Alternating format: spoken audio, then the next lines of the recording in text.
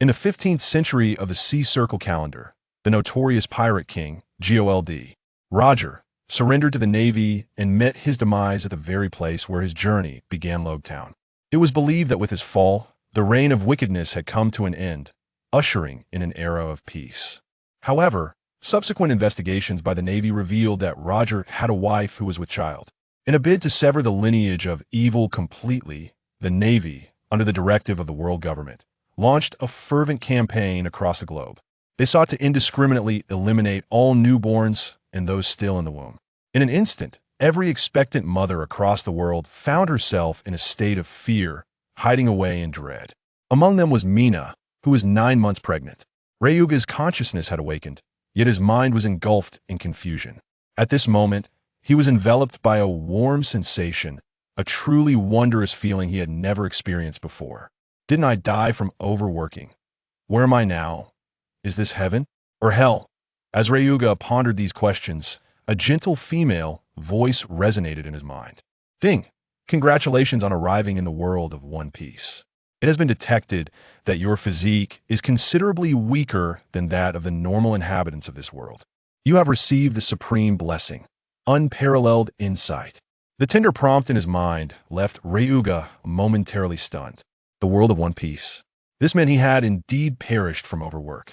But had he, as a consequence, transmigrated into the realm of One Piece? Realizing he had crossed over into this new world, Ryuga was uncertain whether to feel joy or despair. In that fleeting moment, he suddenly sensed a profound awareness surging within his mind. His hearing sharpened remarkably, allowing him to perceive a multitude of peculiar sounds entering his ears. Search this village immediately. Inspect all women. Any child born within the past year, and any pregnant women within the year must be captured. Leave no one behind. We cannot allow the evil bloodline of Pirate King Roger to persist in this world. Ryuga distinctly heard these shouts. Following that, a cacophony of hurried footsteps filled the air. The bloodline of Pirate King Roger? Are the Navy truly hunting down pregnant women and newborns across the globe? What does this mean for me? As Ryuga's heart raced with uncertainty and conjecture, he suddenly heard another voice. It was a melodious voice belonging to a woman.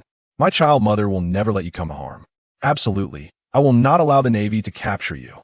As Ryuga listened to this voice, he also felt a gentle hand caressing his body. Yet, it felt as though there was some barrier between them. Could it be that I'm still a fetus? Realizing that he was still nestled within his mother's womb, Ryuga came to the profound understanding that what had just dawned upon him in his mind was the observation Haki. Furthermore, the level of his observation Haki was notably elevated. Not only could he perceive the sounds and movements surrounding him, but he could also hear the innermost thoughts of others. As expected, at the moment Ryuga grasped this, he began to hear the hearts of many more individuals. These Navy officers are utterly outrageous. Our village has no ties to the Pirate King Roger. Why must they treat us as if we were criminals? This is infuriating. They have even taken the pregnant women from our village. They do not spare even the newly born. How despicable. I wish to annihilate them. Amidst these anguished thoughts of the villagers, other voices began to intermingle. How cruel. Yet, to eradicate Roger's wicked lineage, such measures are regrettably necessary, all for the sake of the Navy's justice. Although my actions are in service of the Navy's absolute justice, I hope that my recently pregnant wife will not suffer as a result. After all, she is truly innocent of. Being single is indeed better. I am unencumbered. It would be best if all these pregnant women were eliminated, along with their children. This vile bloodline must not be permitted to persist. Slaying 1,000,000 would be of no consequence. The bloodline of the Pirate King must be eradicated. These chaotic voices further affirmed to Ryuga that the ability he had just comprehended was undeniably observation Haki. He even began to sense the sounds of his mother as she ran and hid. Surely I won't meet my end so soon after having just crossed over. Please do not let them capture you. Listening to the clear and urgent footsteps drawing nearer, his mother's heartbeat and breath grew increasingly frantic, causing Ryuga to feel a surge of worry. The Navy was scouring the world for pregnant women, sparing not even the newborns. Their determination to obliterate the bloodline of the Pirate King Roger was resolutely unwavering. If they were to capture him in this unformed state, survival would be impossible. As Lei Yugao continued to fret, he suddenly sensed his mother's heart skip a beat. Oh no! He perceived that she had come to a halt. Surrounding them were the sounds of encroaching footsteps from both ahead and behind. Hey race, another one. A heavily pregnant woman still attempting to flee. Seize her at once. Stand still and do not act foolishly. Otherwise, we shall fire. Around him echoed a cacophony of shouts. Moments later, Lei Yugao heard the ominous sound of weapons being cocked. Not a chance. I will never allow you to harm my child. He is innocent. He is not a part of any wicked lineage. The mother was exceedingly strong-willed and tenacious. Confronted by the encircling navy, she displayed neither fear nor compromise. Suddenly, Lei Yugong felt his body swaying within the warm liquid. What followed were the shouts and threats of the naval officers. Then came the sharp reports of gunfire. Damn it! This woman must be up to something. She cannot be allowed to escape. After her. We must capture her. The voices of the Navy echoed from a distance behind him. Lei Yugong could distinctly hear his mother's rapid heartbeat and her labored breaths. Moreover, he sensed her thoughts. I'm sorry, my child. Mother may not be able to accompany you as you grow. I am so useless. Thankfully, those men did not harm you. I will endure, I will hold on until I bring you into this world. Upon hearing his mother's innermost thoughts, Lei Yugong's emotions surged into a tempest of rage. He yearned to rush out and aid his mother against the pursuing naval soldiers, desperately craving immense power. At that moment, a surge of information suddenly flooded Lei Yugong's mind. Chapter 2. The Wrath of the Conqueror's Haki. Strange and unfamiliar information surged within my mind, accompanied by an intense impulse. It felt as though a formidable energy had manifested within me, coursing through my meridians. Although this mysterious force did not automatically enhance my physical form as depicted in the online novels I had perused in my past life, I could sense its wild potency. In mere seconds, I realized that I had grasped the essence of Conqueror's Haki. Was this the sensation of its existence? A thought flickered through my mind, if only I could unleash it. In that moment, I once again heard my mother's inner voice, urging me, we must escape. We must flee this place. There lies a boat. Fortunately, I had prepared in advance. My mother sprinted towards the dock by the shore, struggling to leap onto a small vessel. Meanwhile, the Navy pursued swiftly from behind, continuing to fire their weapons. Shoot them down. The seeds of wickedness must not spread. Sink that boat immediately. That vile woman must not escape. The commanding voice boomed, accompanied by the thunderous sounds of gunfire. Boom, boom, bang, bang. Rockets struck the sea, causing the boat to lurch precariously. Bullets rained down upon us like a tempest. In an instant, my mother bore several new wounds.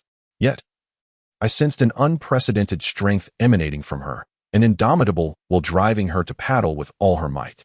The small boat wobbled as it ventured farther into the depths of the sea. However, scarcely had we traveled 20 meters when another bullet whistled through the air. In an instant, my mother fell face down onto the boat. Forgive me, my child. I hope I haven't harmed you, she gasped, struggling to rise, instinctively cradling her belly and whispering words of comfort. At that moment, the Navy had reached the shoreline, forming a line on the dock. They gazed out at the small boat where the woman sat. The officer commanding this operation, Lieutenant Naka, raised his hand. The evil bloodline must be eradicated completely. I'm sorry, but if you must be blamed, it can only be for your ill-timed existence, particularly your pregnancy. Prepare. Naka issued a somber command to his subordinates. As they prepared to fire, ready to sink the small vessel and eliminate both Mina and the child she carried. A sudden sound pierced the air. A baby's cry echoed from the boat, just meters away. Has it truly been born? Upon hearing this voice, Naka furrowed his brows. The surrounding naval soldiers turned their gazes towards him, clearly feeling a pang of compassion. After all, it was a newly emerged life. Must it truly be extinguished in such a manner? Within every individual lies a semblance of indecision. The transgressions of the pirate king, Roger, are beyond reproach. His demise symbolizes the triumph of the Navy. Absolute justice shall not be desecrated. The bloodline of evil must be utterly eradicated. Open fire at once. Naka initially harbored a flicker of compassion within. However, at that very moment, witnessing the hesitant gazes of his subordinates, he was suddenly consumed by ire and resolutely issued his command. Snap! Snap! The dark muzzles of the firearms were all aimed at the distant small boat, along with the woman and her newly born child aboard. At that very moment, an unimaginable wave of terror, beyond the comprehension of ordinary people, radiated outwards from the center of the boat. Simultaneously, a gunshot rang out. One of the naval officers fired first. The overwhelming conqueror's Haki unleashed by Lei Yuga instantly affected all the Navy personnel. The front row of naval soldiers fell as though they had succumbed to an unseen slumber, each plunging into the depths of the ocean. Following them, the soldiers in the rear began to collapse one after another, their eyes rolling back in their heads. Even the commander, Captain Naka, was not spared. Naka felt as though a colossal hammer had struck his head, and darkness enveloped him as he lost his balance and fell to the ground. What is happening? Naka gazed in disbelief at the small boat on the sea. Before he could finish his thought, he was engulfed by darkness and fainted completely. On the boat, Mina, who had just been struck in the back by a bullet, was on the brink of death. Tears of joy mingled with reluctance adorned her face as she gazed lovingly at her newborn baby, gently whispering, "Dear child, do not be afraid. From now on, you shall be named Leo. Mother will always be by your side." With those final words, her breath ceased entirely, yet her body remained steadfastly protective of Lei Yuga. At that moment, Lei Yuga's heart burned with unquenchable rage. His observation Haki still allowed him to hear the heartbeat and breaths of the naval soldiers. These wretches, driven by the so-called lineage of the Pirate King, mercilessly slaughtered the innocent. Across the world, they had taken the lives of countless pregnant women and infants. Just moments ago, they had brutally murdered his own mother in this world. Lei Yu, like a volcano on the verge of eruption, relentlessly endeavored to unleash his conqueror's Haki once more. He fought with all his might to eradicate these ruthless killers. However, just after unleashing the conqueror's Haki, the energy within me felt utterly depleted, and I found myself unable to regenerate it. Mother? The newly born Lei Yu Gao found himself unable to utter a word, silently yearning for his mother. Yet, no response came. His observation Haki revealed the absence of her heartbeat and breath. How infuriating. Damn it.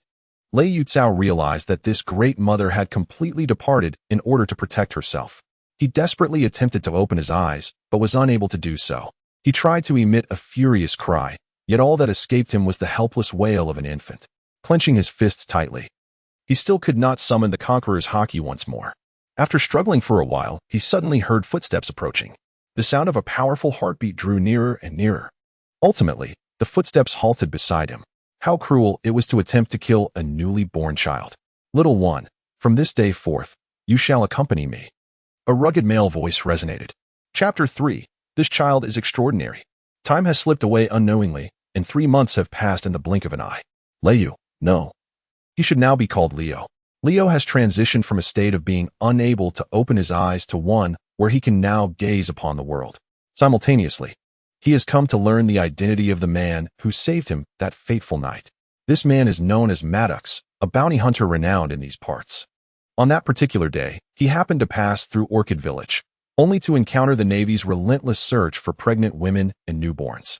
Having witnessed too many horrific acts, Maddox felt a surge of discontent within him. By chance, he discovered Leo on the beach, and he also witnessed the moment when Leo unleashed his conqueror's Haki, incapacitating all the Navy soldiers present. It was for this very reason that Maddox chose to adopt Leo, who had just lost his mother and was in dire need of care. Thanks to Maddox, Leo was spared from being discovered by the additional Navy soldiers who had come to provide support. Otherwise, Leo would be on the path to reincarnation by now.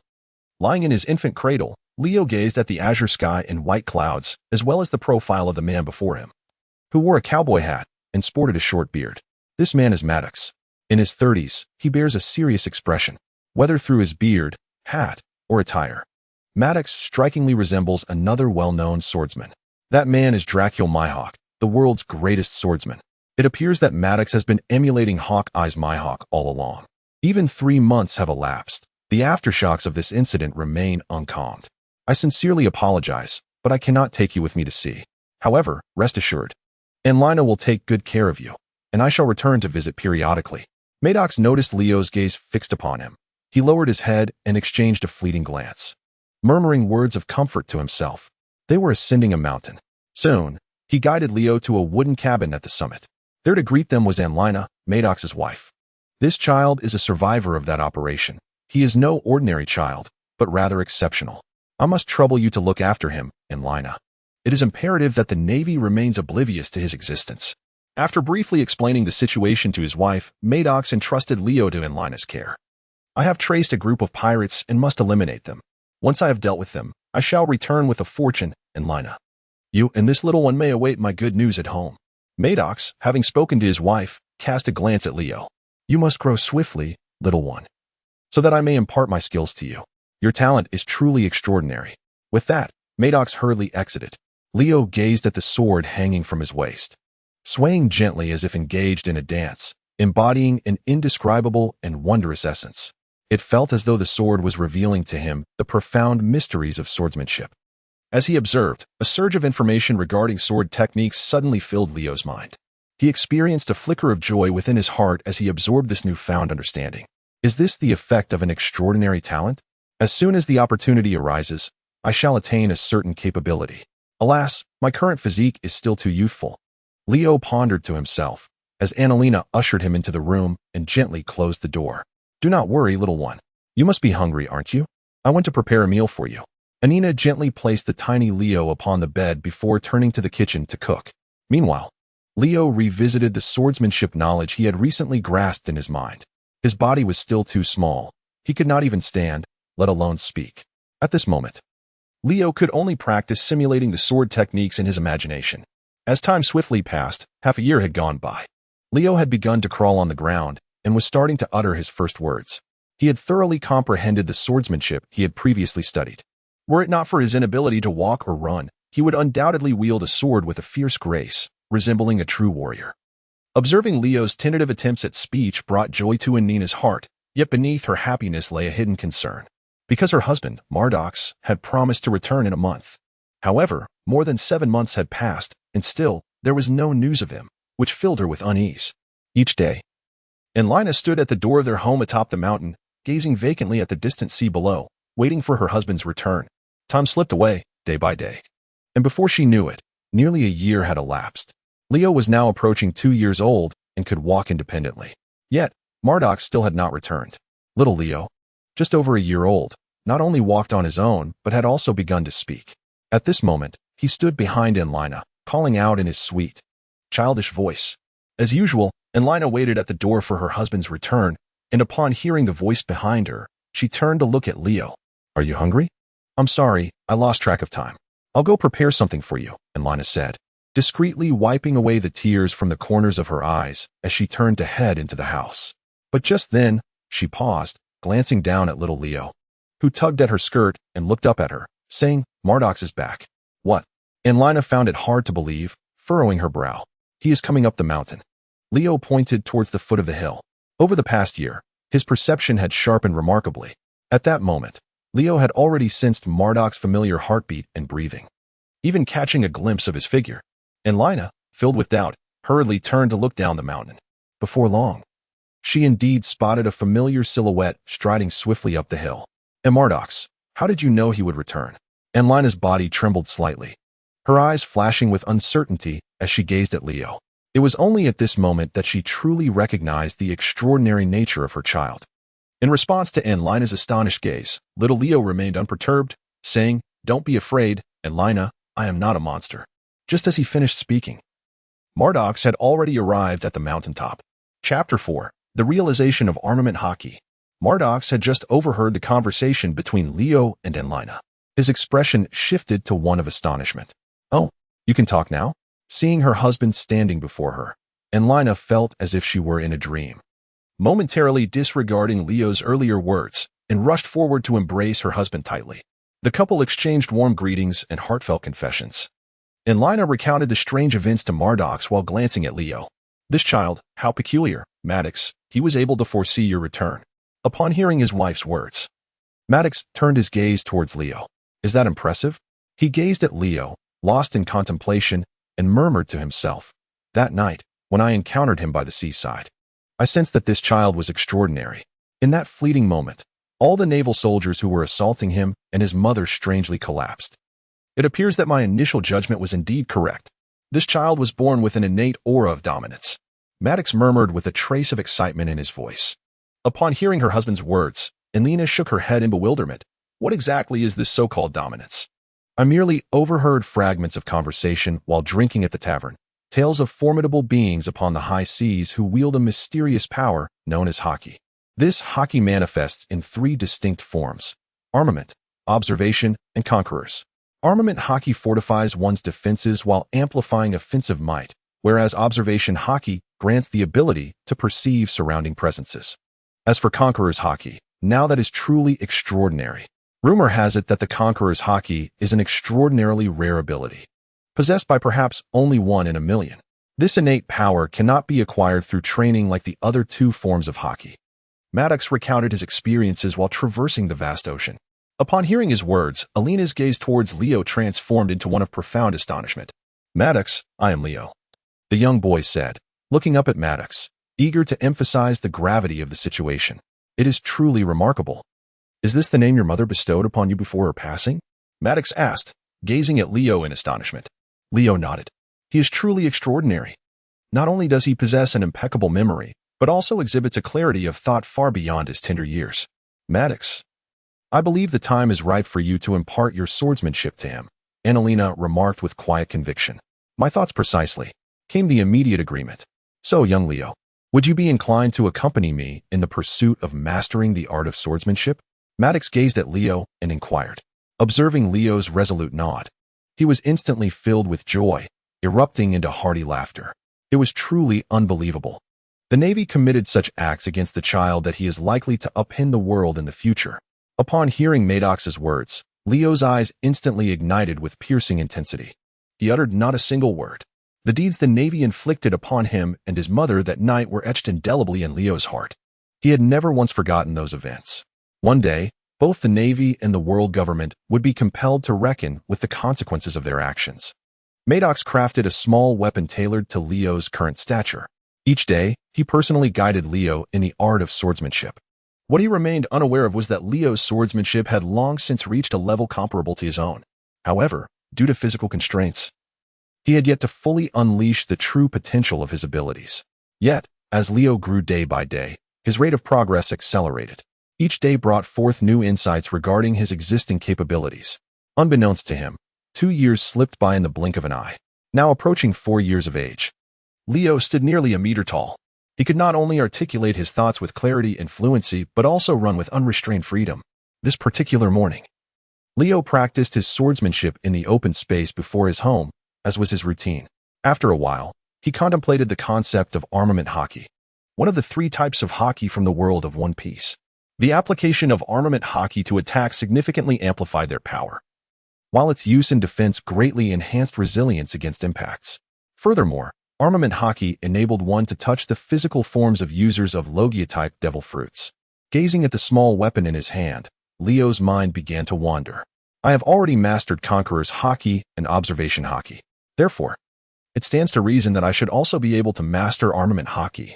As these thoughts filled his mind, Leo's spirit seemed to drift slightly. He looked at his arm, envisioning a layer of armament Haki manifesting upon it. This self-hypnotic method of training was a synthesis of his previous experiences in grasping observation Haki, Conqueror's Haki, and swordsmanship. Though his vision began to blur, Leo's thoughts accelerated, becoming remarkably agile. His cognitive faculties raced, with countless ideas flashing through his mind, not chaotic musings, but various possibilities on how to cultivate armament Haki. In reality, an instant had passed, during which innumerable thoughts traversed Leo's consciousness. Suddenly, he perceived a crisp sound echoing within his mind, akin to a chime. In that fleeting moment, a stream of clear and coherent information emerged from the chaotic whirlpool of thoughts.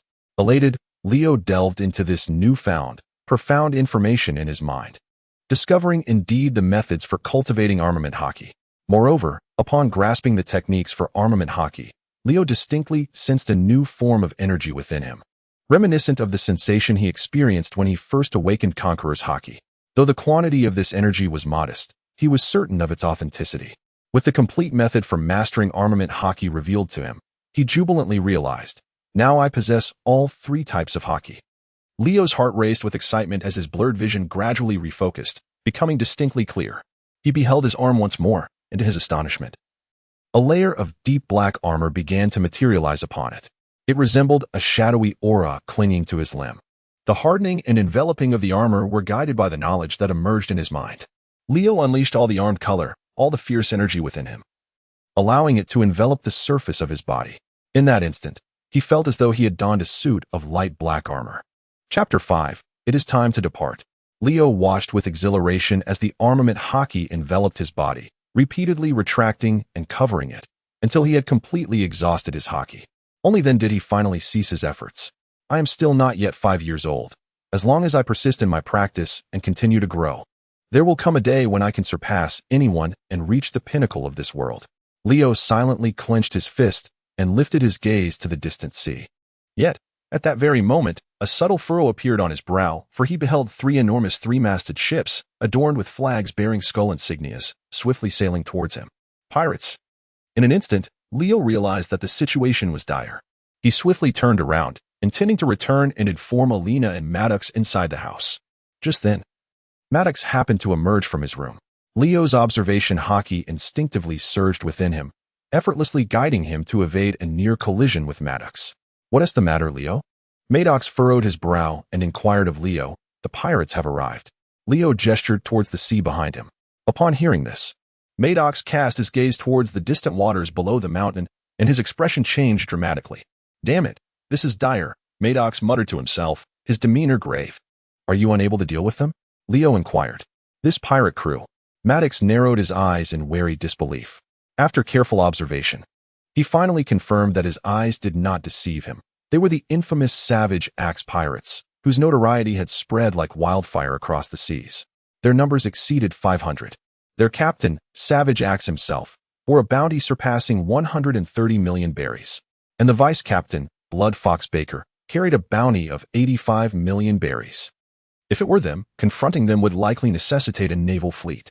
Leo, you must hide with Alina immediately. After Maddox solemnly muttered to himself, he suddenly turned to Leo and advised, What about you? Don't worry about me. I must urgently inform the villagers down the mountain to evacuate at once. Otherwise, many lives will be lost. Maddox, in a state of urgency, wished to dash down the mountain. At that moment, where was the righteous navy? Rio suddenly inquired, causing Maddox to halt in his tracks, his astonishment evident as he turned to face Rio. A flicker of astonishment flashed in his eyes as Maddox approached. Speaking earnestly to Leo, if you seek vengeance, Leo, then you must survive by any means necessary until you possess the strength to protect yourself. Originally, it was his disdain for the Navy's actions that had driven Maddox to risk rescuing and sheltering Leo. He neither wished nor intended to hinder Leo's resolve for retribution. Yet he understood all too well that, in Leo's current state, such an ambition was beyond reach. Having spoken, Maddox turned to leave once more. But then, Leo's voice halted him. They only seek respite here, Leo said. Having just plundered several towns, laden with spoils, they have no immediate plans for further raids. So long as they remain undisturbed, they will feast and drink before departing. This was what his observation Haki had gleaned, the unspoken thoughts of those pirates. Maddox stiffened, turning back with incredulity. Leo, you heard this through that ability? Leo nodded. Truly. Unbelievable, Maddox murmured, shaking his head in disbelief. With lingering doubt, he watched from the cliffside as the 3 massive pirate ships docked. A horde of buccaneers swarmed the harbor, yet, just as Leo had foretold, they bypassed the town entirely, storming straight into the tavern. You were right, Leo, Maddox exclaimed. They aren't here to pillage or slaughter. Observation Haki, such an unfathomable power. His voice trailed off as he turned, only to find Leo shouldering a pack, descending the slope. What are you doing? Maddox gaped, bewildered. Thank you, Maddox and Annalise, for your care these past years, Leo said. I must depart now. Where are you going? If I am to seek vengeance, I must grow stronger, and remaining here would only endanger you both. Leo offered no further explanation. The world government's intelligence was not to be underestimated. Should they ever link Maddox and his wife to him, their fates would be sealed. Thus, Leo chose to leave unable to repay their kindness, save by ensuring no trouble followed in his wake. Maddox nearly protested, but the resolve in Leo's stance, the extraordinary aura about him, stayed his tongue. Leo's talent was unparalleled. Maddox had nothing left to teach him. Indeed, in recent years, he had begun to suspect he might no longer be Leo's equal. Perhaps letting him go was for the best. Leo arrived alone at the tavern at the foot of the mountain, where members of the Mad Axe pirate crew were already indulging in merriment, having consumed copious amounts of alcohol. At that moment, they were packing the remaining liquor to take back to their ship before setting sail. As a group of burly pirates hoisted large barrels of wine, they were confronted by a small boy blocking their path. Hey, brat, Step aside and don't obstruct our way. They jeered. Today we're in a good mood. So we won. He shed blood. Don't make us reconsider. The raucous laughter of the pirates echoed as they regarded Leo, who cast his gaze around until it settled on a hulking figure still seated at the bar, oblivious to the commotion. This imposing man bore a massive, gleaming axe on his back, accompanied by another individual who appeared shifty and cunning. It was evident that these two were the leaders of the pirate crew. Noticing Leo's approach, the giant axe wielder turned his gaze slightly, fixing Leo with a scrutinizing look. What do you want, kid? He inquired in a low tone. I wish to join your pirate crew, Leo replied confidently. Oh? The giant was taken aback, and the surrounding pirates fell silent. However, the next moment, they erupted into laughter. Haha, are you still dreaming? You think you can join our crew? Haha, do you even know who we are? Their laughter echoed until it was abruptly interrupted by a series of thuds as bodies hit the ground. Chapter 6. New Insights, Navy's 6 Styles. The sudden turn of events left everyone present in disbelief. In the blink of an eye, all but the giant and the blood fox, Beck, had collapsed, eyes rolling back in unconsciousness. Even the giant and Beck felt dizzy, their blood surging. Their expression shifted to one of shock and suspicion as they gazed at Leo. What have you done? The giant stammered, incredulous as he stared at Leo, though he had no understanding of what had transpired. He surmised that it was undoubtedly connected to the boy before him. Moments ago, they had been enjoying their drinks. And then this boy had barged in declaring his intent to join their crew. After their laughter, everyone had simply fallen. Are you truly a pirate with a bounty exceeding 100 million berries? You hardly seem formidable, Leo remarked, looking at the giant with curiosity. Hey, you little brat. How dare you disrespect our captain? Beck, having regained his composure, felt a tumult of energy within him, accompanied by an inexplicable sense of unease. Yet at this moment, he could not concern himself with such matters. Grasping the formidable blade upon the table, he swung it fiercely towards Leo with remarkable speed. In that instant, Leo had unleashed his conqueror's Haki, causing the rest of the pirates to collapse, leaving only this individual and the man wielding the wild axe still conscious. It was evident that they were far from ordinary adversaries. Leo's gaze was sharp as that of a hawk, fixated upon the descending blade. He contemplated whether it would be wiser to evade the strike or to employ his armament Haki for defense, which might serve to instill fear in his opponent's heart. However, at that moment, everything in Leo's field of vision began to slow down. Was it happening again? This sensation was not unfamiliar to him. Whenever he grasped a certain ability, such an experience would manifest. The entire world seemed to languish in a state of suspended time. In this altered perception, Leo began to observe phenomena usually hidden from sight. An extraordinary and mystical scene unfolding before him. At that instant, he perceived luminous points, akin to the epicenter of ripples, suspended in the air or resting upon the ground and furniture. They were undulating, creating concentric waves. Concurrently, a profound understanding blossomed in Leo's mind. He realized that if he could swiftly and repeatedly step upon the air more than 5 times, precisely landing on those luminous points as they materialized before him, he could not only evade the blade but also launch a counterattack from his opponent's blind spot, delivering a lethal strike with fingers as unyielding as steel. Was this the Marine 6 Styles? Leo's heart was filled with uncertainty, while his body, under the subtle command of his subconscious mind, began to spring into action. His feet swiftly flickered, alternately striking the air. In a mere 0.36 seconds, he had already executed more than 5 strikes against the invisible medium.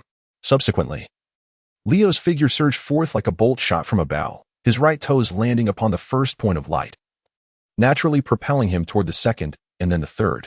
His body transformed into a fleeting shadow, moving rapidly within the tavern's hall. In less than 5 seconds, Leo had maneuvered from in front of his opponent to behind them, and with a powerful push from the ground within a slightly larger circle that only he could perceive, he propelled himself upwards, arriving at his opponent's rear. At that moment, Blood Fox Beck finally reacted, glancing left and right in search of Leo's whereabouts. Behind you. The frenzied axe wielder observing the battle witnessed everything with crystal clarity. When he beheld young Leo, at such a tender age, darting behind Beck with astonishing swiftness, a speed even he himself couldn't match, his bull-like eyes widened in sheer disbelief. Alas, his warning came too late. The Blood Fox Beck was struck by Leo's precise thrust, and in an instant, a gaping wound appeared on the back of his neck. He collapsed on the spot, crashing heavily to the ground. His eyes rolled back, mouth agape, as he completely lost consciousness, devoid of any sound. Although it was a newly acquired ability, it must be acknowledged that it proved quite effective against these minor adversaries. Leo pondered silently as he gazed at the fallen foe beneath him. He then turned to face the bewildered axe madman, who was staring at him in shock. As Leo's gaze fell upon him, the axe madman snapped back to reality, hastily grasping the enormous axe beside him, ready to strike. However, Leo coldly interjected, "I require some crew members who can operate a ship. Thus, I shall spare your life for today. Attempt to provoke me, and you shall face the consequences." Upon hearing Leo's words, the axe madman momentarily froze, his expression one of sheer astonishment as uncertainty flickered in his eyes. Based on the few moves this young man had demonstrated earlier, it was clear he was not an easy opponent. Moreover, the young man exuded an unsettling calmness, verging on cruelty. The axe madman hesitated, realizing that launching an attack might lead to a fate akin to that of his first mate, lying lifeless on the ground.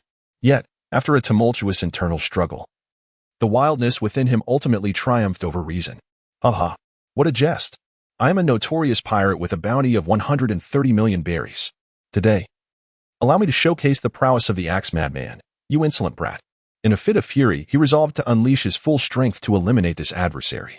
While he cackled maniacally, he abruptly rose from his seat, his right hand gripping the massive axe, which weighed several hundred pounds, and hurled it towards Leo with tremendous force. In Leo's line of sight, the points of light were rapidly fading, while simultaneously, his mind was flooded with streams of consciousness. These thoughts encompassed how he should respond, as well as the potential counterattacks and evasive maneuvers of his opponent. As these mental streams emerged, Leo's body began to move instinctively. He employed the recently mastered Marine 6 styles, seamlessly combining the techniques of shave and moonwalk to evade to the side. In that fleeting moment, the axe madman's colossal axe, weighing several hundred pounds, struck the very spot where Leo had just stood. With a thunderous crash, the earth trembled violently, clouds of dust billowing forth. The entire tavern was left in ruins, with more than half of its structure obliterated by this single blow. Chapter 7. From this day forth, I shall be your leader. The ground continued to quake, fissures widening beneath the surface, as the axe madman raised his massive axe once more, launching another assault towards Leo, who had now maneuvered to his left side. The man astonishingly managed to capture Leo's trajectory, undeterred by the cloud of dust stirred up moments ago. Leo felt a sense of surprise. Truly, he was worthy of the bounty exceeding 100 million berries. A pirate of such stature would undoubtedly become a supernova in a decade or so. Thus, it was no wonder that the prowess of the axe wielder could exhibit such remarkable skill. In an instant, Leo's figure flickered once more, his speed amplifying as he vanished from the axe wielder's sight. Seeking death, the axe wielder growled, swinging his massive axe horizontally to the left. With a resounding thud, Leo's fist struck the opponent's axe, the tremendous force causing the axe wielder to stagger back repeatedly. Does this fellow possess observation Haki? Leo pondered, a hint of astonishment flickering within him. However, he quickly realized that was not the case. The axe wielder's inner voice echoed in his ears. Fortunately, this guy is remarkably fast. Thankfully, my reactions are equally swift. How infuriating! How could such a formidable brat exist here? The ongoing astonishment within the axe wielder was palpable. His inner monologue revealed he had yet to master observation Haki, but it was clear he was not far from awakening it. Otherwise, he could not have evaded Leo's previous punch. Leo struck again, this time with even greater speed. Yet his intention was not to ambush the axe wielder, but to create distance between them. Observing the situation, the axe wielder, indeed, assumed Leo was attempting to flee and let out a sinister laugh as he pursued. Heh, trying to escape now, brat? It won't be that easy. I shall ensure you meet your end here today. I'll turn you into mincemeat. Despite his imposing physique, the axe wielder was surprisingly swift. With a menacing grin, he surged forward, his colossal axe raised high, aiming for Leo's head. However, just as the axe wielder believed victory was in his grasp, he suddenly saw Leo halt and turn around, a cryptic smile gracing his face. Humph, Leo chuckled playfully. The moment the axe wielder beheld that smile, an ominous realization struck him. Yet, he could not discern the source of the impending threat, and the massive axe in his grasp could not be retracted. All his strength had been unleashed. As Leo stood firm, seemingly unyielding, the axe wielder's axe was poised to strike. But in that instant, Leo's body twisted in an uncanny manner. Swaying like a blade of grass in the wind, narrowly evading the axe-wielder's attack. It was over. Leo chuckled lightly once more, lifting his right leg to deliver a swift kick. The rapid strike created an astonishing vacuum in the air, unleashing a crescent slash akin to sword energy that accurately struck the axe-wielder's chest. With a resounding cry, the berserk axe was struck by the colossal crescent-shaped vacuum slash, and he was sent flying, blood spewing from his mouth. Simultaneously, blood gushed from his chest, where his armor lay shattered. As he collapsed to the ground, he struggled to raise his head, staring incredulously at Leo. You wretched creature, how are you still alive? Truly resilient. Leo was somewhat astonished himself. He had not anticipated that his opponent could survive such a devastating vacuum slash from his gale kick. At that moment, a sudden influx of information flooded Leo's mind. He recalled the precise sequence of his gale kick, identifying various flaws and inadequacies. So that was it. That technique should have claimed this fiend's life. But my speed was somewhat lacking, and my angle and timing were not executed with precision. This directly affected the potency of my attack. Moreover, a more significant reason lay in my current physique's insufficient strength to fully unleash the true might of the Marine 6 styles.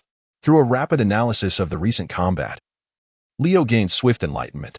While recognizing the source of his shortcomings, he also deepened his understanding of the Marine 6 styles. Not solely the gale kick, but the techniques of finger pistol, iron block, paper drawing, moonwalk, and shave, among others, began to resonate within him as if he had trained and wielded these abilities for several years. Who on earth are you, little brat?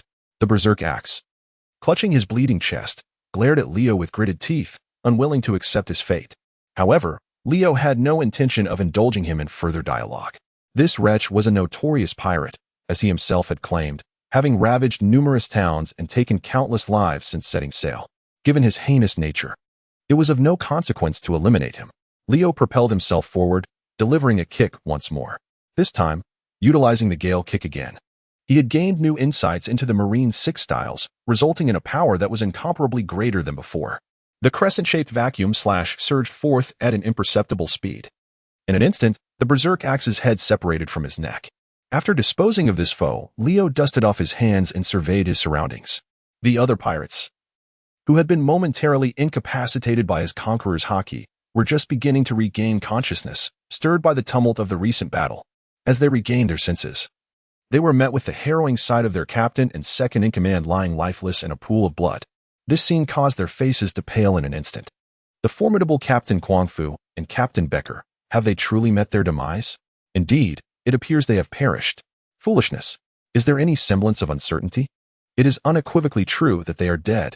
The pirates, their eyes wide with terror, surveyed their surroundings in bewilderment, each one rendered speechless, uncertain of the events that had transpired. At that moment, someone finally noticed Leo. It was this brat who did it. Moments ago, I witnessed it. Instantly, all eyes turned towards Leo. He slowly pivoted, gazing at the pirates with an innocent grin adorning his face. Indeed, I was the one who dispatched them. From this day forth, you shall follow me, Leo declared. One pirate, incensed, brandished his sword and lunged at Leo, exclaiming, "Damn it, I shall avenge our captain." But before he could finish his sentence, he saw Leo raise his hand, pointing a finger at him. In an instant, a hole pierced through his heart. Chapter 8. Encounter with the Navy. What Leo had just employed was the Navy's 6 powers technique, known as finger gun. He thrust his finger forward at an extraordinary speed, generating a vacuum shockwave akin to a bullet. Upon striking his opponent, it inflicted damage comparable to that of a bullet. His swiftness was so remarkable that to the onlookers, it appeared as though Leo had done nothing more than pose with his finger like a gun, effortlessly eliminating a comrade. This display left all the pirates in a state of shock. No one dared to provoke Leo any further.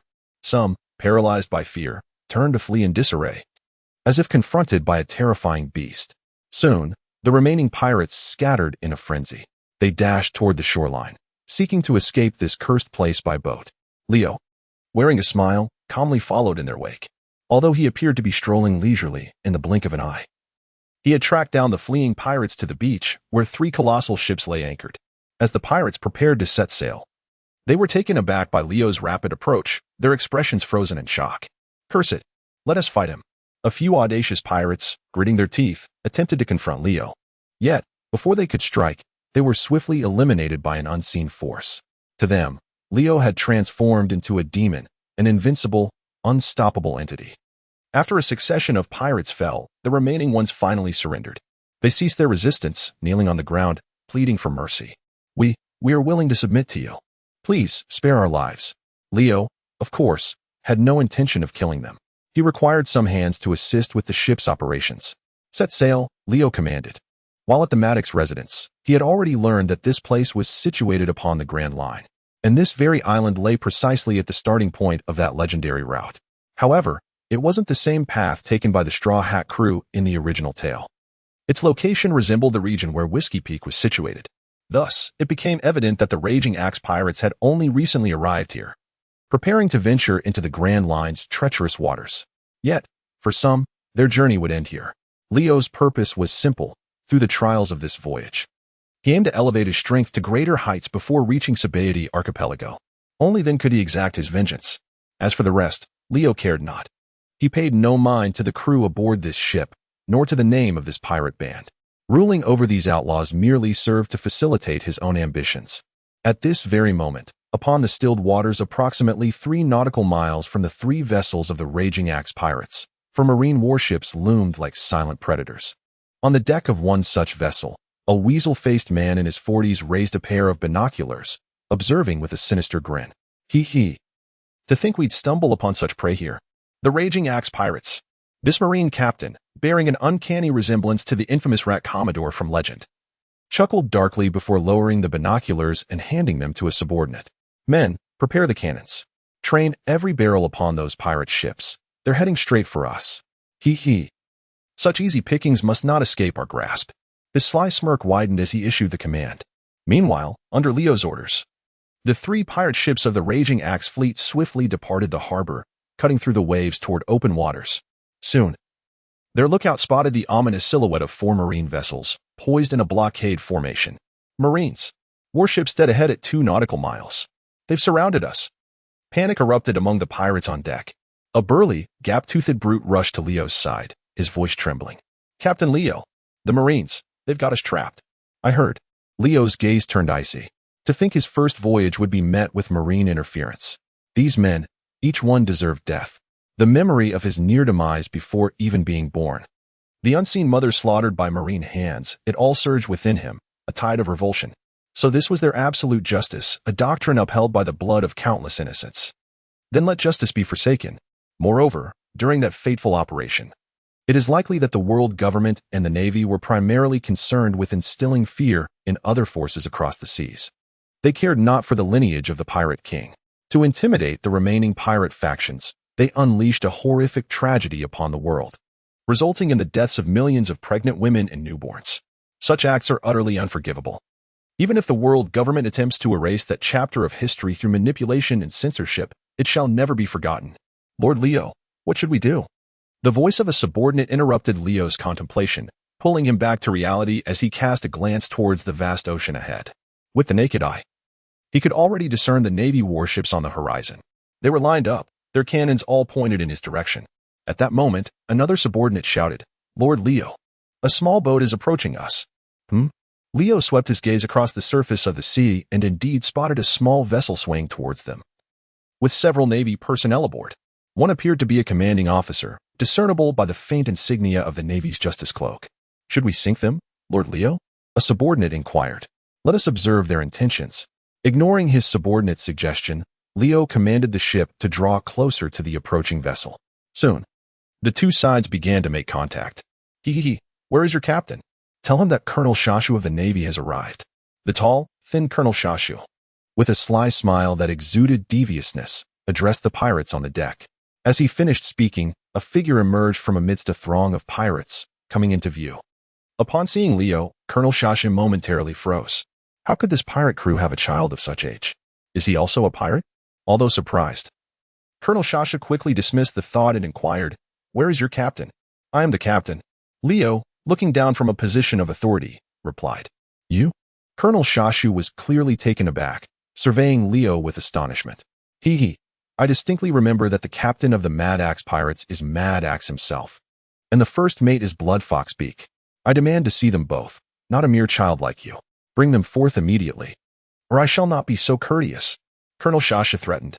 His words left the pirates on the deck wide-eyed and furious. Bastard! Do you even know what you're saying? You foul Navy scum? You seek death. Haha, truly unaware of the vastness of the world, isn't it? Captain Kwang Fu and Captain Beak have long since been vanquished by Lord Leo. It is Lord Leo who now stands as our leader.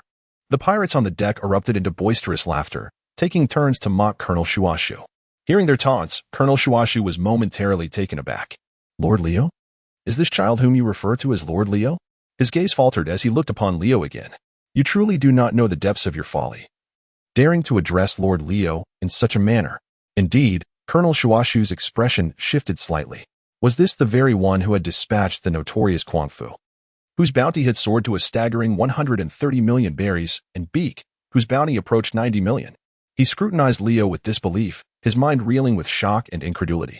Yet, at this moment, Colonel Shuashu sensed a distinct aura emanating from Leo. The respect displayed by the pirates towards him was undeniable.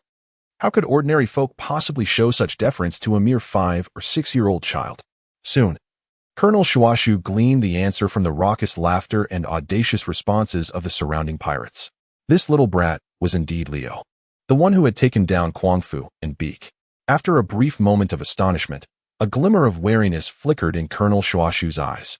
Regaining his composure, he inhaled deeply and looked back at Leo. It matters not who assumes the role of captain. I am not here to cause you trouble, but rather to propose a collaboration. With a sly and cunning grin, Colonel Shuashu finished speaking. Upon hearing his words, Leo coldly gazed down at him and inquired, what sort of collaboration? A glint of murderous intent surged within his eyes. However, Colonel Shuashu was oblivious to this. And seeing that Leo had indeed taken an interest, he quickly responded, I can act as though today's events never transpired, that we have never crossed paths upon these waters. Yet, as a condition for your release, you must, at this point, Colonel Shuashu paused, rubbing his fingers together in a manner universally understood. Instantly, everyone comprehended his insinuation. This scoundrel was brazenly demanding a bribe under the open sky. A pirate beside Leo frowned, his expression grave. The others mirrored his disdainful gazes. Though they were ruthless pirates, capable of merciless acts, they had never encountered a naval officer so audacious as to demand a bribe directly from them. Today marked the first of such an encounter. I never would have imagined that such a character could exist within the ranks of the Navy. My eyes have certainly been opened. Hey, do you even realize what you're saying? Aren't you a Navy colonel? Capturing pirates is your duty, yet here you are, soliciting bribes? It's evident that this fellow is no good. On the deck, the pirates exchanged banter, each one mocking Colonel Shuashu or questioning his actions. However, the colonel remained indifferent to their derision. His skin was remarkably thick. He chuckled, gazing at Leo, and continued, what do you think? For a mere 50 million berries, I can guarantee your freedom. I assure you, no one will ever know, and no Navy officer will pursue you. He grinned. 3 ships and hundreds of men. What a lucrative deal this is, wouldn't you agree? At that moment, Colonel Shuashu eagerly awaited Leo's response. Yet, for the first time, he perceived a fierce glint of murderous intent in Leo's eyes.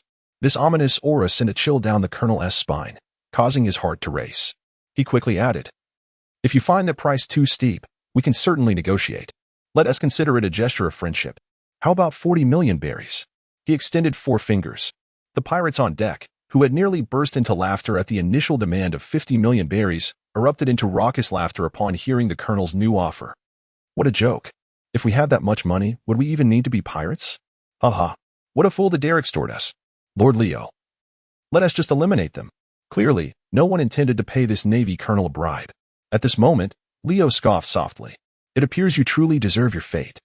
Hearing Leo's words and witnessing the murderous intent in his gaze once more, Colonel Shuashu's pupils constricted slightly. However, it was clear that this was not his first encounter with adversity. His resilience was thicker than the walls of a fortress. Instead of retreating, he grinned and replied, the Navy is merely a profession for us. It's a job we undertake to support our families. Just as you engage in piracy for plunder, I serve in the Navy to save enough for my retirement. So, you see, our motives aren't so different. Hand me the money, and I'll let you go. You can continue your joyful pillaging of towns and reap handsome rewards. Why must people engage in such cruel violence? Is this not the essence of the matter? Just as Colonel Shuashu finished speaking, he suddenly noticed Leo raising a finger towards him.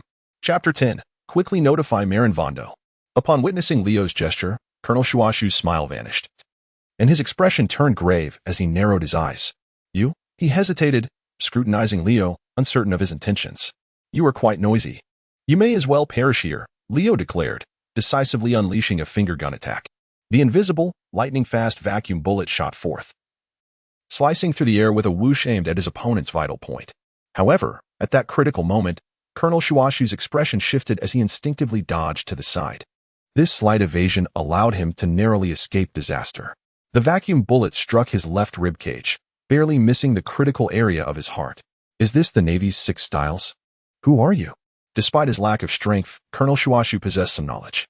He recognized the technique immediately after being attacked, recalling that after a certain stage of training, new Navy recruits would begin to learn the Navy's 6 styles. No wonder that movement felt so familiar. But how could this be possible? Colonel Shuashu was filled with suspicion. He had trained in the Navy's 6 styles for many years, yet he had barely scratched the surface. Yet this young man had managed to wound him with a single move. Had he not dodged quickly enough, he would have been dead. At this moment, fear gripped Colonel Shuashu's heart. Leo's cold, merciless resolve conveyed a palpable threat of death. He wished to ascertain more details and find a way to resolve the situation. If all else failed, he could even pay these pirates as long as he could save his own life. However, Leo offered him no opportunity. Just as Colonel Shuashu prepared to speak again and seek further clarification, a sudden gust of wind rushed towards him.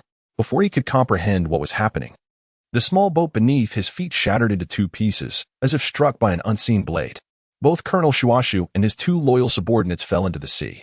At that moment, a hail of gunfire descended. These attacks were unleashed by Leo. The vacuum finger gun attacks were as lethal as real bullets. In an instant, Colonel Shuashu's 2 subordinates were killed, their blood staining the nearby waters. The scent of blood attracted the sea beasts lurking beneath the waves. Meanwhile, on a distant warship, a naval lieutenant observing the scene through a telescope witnessed this unfolding drama. Upon witnessing the assault on Colonel Shuashu and the tragic demise of 2 comrades, the situation escalated as the colossal sea creature devoured the colonel whole. Instantly, the expressions of the naval officers on the deck transformed in horror. The quick-thinking lieutenant, his demeanor grave, promptly issued commands. "The pirates have struck. Colonel Shuashu is deceased. Counterattack immediately. Open fire at once."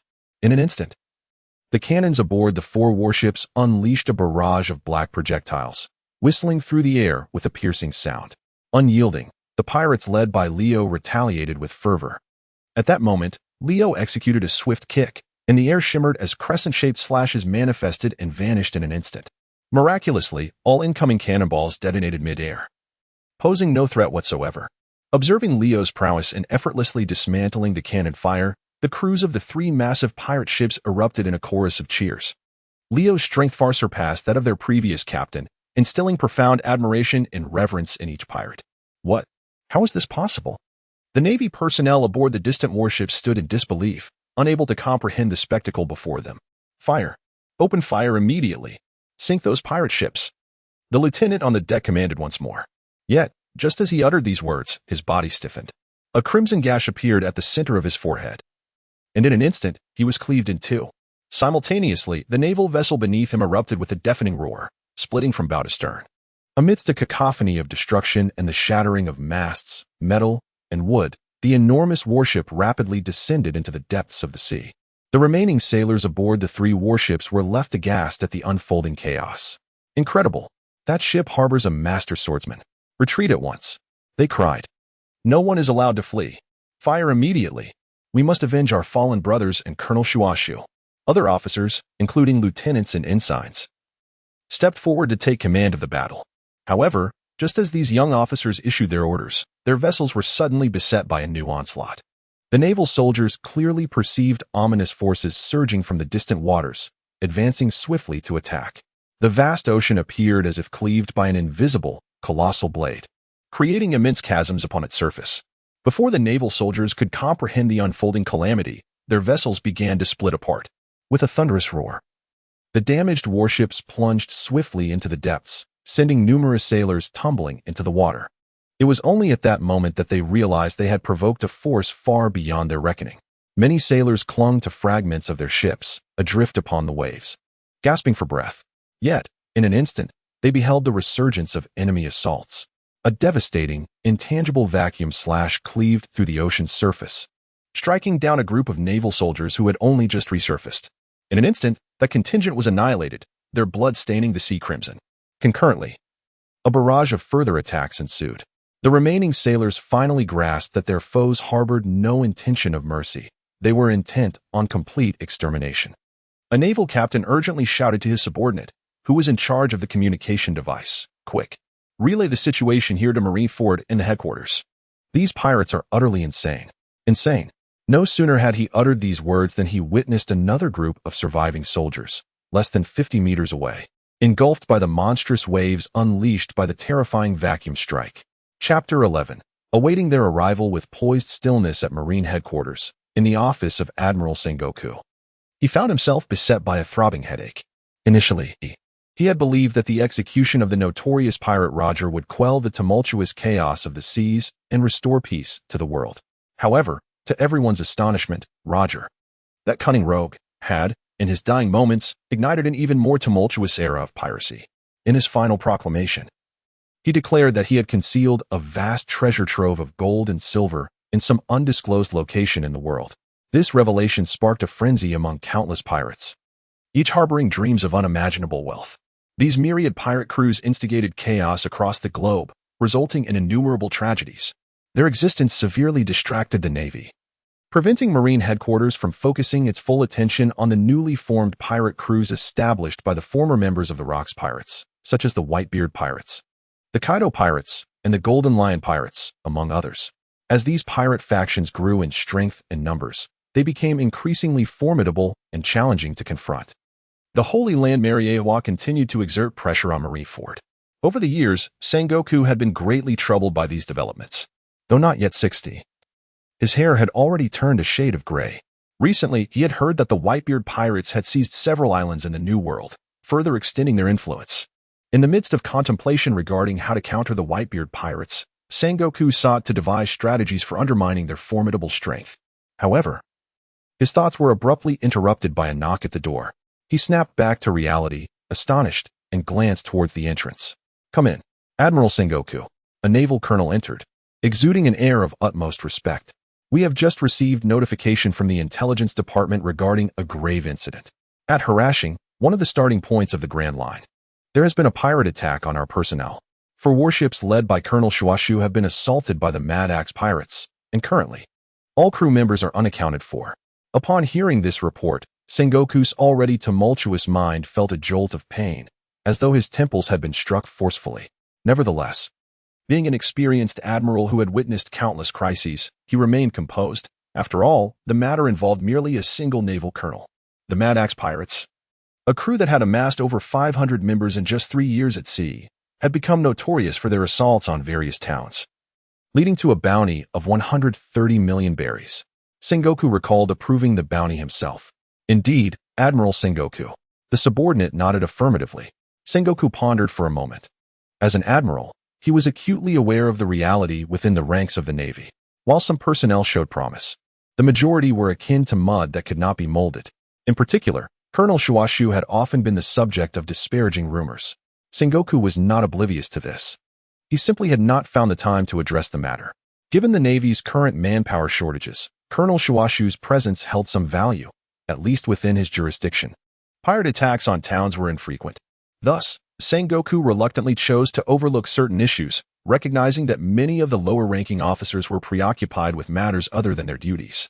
Considering the scenario, Sengoku looked up at the naval colonel and inquired, "Is it still possible to contact Colonel Shuashu's team?"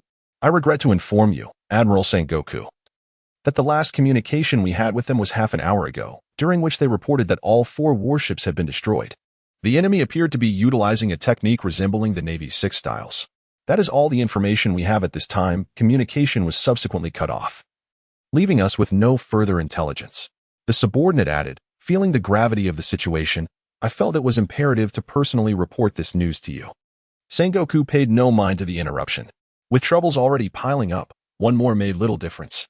After listening, he waved dismissively, "Understood. Dispatch the nearest rescue vessels to search that sector immediately. Prioritize evacuating any wounded survivors." Lowering his head, he massaged his temples with one hand. His expression twisted in pained contemplation. "Admiral Sengoku." The subordinate hesitated. "What is it?" Sengoku lifted his gaze. "Regarding the raging Axe Pirates. Shouldn't we deploy forces to eliminate them? Unnecessary. Sengoku cut him off sharply. A bounty will be issued shortly. He offered no further explanation. None was warranted. The intelligence reports had placed the Raging Axe pirates at Haraheshima Island, one of the entry points to the Grand Line. Once they entered those waters, their path became predictable. No matter how treacherous the voyage, no matter which islands they traversed, their journey would inevitably lead them to Sabaody Archipelago. With marine forces stretched thin, diverting resources to pursue such a minor crew was folly. The New World demanded their full attention. Only there could they maintain order and suppress the truly formidable pirates wreaking havoc. This didn't mean Sengoku intended to let them escape justice. Surveillance ships would monitor their movements discreetly. When they reached Sabaody, the Marines would strike with overwhelming force. After dismissing the subordinate, Sengoku pondered briefly before retrieving a blank bounty poster. In the reward column, he pinned a figure, 180,000,000 berries. Next, he contacted intelligence via Den Mushi, demanding photographs of the Raging Axe's captain and lieutenants. Once processed, the bounty was circulated. Unbeknownst to him, the crew's leadership had shifted. The poster still bore the name of their axe-wielding former captain, oblivious to Leo's current command. Chapter 12, Every Moment. An epiphany surrounded by hundreds of cheering pirates. Leo stood like a triumphant war deity basking in adulation. Their roars celebrated his earlier spectacle, yet his demeanor remained impassive.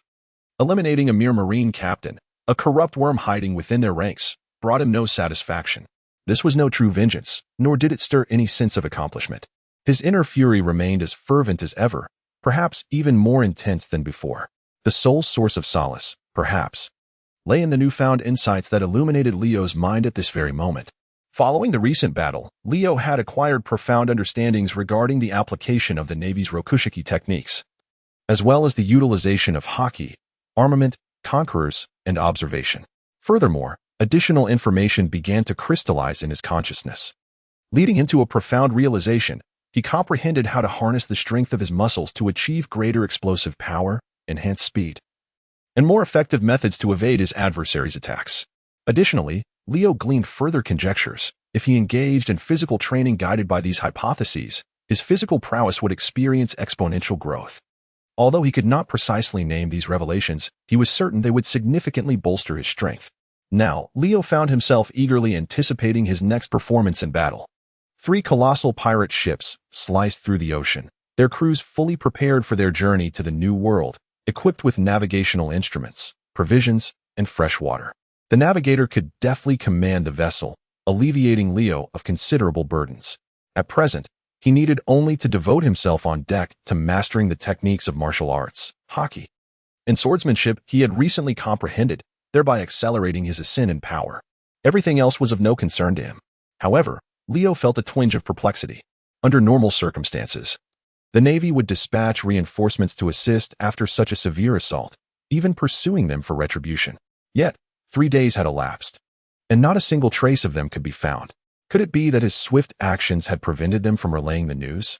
As he reminisced about the earlier events, he distinctly recalled his observation Haki capturing the cries of the Navy commander, who had intended to use a Den Mushi to notify nearby Navy branches and Marine headquarters at Marineford. He had anticipated an intriguing opponent to spar with, one who would facilitate his rapid improvement. Yet, as he waited, disappointment was all he encountered. Just as Leo pondered the Navy's bewildering behavior, one of his subordinates suddenly voiced his confusion from a short distance away. Is this the latest bounty notice? Why does it feature our former captain's bounty? Shouldn't it be Lord Leo's? Let me take a look. Indeed, it's our old captain. What is going on? His bounty has skyrocketed to 180 million berries. If that madman, the Wild Axe, knew of this, he would surely be laughing himself to death. It seems that the Navy is quite oblivious to the situation. They still believe that we are the same ferocious axe pirates of yore. Indeed, they are unaware that our current captain is the esteemed Leo. The burly pirates on deck, aside from engaging in daily brawls, derive one of their greatest pleasures from perusing the daily news. Today, the newspaper has brought forth the latest updates, including the Navy's newly issued bounty notice. However, through their dialogues, Leo gleaned some valuable information. The Navy has not realized that the leader of the axe pirates is he, rather than the fallen axe who has long since been eliminated. They even issued a higher bounty for the long-deceased axe. Is this the reason they have refrained from sending reinforcements to confront us? Upon this realization, Leo's eyes narrowed slightly. Yet, upon further reflection, this may indeed be fortuitous. It grants him more time to grow and improve. While Leo has already mastered the 3 forms of Haki and possesses formidable physical prowess and swordsmanship, his overall strength remains somewhat lacking. He can easily handle ordinary foes, but against true powerhouses, he still falls short. His observation Haki has reached an exceptionally advanced level. Yet his armament and conqueror's Haki are still in a stage that is strong but not yet fully developed. His mastery of armament Haki hovers in the realm of basic application, not yet achieving the external manifestation or internal destruction. As for conqueror's Haki, it has yet to produce any tangible destructive effect on surrounding objects. Within himself, Leo silently analyzed all his current abilities, comparing each aspect with the levels of the renowned pirate strongmen he was familiar with. The 3 admirals of the Navy headquarters, for instance, represent a pinnacle of combat strength. Carp, wielding his iron fist alongside armament Haki, can flatten several mountains in a single blow. Such combat prowess is beyond Leo's current capabilities. As for the top pirates of the Grand Line, they can effortlessly release their armament Haki to create powerful internal destruction effects with a mere punch. Their conqueror's Haki can impose a formidable threat on their adversaries from a distance. These are powers that Leo does not yet possess. Thus, how should I elevate the level of my armament Haki? How can I further enhance the potency of the Navy's 6 styles? As Leo reclined on his beach chair, lost in thought, he inadvertently drifted into a deep slumber. Even in his dream state, he did not neglect his training. He experienced an extensive dream. But rather than a mere dream, it felt more like a vivid recollection, akin to a revolving lantern of memories. The recollections of Leo trace back to the moment of his birth, when he first wielded the conqueror's Haki against the pursuing Navy, marking the beginning of a 5-year journey of growth that has led him to this pivotal point. Of course, the details of his experiences are not exhaustive. Rather, it is the significant fragments of life, the crucial moments that have fostered his development or altered the trajectory of his destiny. For instance, his initial understanding of observation Haki, the practical effects of using conqueror's Haki for the first time, and the awakening process of armament Haki, all these formative experiences replay in his mind multiple times. Unbeknownst to him, these vital memories coalesce like a gentle stream merging into the ocean, beginning to brew and integrate into new insights within Leo's consciousness. Chapter 13. An Unconscious Strike. While he exists in a dreamlike, mystical state, his mind rapidly replays fragments of his past. However, at this very moment, Leo's awareness is keenly alert. He can vividly and intensely perceive the significance of recalling and reflecting upon those pivotal experiences. Gradually, he comprehends new elements, enhancing his mastery of observation Haki to achieve a more potent capacity for foresight and the ability to discern the thoughts of others. This development expands Leo's perceptual range, allowing him to lower the focus required by observation Haki. Simultaneously, he becomes adept at capturing more agile targets through observation Haki. Even when confronted by an adversary utilizing the Navy's 6 styles to launch an attack, he can effortlessly anticipate their trajectory in advance. As his understanding of armament Haki deepens, Leo feels that he is approaching a point where he might attempt to externalize his armament Haki. However, the evolution of his training methods and applications of armament Haki is secondary. What truly brings him joy at this moment is his enhanced comprehension of armament Haki. This elevation in understanding makes Leo feel as though his armament Haki is growing with each passing second. Those familiar with the world of One Piece should be aware of a crucial fact. Armament Haki is subject to a quantitative limit. It operates akin to one's stamina, health bar, or energy gauge, possessing a threshold for usage. During the course of battle, armament Haki is continuously expended. Once depleted, it loses all effectiveness and requires time to replenish. Consequently, the outcomes achieved by an individual employing armament Haki in combat are often contingent upon their level of comprehension and application of the Haki, as well as the quantity of their armament Haki. It is evident that a person with a substantial amount of armament Haki, capable of externalizing it, is likely to be significantly stronger than one with only a minimal reserve, unable to fully harden or envelop their body in armament Haki. At this very moment, Leo's profound understanding of the mastery of armament Haki allows him to experience growth every single second. This will undoubtedly elevate him to a higher realm. In the near future, it is not inconceivable for him to become a master of armament Haki akin to that of Carp, or even surpass him. In addition to his comprehension of observation and armament Haki, Leo's grasp of Conqueror's Haki is also steadily advancing. Conqueror's Haki typically develops alongside one's own strength, but for Leo, the process is far less complicated. His Conqueror's Haki can now grow passively on its own, becoming stronger each day.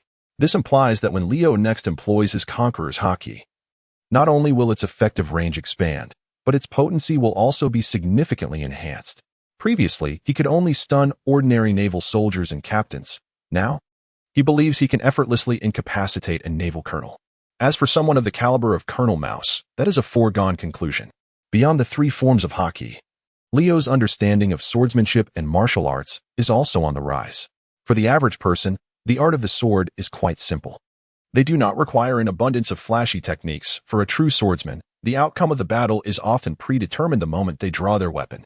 One decisive strike determines victory or defeat. Thus, for the vast majority of ordinary individuals, the essence of swordsmanship lies in the ability to deliver a lethal blow. The quicker and more unexpectedly one can dispatch their enemy, the better. Such thoughts regarding swordsmanship and the way of the sword are currently swirling in Leo's mind, stemming from his reflections on the past. Throughout the world of One Piece, true swordsmen, especially the great masters, do not employ overly elaborate techniques. This is particularly true for the top-tier warriors like Dracula Mihawk. With a single stroke, they can reduce mountains or even colossal warships to mere dust. This represents the pinnacle of what an ordinary person can achieve in the realm of swordsmanship and simultaneously serves as Leo's guiding principle in his current training.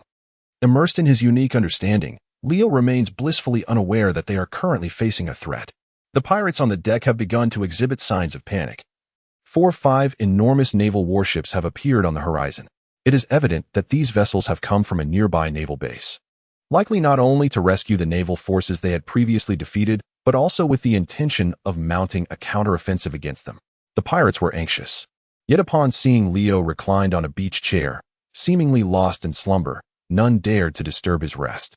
They could only stand ready, loading their cannons and aiming at the adversary, while simultaneously preparing for a swift retreat.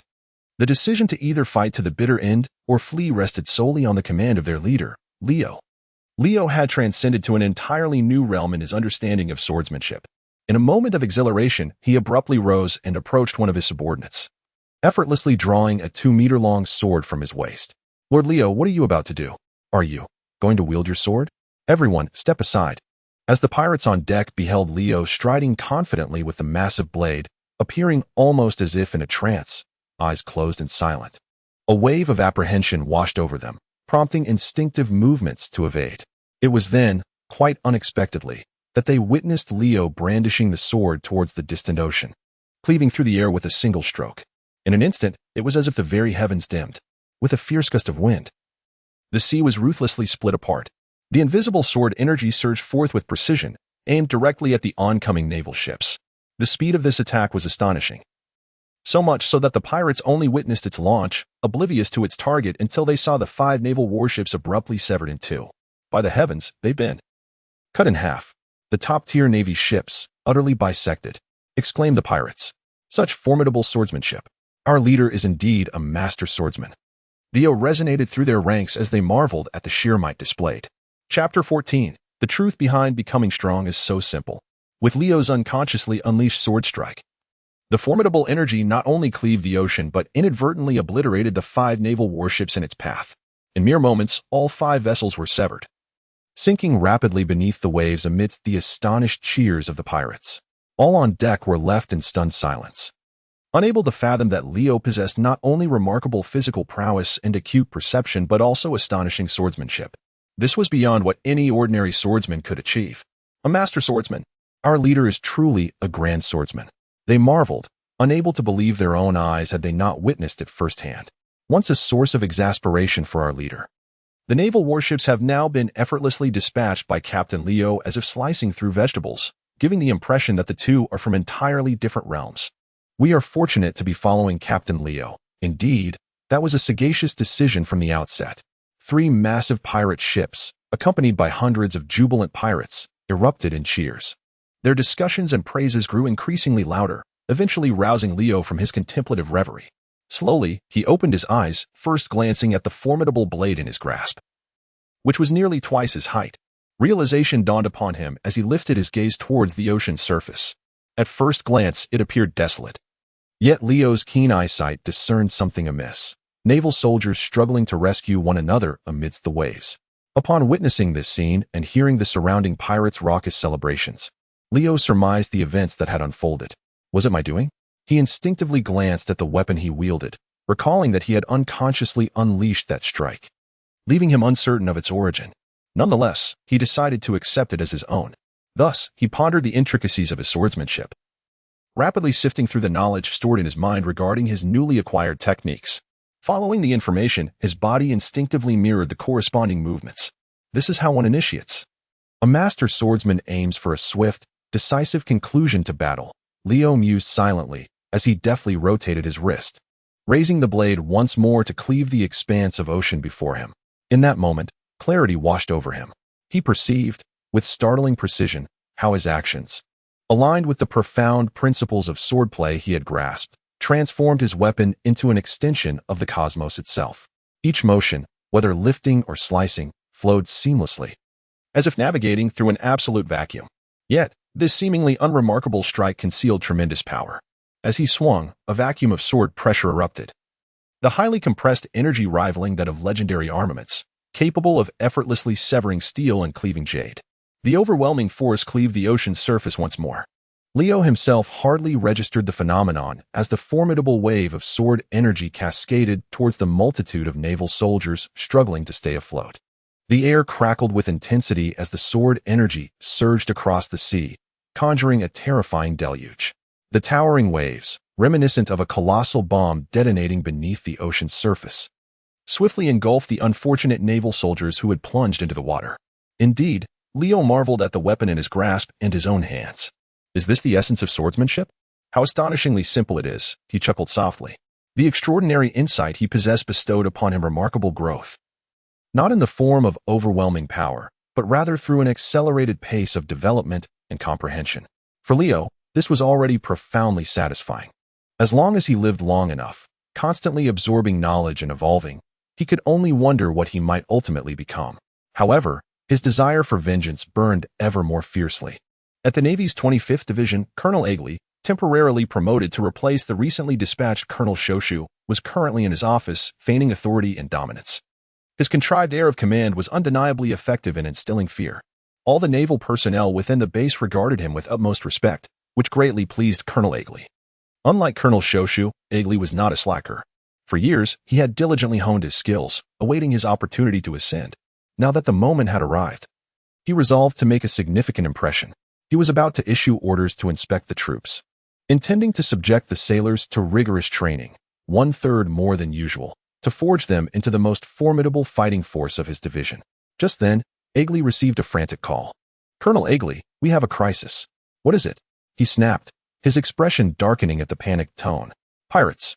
One of our warships and 4 rescue boats have just been attacked by pirates, and we have suffered total annihilation." The voice on the other end was still frantic. Agley's countenance shifted immediately upon hearing the news. Damn it, these pirates seem to have grown increasingly audacious. Which pirate crew was responsible? He queried coldly. "It appears to be the Mad Axe pirates," his subordinate hastily replied. "The Mad Axe pirates?" Colonel Agley, the previous division commander, was taken down by them. One of the lieutenants interjected, his expression grave. Agley was well aware of this fact. It was precisely because of the demise of the previous commander that he had the opportunity to rise. Although he was eager to achieve merit and demonstrate his capabilities to Mariford, he was not foolish. The captain of the Mad Axe pirates currently bore a bounty of 180 million berries, even in the New World. Such a reputation would undoubtedly mark one as a notable figure. As of today, the number of naval warships destroyed by the Mad Axe pirates has surpassed 5. Alongside 4 rescue vessels. Such formidable strength makes it highly improbable that even if I were to lead the entire branch in pursuit, we would be able to overcome them. Immediately report this incident to Marineford. Furthermore, summon all personnel for a full mobilization. Agley regained his composure and commanded loudly. Chapter 15. A necessary re-evaluation of this foe. Although he was acutely aware that the Mad Axe pirates, boasting over 500 members, were not to be trifled with, Agley still felt compelled to maintain a facade of bravery and valor before his subordinates, regardless, given the current speed of their naval vessels. They would not be able to catch up to the Mad Axe pirates, as the distance was far too great. Let Marineford deal with the headache of this news. At Marineford headquarters, a sudden exclamation echoed through the office. What? Sengoku turned around, astonished, as he gazed at the subordinate who had come to deliver the report. The Mad Axe pirates were on the rampage again? Despite having witnessed numerous grand events, Sengoku could not suppress a sense of shock at this moment. Just days prior, they had received reports indicating that this burgeoning crew, the Mad Axe pirates, had attacked 4 naval warships near the starting point of the Grand Line. This confrontation resulted in several naval soldiers going missing or being injured or killed, and even their commander, Colonel Shuashu, was unable to escape fate. In response, Sengoku ordered a close watch on the Mad Axe pirates and issued a higher bounty for their capture.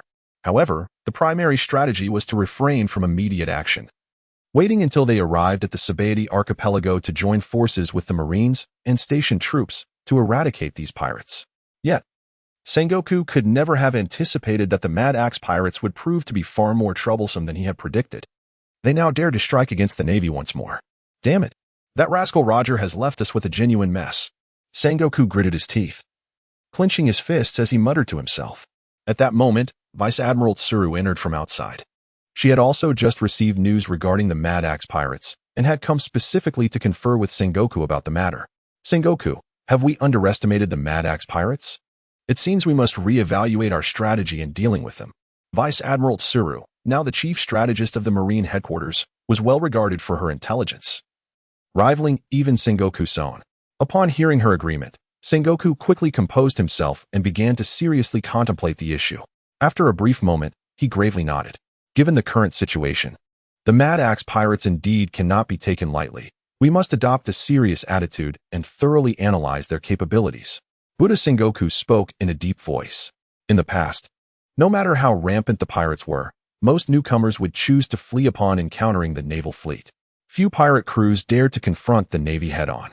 The warships of the Navy were all top-tier vessels modified by Dr. Vegapunk, possessing not only formidable propulsion but also unparalleled defensive capabilities and firepower that ordinary pirate ships could not hope to match.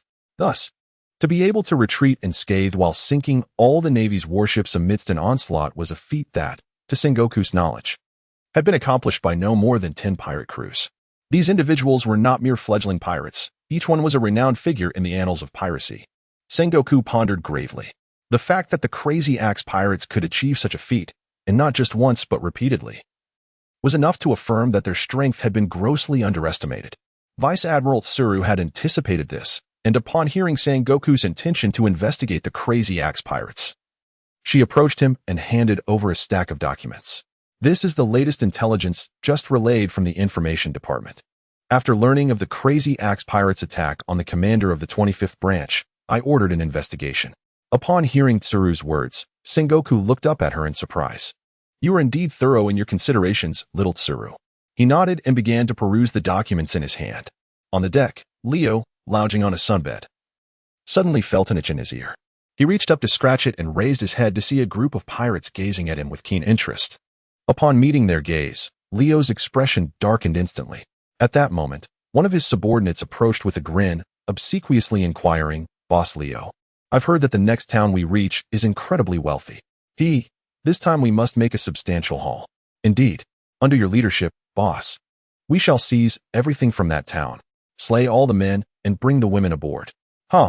It seems like it has been 2 whole months since my last indulgence. This is truly a battle we cannot wait to engage in. Gold, beauty, we shall claim it all. The Crazy Axe pirates are the strongest. These pirates, it turned out, were fixated on him for this very reason. Leo felt a twinge of discomfort at their crude remarks. It was not that he was a paragon of virtue. He himself was no saint. However, Leo adhered to a principle: to repay kindness with kindness and to settle scores with those who wronged him. He bore no intention of indiscriminately harming innocent strangers. Listening to the raucous laughter of the pirates around him, Leo smirked and commanded, from now on, we shall only target the Navy and despicable pirates. We will not plunder towns nor harm ordinary people. Upon hearing Leo's sudden declaration, the entire deck fell into an eerie silence, with every pirate gazing at their captain in astonishment, as if their minds had momentarily faltered. Captain, you jest, do you not? That town is immensely prosperous. brimming with boundless treasures of gold and silver, not to mention a plethora of enchanting and alluring women. One pirate blinked in disbelief, hesitantly reminding Leo of the island's bountiful offerings. Yet, no sooner had he spoken than he stumbled and collapsed to the ground, clutching his leg and howling in agony. The others, puzzled, leaned in to observe, only to discover that his knee had been pierced by some unseen force, a gaping wound oozing blood. At the sight of this, the remaining pirates fell silent, their earlier bravado evaporating in an instant. "Do any of you require a reiteration of our principles?" Leo inquired coldly, his piercing gaze sweeping across the assembled crew. The pirates instinctively recoiled, shaking their heads vigorously. "No, no, Captain, we comprehend fully," they exclaimed in unison. "Indeed. We shall henceforth only target the navy and the scum of the seas. We will never again plunder ordinary folk." 3 days later, Leo and his fleet arrived at a small island named Drunken Dream. Although this isle measured less than 10 kilometers in total area, its town was remarkably vibrant, boasting a bustling commercial district and various entertainment venues. The recording compass, laden with magnetic force, required several more days to recharge, and the supplies aboard the ship were nearly depleted. Thus, Leo instructed his crew to procure provisions on the island while allowing the rest some leisure time, choosing to meander through the locale himself. After all, having arrived, he wished to immerse himself in the local customs and culture. Life was not merely about distant struggles, but also about cherishing the serene moments at hand. Upon landing, Leo found himself on a commercial street and settled into a restaurant, ordering an array of delectable dishes, eagerly anticipating a hearty meal. Suddenly, however, his observation Haki detected some commotion emanating from the direction of the docks. "Hey, Captain, we're striking gold this time. There's a bustling town ahead," boomed a rough voice. "Ha ha ha, have we discovered another island? Relay the orders, set sail at full speed, seize all the women and treasures, and eliminate the rest."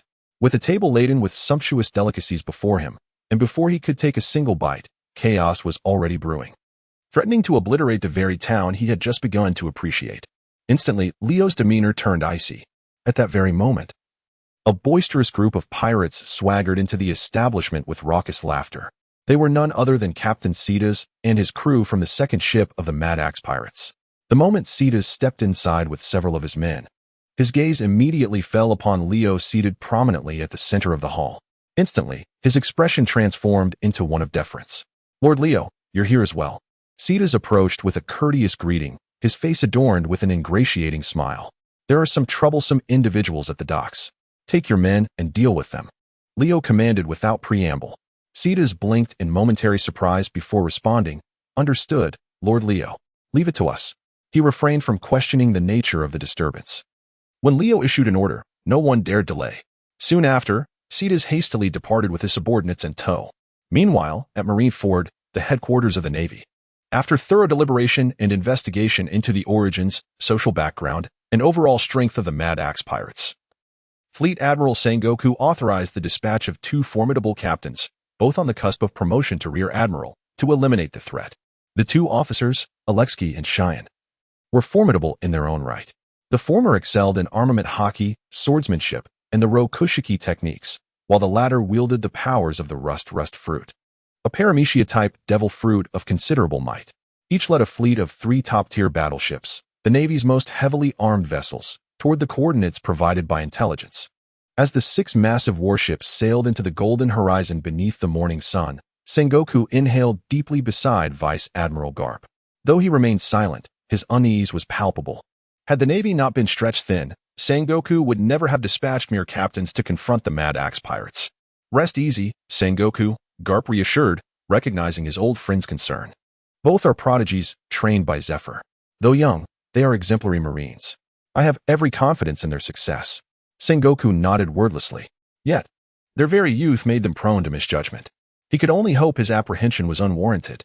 Neither he nor Garp could have foreseen that this very decision would ignite Leo's full-scale retaliation against the Navy. Having indulged in fine food and drink, Leo now strolled leisurely through the town's streets, savoring the moment. At that moment, a multitude of panicked residents came rushing back from the direction of the shoreline, their faces twisted in terror. "Run! Hurry! Pirates are coming! Pirates have landed!" they screamed, their voices laced with hysteria. "They're slaughtering people at the docks. Wait for me. Help! The townspeople fled as if pursued by demons, wailing and scrambling desperately toward the rear of the town. In an instant, the once bustling streets descended into chaos. The news spread like wildfire. Within moments, the lively marketplace was deserted. Shops on either side of the street had slammed their doors shut, and not a single soul remained in sight, except for Leo. Unperturbed, Leo continued his leisurely stroll toward the shore, even without employing his observation Haki. The cacophony of battle, the clashing of steel, the roars of combat, reached his ears with unmistakable clarity. The pirate crew that had arrived was of unknown origin, but judging by the noise, they were numerous. At that very moment, they were locked in a fierce struggle with the members of the Raging Axe pirates along the docks and nearby coastline. Leo cared little for the lives of these men. After all, he had merely used the Raging Axe pirates as expendable labor, deckhands and helmsmen, nothing more. Soon, he arrived at the docks. Recognizing him, the surrounding pirates erupted in jubilation. "Boss Leo is here," they cheered. "He's finally back. Now these bastards are done for. Show them what we're made of." "Don't disgrace Boss Leo." Leo had never imagined he would become the emotional anchor for these pirates. Yet, his presence alone seemed to ignite an unquenchable fire within them, as though a blazing totem had bestowed boundless courage upon warriors. In an instant, the Raging Axe pirates unleashed a surge of astonishing combat prowess, swiftly overwhelming the invaders on the docks and beaches. The remaining enemy pirates turned tail and fled. Leo, a burly man standing at the bow of a massive pirate ship docked nearby, narrowed his eyes, arms crossed coldly as he scrutinized Leo. "That brat is the boss of the Raging Axe pirates now? Wasn't their leader supposed to be that mad axe fellow?" Chapter 17. The man with a bounty of nearly 400 million. The man had long green hair and appeared to be in his 30s, his physique imposing. Towering over 3 meters tall, he wore a floral patterned shirt and skin-tight white jeans that accentuated the powerful muscles of his thighs. Even his arms are intricately muscled, with a circumference surpassing that of the thighs of most adult men, exuding a formidable strength. "Captain Gareth, those fellows are truly formidable. We stand no chance against them." The crew members who managed to escape back to the ship hurriedly gathered behind this brawny man. In response to his subordinates' incompetence, Gareth exhibited no sign of dissatisfaction. On the contrary, he merely scoffed disdainfully, then leaped with remarkable force from the bow of the ship, which was at least 100 meters from the shore, landing on the dock with a thud. Without a moment's hesitation, Gareth unleashed a powerful punch aimed at a group of enemies attempting to obstruct his path. A resounding thump echoed as Gareth's fist struck the air, causing it to ripple as if it had transformed into liquid. Simultaneously, a loud bang resonated as the dozen or so pirates from the Mad Axe pirate crew were sent flying, blood spewing from their mouths, landing several meters away, unconscious and devoid of awareness. After effortlessly dispatching the obstructing pirates, Gareth let out a menacing grin and turned his gaze towards Leo, who was observing every move of his adversary with keen clarity. Surprised by the formidable power displayed, Leo realized that this individual was perhaps the strongest opponent he had encountered thus far, and he certainly did not appear to be a mere minor character. Yet, Leo had no recollection of him. "Heh, little brat, although I don't know how you became the leader of the Mad Axe pirate crew, it would still be wise for you to kneel and beg for mercy while you still can," Gareth declared, fully turning around and tearing off his shirt, revealing a more muscular physique, bronzed and emanating an aura of raw power. The surrounding pirates, witnessing the intense standoff and the terrifying display of Gareth's might, instinctively retreated.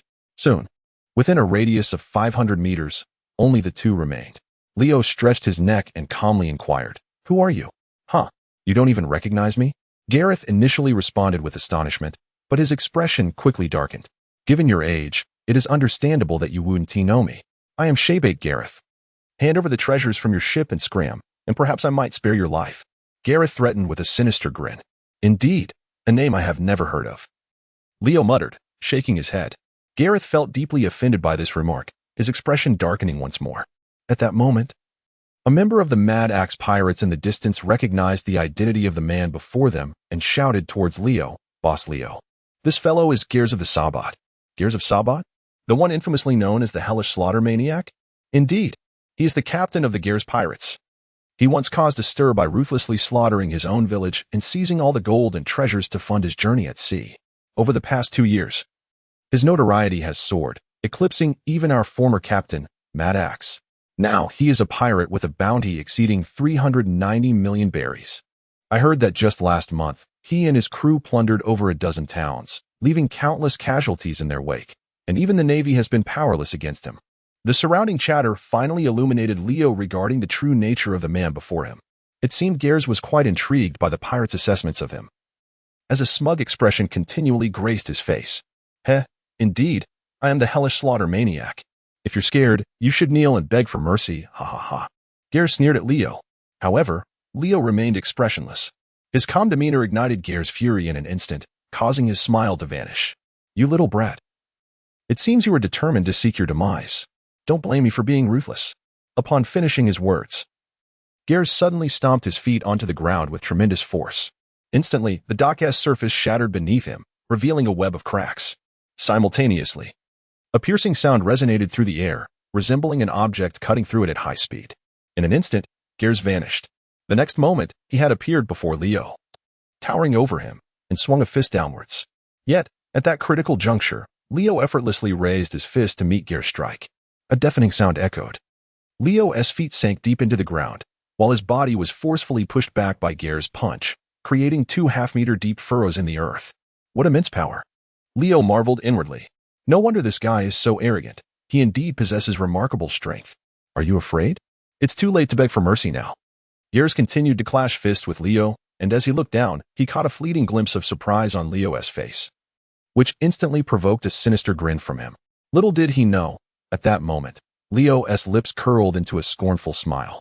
Suddenly, a layer of dark energy enveloped his arm. Witnessing this eerie black aura and the chilling smirk on Leo's face, Gears felt a sudden chill run down his spine, and his expression shifted. He squinted in suspicion, muttering to himself about trickery.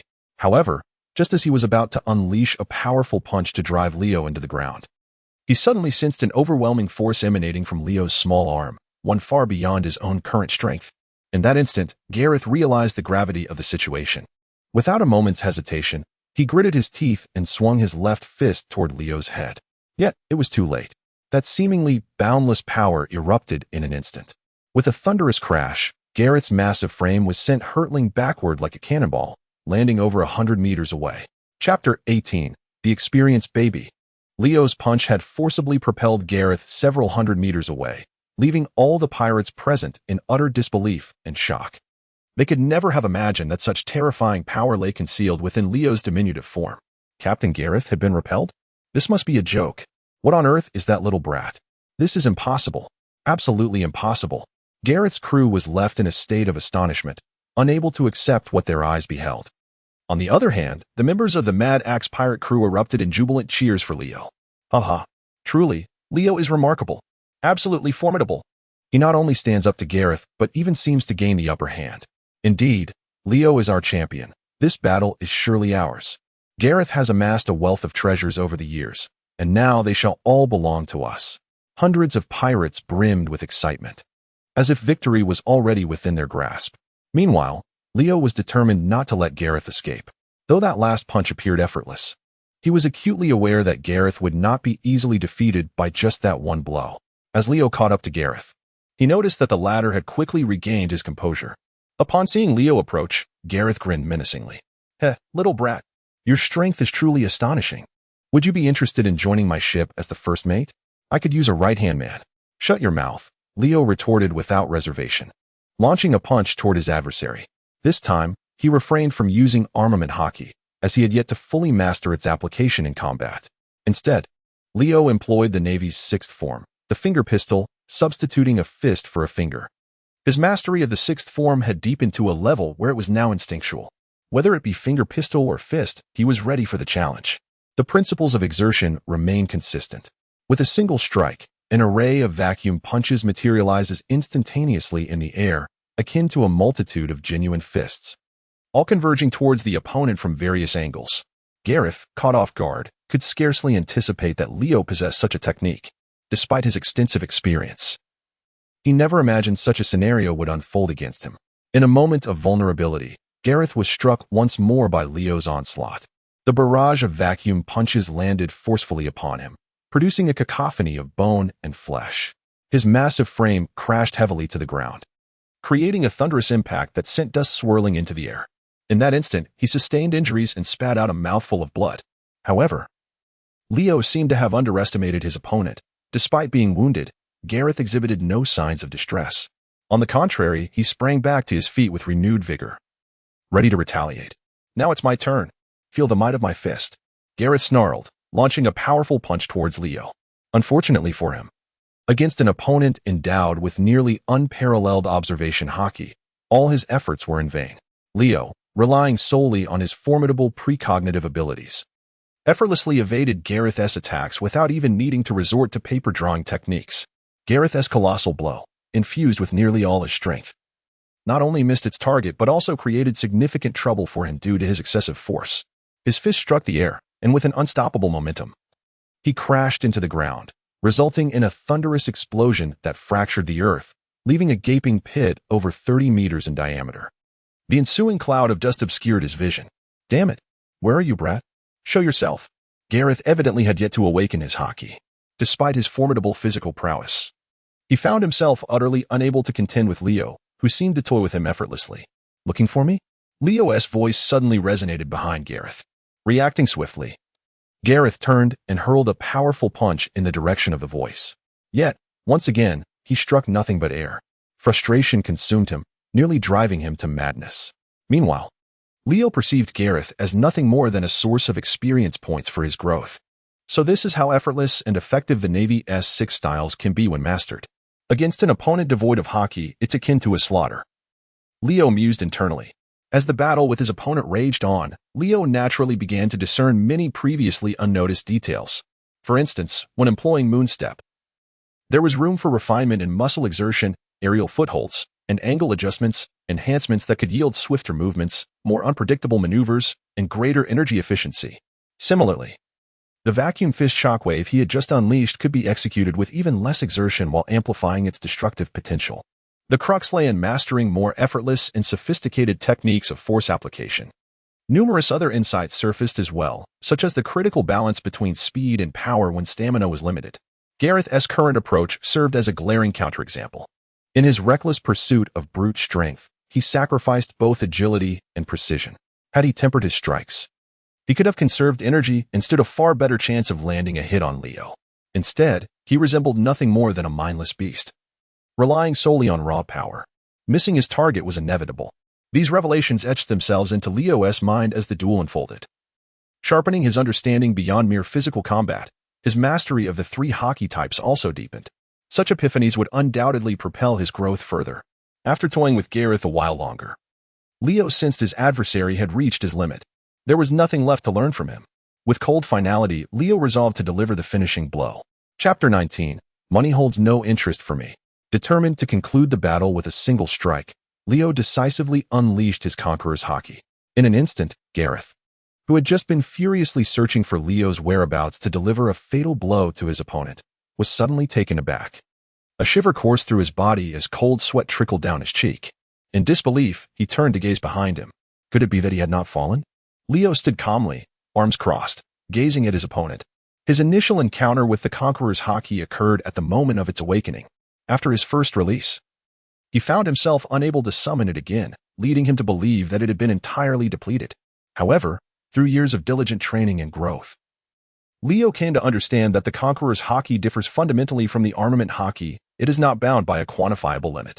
Its potency does not diminish with repeated use. The reason he was unable to wield the Conqueror's Haki a second time back then was merely due to his lack of proficiency in its application.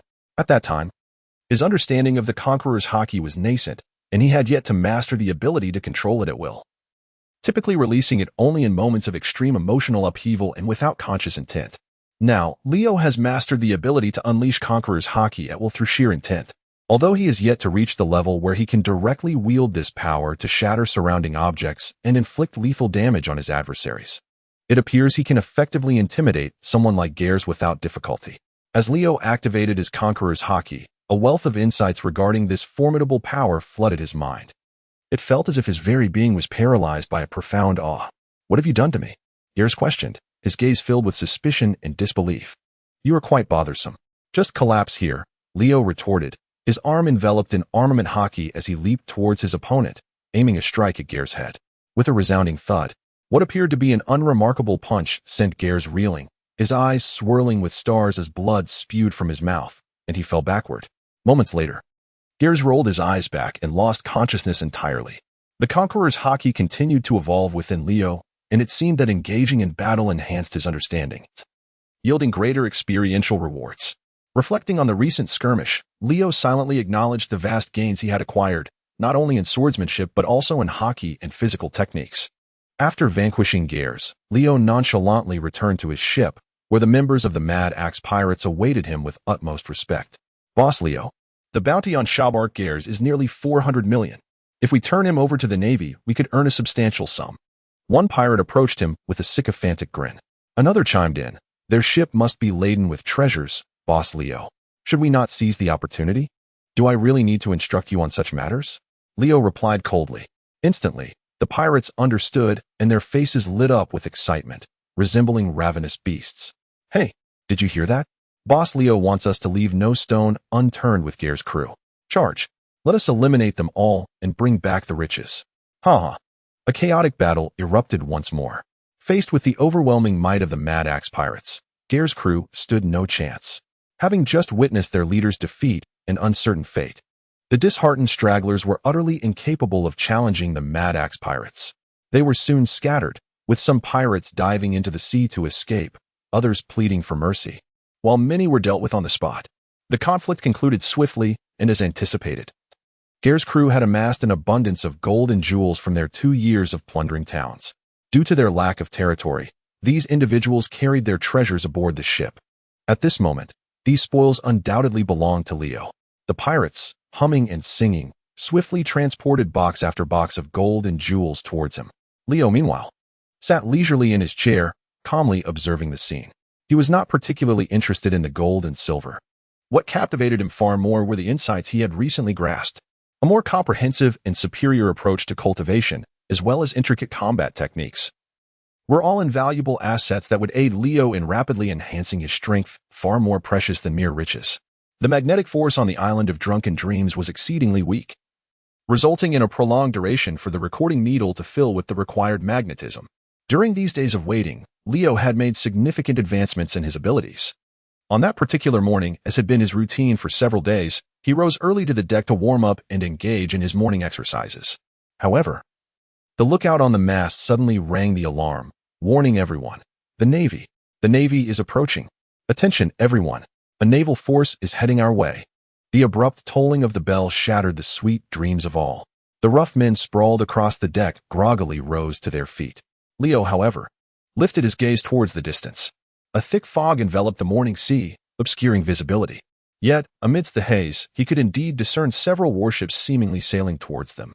Lord Leo, there are a total of 6 warships. They appear significantly larger than those we encountered previously, and they are moving straight towards us. It is evident they are coming for us. The lookout reported loudly, raising his telescope once more to confirm his observations.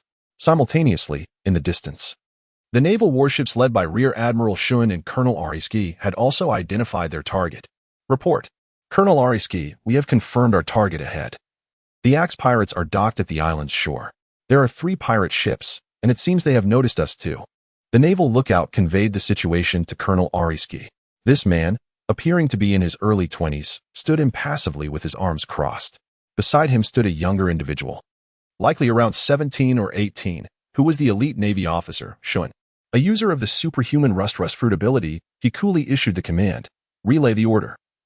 Do not engage with them. Prepare long-range artillery. Open fire as soon as we are within range. Chapter 20. These pirates truly know how to have fun. The naval warships not only possess a generally greater tonnage than pirate vessels, but they also exhibit superior defensive capabilities and more robust power. Their artillery systems, both in range and firepower, far surpass those of the pirates. Thus, Shun's decision is undoubtedly a sagacious one. The lookout's countenance transformed drastically upon spotting the military ships beginning to turn, their rows of ominous black cannon muzzles aiming in their direction. My Lord Leo, fire! Fire! What are you panicking for? Have you discerned who approaches? Leo inquired calmly.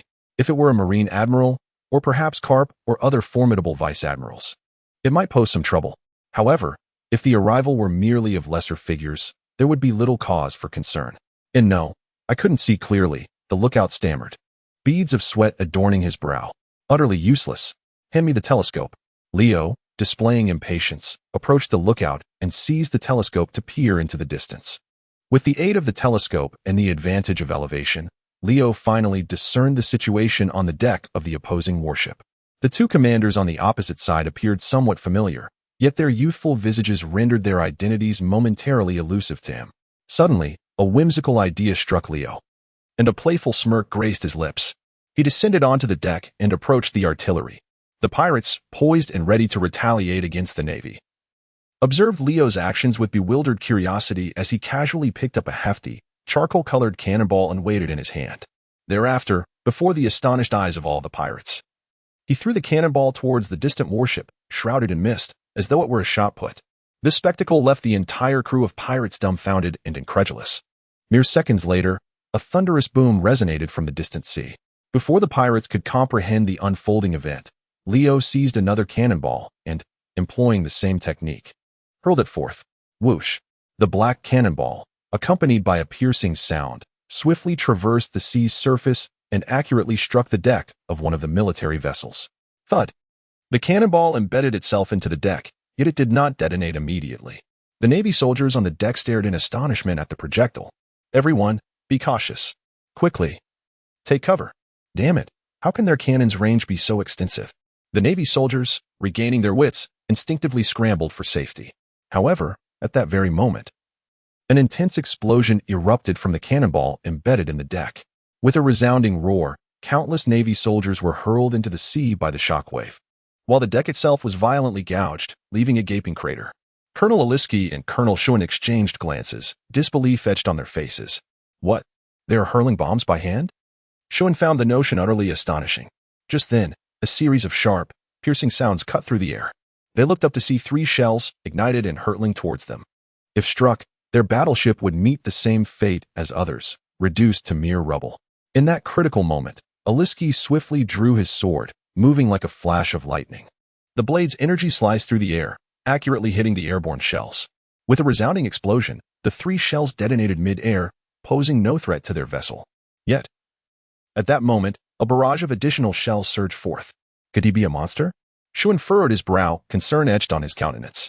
Despite his words, his actions belied no hesitation. He too drew his sword, unleashing a flurry of blade energy to counter the incoming projectiles. The invisible strike successfully intercepted all the shells. However, before he could revel in his impressive defense, yet more shells descended upon them. Is this never-ending? Aliski exclaimed in exasperation as he leaped into action, swiftly swinging his blade once more. In an instant, the sky was filled with sweeping arcs of sword energy.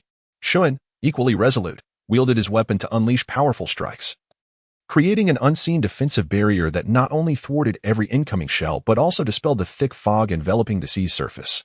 After considerable effort, both Schuen and Aliski managed to neutralize the entire threat posed by the shells. However, before they could catch their breath and regain composure on the deck, they suddenly spotted 3 pirate ships approaching from the distance. These fools truly have no sense of their own limits. Do they intend to confront us head-on? Schuen remarked, his expression a mixture of suspicion and concern. Intelligence indicated that the savage Axe pirate crew was ruthless, merciless in their actions. They would show no mercy, and thus, neither should they waste words. Prepare the cannons. Open fire as soon as the enemy is within range. Aliski commanded with authority. Just then, a figure leaped from one of the distant pirate ships, swiftly traversing the air, charging directly toward them. Aliski and Schuen's expression shifted in alarm. The Navy's 6 forms. Moonwalk. At this very moment, both individuals recognized each other. Leo was employing the moonwalk technique from the Navy's 6th form. He swiftly propelled himself through the air, and in the blink of an eye, he arrived at the bow of the ship. With a powerful kick aimed at Schuen, who stood at the ship's forefront, Leo struck with force. In an instant, Schuen, caught completely off guard, was sent flying backward, crashing violently against the ship's metal bulkhead over 30 meters away. The impact left a significant dent in the metallic structure, and Schuen spat out a mouthful of blood. Fortunately, Leo refrained from pursuing further, sparing him from more grievous injuries. Simultaneously, a multitude of naval soldiers raised their rifles, aiming directly at Leo. Yet, Leo appeared utterly indifferent, casting a smirk at Aliski. Who are you? Aliski's brow furrowed deeply at the sight of such a mere child. The intelligence reports had not indicated that the Mad Axe pirates harbored such a formidable young talent. Chapter 21. Leo will not slaughter the innocent. Leo had no intention of entertaining such trivial inquiries. He coldly scrutinized Ollie's ski and calmly spoke. 5 years ago, Pirate King Roger was executed.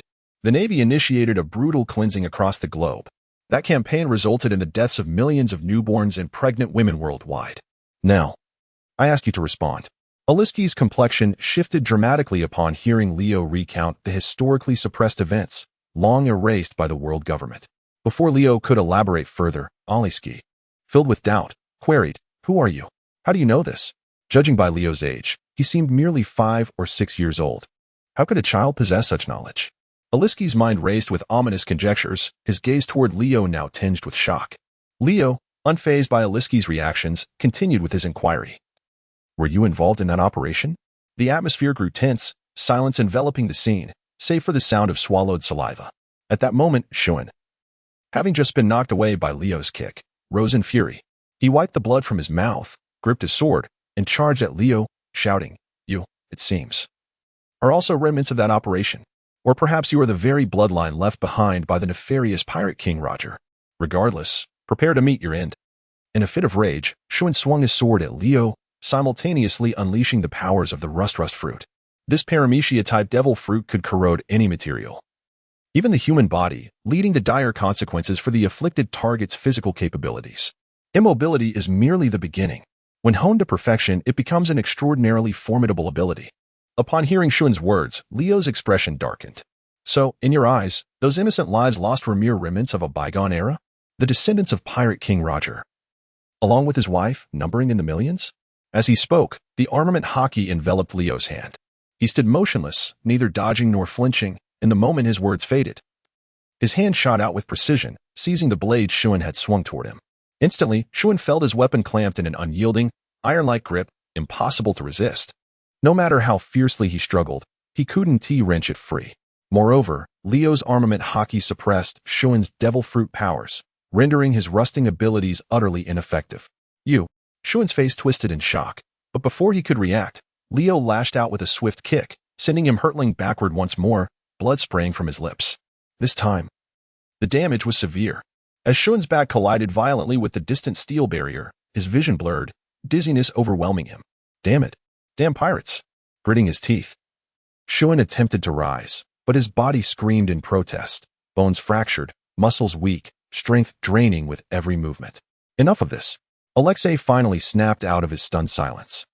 He shouted, redirecting Leo's attention toward himself, then hastily explained, 5 years ago, we were mere recruits in the Marine headquarters, still enduring Vice Admiral Zephyr's brutal training. That operation was far beyond the reach of ungraduated cadets like us." Leo had already surmised as much. Both Alexei and Shun appeared no older than 25 years prior. They would have been mere boys, freshly enlisted. A mission of such global scale and secrecy would never have been entrusted to novices. Precisely because of this realization, Leo had questioned their involvement. His vengeance was reserved for those Marines who had actively participated, not the innocent. Justice, to him, was a matter of precision, not indiscriminate wrath. Silent, Leo merely studied Alexei, who mustered the courage to ask, "So, who are you? Were you a victim of that operation? A victim?" The word lingered in the air, and Leo's gaze flickered imperceptibly. Evidently, the counterpart harbors a profound disapproval for the brutal actions that have reverberated across the globe, resulting in the tragic demise of countless innocent infants and pregnant women. Otherwise, he would have employed terms such as criminal, suspect, or malevolent bloodline to describe the victims. Rather than referring to them as victims, Leo cast a deep glance at Aliski, choosing not to respond to the inquiry. Instead, turning to survey the other naval soldiers aboard the vessel. He observed that the majority of the sailors on this warship, as well as on others, bore youthful visages, predominantly not exceeding the age of 25. In light of this, it seemed that the events from 5 years prior had little to do with them. Following that merciless operation, the world government, in a bid to conceal the truth from the populace, launched a campaign of historical revisionism with an iron fist. All individuals privy to the truth, including ordinary citizens, were sternly warned against speaking out or were eradicated altogether. Meanwhile, personnel within the Navy and associated with the world government were promoted, often by one or even several ranks. Thus, they became a community of shared interests, ensuring that they would not disclose any information to outsiders. In other words, Those naval officers who participated in the operation back then were now, at the very least, at the rank of lieutenant. The number of lieutenants aboard these warships was strikingly apparent. I offer you a word of advice. Leo slightly turned his head towards the still-stunned Aliski. The latter's expression shifted to one of alertness as he regarded Leo with caution. If you wish to survive, it would be wise to distance yourself from the Navy. And remember my name, Leo. With that, Leo leapt back onto his ship, departing with the watchful eyes of several warships and hundreds of naval soldiers upon him. Colonel Aliski, shall we open fire and pursue them? Inquired a nearby naval lieutenant. No sooner had the words left his lips than a stunning vacuum crescent shockwave surged forth, slicing through their warship as if it were mere parchment, cleaving it in twain. Every sailor aboard, including Aliski and Shuan, was cast into the depths of the sea. The lieutenant who had just consulted Aliski met an immediate fate, severed in half on the spot. Following this, more vacuum blades assailed, obliterating the remaining vessels. Chapter 22. A long-awaited emergency meeting. Leo had only destroyed the warships, causing minimal casualties among the naval personnel. At that moment, countless sailors found themselves adrift, clinging to shattered fragments of the deck upon the surface of the water. Aliski, shaken and apprehensive, gazed at the retreating pirate ship, then glanced at the living, breathing remnants of his crew, and he seemed to grasp the gravity of the situation. Yet, how infuriating. This audacious individual has become so brazen. Immediately contact the nearby naval branch and request their warships for support to eliminate this band of pirates. Shun, filled with ire, swam over and shouted to his subordinates nearby. Enough, Aliski interjected, halting him. What now? Looked over in confusion. After a few moments of silence, calmly stated, Do you not see it yet? See what? Replied. This individual is here to exact revenge on the Navy, answered. Revenge? You mean him? Indeed, if I am not mistaken. He is one of the survivors from that tragic incident 5 years ago. His inquiry about our personal involvement in that operation serves as compelling evidence. Had we participated in that operation, we would likely be dead by now, just like those members of the Navy who were previously attacked. However, it is truly astonishing that such a young individual possesses such remarkable strength. Furthermore, the situation grows more complicated, paused, not continuing further. The world government, in conjunction with the Navy headquarters, has thoroughly obliterated the truth, erasing all traces of the tragedy that transpired 5 years ago. Even within the Navy, only a few newcomers are aware of the incident. Among civilians, very few dare to mention such matters. For once the world government discovers any leaks, those responsible will face indiscriminate eradication, akin to the infamous extermination orders. Such occurrences were relatively common in the 2 years following the incident, but now, no one dares to speak recklessly. Therefore, that individual is fully aware of what transpired back then. This poses a severe issue. If mishandled, it could not only jeopardize the Navy, but also impact the world government. As a humble Navy colonel, has long harbored doubts about the Navy's actions back then. Yet, he now refrains from making unilateral decisions. This matter should be promptly reported to, returning to his senses, addressed. At this moment, and bore serious expressions, relieved to have narrowly escaped with their lives. Revenge on the Navy? He muttered, staring blankly at the pirate ship, now mere specks in the distance. At Navy headquarters in. Received troubling news from And. Mister, I apologize for the interruption. We have just encountered and engaged them in combat. There are 2 grave issues to report. First, all 6 of our warships have been destroyed, and we are now adrift awaiting rescue. Second, we have discovered that the captain of the is no longer the original one. In his office, was already on edge about the situation, fearing that, and would be unable to resolve the predicament. He was not surprised to find that his apprehensions were indeed justified. At this moment, hearing that 6 top naval warships had been obliterated by the enemy, Sengoku's expression grew exceedingly grave. This signified that they had indeed underestimated the strength of their adversary. The captain of the Mad Axe pirates was no longer the Mad Axe? What could this possibly mean? After a brief moment of bewilderment, Sengoku quickly pressed for clarification. Indeed, we encountered a lad named Leo, approximately 5 or 6 years of age. Reported Aliski, recounting the events as they unfolded. Zion also provided appropriate supplementary details. Upon learning that even a formidable devil fruit user like Zion had been effortlessly defeated, Sengoku's brow furrowed deeply, his demeanor becoming increasingly somber. When Sengoku heard that Leo was suspected to be a survivor from the operation 5 years prior, his countenance underwent a dramatic transformation. What did you say? Sengoku exclaimed, rising abruptly from his chair, his eyes widening in disbelief. After several confirmations, he felt a chilling sensation wash over him, rendering him numb. At that moment, he was no longer concerned with how his subordinates had come to learn of that incident. With an air of utmost seriousness, he hastily ordered the immediate convening of all naval officers of the rank of Rear Admiral and above for a meeting. Even the 3 admirals from headquarters were summoned back. Approximately 5 hours later, the port of Marineford was brimming with warships from the Navy's high-ranking officers. Even Garp, who was far away in the East Blue on a mission, had been called back. Everyone hurried toward the conference room. On the way, Garp encountered Haki. An emergency meeting? It's been quite some time since we've had such a situation, hasn't it? Garp chuckled. Yes, I wonder what could have transpired, Haki replied lazily. Before long, the two arrived at the conference room, which was nearly filled to capacity, with only Garp and Haki arriving fashionably late. Sengoku, you're personally presiding over the meeting? It's been ages since this has happened. Haha. The last time was when Roger voluntarily surrendered, Garp remarked, casting a jovial glance at Sengoku. Enough with the frivolities, Garp. Sengoku shot him an exasperated look. The news of Roger's surrender had been meticulously concealed by the Navy, with countless individuals around the world believing that the Navy had apprehended that man. Such matters made Sengoku wary of Garp's propensity for loose lips. I have just received a definitive yet incredibly distressing piece of information. 5 years ago, during the Navy's operation to eradicate Roger's lineage, there remains a survivor. That child has now publicly declared his intention to exact revenge upon us. Sengoku stated gravely, revealing the alarming news.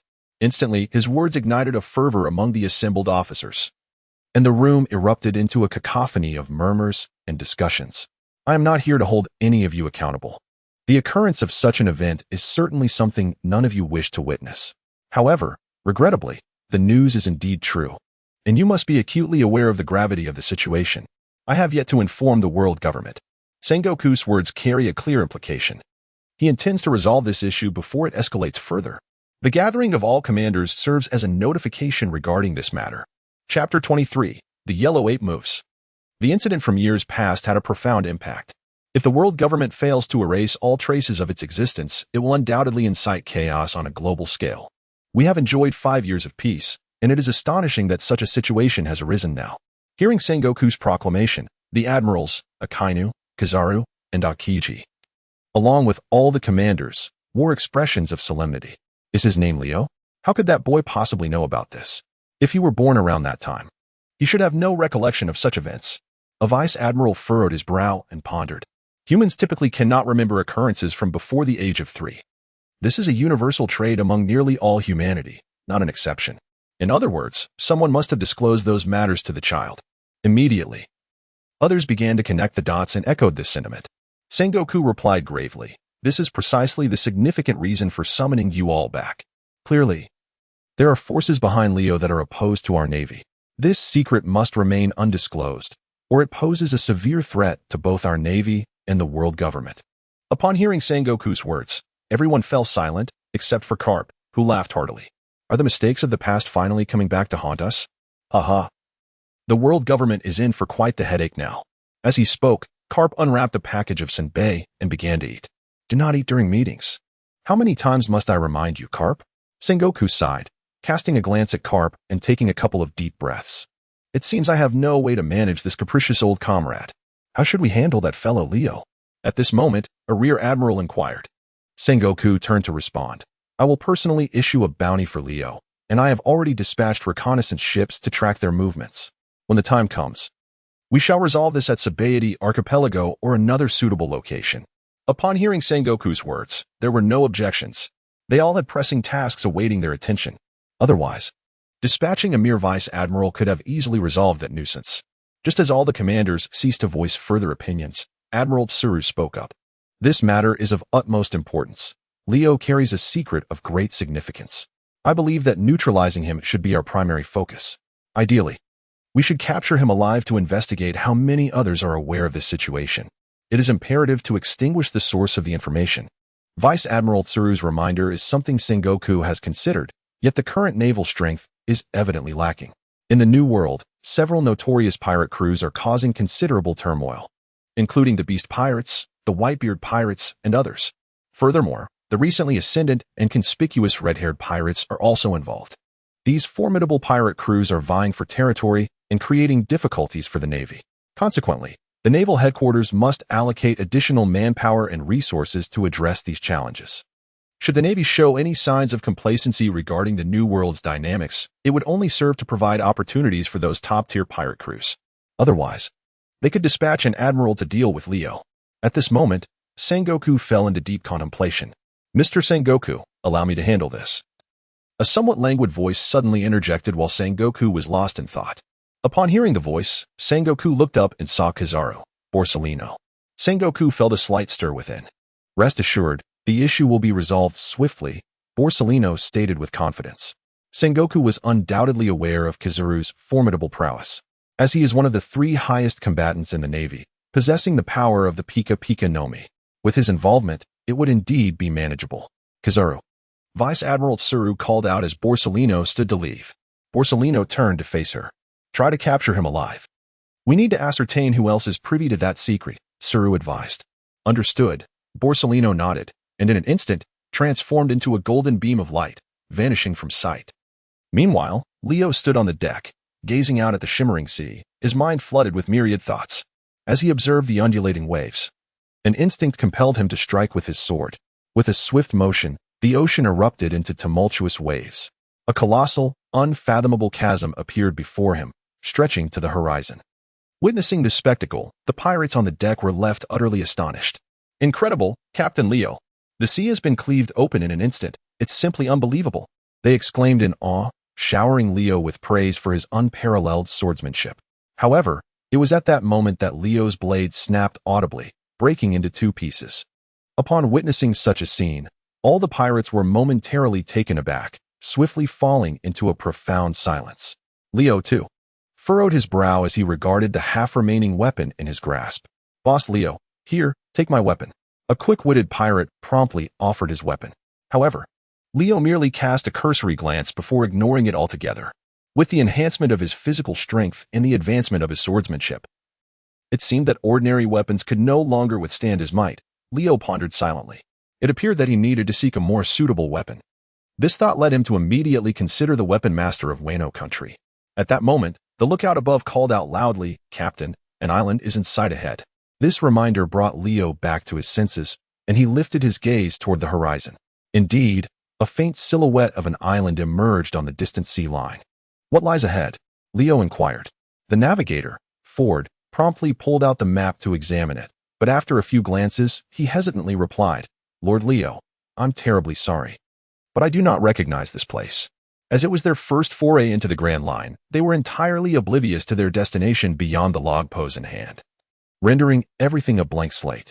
Leo was well aware of this fact and refrained from further commentary. At this moment, his only hope was that the weapon shop on the island would possess some fine treasures, akin to Zoro's acquisition of the renowned swords, Shusui and Sandai Kitetsu. Chapter 24.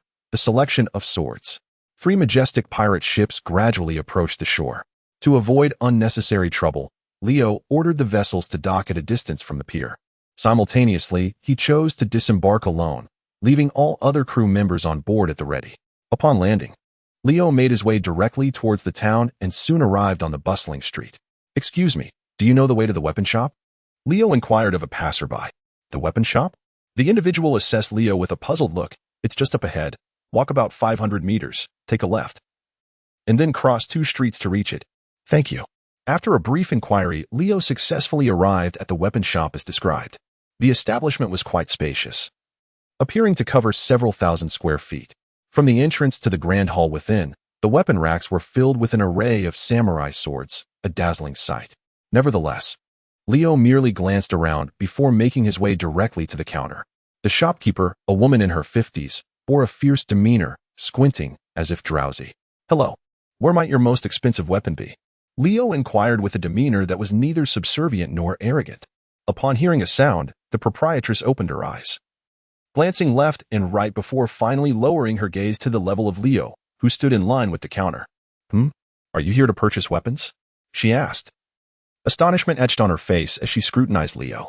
"I have money," Leo declared, tossing a hefty bag of coins onto the counter. The proprietress casually peeked into the bag and was instantly taken aback. The bag was brimming with stacks of crisp banknotes, all of which were the legal tender of the world government, berries. It appeared to contain no less than 8 million. This proprietress was certainly not a stranger to wealth. After all, she operated a weapon shop filled with a plethora of arms. She had encountered large sums of berry before, but she had never seen a child like Leo arrive alone with such an impressive amount of money to purchase weapons. After a brief moment of astonishment, the proprietress regained her composure and scrutinized Leo anew. A few seconds later, she remarked, "With this amount, I'm afraid you won't be able to afford our most expensive weapons. Let me take a look, and if it fits, I can add more," Leo replied. At his words, the proprietress fell silent. Her gaze fixed on Leo as if attempting to peer into his background. However, after a moment, she refrained from inquiring about his origins or why he possessed such a considerable sum for a single purchase. Instead, she turned and ascended the stairs. "Please wait a moment," she called back as she hurried upstairs. After a considerable interval, she returned, accompanied by a burly man. This man carried a large assortment of weapons and approached Leo alongside the proprietress. "These are the most expensive items in our store. Please take your time to choose." "Esteemed customer," the stout man said courteously. Without a word, Leo selected a black-handled katana from the man's hands. After a mere glance, his brow furrowed in dissatisfaction. When he activated his observation Haki, his expression grew even more discontented. "These swords lack soul," Leo stated matter-of-factly. With that, he casually swung the blade, unleashing a tremendous wave of cutting energy. In the blink of an eye, the nearby weapon rack was cleaved in two, and a narrow fissure appeared in the wall. This was the result of Leo consciously restraining his strength. Otherwise, the entire building, and perhaps even the town, would have been severed in half. The proprietress and her assistant were left speechless, their assumptions shattered. They had perceived Leo as merely an ordinary boy, unaware of the formidable prowess he possessed in swordsmanship. Even the most skilled swordsmen, renowned for their expertise in swordsmanship, would find it challenging to accomplish what just transpired. Yet, Leo appeared to regard it as a trivial matter, seemingly unfazed by the astonishment displayed by the proprietress and her assistant. He casually lifted the blade in his hand, scrutinizing it with keen interest. It was satisfactory. Though it was neither an unparalleled great sword nor even a standard great sword, it hardly qualified as a good sword.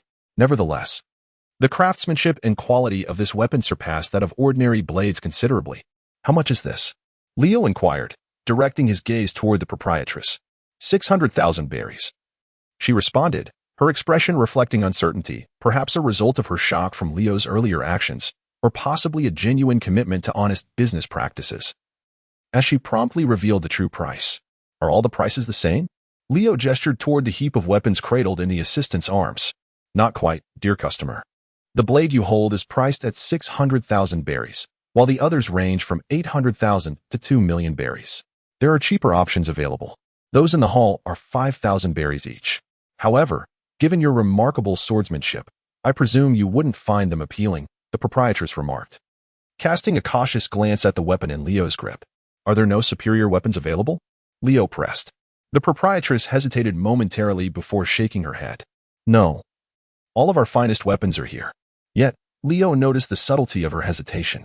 Disregarding her response, Leo closed his eyes and activated his observation Haki. Renowned swords often possess distinctive characteristics, and some legendary blades can only be wielded by those truly worthy. For instance, the cursed blade, Yado, cannot be handled by average swordsmen. And even the greatest masters struggle to harness its full power, unless it deems them worthy. This phenomenon resembles a sword recognizing its master. Though it may sound mystical, such occurrences do exist. While the average individual may not perceive this uniqueness, Leo's observation Haki might reveal it. The proprietress and her assistant exchanged puzzled glances at Leo's actions. Suddenly, he turned and ascended the stairs. "Hey!" The proprietress's expression shifted slightly as she hurried to follow him. After employing his observation Haki to thoroughly scan the vicinity, Leo sensed a unique aura emanating from the upper floor. This essence was not human, yet bore the semblance of life. Upon reaching the upper level, he discovered a small armory, where the distinctive presence he had sensed lay quietly in the most conspicuous position on a shelf. Chapter 25, The Centenary Cursed Blade, Blue Rain. Upon witnessing the weapon emanating a mesmerizing blue glow, Leo instantly recognized it as the distinctive aura he had sensed earlier through his observation Haki. He strode directly towards the weapon. Just then, he heard the anxious voice of the proprietress behind him. "No, you mustn't." Yet, Leo paid her no heed and continued his approach, grumbling, "There are clearly more formidable weapons here. Why not show them to me? Are you afraid I cannot afford them?" By the time he reached the weapon, the proprietress hastily clarified, "No, that is not the case. This weapon is exceptionally unique. It is beyond the grasp of an ordinary person." Before she could finish her sentence, Leo had already seized the blade from the rack. The proprietress's face turned pale with fear, and her assistant's eyes widened in disbelief. Both seemed to brace themselves for an impending calamity, unable to watch. Meanwhile, Admiral Kizaru Borsalino was navigating his personal warship across the sea, having received intelligence regarding Leo and his vessel's whereabouts. Unbeknownst to Leo, Borsalino was making a beeline for the very island where Leo was selecting his weapons. "Admiral Kizaru, we have spotted the ships of the Axe pirate crew," came the report from the north side of the dock. A total of 3 pirate ships had been confirmed as belonging to the Axe pirate crew, but it remained uncertain whether Leo was aboard. A subordinate relayed the recent observations to Borsalino, who remained unfazed as he issued his command: "Sink them all." Although he possessed unwavering confidence in his capabilities, knowing these pirates could not escape him, he had nonetheless studied the previous encounters between the Axe pirate crew and the Navy during his journey. He noted a critical detail: in prior engagements, the Navy's warships had not immediately utilized their cannons to attack the enemy, or if they did fire, they failed to pose a significant threat, resulting in counterattacks that inflicted harm upon themselves. Such a scenario would never transpire aboard Borsalino's ship, for he adhered to a steadfast principle throughout his years of service: if a vessel could be sunk outright, there was no need for close engagement, unless it was merely for sport. With Borsalino's orders given, 10 naval warships swiftly closed in on their target and decisively opened fire. It was only upon the appearance and barrage of cannon fire from these ships that the 3 vessels of the Axe pirate crew realized the dire situation they faced. Alas, it was too late, for they found themselves encircled by the 10 warships of the Navy. The desire to flee is futile. In a contest of artillery range and power against the naval warships, one cannot possibly rival them. In an instant, the 3 pirate vessels found themselves in a dire situation, subjected to relentless bombardment. "The Navy has returned. Quick, notify Captain Leo swiftly. Alas, if we continue like this, our ships will be utterly annihilated. Urgently." They sought to inform Captain Leo. Sensing the impending doom, some pirates recalled Leo. Immediately, one hastily leaped ashore, attempting to warn of the Navy's approach. Yet, as the 2 pirates landed, 2 beams of golden laser suddenly shot from the sea, swiftly incapacitating them. "Oh dear," a playful voice echoed nearby. The naval admiral, Borsalino, strolled leisurely, draped in his justice cloak, appearing at the shoreline. Observing the fallen pirates, he smugly remarked, "I cannot allow you to raise the alarm." Leo raised the mysterious weapon, a motion that alarmed the tavern owner and her assistant. They feared that Leo would meet the same fate as the swordsman who had previously come to behold the weapon. Thus, they dared not witness the grim spectacle. However, after a prolonged wait, the owner and her assistant heard no unusual sounds. Curiosity compelled them to turn back and open their eyes, revealing an astonishing sight. At that moment, Leo grasped the weapon, which radiated a mesmerizing azure glow, with an expression of deep fascination. The cursed blue blade, known to unleash havoc upon the slightest touch, was feared even by the tavern owner, who refrained from handling it carelessly. The weapon's presence had caused business to dwindle over the past 2 years, with many aspiring swordsmen meeting their demise at its hands. The owner was distraught, tirelessly seeking a way to dispose of the weapon, yet no suitable opportunity had arisen. Yet now, in Leo's hands, it appeared as docile as a lamb. Not only did it refrain from attacking him, but it also allowed him to caress its blade gently. This was a sight the owner had never witnessed before, truly remarkable. "The blue rain did not strike you?" The owner gazed at Leo in disbelief. "So, it is called blue rain?" Leo turned to her. "Indeed, this is the famed blade forged by the master blacksmith, Master Wu, a century ago. This weapon is said to be a cursed sword, ensuring death to all who come into contact with it." The owner recounted the origins and characteristics of blue rain. "A cursed sword, you say? How intriguing," Leo mused, a playful smile gracing his lips. Holding blue rain, he could indeed sense a unique power emanating from its blade. However, Leo did not perceive the aggressiveness mentioned by the shopkeeper. On the contrary, he sensed an extraordinary friendliness from blue rain. "It seems this blade has chosen me, and I, in turn, have chosen it." With a smile, Leo slowly sheathed blue rain, returning it to its scabbard. Then, turning to the shopkeeper, he inquired, "How much does this blade cost? If it has chosen you, and if you truly fancy it, then I shall simply gift it to you." The shopkeeper, momentarily stunned, quickly responded, Over the past 2 years, she had exhausted every means, even spending a fortune to hire renowned swordsmen and attempts to tame and remove this weapon, hoping to prevent further losses to her shop. Yet, all efforts proved futile. Now that someone capable of subduing this cursed blade had finally appeared, the shopkeeper was overwhelmed with gratitude, far too relieved to even consider charging for it. No charge? Leo was somewhat taken aback. Indeed, no charge. It's yours, free of cost. The shopkeeper reiterated emphatically. Chapter 26, A Startling Opponent. A complimentary item, especially one as fine as a great greatsword, was not something Leo would refuse. With pleasure, he accepted the weapon without hesitation. Then, my deepest thanks, he said with a smile before turning to leave the weapon shop. Now, with the cursed blade Blue Rain in his possession, his swordsmanship could be executed with even greater perfection. Watching the young man's retreating figure, the shopkeeper and her assistant stood in silent awe, their hearts unsettled. Who would have thought someone so young could tame that demonic blade? Indeed, it said cursed blades choose their own masters. It seems the legends hold truth, they murmured to each other at the staircase landing. Meanwhile, downstairs, the moment Leo stepped out of the weapon shop, he sensed impending danger. Instinctively, he glanced to his left and spotted a tall, slender man clad in a yellow and white striped suit, sporting brown sunglasses, strolling leisurely toward him. With just a fleeting glance, Leo recognized the man's identity. To think he would come. His expression darkened instantly. At that moment, Borsellino, also known as Kizaru, halted his steps about 20 meters away, his hands tucked into his pockets. The justice coat, symbolizing the Navy's absolute justice, draped over his shoulders. Kizaru's gaze flickered toward Leo. The intelligence reports had only mentioned that Leo was a boy of about 5 or 6 years old, with no description or photograph provided. Thus, Kizaru couldn't be certain whether this individual before him was his target. Leo quickly realized this. He averted his eyes and nonchalantly began walking in another direction. Borsellino, one of the Navy's admirals and among its most formidable combatants. Not only does he possess the formidable powers of the nature-type devil fruit, the glint fruit, but his mastery of martial arts and Haki has also reached an exceptionally advanced level. Engaging him in combat at this juncture would be ill-advised. Just as Leo appeared poised to slip away unnoticed, a pirate suddenly dashed towards him, panic-stricken and in a great hurry. Upon spotting Leo, the individual bellowed at the top of his lungs, "Leo! Captain Leo! The Navy is coming! An admiral from the Navy headquarters is personally leading a charge against us." This foolish outburst left Leo utterly exposed. What an imbecile, Leo thought, feeling a surge of frustration. At that moment, he heard the sound of polished shoes striking the cobblestone road behind him. Borsellino approached leisurely from behind Leo. "Are you Leo?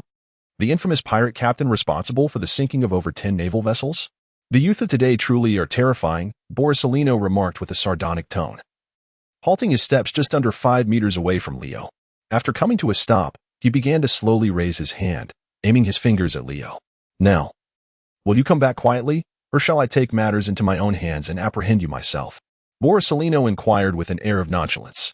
Upon hearing this, Leo swiftly turned around and flashed a grin. Neither. No sooner had he spoken than a golden laser shot forth from Borsellino's fingers, racing toward Leo's left shoulder with the speed of lightning. Having already sensed the impending attack through his acute observation Haki, Leo was prepared. Despite a mere half-second delay, he narrowly evaded Borsellino's lethal strike. With a narrow escape from that deadly blow, Leo immediately unsheathed his enchanted blade, Blue Rain, and swung it toward Borsellino. The formidable blade, aura, shadowless yet brimming with destructive potency, surged forth. Borsellino, unwilling to underestimate the threat, swiftly dodged the attack and continued his advance toward Leo. "Lightspeed kick," he declared, unleashing a kick aimed directly at Leo. Should this blow connect, the consequences would be dire. Leo quickly adapted, leaping to evade Borsellino's assault, but just then, Borsellino appeared behind him. "You've lost," he said, grinning as he raised a finger, preparing to unleash a laser attack at Leo's back. Yet, in that critical moment, Leo chuckled, not necessarily. As his words fell, he counterattacked, sweeping his blade horizontally behind him, the armament Haki coiling around the edge of his sword. Even if Borsellino attempted to elementalize, he would be unable to evade the oncoming strike. Upon witnessing Leo unleashing armament Haki, Borsellino's eyes subtly flickered with astonishment. "Oh my! Armament Haki!" he exclaimed in that peculiar tone of his, yet his movements remained fluid and uninterrupted. With a swift motion, He raised his elongated leg high and brought it crashing down upon Leo's demonic blade, Blue Rain, pinning it mercilessly to the ground with a resounding thud. In that fleeting moment of intense confrontation, Leo experienced an epiphany. His gaze locked onto Borsellino as his mind meticulously replayed the sequence of their clash, 60 times over. Like a film stuck on loop. Suddenly, enlightenment dawned upon him. So that's how it is. Rankyaku can be utilized in such a manner. Leo realized that Borsellino's strike had seamlessly integrated the principles of Rankyaku, coupled with the precise mechanics of his leg muscles. This fusion granted his attack unparalleled speed and devastating force, rendering evasion impossible. A smirk curled on Leo's lips. "Brat, you still find amusement in this?" Borsellino remarked, perplexed. For a youth of Leo's age to wield such formidable prowess, mastery in swordsmanship, and even armament Haki was nothing short of astounding, even for a seasoned veteran like Borsellino. Yet, that enigmatic smile only deepened his bewilderment. How could this boy remain so composed under his relentless assault? Unbeknownst to him, Leo regarded him as nothing more than a training dummy, gleaning invaluable techniques and secrets from their duel. "You're quite skilled for a disheveled old man," Leo quipped, "though I've yet to catch your name." "I am Admiral Borsellino of the Marine Headquarters, codenamed Kazoo. Now that you're aware, does this mean you'll surrender peacefully?" Chapter 27. Continuous Enlightenment and Growth in Battle. Borsellino's expectant gaze bore into Leo, who could only respond with an awkward grimace. "Does he truly believe I'd comply? Who said anything about surrendering? I merely asked for your name. I don't strike down nameless foes," Leo retorted with a playful smirk. My. The youth these days are truly terrifying." In an instant, Borsellino launched a blindingly fast kick, light-speed kick aimed straight at Leo's chest. Reacting swiftly, Leo channeled his full armament Haki into his torso, bracing for impact. He knew all too well that matching Borsellino's speed was currently beyond his reach. The speed of this individual is arguably among the fastest in the entire world of One Piece. Confronted with such a formidable opponent, the only option is to withstand the assault. Borsellino's light-speed kick landed mercilessly on Leo's chest, propelling him through the air with an overwhelming force that he could not resist. In that instant, he felt a tumultuous upheaval within his body, as if his internal organs and even his bones had been shattered. Ultimately, he sensed a surge of liquid rising in his throat, and, unable to control himself, blood trickled down from the corner of his mouth. Indeed, the disparity was considerable, Leo thought to himself, realizing that retreat was the only viable option for the day. Should he continue the fight, he would only suffer further losses. Taking advantage of the momentum from being sent flying, he adjusted his direction, swiftly turned, and activated the Marine 6 style Saru in conjunction with Moonwalk, propelling himself across the air with remarkable speed. "Oh, the Marine 6 styles?" Borsellino, observing from a distance, was taken aback by the scene. The Marine 6 styles are powers reserved for officers of the Navy, typically not shared with outsiders. How could such a young pirate possibly possess knowledge of such techniques? Leo's mastery of the Marine 6 styles had long surpassed the novice level. His velocity was so extraordinary that Borsellino hesitated for merely a few seconds, and in that fleeting moment, Leo vanished from sight. "Oh no, he is about to escape." Borsellino snapped back to reality, letting out a strange cry, and his body transformed into a golden beam of light, vanishing rapidly.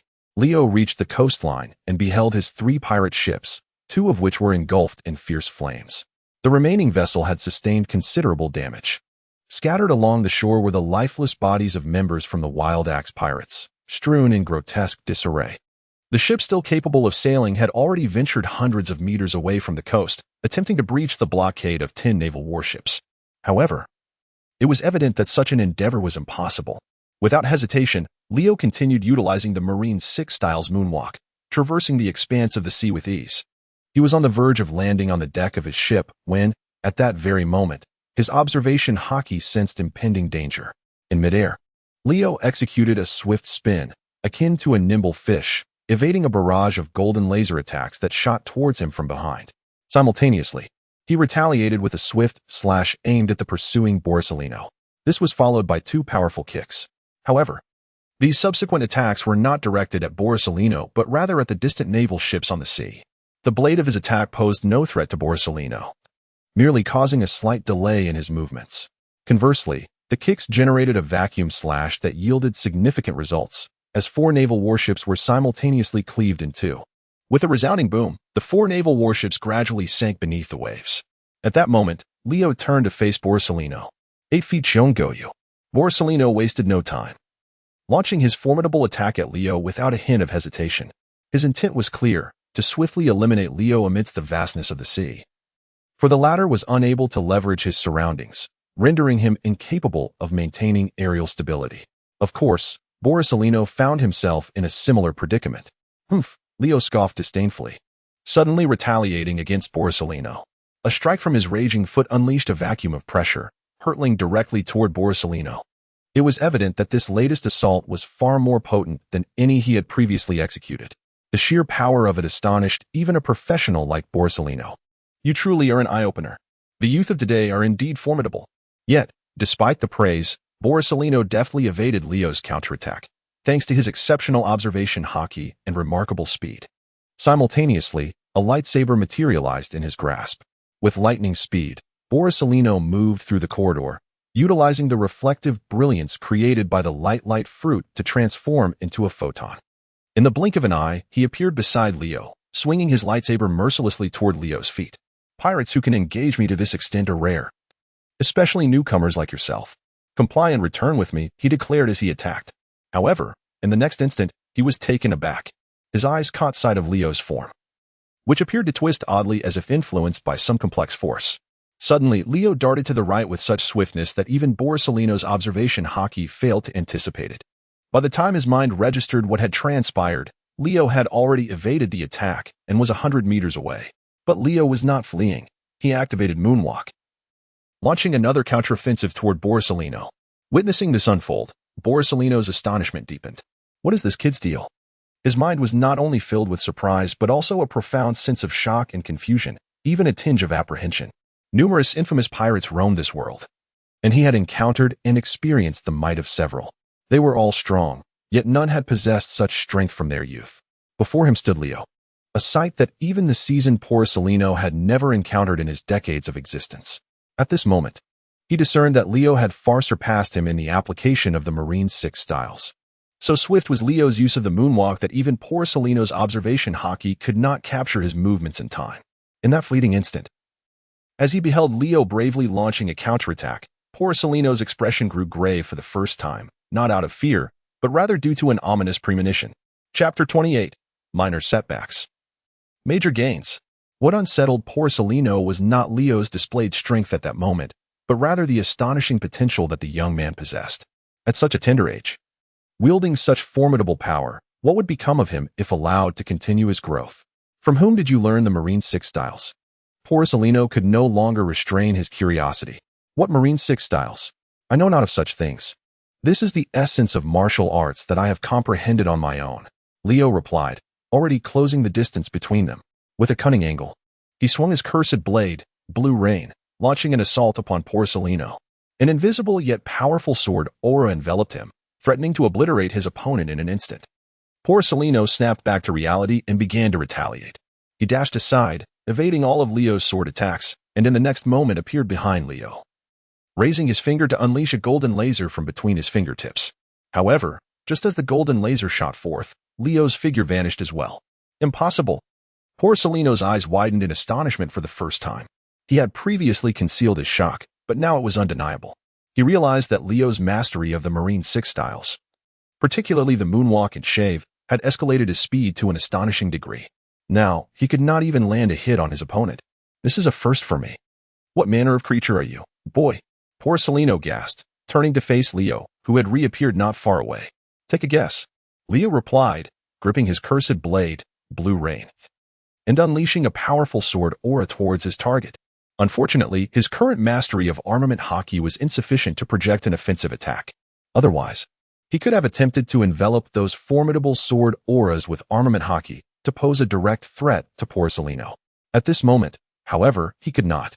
As anticipated, Borsalino remained unfazed by the ordinary sword auras, effortlessly entering his elemental state to evade all assaults. Lightspeed kick. With a swift kick, he struck towards Leo at lightning speed. Simultaneously, his hands were not idle. They crossed before him as he unleashed his formidable technique, the Eightfold Jewel of the Eight Span. Throughout the battle, Leo continuously gained new insights, his speed accelerating, strength amplifying, and swordsmanship refining. However, ultimately, it was the unparalleled prowess of Borsalino that prevailed. In terms of stamina, combat ability, and experience, Borsalino outmatched Leo significantly. The two warriors engaged in combat upon the sea for over 3 hours, until Leo, narrowly defeated by a single blow, succumbed to Borsalino's might. Observing Leo, who had sustained considerable injuries and was cast into the water, Borsalino offered a commendatory remark. "You are the most formidable newcomer I have encountered in many years. Subduing you was quite a challenge." At that moment, his subordinates arrived aboard their warships. During the fierce exchange between Borsalino and Leo, the remaining members of the Mad Axe pirates had been surrounded and subdued by 10 naval vessels. The final pirate ship sank. And aside from those who were missing or killed, over 100 were captured. Several naval soldiers plunged into the water, using hooks to drag Leo back onto the deck. As Leo attempted to resist, Borsalino firmly pressed him to the ground, rendering him immobile. Subsequently, the surrounding naval soldiers equipped him with special handcuffs and leg shackles crafted from sea prism stone. "Now, let us return to Marineford," Borsalino commanded. However, he noticed a cryptic smile gracing Leo's lips. Rather than displaying disappointment or fear at his capture, Leo appeared rather pleased. This unusual scene piqued Borsalino's curiosity. Unbeknownst to him, Leo's mind was brimming with profound insights. The intense battle with Borsalino had not only revealed the stark gap between him and a world-class powerhouse, but had also imparted numerous lessons. Confronting an opponent endowed with the powers of the glittering fruit and unparalleled speed, Leo recognized his own shortcomings. Through deductive reasoning, he discerned a method to elevate his speed to new heights, grounded in the Navy's 6 styles. Furthermore, in the face of Borsalino's light-speed assaults and formidable sword techniques, Leo experienced advancements in his thrusting techniques, tempestuous kicks, and swordsmanship. Most importantly, Leo made significant progress in his mastery of Haki.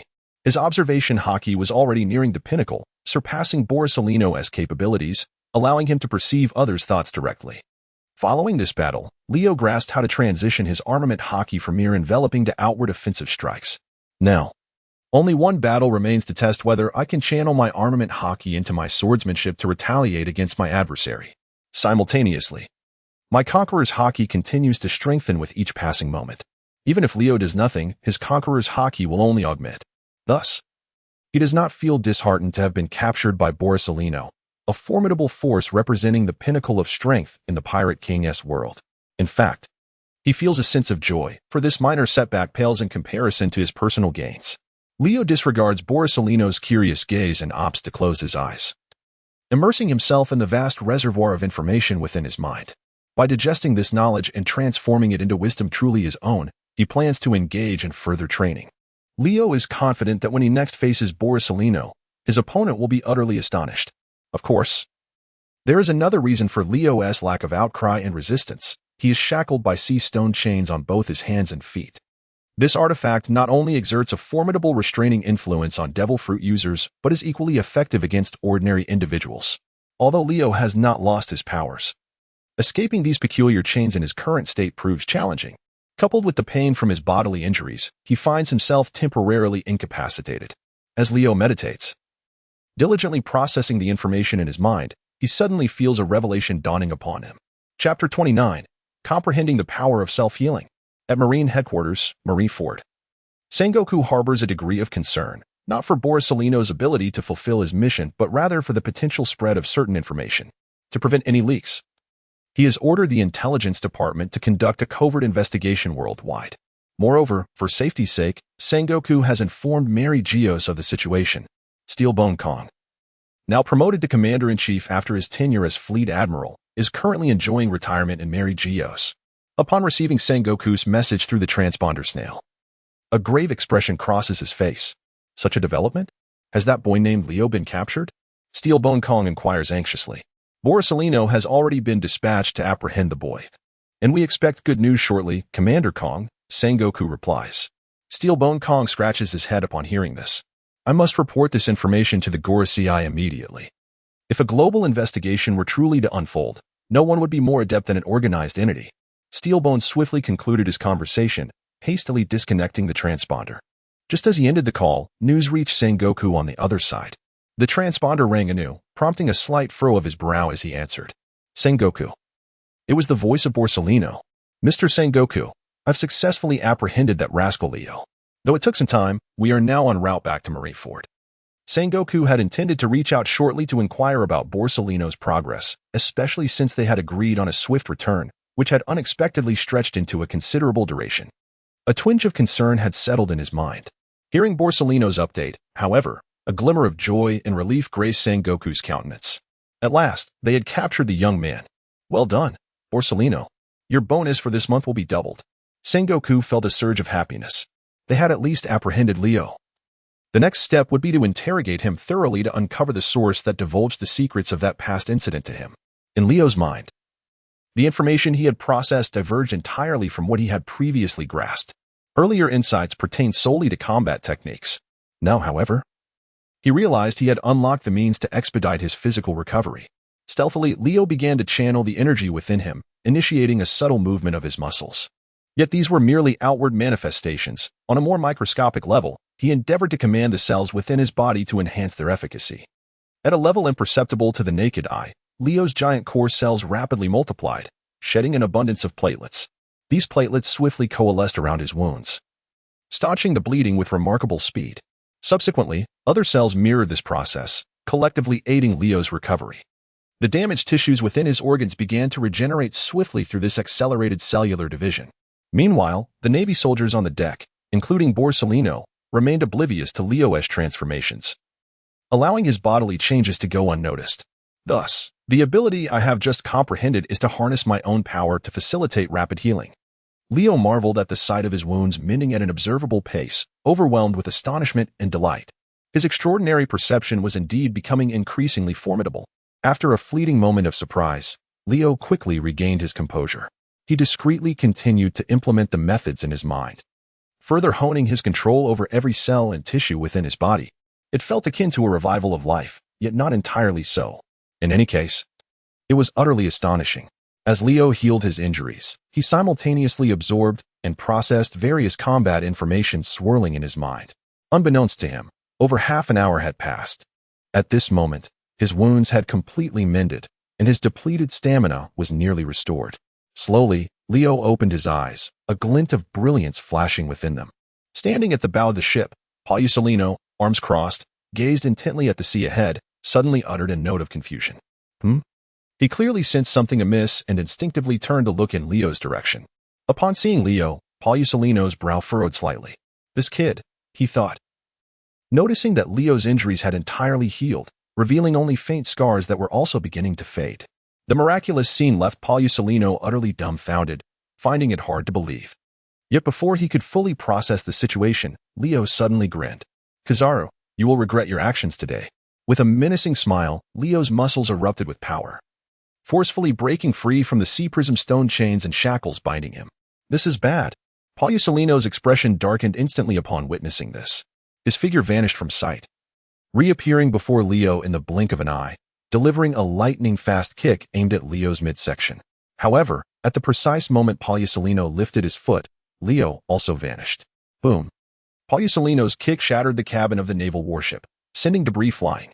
His gaze swiftly followed Leo's movements. Thinking of escaping? Not so easily.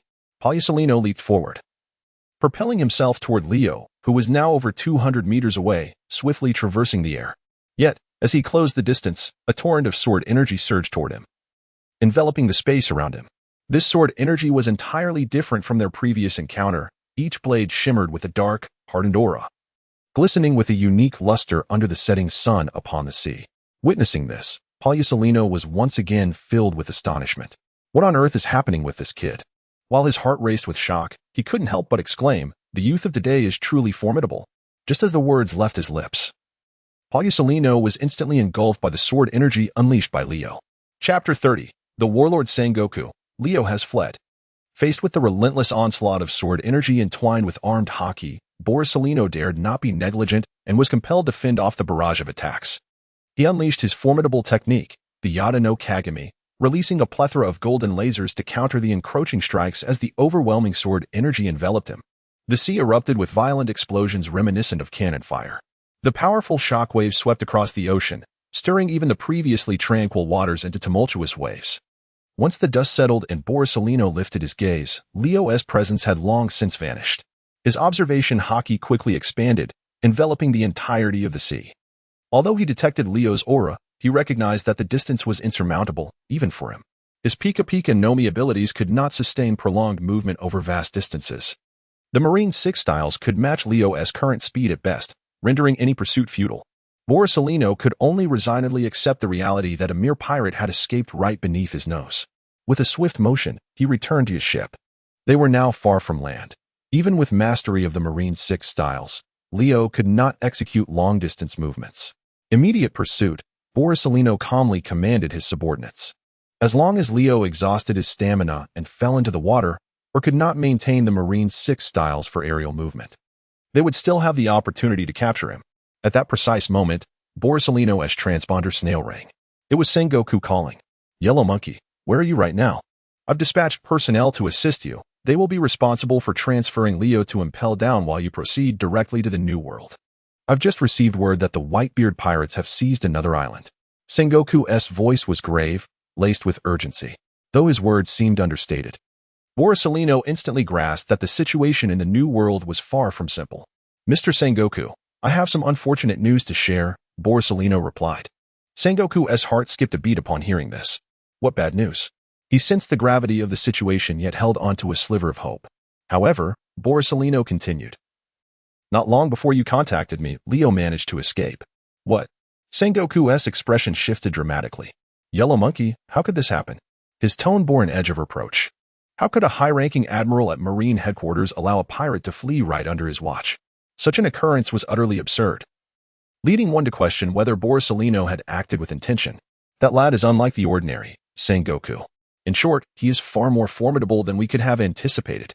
Borsalino reported the previously observed circumstances to Sengoku, including the details that Leo possesses the ability to heal his own wounds and forcibly escape from the sea stone shackles. Upon hearing this report, Sengoku's expression darkened considerably. "This little brat is indeed that powerful? Kizaru, do not concern yourself with this matter for now. Immediately head to the New World to deal with the Whitebeard pirates. As for Leo, I will find a way to handle him." After concluding the conversation, Sengoku abruptly severed the connection with the transponder snail. He then sank into a chair, his head buzzing with the weight of recent events. The series of occurrences had him feeling overwhelmed. Leo's escape from Borsalino evoked a sense of boundless freedom, as if the ocean was vast enough for fish to leap and the sky high enough for birds to soar. Following this battle, he had come to a clear understanding of his current capabilities.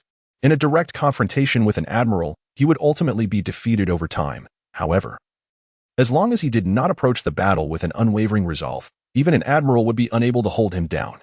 Given just a little more time to grow, the moment for his comprehensive revenge against the Navy and the world government would arrive.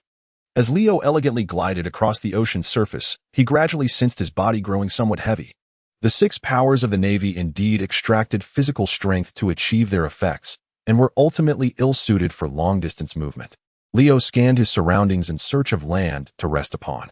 Just then, he spotted a vessel sailing toward him from the left side of the sea. It arrived at the perfect moment. A smile crept onto Leo's lips as he hastened toward the approaching ship. This was an ocean liner, resplendent and grand, where the wealthy reveled in merriment and extravagance, singing and dancing. At that instant, a figure descended lightly onto the deck, arousing no suspicion from anyone.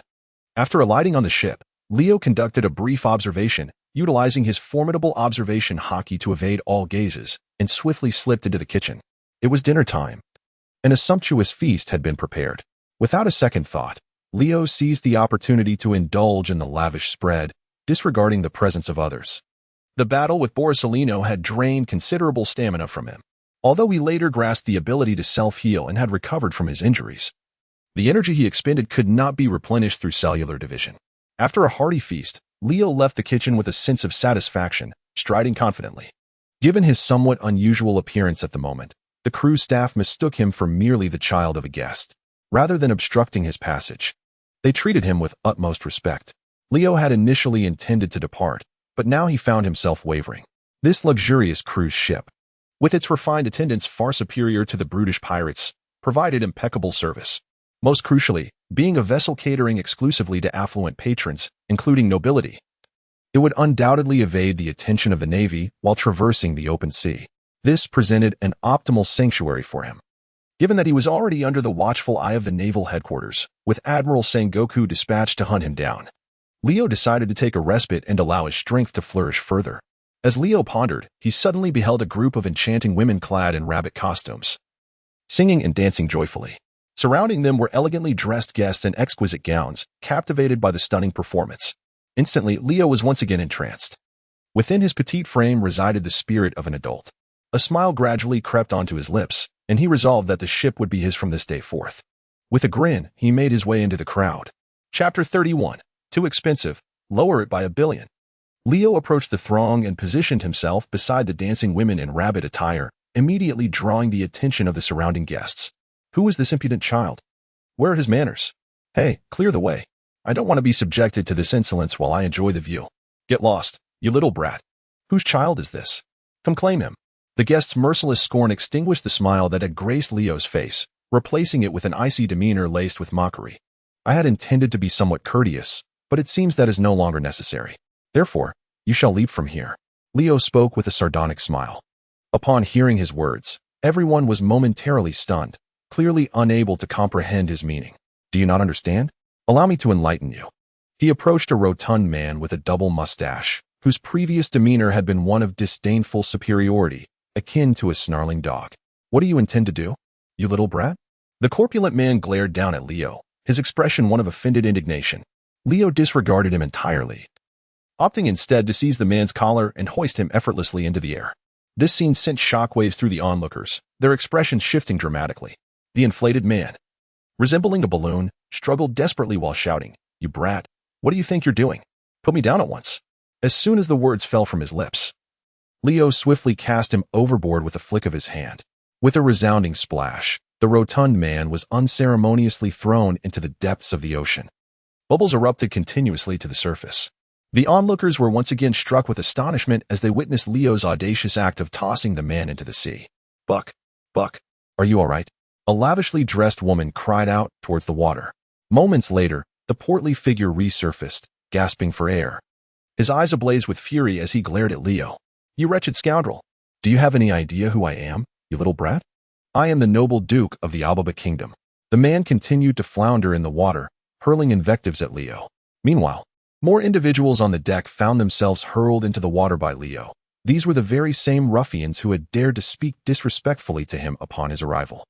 Naturally, Leo would not indulge such impolite behavior. After casting dozens of them into the sea, he finally ceased this seemingly mad endeavor. Clapping his hands, he turned to face the throng of terrified guests and crew members on the cruise ship. "Now then, the rude and disrespectful individuals have been dealt with," Leo remarked nonchalantly, offering a slight smile to the remaining crowd. "Allow me to introduce myself. I am Leo. From this moment onward, this vessel belongs to me. You may continue to enjoy your voyage here, but should anyone dare to disrespect me again, they will meet the same fate as those before." Just as Leo finished his declaration, a tall, slender man with curly brown hair, impeccably dressed and exuding an air of distinction, pushed through the crowd. With uncertainty etched on his face, he approached Leo and exclaimed, "What are you talking about? This is our ship." "Oh, are you the owner of this vessel?" Leo inquired, gazing at him intently. "Indeed, I am Duke Alec, the proprietor of the traveler cruise ship." Leo nodded thoughtfully upon hearing this. The sight of him reflecting on the earlier incident, where he had unceremoniously tossed so many individuals into the sea, caused Duke Alec's expression to shift to one of concern and apprehension. The surrounding crowd mirrored his sentiment, anxious that this seemingly youthful yet astonishingly strong lad might unleash further violence. Fortunately, their worries were unwarranted. Leo, instead of repeating his earlier actions, merely fixed his gaze on Alec and smiled gently. "Fear not, I do not intend to seize your ship. I will compensate you." "How much does this vessel cost?" Leo inquired. Upon hearing these words, the other party was momentarily taken aback, then could not help but chuckle derisively, saying, "Are you jesting? This vessel was constructed with the authorization of the world government. Its worth is incalculable. Even if you were insistent on purchasing it, it would cost no less than 5 billion berries." 5 billion. Leo gazed at the speaker, visibly astonished. "Not a single berry less." Alec extended 5 fingers, clearly underestimating Leo, convinced that he could not possibly amass such a fortune. In truth, Leo indeed lacked the means to procure such an amount. Oh, Leo nodded, seemingly unfazed. Alec, taken aback by Leo's nonchalant demeanor, found himself musing internally, repeatedly reassessing Leo. He had merely uttered a figure offhandedly, not genuinely intending to sell the luxury liner. Could it be that this young man truly had the capacity to produce such wealth? The surrounding crowd was equally bewildered, their eyes fixed on Leo. 5 billion was exorbitantly expensive. At that moment, Leo spoke again, causing everyone to exhale in relief, and Alec's smile returned. That is precisely why I mentioned it is a luxury liner sanctioned by the world government, specifically catering to the aristocrats of its member nations.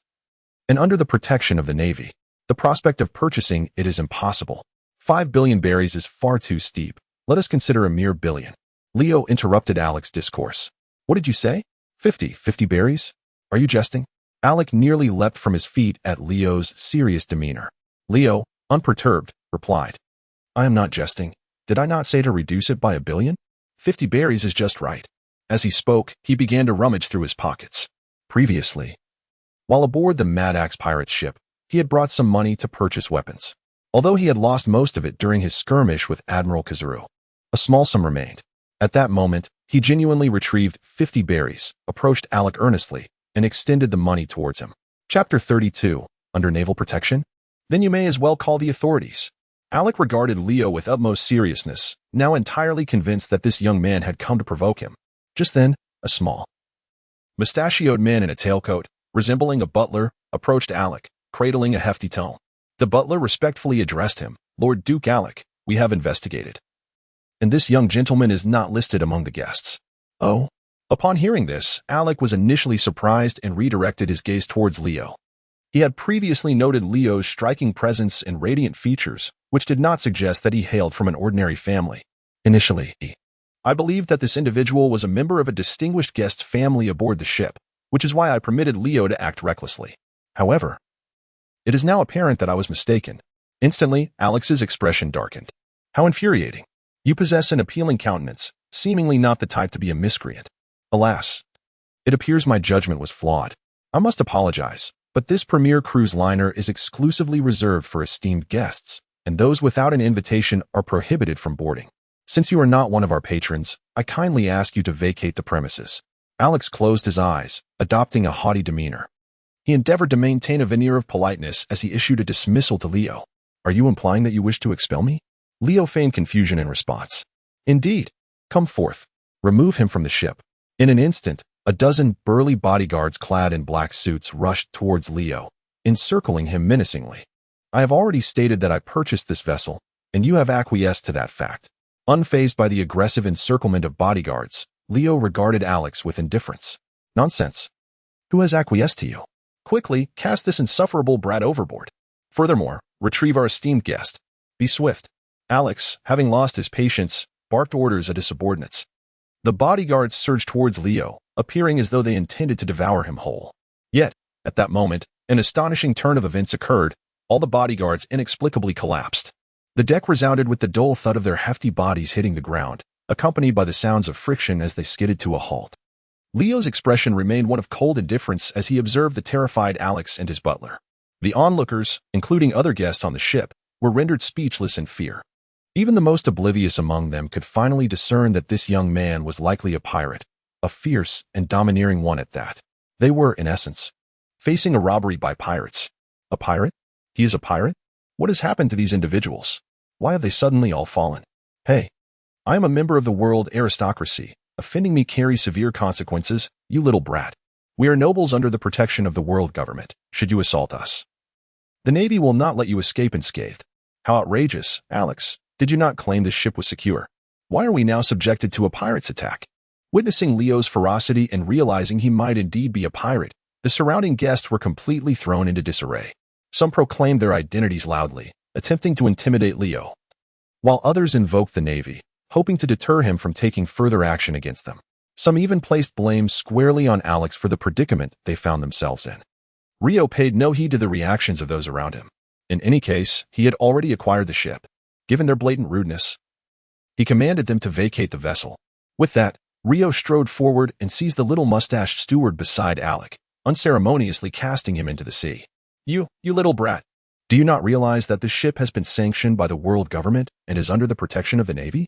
Even pirates would not dare to rob us. What do you think you are, to audaciously attempt to strong-arm your way onto my ship? Alec, facing the disdain of the surrounding guests, felt a surge of indignation. He, with a fade of bravado, pointed an accusatory finger at Rio and issued a loud threat. Yet, instead of feeling intimidated, Rio found himself on the verge of laughter. Would the Navy truly protect this vessel? Rio inquired with a knowing smile. Indeed, Alec replied, his eyes gleaming with a sense of triumph. Convinced that Rio's mention of the Navy had instilled fear in him, perhaps he could further leverage the Navy to compel Rio to retreat. Oh, Rio nodded. Then you should hurry and call for help. Call for help? Yes, quickly notify the Navy to come and rescue you, Rio affirmed. And as soon as he finished speaking, one of Alec's subordinates eagerly fetched a transponder snail. Duke Alec, your transponder snail, the subordinate announced, casting a glance at Rio. At that moment, Rio scrutinized the individual with a benign smile, which sent a shiver down the subordinate's spine. Alec, however, paid little mind. He took the transponder snail and began dialing a number. Are you really going to call? Rio asked coldly, observing Alec's every move. You insufferable brat. I shall inform the Navy to come and arrest you, under the pretext of assaulting a world noble.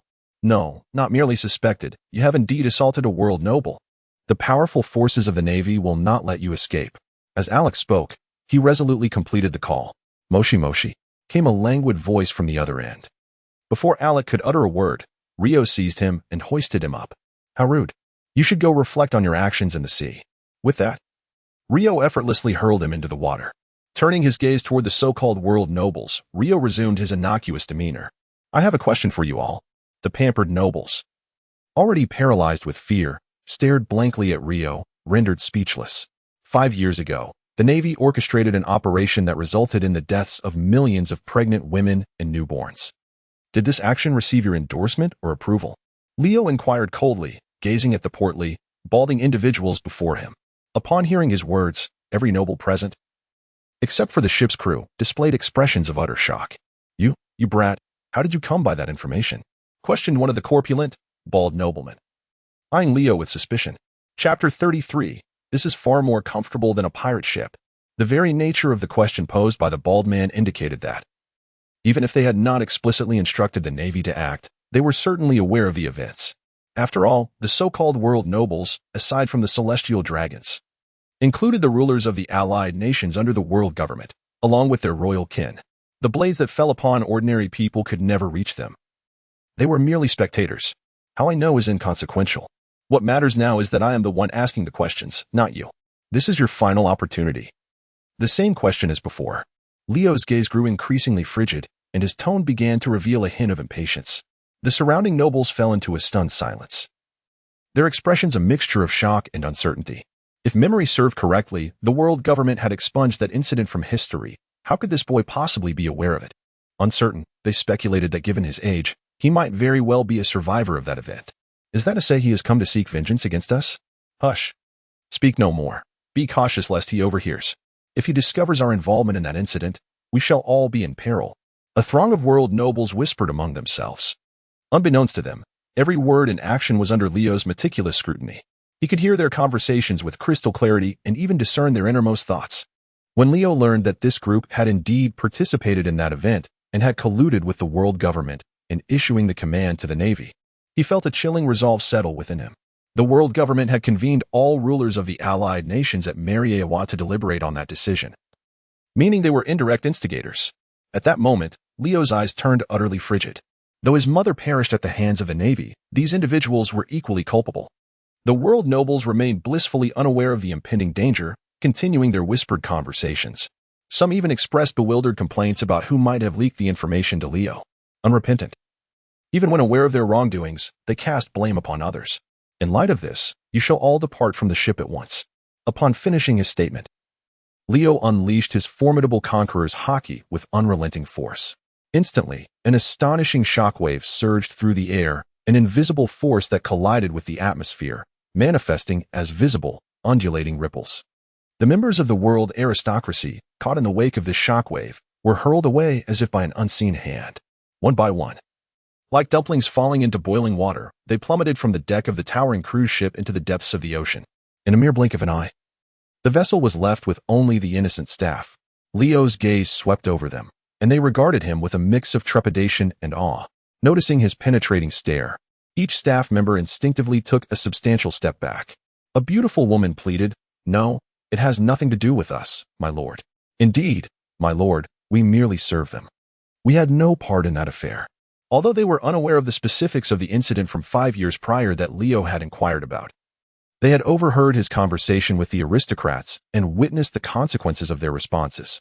Thus, this group of staff members hastily proclaimed their ignorance. Leo chose to trust their words. Had they known the deliberately erased history, they would likely have met a far graver fate. Continue to work diligently aboard this ship. I shall not harm you. However, should anyone dare to betray me, his gaze traversed the tall, graceful women clad in rabbit costumes, revealing their fair skin and long legs. Before finally settling upon the group of attendants, once again, they assured him of their loyalty and commitment to silence. Prepare a room for me. I require rest. Notify me when dinner is ready, Leo commanded one of the women who resembled a housekeeper. Certainly, my lord. Please, follow me, the housekeeper responded promptly, leading the way with utmost respect. What is your name? Leo inquired, observing her curvaceous figure.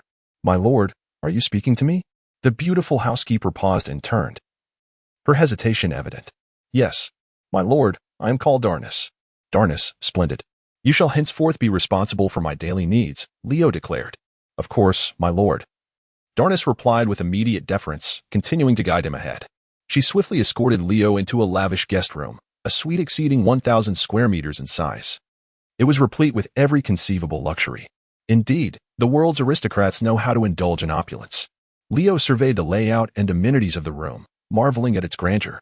How much more comfortable this was compared to the rough and tumble of those pirate ships, he mused. Darnus stood by the door, patiently awaiting Leo's command. You may leave for now. I will summon you if needed, Leo instructed her. Understood, my lord, she replied. I am Leo. Very well, Lord Leo. Darnus is at your service whenever you require. With that, Darnus gracefully turned and closed the door behind her. Leo approached the grand bed and reclined upon it, feeling as though he were lying on a soft white cloud. He began to recollect the insights he had recently grasped. He vividly recalled the moment when he unleashed his armament Haki, sending the members of the world aristocracy tumbling into the sea. Prior to that moment, his conqueror's Haki lacked such formidable might. It could at most render individuals momentarily dazed. However, that instant of explosive power had begun to inflict direct damage on targets within a certain radius. This signified a marked advancement in Leo's comprehension of his conqueror's Haki. He resolved to thoroughly consolidate this newfound strength. Unbeknownst to him, one of the aristocrats who had fallen into the sea retrieved a din mushy from their person and dialed a number. Chapter 34. The sin second only to attacking the celestial dragons. At Marine headquarters in Marineford, the din mushy suddenly rang. Sengoku, now seemingly afflicted by a premonition whenever the phone rang, felt an inexplicable tremor in his heart, despite his reluctance. Instinctively, he seized the din mushy and answered. This is Sengoku. Mr. Sengoku, this is the intelligence department. We have just received a call from the Minister of Finance of the Aba Kingdom. They claim to have been attacked by pirates on the high seas. Upon hearing the report from the din mushy, Sengoku's expression darkened. Indeed. Each time the din mushy sounded, it heralded no good tidings. Is this a member of the world government? Sengoku pondered aloud. He then replied with gravity. If I recall correctly, the Aba Kingdom is situated near the Marine's 77th branch. Such matters should be resolved by the 77th Division. Why must the call be directed to me? An instinctive apprehension gripped Sengoku, suggesting that the situation was far more complex than it appeared. Indeed, upon hearing the transmission, the voice on the other end replied, Mr. Sengoku, they were attacked aboard the Traveler supercruise ship. Among those assaulted were ministers and royal members from over 60 allied nations of the world government. What is it? Sengoku's heart tightened upon hearing a hesitant tone from the other end. The pirates responsible for the assault claimed to be led by someone named Leo. The head of the intelligence department promptly responded. Leo, a name now synonymous with notoriety at the Navy headquarters, had previously attacked multiple naval branches, inflicting severe losses and overwhelming the Marine forces dispatched from Marineford. Even Admiral Kizaru's personal intervention had failed to subdue this individual, who seemed almost monstrous in his capabilities. Just hearing his name instilled a sense of dread. Sengoku murmured, Leo, his brow furrowing deeply. Kizaru Borsellino. had been reassigned to the New World to manage troubles caused by the top pirate crews, a directive also supported by Mary Geos. At present, Marineford faced a critical shortage of personnel, leaving no one readily available to address this predicament. Where's the traveler cruise ship now? After a moment of contemplation, Sengoku inquired in a grave tone. Our intelligence department is closely monitoring its movements. The cruise ship is currently navigating along the 5th route. According to this trajectory, it will ultimately reach the Sabaody archipelago, having initially been scheduled to visit Fishman Island for tourism, the telephone responded. Sabaody archipelago. Sengoku narrowed his eyes. Very well, I understand. Maintain close surveillance on that vessel and ascertain whether Leo is indeed behind this. If it is confirmed to be Leo, exercise utmost caution and do not act rashly. With that, Sengoku abruptly terminated the call. Rising decisively, he strode towards the exit. Just as he stepped out of his office, he encountered Vice Admiral Tsuru making her ascent. Sengoku, where are you headed in such haste? Tsuru observed Sengoku's hurried demeanor with surprise. I must urgently travel to Mary Geos. Tsuru, I entrust the matters of Marineford to you, Sengoku replied. Is there some pressing issue that has arisen? Tsuru inquired, her heart momentarily quickening with concern. With a deep breath, Sengoku's expression turned exceedingly grave. He had just received a report from the intelligence department. Leo, having escaped from Kazuru, had plunged into a colossal predicament once more. This time, his target was the aristocracy of the world government's allied nations. On board the traveler cruise ship, a total of nobles from over 60 allied nations fell victim to his assault, all of whom now found themselves submerged in the sea, while Leo had commandeered the vessel. Sengoku solemnly conveyed this information to Vice Admiral Tsuru, who immediately displayed a countenance of utmost seriousness. The allied nations of the world government willingly contributed a substantial amount of celestial gold annually, precisely because the world government pledged to safeguard their security from pirate incursions. Should these nations be attacked by pirates, the Marine headquarters would be compelled to dispatch rescue forces, not only to protect the safety of these allies, but also to punish the offending pirates. Such stipulations were explicitly documented in the treaties. In other words, it was now time for Marineford to take action. Do you intend to head to Mariewa for reinforcements, Sengoku? Vice Admiral Tsuru inquired with a furrowed brow, her concern evident. This matter must be personally reported to the Gorosei to hear their directives. Sengoku chose not to elaborate further.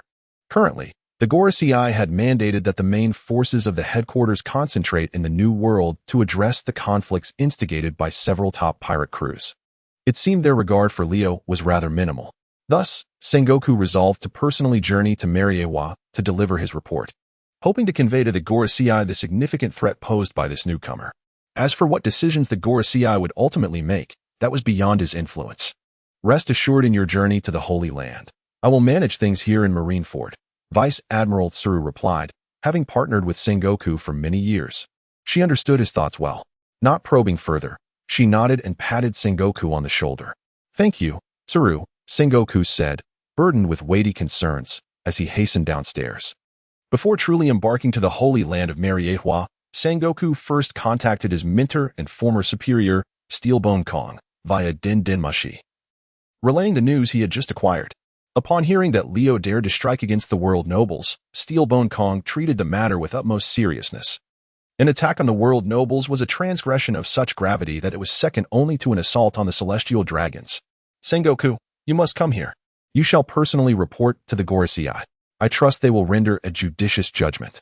Steelbone Kong concluded, hesitating momentarily. If manpower proves insufficient, I am still capable of contributing to the world government's efforts. Steelbone Kong said in a deep voice. Chapter 35. This is also my era. Leo, in his room, was digesting the newfound insights regarding the growth of his Conqueror's Haki. He had now confirmed that his Conqueror's Haki could be unleashed over a distance, inflicting tangible harm upon targets within a certain range. However, this merely constituted an introductory standard at this level of mastery. In comparison to Whitebeard and Shanks, whose clash of Conqueror's Haki could rend the heavens, Leo's current prowess was far from such dramatic heights. As for further mastery involving the wrapping of Conqueror's Haki, he had yet to reach that stage. It was merely a matter of time. Thoughts swirling in his mind, Leo rose from his bed and made his way outside. Perhaps due to his newfound ability to heal his body, or perhaps a result of excessive cell division, he now found himself perpetually hungry.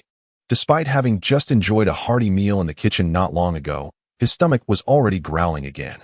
Leo stepped onto the deck, where he observed a group of attendants engaging in hushed whispers. He chose not to disturb them, but instead listened attentively to their conversation. It's true, just look for yourselves. The bounty list has been released, with a reward of 500 million berries. One of the attendants quietly exclaimed, producing a newspaper and a wanted poster from his pocket. It's really him. Leo has indeed been placed on the Navy's wanted list with a bounty of 500 million berries. Another remarked incredulously. It's unbelievable. But he doesn't look like a pirate at all, and he seems far too young. Regardless, we now know that this fellow is a fierce and dangerous individual. We must not provoke him. Should we notify the Navy? Someone questioned. I think we should refrain. He poses no threat to us. If we secretly inform the Navy and are caught, we could be in serious trouble. The attendants continued their quiet discussion, initially believed to be gossiping about something malicious. But unbeknownst to them, they were actually conversing about Leo's bounty. Am I truly wanted by the Navy for 500 million berries? Leo couldn't help but smile at the thought.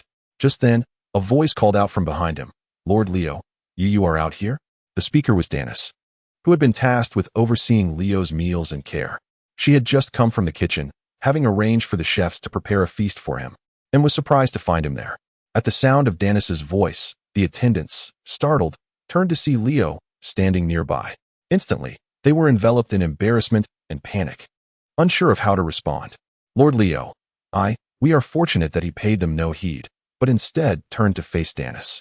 I am famished. Is the meal prepared? Leo inquired. Please, Lord Leo, allow me a moment. I have arranged a sumptuous dinner specifically for you, Danis promptly replied. Make them hurry. By the way, is there anything readily available to eat? Bring it to me, he said, turning to walk in another direction. That way led to an open-air restaurant. Perched atop the cruise ship, it offered the finest vantage point to behold the most exquisite seascape. Very well, Lord Leo, Danis said, not daring to delay, and hurried away to make arrangements. Just then, Leo unexpectedly returned to the group of service staff. They remained shaken, still reeling from the earlier incident. Upon seeing Leo approach, their faces paled. Can I have that? Leo pointed to the newspaper and the accompanying wanted poster held by one of them. Please, do not hesitate. The server hastily handed over both the newspaper and the wanted notice. Thank you, Leo replied, turning back toward the open-air restaurant. He casually selected a spot to sit and began to peruse the newspaper, setting the wanted poster aside. The front page bore news of the New World. The Whitebeard pirates had seized 17 islands, and the Navy was mobilizing a significant force to attempt to encircle them. Kaido of the Beasts, leading the Beast Pirates, had occupied Wano country and was gradually expanding his influence, posing a severe threat to the Navy and the world government. Indeed, this era is rife with the ascendance of the former crew members of the Rocks Pirates. Leo chuckled softly at the contents of the newspaper, his gaze sharpening. Before my arrival, you were merely legends upon the sea. Now that I am here, I have witnessed it. I, too, shall leave my indelible mark upon this era. Silently contemplating, Leo glanced at the wanted poster on the table. He then casually crumpled it into fragments, releasing the shards into the wind, where they scattered and dissipated. 500 million berries? Such disdain for my worth. Leo narrowed his eyes. Just then, Danis arrived with the food, and he cast aside his thoughts. Indulging in the exquisite delicacies exclusively available to the world's aristocracy. Upon arriving at Mariehua, Sengoku immediately proceeded to meet with the Gorosei. Though the 5 elders had each surpassed 60 years, they still radiated vitality. Sengoku, we are already aware of that matter. The organization is currently addressing pertinent issues. Why the urgency to meet with us? Are you not aware that this moment is crucial and that you should personally oversee matters at the naval headquarters? The 5 elders regarded the arriving Sengoku, refraining from inquiring about the reasons, and instead launched into a reproachful interrogation. In their eyes, dealing with the remnants of the Rocks Pirates was as paramount as extinguishing the legacy of the pirate king, Roger. With Roger now deceased, the seas remained tumultuous. Figures such as Edward Newgate, Kaido, and Charlotte Lin, once lieutenants of the Rocks Pirates, have now ascended to become formidable powers in their own right. As long as they breathe, the world government will not find peace. In contrast, a mere child left behind from an incident 5 years ago hardly raises any concern among the 5 elders. How could a 5 or 6-year-old, no matter how formidable, pose a significant threat? The remaining elders shared similar sentiments. At this moment, their gazes toward Sengoku were laden with discontent. Chapter 36, A Trial for Garp. Upon hearing the five elders' reproach, Sengoku too felt a twinge of dissatisfaction. Yet, maintaining his composure, he patiently elucidated, "Esteemed elders, not long ago, we dispatched Kizaru to confront Leo. However, en route, the young man managed to free himself from the sea stone chains and escaped right beneath Kizaru's nose. Just half a day ago, we received alarming news that Leo had attacked the Traveler cruise ship, assaulting over 60 noble families from allied nations. Mariford has since received pleas for assistance from those afflicted. Thus, I have come to the Holy Land to personally report this situation. Previously, when I briefed the Holy Land of Mariawa, Leo had yet to engage with Kizaru. Therefore, the five elders were unaware of the threat posed by this young man." Upon hearing Sengoku's direct report, the five elders' expressions shifted dramatically. Such a development existed? Witnessing their wide-eyed fury, Sengoku feared they might once again lay blame at his feet for not communicating the situation promptly. At that moment, the stoic Steelbone Kong interjected. "Esteemed elders, in the past, the Navy undertook a global pursuit of the malevolent lineage of the Pirate King, Roger, to uphold absolute justice. That secret, which should have remained buried, now faces the risk of further exposure due to the emergence of this young Leo. I believe the Navy bears an undeniable responsibility in this matter, and in order to safeguard the absolute justice of the Navy, the interests of the world government, and the safety of all allied nations, I am willing to personally confront Leo." Steelbone Kong's declaration softened the expressions of the five elders somewhat. At this moment, the thoughts of several elderly gentlemen gradually settled. One of them lifted his gaze towards a robust figure, sinewy and muscular, reminiscent of an unyielding sword, a testament to enduring strength. "Kong, you are now the supreme commander of our forces. It is unnecessary for you to intervene in the affairs of a mere pirate who remains in Marineford." The bald, mustached elder, known as Topman Vachali Saint, a legal and martial deity of the world government, inquired. After speaking, Topman Vachali turned his attention to Sengoku. Due to the turbulent state of global affairs, the available military might has already been deployed. "The only forces we can mobilize are myself and Tsuru," Sengoku replied. "They are both high-ranking command personnel, one an admiral and the other a chief staff officer. The elders would not consider sending them directly to the front lines." After a moment of silence, the bespectacled bald elder, Zambalona Shuru Saint, the financial martial deity, spoke up. "Where is Garp at present?" At this question, Sengoku felt a slight heaviness in his heart but responded nonetheless, "He is currently en route to the New World." Sengoku was acutely aware that Garp was perceived as somewhat of a thorn in the side of the elders. During the campaign against the Rocks Pirates, Garp had rendered significant service. At that time, Kong, then the fleet admiral, had repeatedly sought to promote Garp to a vice admiral, but Garp had consistently declined. Even the coaxing from the elders yielded no effect. Over these years, Garp's behavior had also been a source of concern. Sengoku knew the elders were fully aware of this. However, the seas were far from tranquil, and the Navy was in dire need of capable personnel. Garp had not committed any serious transgressions and remained remarkably loyal and dependable to the Navy. Thus, the elders chose to turn a blind eye. Now, the elders sought to send Garp to confront Leo. The underlying intention was quite evident. It was yet another test for Garp. He had vehemently opposed that very operation years ago. To send him after Leo now was akin to assessing Garp's resolve. Sengoku silently sighed within, maintaining an impassive exterior. He nodded, "I understand, esteemed elders. I will inform Garp immediately and instruct him to proceed against Leo." The elders nodded in calm agreement. Subsequently, the mustached elder, Marcus Moss Saint, the environmental martial deity, inquired. "Additionally, you mentioned that Leo could break free from the shackles of Seastone. What is the explanation for this?" "The Seastone shackles are designed to impose a formidable constraint on devil fruit users, rendering them powerless. However, Leo is not a devil fruit user, esteemed elders," Sengoku responded. "How old is he?" This question came from Jakarsha Satan Saint, a scientist and defensive martial deity of the world government, who wore a black hat and sported a full beard. Currently, he is estimated to be between 5 and 6 years of age. "Answer quickly," Sengoku. These words caused a simultaneous tightening of the expressions among the five elders and Steelbone Kong. At merely 5 or 6 years of age, possessing the strength to effortlessly break free from chains, and achieving this feat right under the watchful eyes of Admiral Kizaru Borsalino, is indeed astonishing enough to astound the entire world. At this moment, both Steelbone Kong and the five elders began to draw parallels to the notorious pirates who currently wreak havoc across the seas, disturbing the peace of the world and leaving the Navy in disarray. Many of these pirates displayed extraordinary prowess at a tender age. For instance, Charlotte Linlin, with her giant lineage and innate formidable strength, could easily overpower the giant warriors at the same age. Similarly, figures like Kaido of the 100 Beasts, Whitebeard, and the Golden Lion, as well as the legendary pirate King Roger and the formidable Overlord Rocks, evoke a sense of dread merely by their names. The revelation of Leo's astonishing capabilities at such a young age cannot be underestimated. Could it be that another formidable pirate is emerging? The expressions of the 5 elders grew grave. However, despite their inner astonishment and concern, they maintained the composure befitting their status. The scientific defense deity, Jagarsha Saturn, who had just spoken, turned to Sengoku and said, "You may proceed to allow Carp to take action. I have something to hand over to you shortly, Sengoku." As the scientific defense deity, Jagarsha Saturn directly oversees all technological resources of the world government, including the world-renowned genius scientist Dr. Vegapunk, who is under his command. In their pursuit to forge a more powerful navy to combat these malevolent forces, they have been diligently researching and creating various effective weapons over the years. Now, in dealing with a unique existence like Leo, it appears they will need to employ those technological advancements once more. Chapter 37, The Bloodline of the Pirate King? After a while, indeed, someone brought over the items mentioned by the scientific defense deity. It was a set of chains and shackles, gleaming with a silvery sheen, unmistakably extraordinary. Additionally, there was a vial of colorless, transparent liquid, resembling water. "What are these?"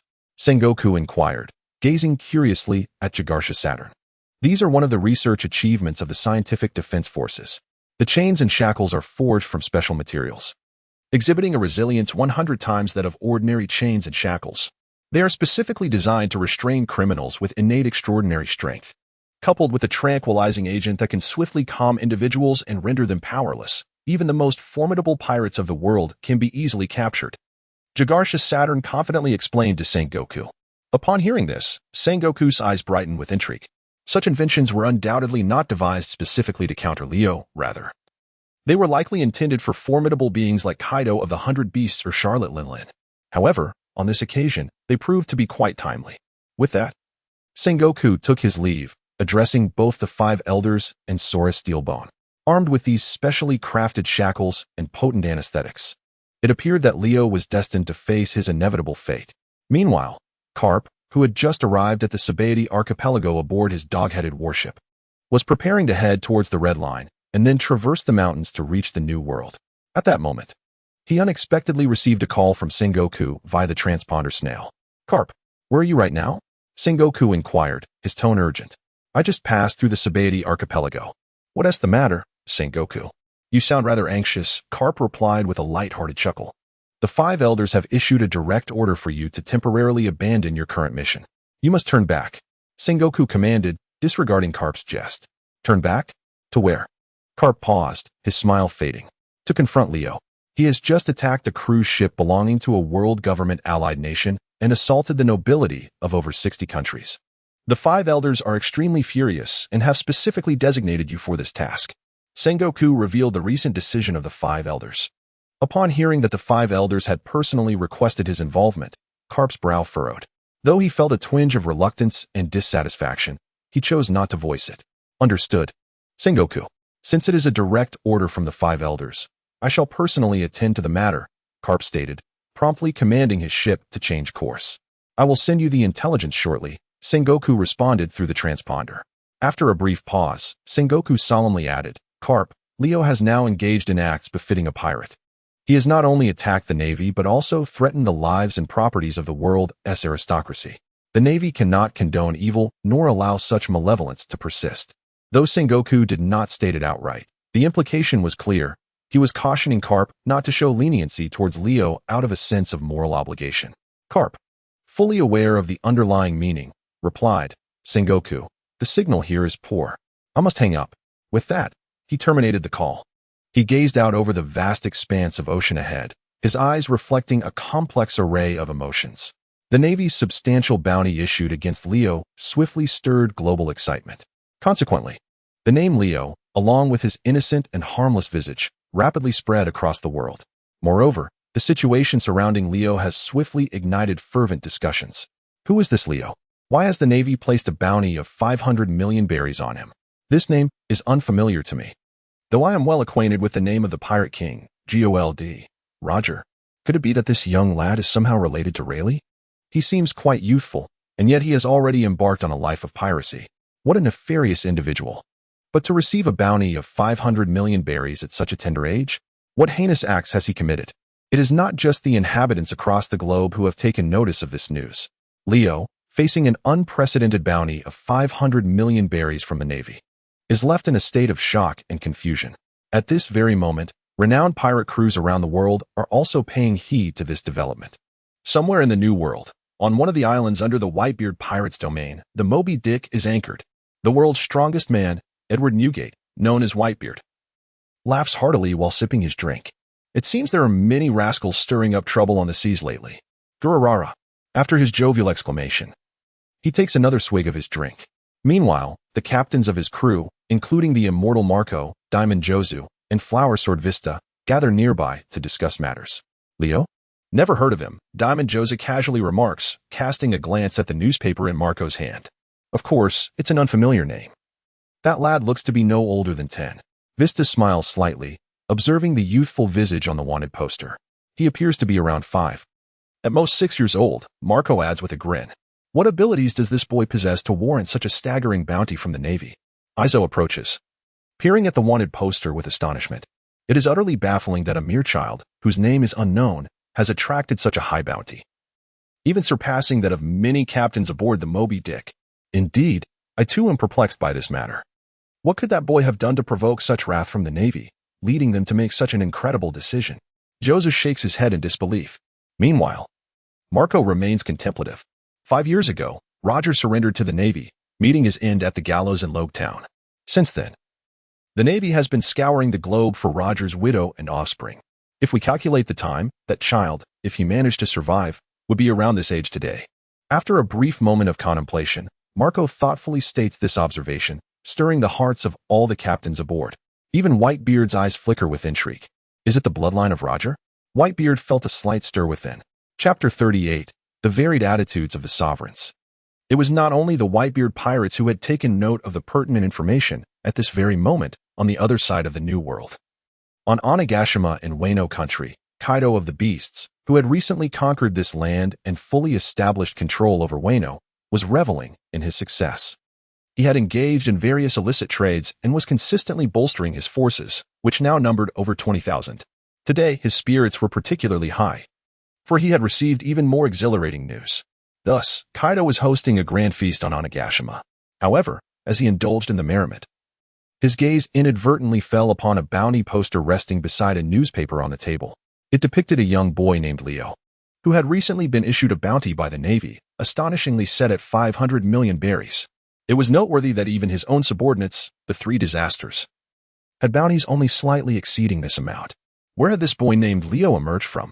Kaido's voice boomed like thunder, abruptly silencing the raucous cheers and clinking of glasses from all the pirates present. In an instant, the entire assembly fell silent, their eyes fixed on Kaido. Did no one possess information about this boy? Kaido scanned the faces around him, only to be met with expressions of confusion and bewilderment. It appeared that, much like himself, they were equally unfamiliar with the name of this young rogue. Suddenly, a palpable darkness enveloped Kaido, a foreboding presence that sent shivers through his subordinates. Oh no. Kaido was likely drunk again, they thought, their expressions turning grave. The Three Disasters also exhibited signs of concern, beads of cold sweat forming on their brows. As anticipated, moments later, Kaido erupted into tears. While weeping, he raised a gourd of wine and began to pour it into his mouth incessantly. Damn it. How could those fools at Navy headquarters issue such a staggering bounty on an obscure little brat? What could possibly be the reason? Why? As he bellowed in confusion, he continued to drink deeply. After downing an entire gourd of wine, Kaido resumed his soliloquy. Every one of my officers is a formidable pirate, capable of shaking the Navy with a mere stomp, yet their bounties pale in comparison to this unknown boy. How infuriating. Does the Navy look down upon my beast pirates? It is entirely your fault, you lot, for lacking ambition, that the Navy looks down upon us. Gurgling, Kaido muttered to himself, suddenly placing the entire blame on his subordinates.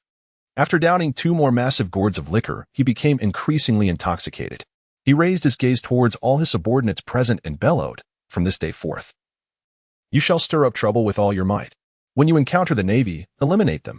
I want each of your bounties to exceed 1 billion berries. Remember that." Upon finishing his proclamation, Kaido abruptly soared into the sky, transforming into a colossal azure dragon, shattering the rooftop and vanishing into the heavens. Meanwhile, on another front, at Whole Cake Island, Charlotte Linlin was also issuing orders to host a grand banquet to celebrate the accession of yet another island into her nation, becoming a territory of her pirate crew. Preparations for the feast were in full swing. The Candy Minister and the Sweet Commanders were accompanying Charlotte Linlin, indulging in delectable treats while reporting on the recent developments at sea. Linlin's primary concern lay with the movements in the New World, as it was home not only to her pirate crew but also to the Whitebeard pirates led by Edward Newgate and the Beast pirates led by Kaido, among others. Additionally, there were numerous ambitious pirate crews eyeing their territory. Mother, in recent days, there have been movements from both Whitebeard and Kaido. Whitebeard's territory has expanded to 3 additional islands, while Kaido has fully dominated Wano, but we have yet to receive further news about them, Perispero reported to Charlotte Linlin. Ha ha ha. That Whitebeard is determined to compete with us to the end. That scoundrel Kaido is no different. Should I encounter him, I shall ensure his demise. Charlotte Linlin's eyes gleamed with a fierce malice as she spoke through gritted teeth, shoving sweet pastries into her mouth. After devouring them voraciously, she suddenly inquired, "What about the other pirate crews?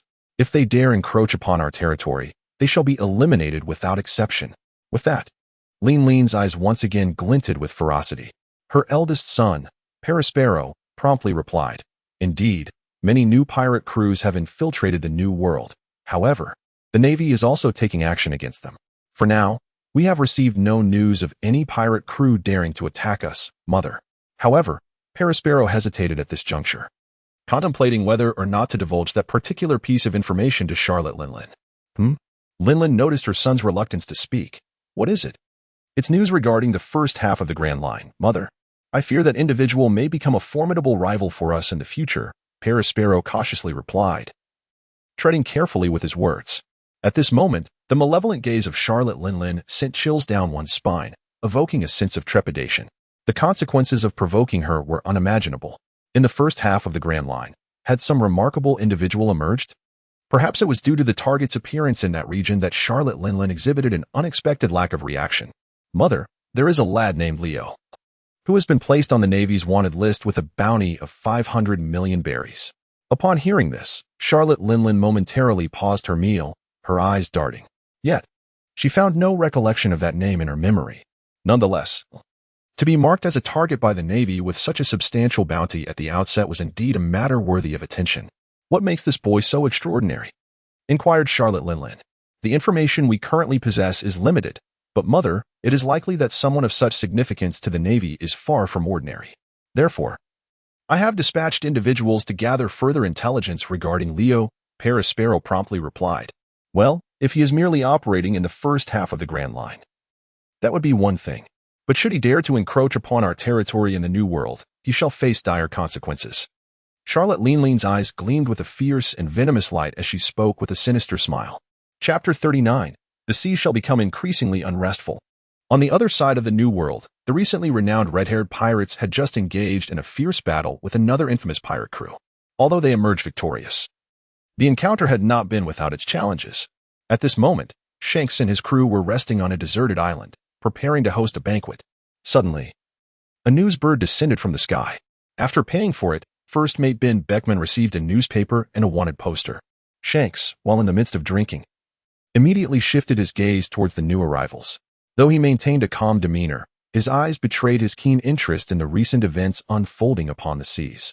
Whitebeard, Kaido, and others have been rampaging through the New World, amassing power and expanding their influence, Ben Beckman mused after glancing at the newspaper. Hearing this, Shanks chuckled lightly. After all, it is those fellows, such developments are to be expected. However, the Navy must be quite troubled by this. After speaking, Shanks raised his flask for another sip. Indeed, they would be troubled, though it was likely not solely due to the chaos stirred by Whitebeard and Kaido, Ben Beckman replied. Upon hearing his seemingly suggestive remark, Shanks' gaze flickered, and he looked back again. Numerous eye-catching rookie pirate crews had begun to infiltrate the New World. The Sabaody archipelago had become a place of unrest. The Navy's operations in the New World have thus become increasingly commonplace. It appears that this has led to significant troubles emerging in the first half of the Grand Line, remarked Ben Beckman. Humph, Shanks chuckled wryly. Has a remarkable new talent emerged? He inquired. The other officers, including Lockie Lou and Jesus Burgess, looked on with curiosity. Ben Beckman then approached Shanks directly, raising the bounty notice in his hand. This lad named Leo, although his deeds remain a mystery and the newspapers have not reported a word about him, has garnered a staggering bounty of 500 million berries from the Navy. Upon hearing this, everyone present, including Shanks, widened their eyes in disbelief. How could a novice pirate, devoid of any press coverage, command such a hefty bounty? After a brief moment of astonishment, Shanks's expression turned serious. Based on past experiences, it was evident that the world government and the Navy headquarters were concealing the young man's actions. But what could he have done to warrant such attention from the Navy? Shanks pondered deeply, furrowing his brow. The other officers also expressed their confusion. At that moment, Ben Beckman added, "It seems he is merely a child of 5 or 6 years old. Considering his age and the Navy's level of concern, perhaps the answer is becoming clearer." His words stirred something within Shanks and the other officers. "Are you suggesting?" Shanks asked, a hint of surprise in his gaze. "It's merely a hypothesis," Ben Beckman replied. "However, it is rather unlikely that everything is mere coincidence." Ha ha ha. 5 years ago, the Navy launched a campaign worldwide to eradicate the lineage left by Roger, resulting in the deaths of countless newborns and pregnant women. Could it be that they have only just now discovered that the bloodline of the pirate king Roger still exists? Lockie Lou couldn't help but laugh at this notion, which caused a slight shiver to run through Shanks' heart. "So, are you implying that this Leo, with a 500 million berries bounty on his head, is a descendant of the pirate king Roger?" Jesus Burgess stared incredulously at Lockie Lou, Ben Beckman, and Shanks. Yet, no one could provide a definitive answer. "I have stated, it is merely a conjecture.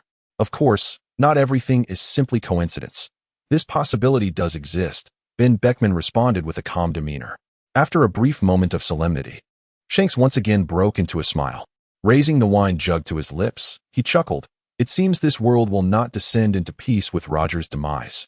Rather, it shall become increasingly arduous from this day forth." Leo resembled a silvery fish, darting swiftly across the deep azure expanse of the ocean. A chain was fastened around him. Trailing behind was the colossal traveler cruise ship, towering like a skyscraper, a staggering 20 to 30 stories high.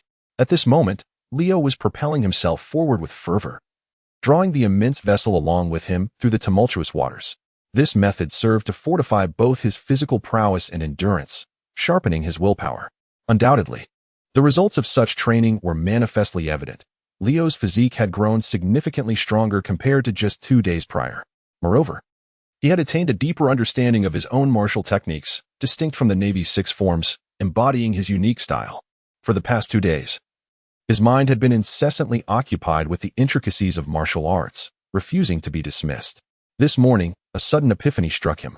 In the theater of his mind, it was as if a film was unfolding, showcasing countless figures practicing diverse martial arts moves.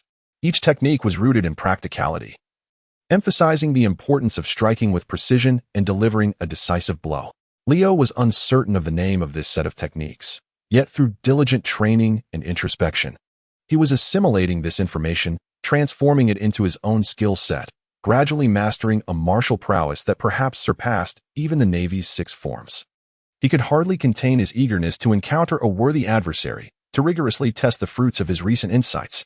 In the depths of the ocean, Leo flipped onto his back, floating upon the undulating waves while gazing up at the cerulean sky, thoughts swirling within him. If only I could encounter Kizaru again. He would make an excellent sparring partner, he mused. He then pondered whether to bestow a name upon the newly understood martial arts techniques. This style, combining offense, defense, and explosive power, could yield impressive training results even without exerting full force. With such myriad characteristics, what could he possibly name it? As Leo contemplated, a slight furrow appeared on his brow. Chapter 40. Arch Nemesis or Ordinary Opponent. Leo turned in the water, lifting his gaze towards the horizon. At that moment, his observation Haki detected a formidable presence entering his awareness. The powerful heartbeat, the steady, rhythmic breath, and the overwhelming aura conveyed that this individual was undoubtedly a master. Entirely unlike the minor characters he had encountered in the preceding days.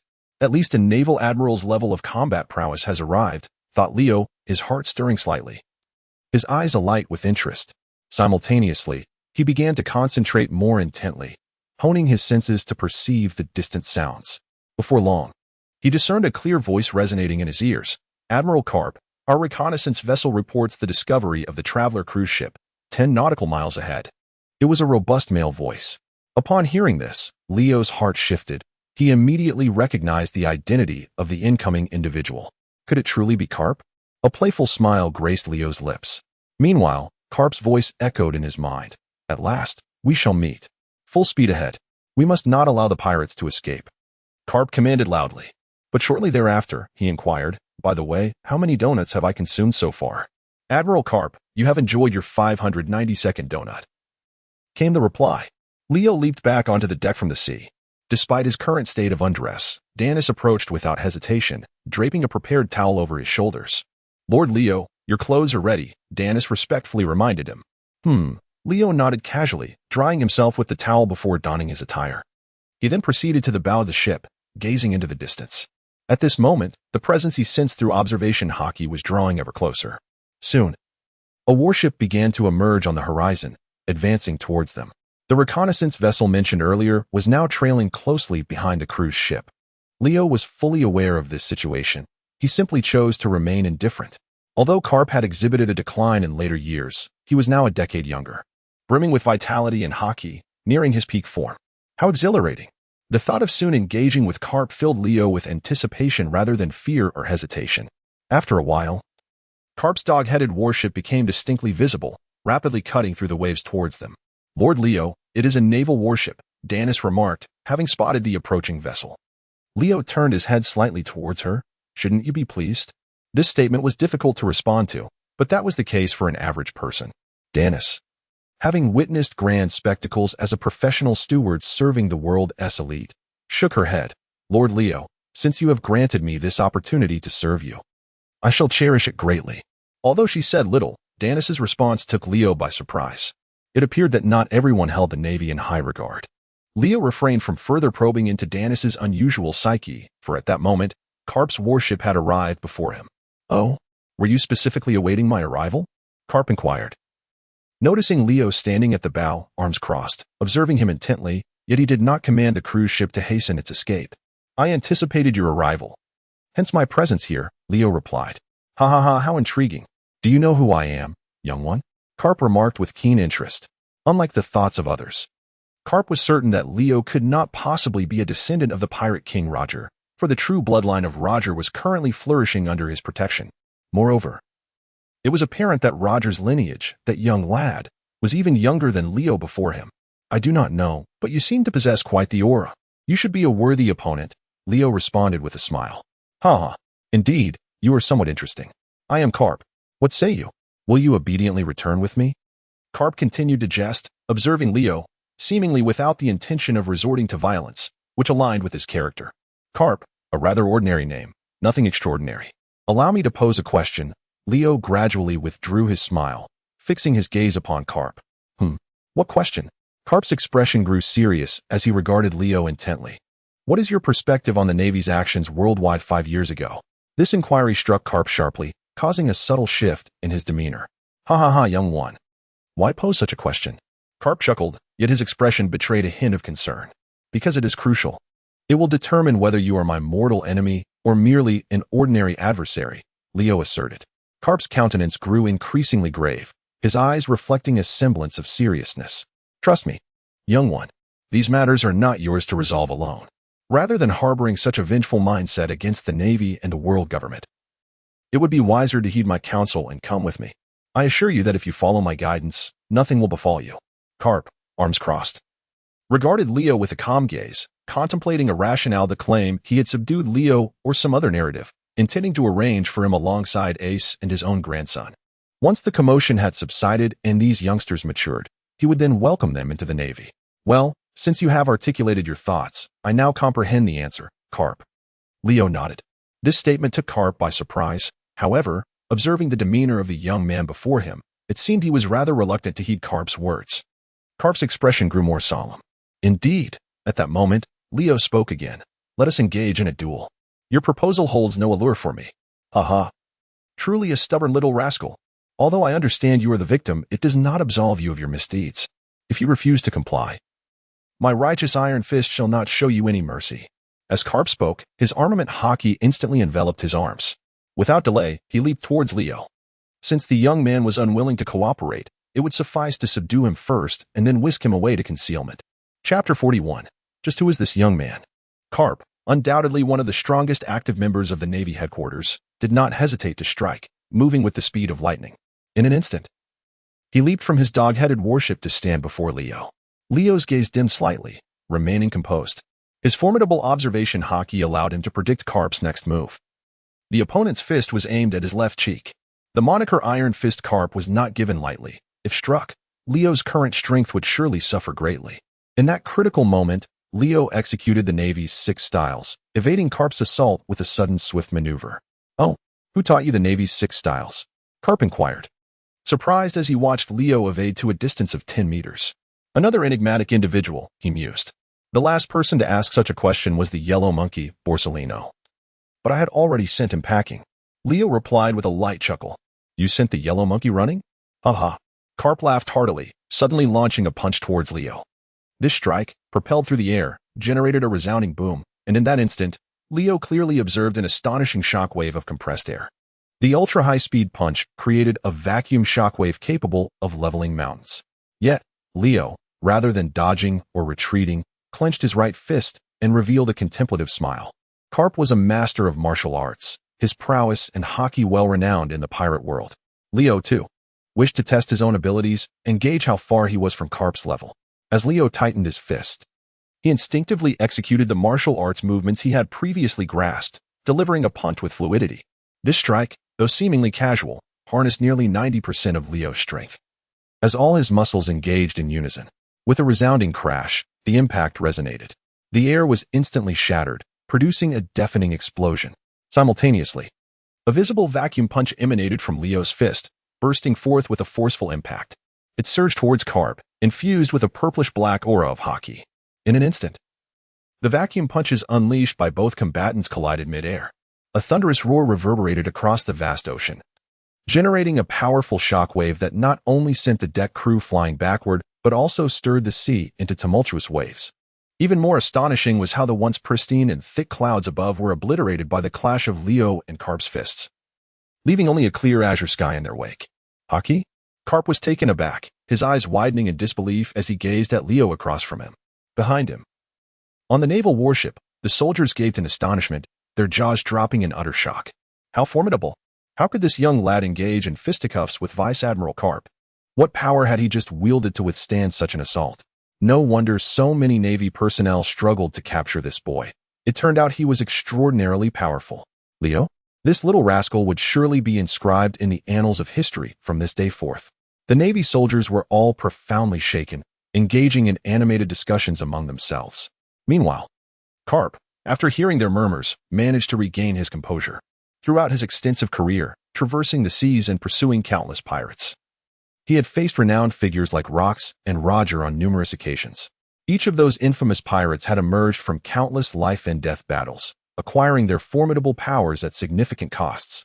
Their strength was, in a sense, expected. However, what left Carp utterly astounded was Leo's age. It was now almost certain that Leo was a survivor from the Navy's global purge of Roger's malevolent lineage 5 years ago, which meant he could be no older than 6.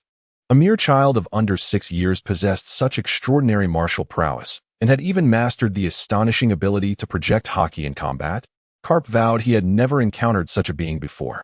Had you comprehended all this on your own, or had someone imparted this knowledge to you? Carp inquired, his tone serious and curious. Of course, I comprehended it all myself.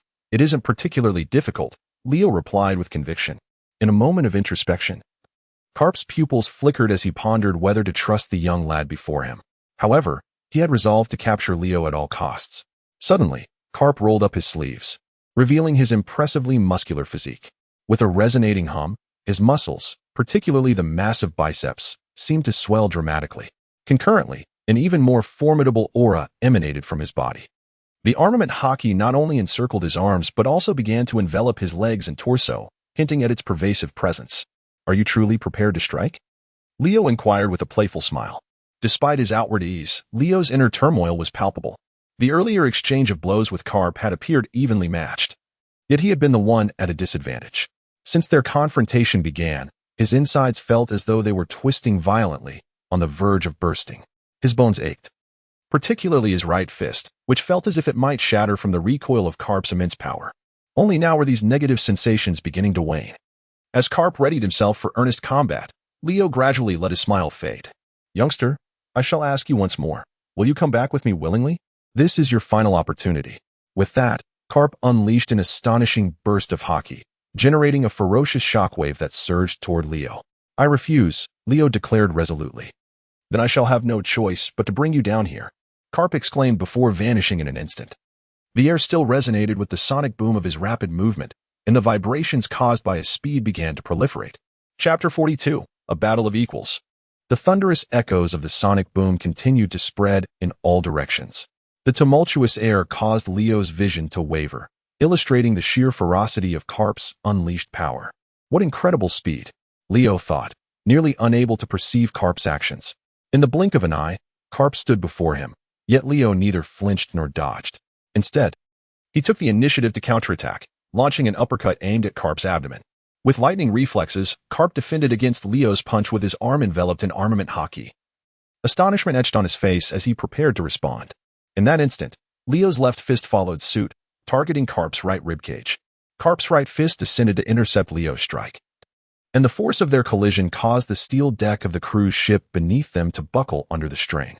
With a sharp crack, the deck suddenly splintered, revealing a gaping chasm, and both Leo and Karp plummeted into the lower levels.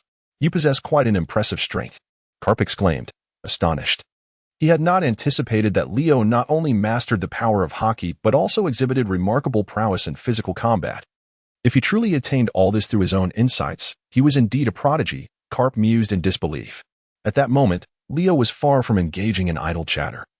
He unleashed a flurry of punches. Drawing upon the latest revelations of martial arts that danced in his mind, he incessantly altered his direction, targeting every vulnerable point and weak defensive Karp, launching an onslaught akin to a tempest. During this fervent assault, Leo finally grasped the meaning behind those bewildering floating points that had appeared in his thoughts. Those suspended lights represented individual targets if he aligned his training with these points. Each strike would invariably strike true. His opponent would be utterly defenseless, Leo rejoiced inwardly. Just then, he landed a punch squarely on Karp's cheek. With a resounding thud, Karp was unexpectedly sent flying. He landed back on his ship, incredulity etched on his face as he stared at Leo. Wiping away the blood beginning to ooze from a minor wound, he grimaced. "Kid, you're quite impressive. I admit, I underestimated you earlier. In that case, let's first sink your ship." With that, Karp abruptly seized a cannonball from nearby and hurled it toward Leo. "Resorting to bombardment when you can't win?" Leo mused, slightly furrowing his brow. In response, he drew his enchanted blade, Blue Rain, and with a swift stroke, cleaved the incoming cannonball in two. The projectile failed to detonate, plummeting harmlessly into the sea. At that moment, Karp heard Leo's taunt, causing him to momentarily pause, lifting his gaze toward Leo in surprise. "Is he attempting to provoke me?" Karp thought, astonished. Although he understood Leo was deliberately trying to incite him, it nonetheless ignited a flicker of irritation within Karp. To allege that he couldn't defeat him and thus resorted to explosives felt somewhat disrespectful. Karp set aside the second cannonball he had grasped. "Kid, I merely let my guard down earlier. This time, I assure you, there will be no such opportunity." With that declaration, Karp enveloped his fists once more in Haki and charged at Leo once again. Meteor fist. The instant the words left his mouth, his iron fist seemed to be equipped with electric motors, swinging at an incomprehensible speed. With Karp's technique unleashed, the very heavens shifted. The ocean roared with howling winds, tumultuous and furious. The once bright and clear azure sky has now transformed into a tempestuous realm, filled with thunderous roars and dense clouds. Even more astonishing is the onslaught of an overwhelming barrage of vacuum punches descending upon the scene. Thousands upon thousands of these vacuum strikes converge in the air, forming a colossal wave of vacuum shock, rapidly surging towards Leo's position. Iron Fist Karp has unleashed his ultimate move. Leo's eyelids fluttered. At last, he bore witness to the tremendous power of this technique. Experiencing it firsthand brought forth an even more visceral sense of awe. This was a force capable of leveling mountains to the ground. Leo dared not be negligent. This time, he refrained from engaging Karp with mere physical prowess, instead gripping the cursed blade, Blue Rain, with both hands. Blue Torrent. Leo brandished the cursed blade, Blue Rain, launching a counterattack towards Carp. He was unsure why he uttered that name. It simply flowed from his heart. With the cursed blade firmly in hand, he followed the imagery of the sword technique and the force application that had emerged in his mind, executing the strike. This was a swordplay that Leo had never mastered before. As he unleashed this earth-shattering blow, the entire world erupted in a cacophony of thunder. Simultaneously, the ocean began to churn violently as the deep blue waters seemed to be stirred by a sword energy, rapidly rising from the surface to form a gigantic azure waterspout. The immense waterspout, with a diameter exceeding a kilometer, surged forth with unstoppable might towards the meteor-like punches released by Carp. A deafening clash of two tremendous forces reverberated through the air. In an instant, the heavens trembled, and the sea was cleaved in two. The colossal waterspout, formed by millions of tons of seawater, not only thwarted Carp's assault, but also, upon crashing back down, sent the ocean into a furious upheaval, producing towering waves. Under the relentless assault of these surging tides, even the gargantuan cruise ship swayed uncontrollably, drifting far away. Carp's dog-headed battleship fared no better. Confronted by waves soaring nearly 100 meters high, the vessel bobbed helplessly, caught in the overwhelming currents, being swept into the distance. The distance between Leo's cruise ship and Carp's dog-headed battleship grew ever wider. At that moment, the sky opened up, unleashing a torrential downpour. Yet, Leo and Carp seemed far from satisfied. Once again, they instinctively launched their attacks at one another.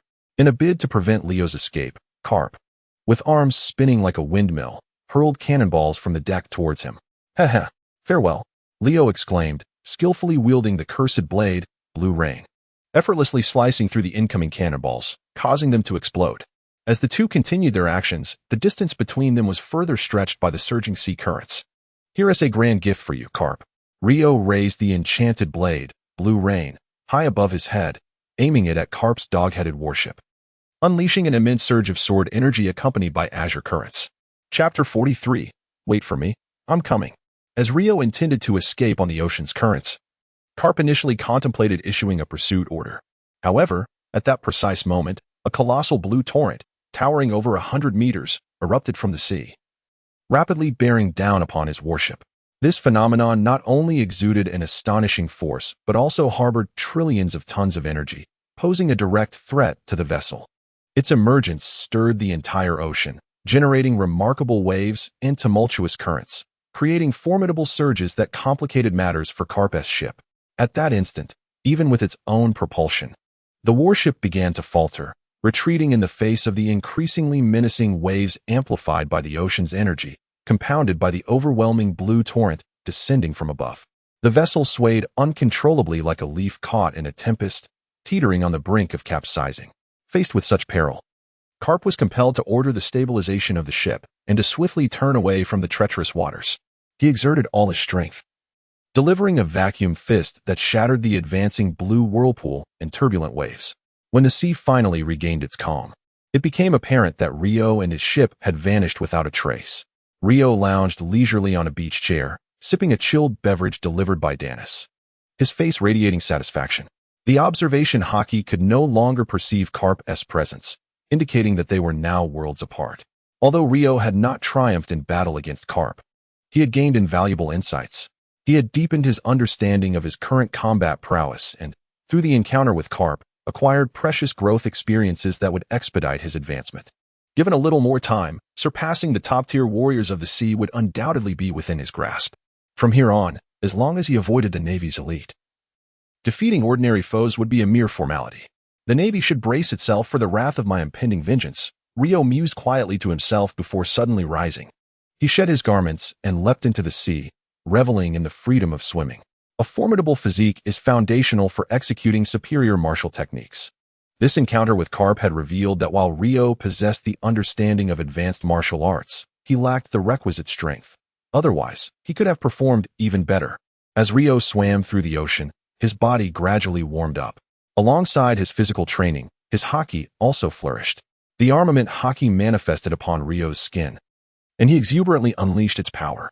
In recent days, Leo has come to a profound realization: to augment the quantity of his armament Haki while simultaneously enhancing its potency. The most effective and expedient path lies in its frequent application. Each time, he strives to exhaust the armament Haki within him, squeezing out every last drop. In doing so, the Haki will accumulate and grow incessantly under the stimuli. It would be foolish to hesitate in utilizing it merely because one knows that it will be depleted during battle. For if one does not push its limits, they will remain stagnant. In addition to honing his armament Haki and physical prowess, Leo S. Conqueror's Haki is also being continuously refined and strengthened. Grasping the anchor of the yacht with one hand, he propels it forward through the immense chain, thus exercising himself. Meanwhile, he glances at the log pose on his wrist, swiftly advancing towards the next island. At this very moment on the deck, Danis and a throng of attendants gaze in awe at Leo, who appears as a king among men amidst the vast ocean. Their expressions are filled with astonishment. Lord Leo's strength is terrifying. Even the Navy cannot contend with him. They murmur. Just observing his current maneuvers reveals that he is no ordinary human. This anchor chain weighs thousands of pounds, yet in his hands, it seems as light as a mere straw. Contrasting the admiration of those on the deck, Carp, who has just commanded the Doghead warship away from turbulent waters to a relatively calm sea, promptly contacts Sengoku. He reports his concerns regarding Leo with an unusual gravity. Sengoku. This time, I want to beat around the bush, he begins somberly. Carp, have you located Leo? Sengoku inquires immediately. I just faced him. That kid is unexpectedly formidable. Carp responds. This statement causes a slight heaviness in Sengoku's heart. No one understands Carp's strength better than Sengoku, and it is rare for someone to command Carp's respect in these seas. Carp's assessment of Leo is indeed surprising. You must have apprehended him, right, Carp? Sengoku probes, his expression growing more serious. He hopes to avoid any ill tidings. Unfortunately, fate has other plans. On the other end of the line, Carp casually replies, I let him escape. What? Sengoku's expression shifts dramatically. It seems that misfortune has struck. How could this happen, Carp? Is it possible that even with your strength, you could not capture that boy? Do not jest, Sengoku. In order to deal with that young man, we will likely need to deploy at least 5 vice-admirals, along with 1 admiral. Only by encircling him in such a manner might we have a chance to eliminate him. However, should we desire to capture him alive, we must first confine him. Carp recalled the moments when he had previously cornered the pirate king, Roger, and his experiences during the siege of the formidable rocks at God Valley. Today's encounter with Leo evoked the shadows of those great warriors from the past. Thus, Carp concluded that capturing Leo alive would require meticulous planning, compelling him to surrender voluntarily while severing his escape routes. Engaging him at sea, as we did today, would render such an opportunity impossible. Carp's explanation made Sengoku acutely aware of the gravity of the situation, which exceeded his earlier assessments. Fortunately, since returning from Mariewa to Marineford, Sengoku had been contemplating contingency plans to avert unforeseen circumstances. He quickly regained his composure and addressed Carp. Carp, continue tracking Leo's whereabouts. But this time, tread carefully and do not alert him. I will join you shortly. Chapter 44, Utterly Arrogant. Since ascending to the rank of Fleet Admiral, Sengoku had seldom engaged directly in combat. He nostalgically reminisced about the days spent alongside Carp, chasing down those nefarious pirates across the seas. However, at this moment, Sengoku's decision was not made on a whim. After a sleepless night of contemplation, he resolved to personally lead the charge against a new pirate. The Marine headquarters currently lacked available forces, and Carp had clearly stated that one person alone could not handle Leo at sea. To capture him alive, Sengoku had to take matters into his own hands. Upon hearing that Sengoku intended to join him, Carp was taken aback. Ha ha ha, Sengoku. Are you finally returning to the front lines? After a brief moment of astonishment, Carp burst into laughter. However, his expression grew serious. But if you're coming, isn't that a bit of an overreaction? Carp, the Gorosei have issued a direct order to capture Leo at all costs. The events of 5 years ago pertain to the honor and image of the Navy and the world government. This matter must not encounter any issues. Wait for me. I'm setting off now. Sengoku refrained from elaborating further. After ending the call, he summoned Vice Admiral Tsuru to relay some instructions, then personally set out with his subordinates to rendezvous with Carp. He also took with him the special shackles and powerful sedatives he had retrieved from Mariewa. What a tumultuous era it is. Carp gazed at the sticky transponder snail in his hand, lifting his eyes towards the horizon where the dense clouds met the sea, his heart awash with myriad thoughts. This time, Sengoku had resolved to join forces with him to confront Leo. Whether they would succeed remained uncertain. Yet Karp could not shake off a profound premonition. It was as if he could perceive a colossal star beginning to ascend. Leo's innate talent was truly formidable. At such a tender age, he already exhibited astonishing power. Should he be allowed to mature, the consequences would be dire indeed. That lad might well surpass the likes of Whitebeard, Karp mused silently. Leo's vessel docked at an island known as Happy Island. True to its name, it was a place where one could attain immense joy through the expenditure of wealth. It was, after all, a destination for luxury cruises. However, Leo had not come here to indulge in shopping or revelry. He found himself here out of necessity, in the world of One Piece. There exists an inexplicable rule. All ships entering the Grand Line must navigate along fixed routes. Moreover, they require the aid of a log pose to reach their destination successfully. Each time a log pose arrives at an island, it necessitates a period to replenish its magnetic force. Only when the log pose has regained its magnetic strength can one embark on the next adventure. Presently, Leo was compelled to wait here for a day or two. Perhaps even longer, depending on the efficiency of the log pose's replenishment and the local magnetic field's intensity. The luxury cruise ship was replete with amenities, and Leo had no need to disembark for shopping. Yet, with a mindset of seizing the moment, he decided to explore the town, curious to discover what distinguished this island. Crafted as a shopping paradise for the world's elite. However, as he stepped onto the deck, preparing to descend the gangway, he noticed a shadowy figure lurking at the dock, surreptitiously observing him. Or rather, the individual was covertly scrutinizing the cruise ship itself. To his surprise, this individual was even utilizing a transponder snail with photographic capabilities to capture images of the vessel. It is often said that the Navy and the world government's intelligence agents are omnipresent, and in an instant, Leo comprehended that he had drawn someone's attention. Nevertheless, he remained unfazed. Affecting an air of ignorance, Leo discreetly unleashed his observation Haki, instantly receiving a clear feedback of every action and movement from the individual. At that moment, the intelligence agent had produced a transponder snail and commenced a call to his superior. Unsurprisingly, he was indeed reporting Leo's current whereabouts to the Navy's intelligence division. The lingering shadow of unease persisted as Leo's figure flickered and abruptly vanished from the deck. The intelligence officer, concealed in the shadows of the dock and observing intently, was momentarily taken aback, his heart racing with an overwhelming sense of foreboding. Instinctively, he began to scan the bustling crowd on the dock, desperately searching for Leo's presence. At that moment, Leo appeared behind him like a specter. "Are you looking for me?" The sudden voice from behind sent a shiver down the officer's spine. He hastily drew his handgun and spun around to confront Leo, but before he could make a move, Leo seized him by the throat. Hey, what is happening over there?" "Yayo-san." The voice of inquiry emanated from the officer's communication device. Calmly, Leo took the device from him and said, "Listen carefully. I am currently at Joy Island. I will wait for you for only 3 days.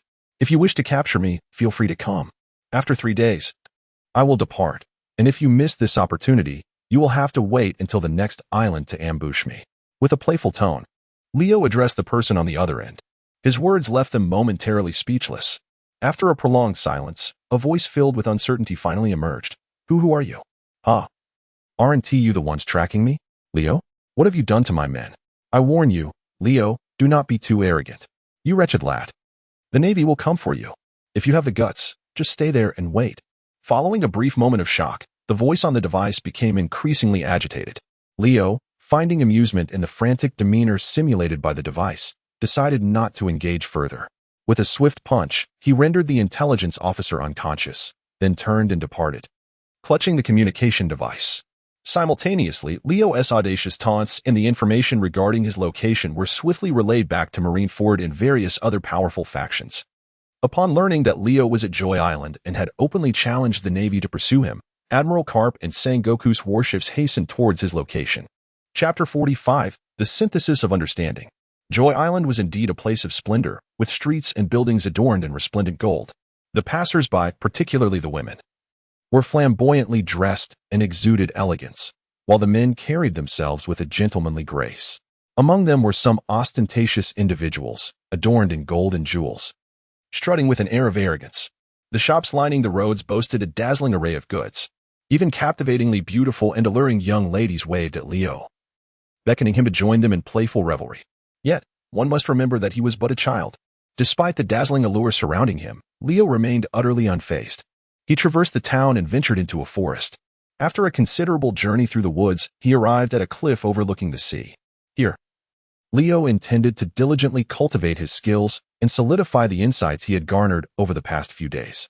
Not for any other reason, but to better prepare himself for the upcoming challenges. Due to issues with the navigational pointer, the ship was temporarily unable to depart, and the Navy was already aware of his location. An intense battle was inevitable. The only path to survival for Leo was to continue growing stronger. Seated cross-legged at the cliff's edge, Leo began to meditate, closing his eyes in concentration. He was replaying the information in his mind. At that moment, his observation Haki naturally activated, expanding its reach without restraint. Simultaneously, a myriad of sounds began to flood into Leo's consciousness. Throughout this process, he distinctly felt his perception abilities sharpening as his observation Haki developed incrementally. Initially, he could merely perceive a greater volume and variety of sounds. Gradually, he became attuned to the myriad thoughts within others' hearts. The cacophony of diverse voices created a sense of chaos and noise. However, as Leo's focus deepened, the sounds began to sort themselves automatically. He could discern whether the speaker was a man or a woman, whether they were expressing thoughts vocally or internally. And he could assess the distance and intentions behind the voices, be they benevolent or malevolent. Applying these criteria, the voices in Leo's mind began to be categorized into distinct types. He not only heard these sounds, but could also choose when to listen and the order in which to engage with them. Unbeknownst to him, this was a clear indication of his advancing observation Haki. Everything felt remarkably natural. As he keenly captured these sounds, once everything stabilized and distractions ceased to exist, the range of his observation Haki began to expand gradually. Initially, it encompassed the entirety of the vast town, allowing him to hear the conversations of thousands and their innermost thoughts. Subsequently, it extended beyond the town to other areas. Eventually, it enveloped the entire pleasure island. At that moment, Leo realized that his ability to hear was no longer confined to human conversations and thoughts. He could even perceive the sounds of animals and their interactions. Thus, Leo finally comprehended that his observation Haki had ascended to a higher level. Certainly, the enhancement transcends mere perception and charisma. At this moment, Leo meticulously revisited all the combat skills he had comprehended over the course of these days and years. He particularly focused on each intricate detail of his encounters with Carp, repeatedly recalling their fierce exchanges. Without a distinctly defined purpose, he sought to uncover some elusive profundity hidden within the cosmos, a capability or technique that would enable him to grow stronger, or perhaps something entirely different. As time slipped away, Leo suddenly felt a warmth enveloping his body. Initially, he attributed this sensation to the sun's rays, for he had arrived at the seaside cliffs during midday, where the relentless sun beat down upon him. However, he gradually discerned that this was not the case. The searing sensation emanated from within, as if he had transformed into a radiant light, a source continuously emitting thermal energy into the surroundings. Simultaneously, all the insights regarding physical techniques began to swirl rapidly in his mind. These notions flashed before him like a kaleidoscope, as if accelerated 100-fold, repeating in a vibrant display. At first, Leo could utilize his exceptional perceptiveness to grasp the specific content of these insights, but gradually, they became indistinct. Eventually, the information coalesced into a singular entity, indistinguishable from one another. Instinctively, Leo began to channel the seemingly boundless thermal energy surging within him, enveloping his body in its warmth. He envisioned himself as a luminous source akin to the sun.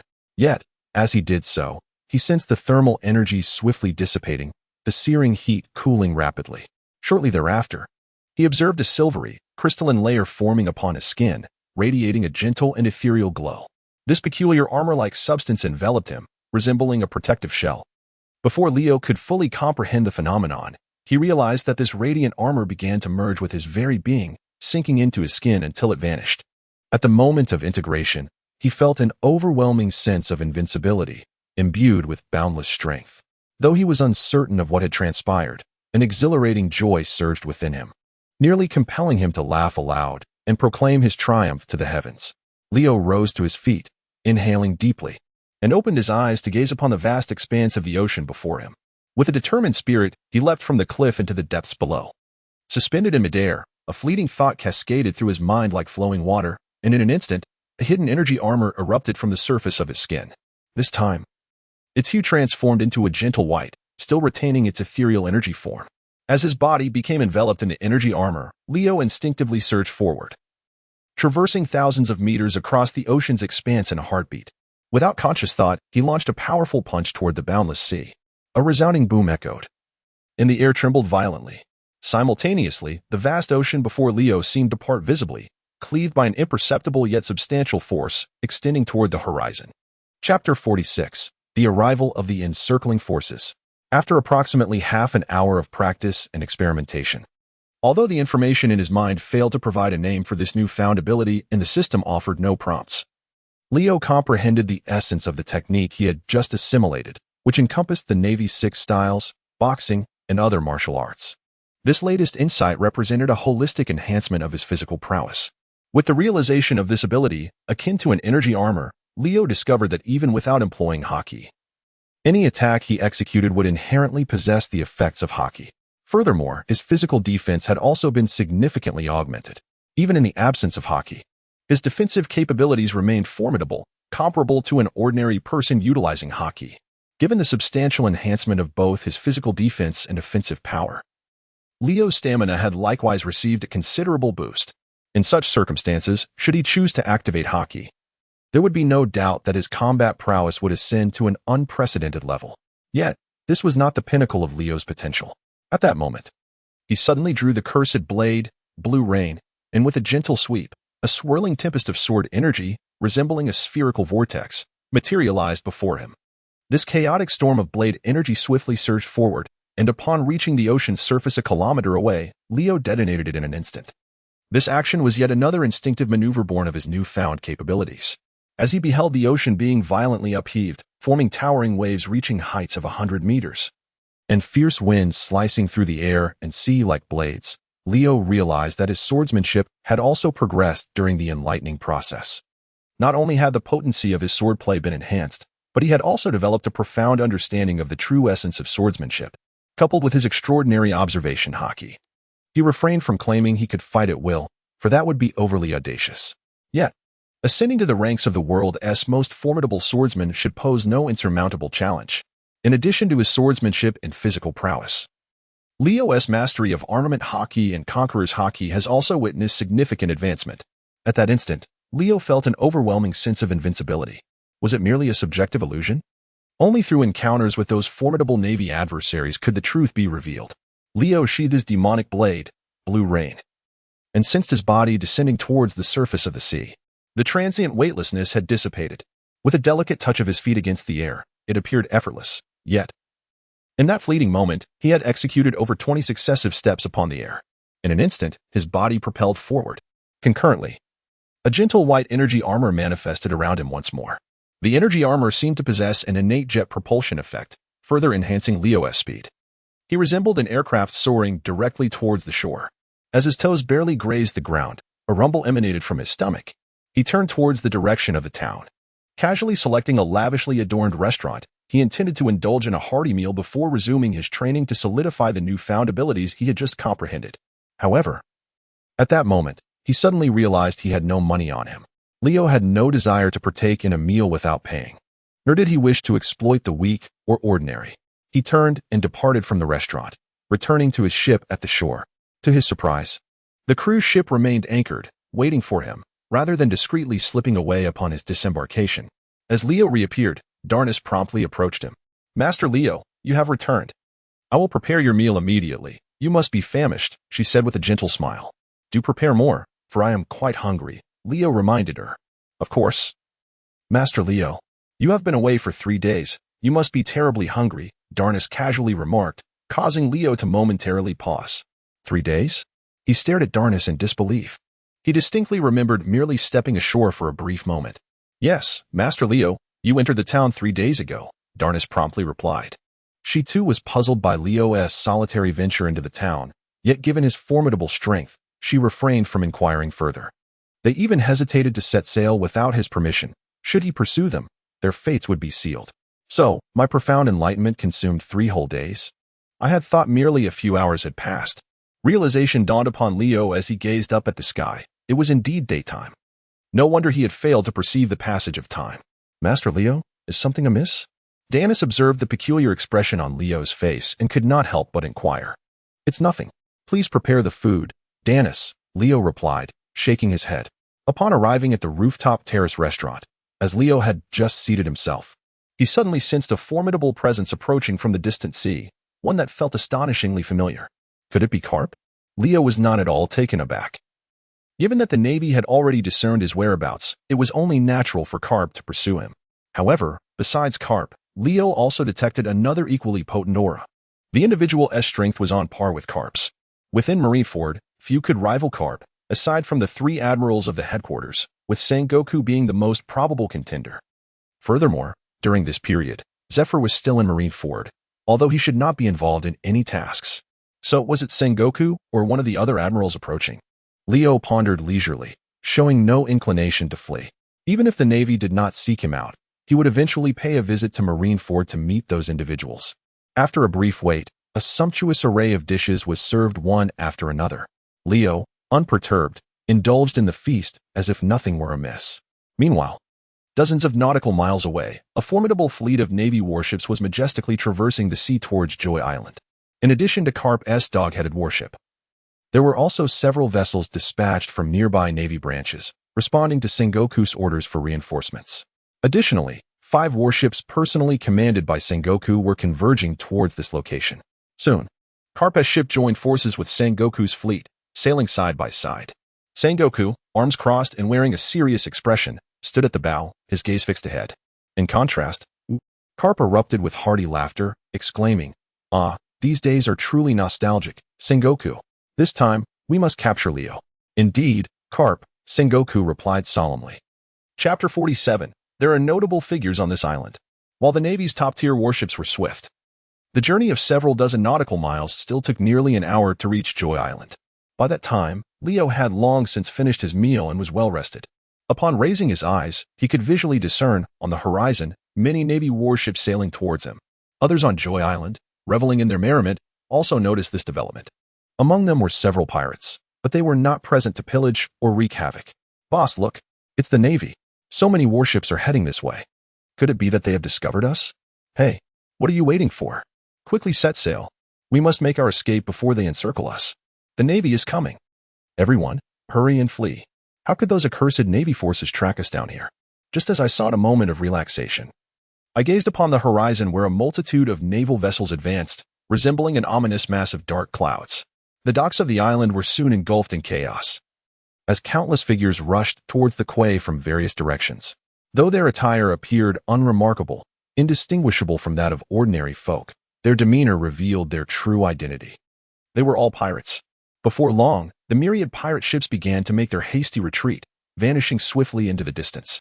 Ordinary vessels, sensing impending danger, also scrambled to escape the port, keen to avoid becoming collateral damage and the inevitable clash between the Navy and the pirates. However, an oddity soon caught the attention of the onlookers. The fleeing pirate ships passed in close proximity to the naval vessels, yet perplexingly, the warships seemed utterly oblivious to their presence. They continued resolutely towards the docks of Happy Island. What could this mean? Were the Navy not here to apprehend us? Were they blind to our existence? What was the situation unfolding before us? It appeared that their focus was not directed at us. Yet the sheer number of warships deployed raised questions. Was there an extraordinary pirate on this island? Surely, this was a haven for the world's aristocracy. Even pirates would think twice before causing trouble here, as everyone knew the Navy would respond with alacrity. As the surrounding pirates and fishing vessels grappled with this strange occurrence, dozens of naval warships arrived near the dock, surrounding a massive luxury cruise liner. Upon witnessing this scene, the pirates aboard the nearby vessels finally realized that the true target was the cruise ship. Wasn't that the exclusive vessel of the world nobles? Why would the Navy encircle it? Was there a significant pirate aboard? Who could possibly warrant such a grand mobilization from the Navy? Could it be Whitebeard? The absence of any attempts at capture by the Navy emboldened the more audacious pirate crews, who lingered on the distant waters to observe the unfolding drama. Similarly, merchant and fishing ships remained nearby, eager to discover the identity of the illustrious figure that had prompted such a formidable naval response. At that moment, the flagship of Carp and the vessel of Sengoku gradually approached the cruise liner. As they drew within 50 meters, an order was given to halt the warships. Standing at the bow, Sengoku and Carp could clearly discern a figure reclining leisurely under a sunshade on the deck of the cruise ship. Sengoku recognized him instantly. It was his target for this mission. "Leo? You seem quite at ease, Leo." "Kapu, with arms crossed and a playful expression, gazed at Leo across from him. Meanwhile, Leo was leisurely enjoying a bunch of grapes. Upon hearing a sound, he glanced at Kapu and remarked, "You all are quite late. If you had taken a few more hours, I would have considered leaving this place. This time, I trust you brought quite a few accomplices, Kapu," Leo said with a composed smile. "Leo, I am Admiral Sengoku of the Navy headquarters. Surrender and come back with us." Sengoku's thunderous voice resonated. As soon as those words were uttered, before Leo could respond, the surrounding pirates were taken aback. What did that guy just say? He is the Admiral of the Navy headquarters? Sengoku? The Buddha Sengoku. No wonder he looked so familiar. The distance was too great for me to recognize him at first. Hey, why would the Admiral of the Navy headquarters come to a place like this? Does that brat have some remarkable background? I believe his name is Leo, right? I remember seeing a bounty notice a few days ago. The one with a bounty of 500 million berries. Is that him? 500 million berries. Leo. Yes, I remember now. It's that kid. The Admiral personally coming to deal with him is quite the event. If that guy is Sengoku, then the other one is undoubtedly. Suddenly, it dawned on them. That man, the one who once cornered the pirate King Roger, the legendary hero of the Navy, Monkey Kapu. Realization struck as the surrounding crowd witnessed the presence of the current Admiral of the Navy headquarters, Buddha Sengoku, accompanied by the legendary hero Kapu, who had come with dozens of warships to confront Leo. All onlookers were utterly astounded, especially the pirates, who could hardly fathom encountering these two titans of the sea simultaneously. What they could not imagine was that Kapu and Sengoku had personally intervened merely to apprehend a seemingly youthful boy. What exactly is Leo's background? How could he have drawn the attention of Admiral Sengoku and the legendary Vice Admiral Kapu? I don't know. In any case, that kid is extraordinary. His first bounty has reached 500 million berries. To put that into perspective, our boss's bounty barely exceeds 60 million berries. A sense of unease enveloped the atmosphere, as if the air had suddenly grown heavy. Ever since Sengoku and Kapu appeared, the pressure has been palpable.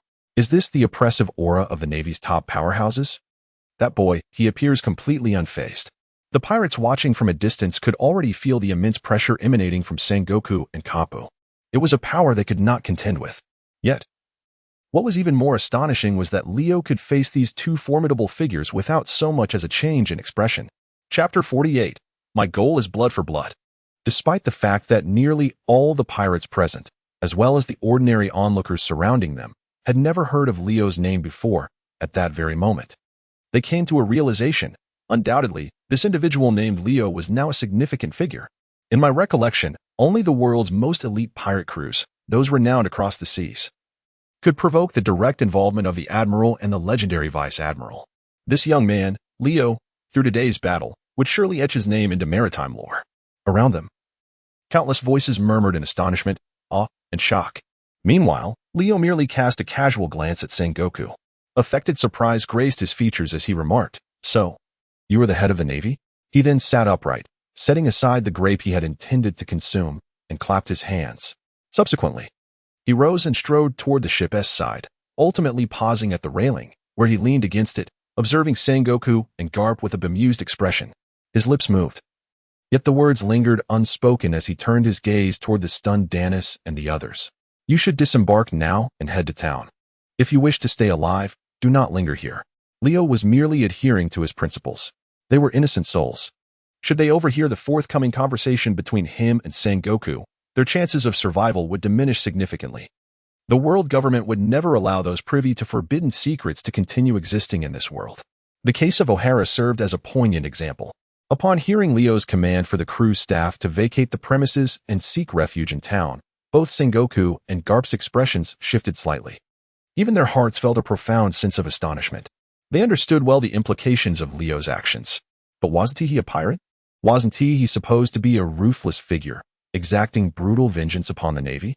It appeared, however, that he did not relish the indiscriminate slaughter of innocents, nor did he wish to implicate them in his affairs. "Lord Leo, Danis interjected, "listen to me. We must leave this place at once." Leo interrupted her. Aware that the situation was untenable, Danis cast a wary glance at the stern-faced Navy personnel across from her before swiftly turning to usher the other crew members to disembark from the dock. "Leo, what are your intentions?" Sengoku inquired in a low voice. Only after Danis and the others had vacated the dock distancing themselves sufficiently to avoid suspicion, did Leo leisurely respond. Admiral Sengoku, it was you who ordered the execution of that incident 5 years ago, wasn't it?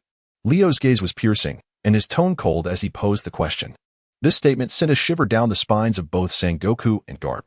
The Navy captains and lieutenants standing beside them instinctively furrowed their brows. They are all among the informed. Leo's inquiry is clearly an intention to settle accounts. Although Sengoku has long suspected that Leo is likely one of the survivors of that global incident, and is aware that one of Leo's objectives is revenge against the Navy. Hearing Leo question him directly still sends a jolt through his heart. Indeed, it was I who issued the orders for that operation. What do you truly desire? Sengoku retorted, unwavering, as he locked eyes with Leo. It is quite simple. Blood for blood, Leo succinctly replied. This declaration caused Sengoku's expression to shift once more. Meanwhile, Karp, aboard the dog-headed warship, furrowed his brow, remaining silent. He had not supported that operation back then.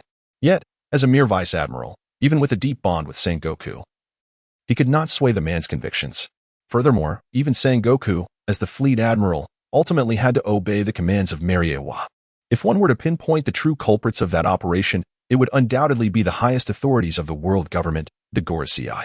The Navy, from top to bottom, was merely a tool of the world government.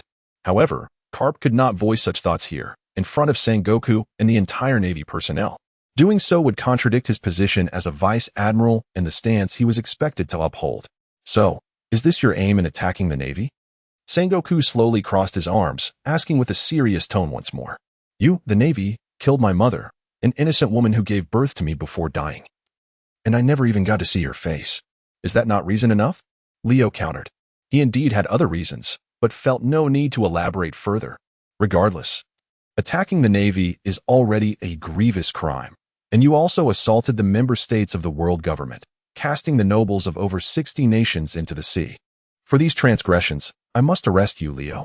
Sengoku stated firmly, lowering his arms and shedding the mantle of justice draped over his shoulders, revealing his robust physique, fists clenched, exuding an air of readiness to strike. Yet, Karp beside him remained with his arms crossed, silent, seemingly unwilling to take action. He had just heard Leo's response. The Navy had indeed conducted operations worldwide to hunt newborns and pregnant women within a year of their term. Leo's mother had been slain during that very operation. No matter how one might try to justify it, Karp understood all too well that this was indeed the Navy's fault. They not only murdered the child's biological mother, but do they also intend to silence the child? Such actions contradict their own principles and stand in stark opposition to the absolute justice upheld by the Navy. Karp found himself unable to act. Sengoku recognized this hesitation and cast a glance at Karp. He then commanded his subordinates, let the ambushing warships commence their operations. Spare none of those pirates, apprehend them all. After issuing the order, Sengoku turned back to Karp and loudly declared, Karp, I am about to strike. As he spoke, a golden radiance erupted from his being. Simultaneously, Sengoku's physique began to expand rapidly, transforming him into a towering figure, a magnificent golden Buddha standing 4 to 5 meters tall. The Zoan-type human fruit, mythical beast, golden Buddha. At the moment Sengoku unleashed his devil fruit abilities, he simultaneously released his conqueror's Haki. Instantly, the sea was shrouded in turmoil, waves crashing violently. A terrifying pressure swept forth in every direction, instilling fear in countless pirates. Chapter 49. How can he be so powerful? As Sengoku unleashed his conqueror's Haki, Leo was immediately struck by an overwhelming sense of oppression, a force advancing directly toward him. This astonishing pressure made Leo realize that Sengoku's conqueror's Haki surpassed even his own. Truly, he was the fleet admiral of the Navy. While Leo was internally astonished, his body instinctively responded by releasing his own conqueror's Haki. With a crackling sound, it was as if lightning erupted from the very air. Meanwhile, the sky darkened further, thunder rumbled ominously, as if a tempest was on the horizon. Soon, these two formidable powers collided in midair. The earth trembled, and the sea roared with tumultuous waves. Sengoku and Leo's conqueror's Haki clashed violently in the atmosphere, instantly provoking thunder and lightning. They stood as equals, neither conceding ground. While Sengoku's conqueror's Haki was undeniably formidable, Leo's was equally potent. Although from an outsider's perspective, it was evident that Sengoku's Haki exuded greater pressure, Leo nonetheless managed to withstand its onslaught. This spectacle astonished both Sengoku and Karp. They had not anticipated that this young man possessed Conqueror's Haki as well. Sengoku gazed at Leo in disbelief. Carp also wore an expression of shock. The last time he had fought Leo, the latter had not displayed such power. Yet now, Leo's level of Conqueror's Haki could contend with a powerhouse like Sengoku. This indicated that the young man's strength surpassed Carp's previous expectations. Surrounding them, the pirates, clearly unaware of the true nature of Haki, remained oblivious to its significance. Witnessing the clash of purple and black energies in the air left everyone utterly astonished. The oppressive force was terrifying. What power could this possibly be? There seemed to be no physical confrontation, yet it felt as though an intense battle was already underway. Remarkably, that young man was able to contend with Admiral Sengoku. Who exactly was he? Was he Leo? What kind of monster had emerged from the shadows? The pirates' astonishment was primarily directed at Leo. After all, Sengoku, the illustrious fleet admiral of the Navy, had achieved fame on the seas long before many present were even born or were still in diapers playing in the mud. His exceptional performance at this moment was hardly surprising. However, Leo was a different story. His name had never been heard before. Moreover, in comparison to Sengoku and the surrounding pirates, he was incredibly young. It was simply unbelievable that such a youthful individual could rival one of the Navy's top powerhouses. The astonished murmurs around them were incessant, while the clash of their conqueror's Haki continued unabated. Sengoku's face was stern, his expression gravely serious, while Leo gritted his teeth, exerting every ounce of his strength.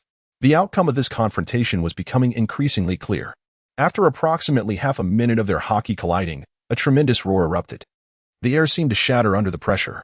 A fierce wind swept through, scattering the dense clouds across the vast sky into oblivion. The tempest at sea also abruptly ceased. Sengoku and Leo resumed their standoff. "It appears we have underestimated you," Sengoku said, fixing his gaze on Leo. Leo merely smirked enigmatically, saying nothing further, and launched a punch directly at Sengoku. In response, Sengoku's expression darkened as he raised his hand to retaliate. Shockwave. In his Buddha form, Sengoku effortlessly unleashed a powerful shockwave, showcasing remarkable destructive capability. As he struck, an invisible shockwave surged towards Leo with overwhelming force. Simultaneously, Leo's punch generated an astonishing vacuum pressure in the air, hurtling straight towards Sengoku. The two forces collided once more in the sky, and this time, Leo showed no signs of yielding. A thunderous explosion echoed. The air shook violently. Both remained steadfast, seemingly unharmed. However, Sengoku's gaze had begun to shift. Carp, too, was taken aback.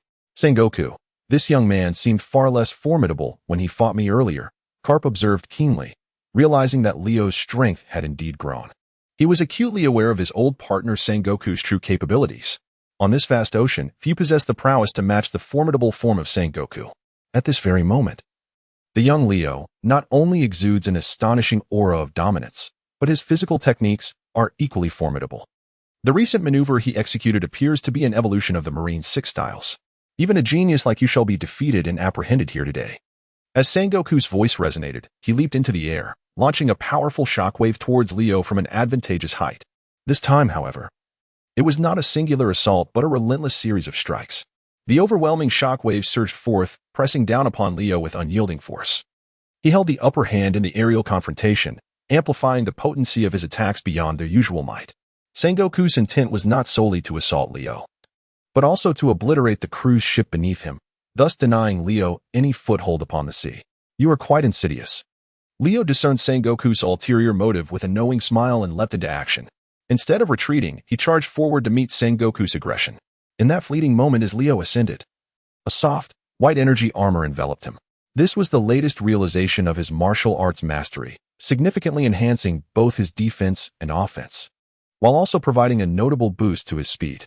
Leo transformed into a streak of white lightning, striking forth against the torrents of shockwaves. Boom! Where his fist traversed, a visible vacuum dragon manifested in the air, roaring as it annihilated Sengoku's shockwaves and surged directly towards him. Impossible! Sengoku's expression was one of disbelief upon witnessing his shockwaves disintegrate instantaneously. As the vacuum dragon charged at him, Sengoku retaliated with both hands, summoning a shockwave of unprecedented magnitude that formed before him and shot towards Leo with astonishing speed. The two forces collided in the air with a thunderous explosion, cleaving the ocean between them as if sliced by an invisible superblade. The sky above mirrored this cataclysmic divide. Chapter 50. Carp joins the fray. Observing the immense unending rift that had suddenly appeared in both sky and sea. The pirates gathered at a distance were left in utter shock. Gulp. The sky has been torn asunder. The ocean too. Such terrifying power. Could this individual truly be a monster? What is his origin? At this rate, we are bound to be caught in the aftermath. Should we not steer the ships further away? Hey, it seems we have run out of time. Look, there are even more Marines encircling us. We are trapped. The astonished pirates have finally discerned that Sengoku had preemptively ordered the naval warships to lie in ambush in the open sea. At this very moment, dozens of naval ships are advancing with great force towards them, creating a circular encirclement that thoroughly seals off the pirates' escape routes. Witnessing the naval vessels approaching, the pirates are gripped by sheer panic, abandoning any pretense of curiosity as they hastily prepare to flee. Kapu observes this unfolding scene silently, remaining indifferent to the fleeing pirates. His entire focus is now concentrated on Leo, whose displayed prowess far exceeds their expectations. Despite Sengoku beginning to engage earnestly, this young man appears remarkably composed. Indeed, it is evident that capturing this individual single-handedly is an impossible feat. Although the Navy's actions from years past were not without fault, such does not justify your criminal behavior. As Kapu rolls up his sleeves, it seems he intends to join the fray. At this juncture, Leo has launched a comprehensive counterattack against Sengoku. Empowered by energy armor, he throws punch after punch, each strike forcing Sengoku to retreat a distance. It appears as though Sengoku is at a disadvantage. However, in truth, Sengoku is merely testing Leo's limits. His arms are encased in formidable Haki, and with the enhancement provided by the Zoan-type devil fruit, he can withstand Leo's assault without significant trouble. The two combatants engage in a fierce exchange, gradually moving away from the vicinity of the naval vessels. Upon noticing the shift, Sengoku realizes the precariousness of their situation. You intend to push me into the ocean, do you? Your calculations are commendable. Sengoku scoffs, suddenly erupting with a terrifying burst of Conqueror's Haki directed at Leo. At the same time, he retaliates, drawing back his fist and delivering a powerful blow aimed at Leo, instantly generating a massive shockwave that halts Leo's advance. Seizing this rare opportunity, Sengoku swiftly unleashes his left fist, releasing a more terrifying shockwave than before. Regaining the upper hand and forcing Leo back, he continues to rain down blows, striving to drive the battle back towards the warships or the shore. You cannot evade the weaknesses inherent to devil fruit users, can you? Leo scoffs, suddenly enveloping his arms in Haki. He then charges forward, gathering energy for a punch aimed at Sengoku. However, at that precise moment, Leo's observation Haki senses imminent danger. Yet, it is too late. Kapu seizes the opportunity, launching a powerful punch from behind. His iron fist is extraordinary. With a powerful punch enveloped in armament Haki, Leo struck his opponent, sending him plummeting into the depths of the ocean. Fortunately, at that moment, Leo was shielded by an energy armor, which provided a defense comparable to that of the armament Haki itself, thus mitigating the damage he sustained. Like a cannonball, Leo surged skyward from the sea. Kapu, our previous encounter ended in a draw. Let us engage in a true contest this time, he exclaimed, launching a furious counterattack. The energy armor bestowed upon him formidable propulsion, allowing him to ascend toward Kapu with the grace of flight. Kapu, having lost his momentary suspension in the air, was descending toward the battleship below, facing Leo's airborne assault. He appeared to have no means of evasion. Ha. Come on, lad. Allow this old man to witness your progress over the past few days. Kapu laughed heartily, executing the Navy's 6 styles, moonwalk, to suddenly veer toward Leo's right. At the same time, he decisively unleashed his signature move, the Fist of Meteor, launching a barrage of devastating vacuum punches capable of shattering mountains toward Leo. Yet, the greater threat was not merely Kapu's formidable assault, but the pincer attack from Sengoku closing in from behind. These two top-tier naval warriors, having partnered for years, exhibited an uncanny synergy. While Kapu drew Leo's attention, Sengoku struck from the rear, unleashing shockwaves that entirely sealed off Leo's escape routes. In this world, no one can withstand the combined might of the two of us. You would do well to surrender and spare us all this precious time, Sengoku declared as he advanced. How would I know without trying? Leo replied with a light chuckle, dismissing Sengoku's warning. As his words echoed, he executed the moonwalk of the Navy's 6 styles, reaching a level of mastery that was nothing short of exceptional. Combining it with shave, Leo's speed surged, rendering him nearly invisible. He deftly maneuvered at an acute angle, flawlessly evading the combined onslaught of Kapu and Sengoku. Their attack seemed not directed at Leo, but rather at one another. The collision of Kapu and Sengoku's strikes created a thunderous explosion, shaking the earth and splitting the ocean anew. The skies darkened once more, filled with ominous clouds and flashes of lightning.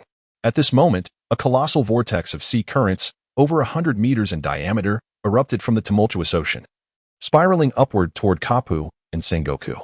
Confronted by an overwhelming force, Garp and Sengoku were compelled to once again employ the Marine Six Styles to evade the impending threat.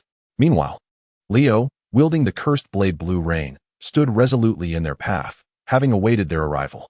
With a swift motion, Leo gripped the cursed sword with both hands and, without uttering a word, executed a sweeping strike towards Sengoku and Garp. The sky was instantaneously cleaved as an invisible, formidable sword energy surged forth towards them.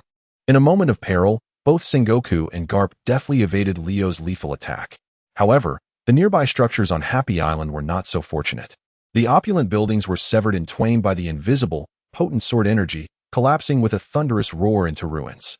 Dust billowed in the direction of the town, as the residents and tourists, previously indulging in merriment, suddenly grasped the gravity of their predicament. Quickly, flee. If we remain, we shall perish. It's terrifying. This island will be obliterated. Hurry, where is our ship? We must escape. In a state of panic, residents and tourists alike sprinted towards the docks. The earlier skirmish had already resulted in the destruction of several vessels anchored at the shore.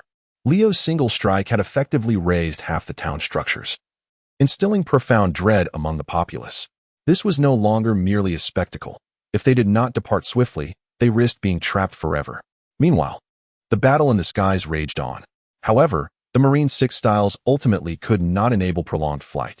Faced with Leo, who had begun to engage with the cursed blade Blue Rain, Sengoku and Garp's expressions grew grave. In terms of physical combat, they were confident in their ability to jointly subdue Leo. Yet, they had not anticipated that he was also a master swordsman. Confronted with such an adversary, a direct confrontation would not suffice. Garp, move that way. Drive this kid towards the island. Sengoku called to Garp, simultaneously launching a palm strike towards Leo, who had lifted his sword anew. The shockwave erupted powerfully, distorting the air and manifesting as an immense handprint that bore down upon Leo. Concurrently, Garp, utilizing the moonwalk technique, swiftly maneuvered to encircle Leo from behind, preparing for a surprise attack. However, Leo, discerning the intentions behind Sengoku and Garp's tactical assault, remained calm. With a graceful swing of his sword, he deflected Sengoku's shockwave and rapidly advanced, creating distance between himself and the approaching Garp.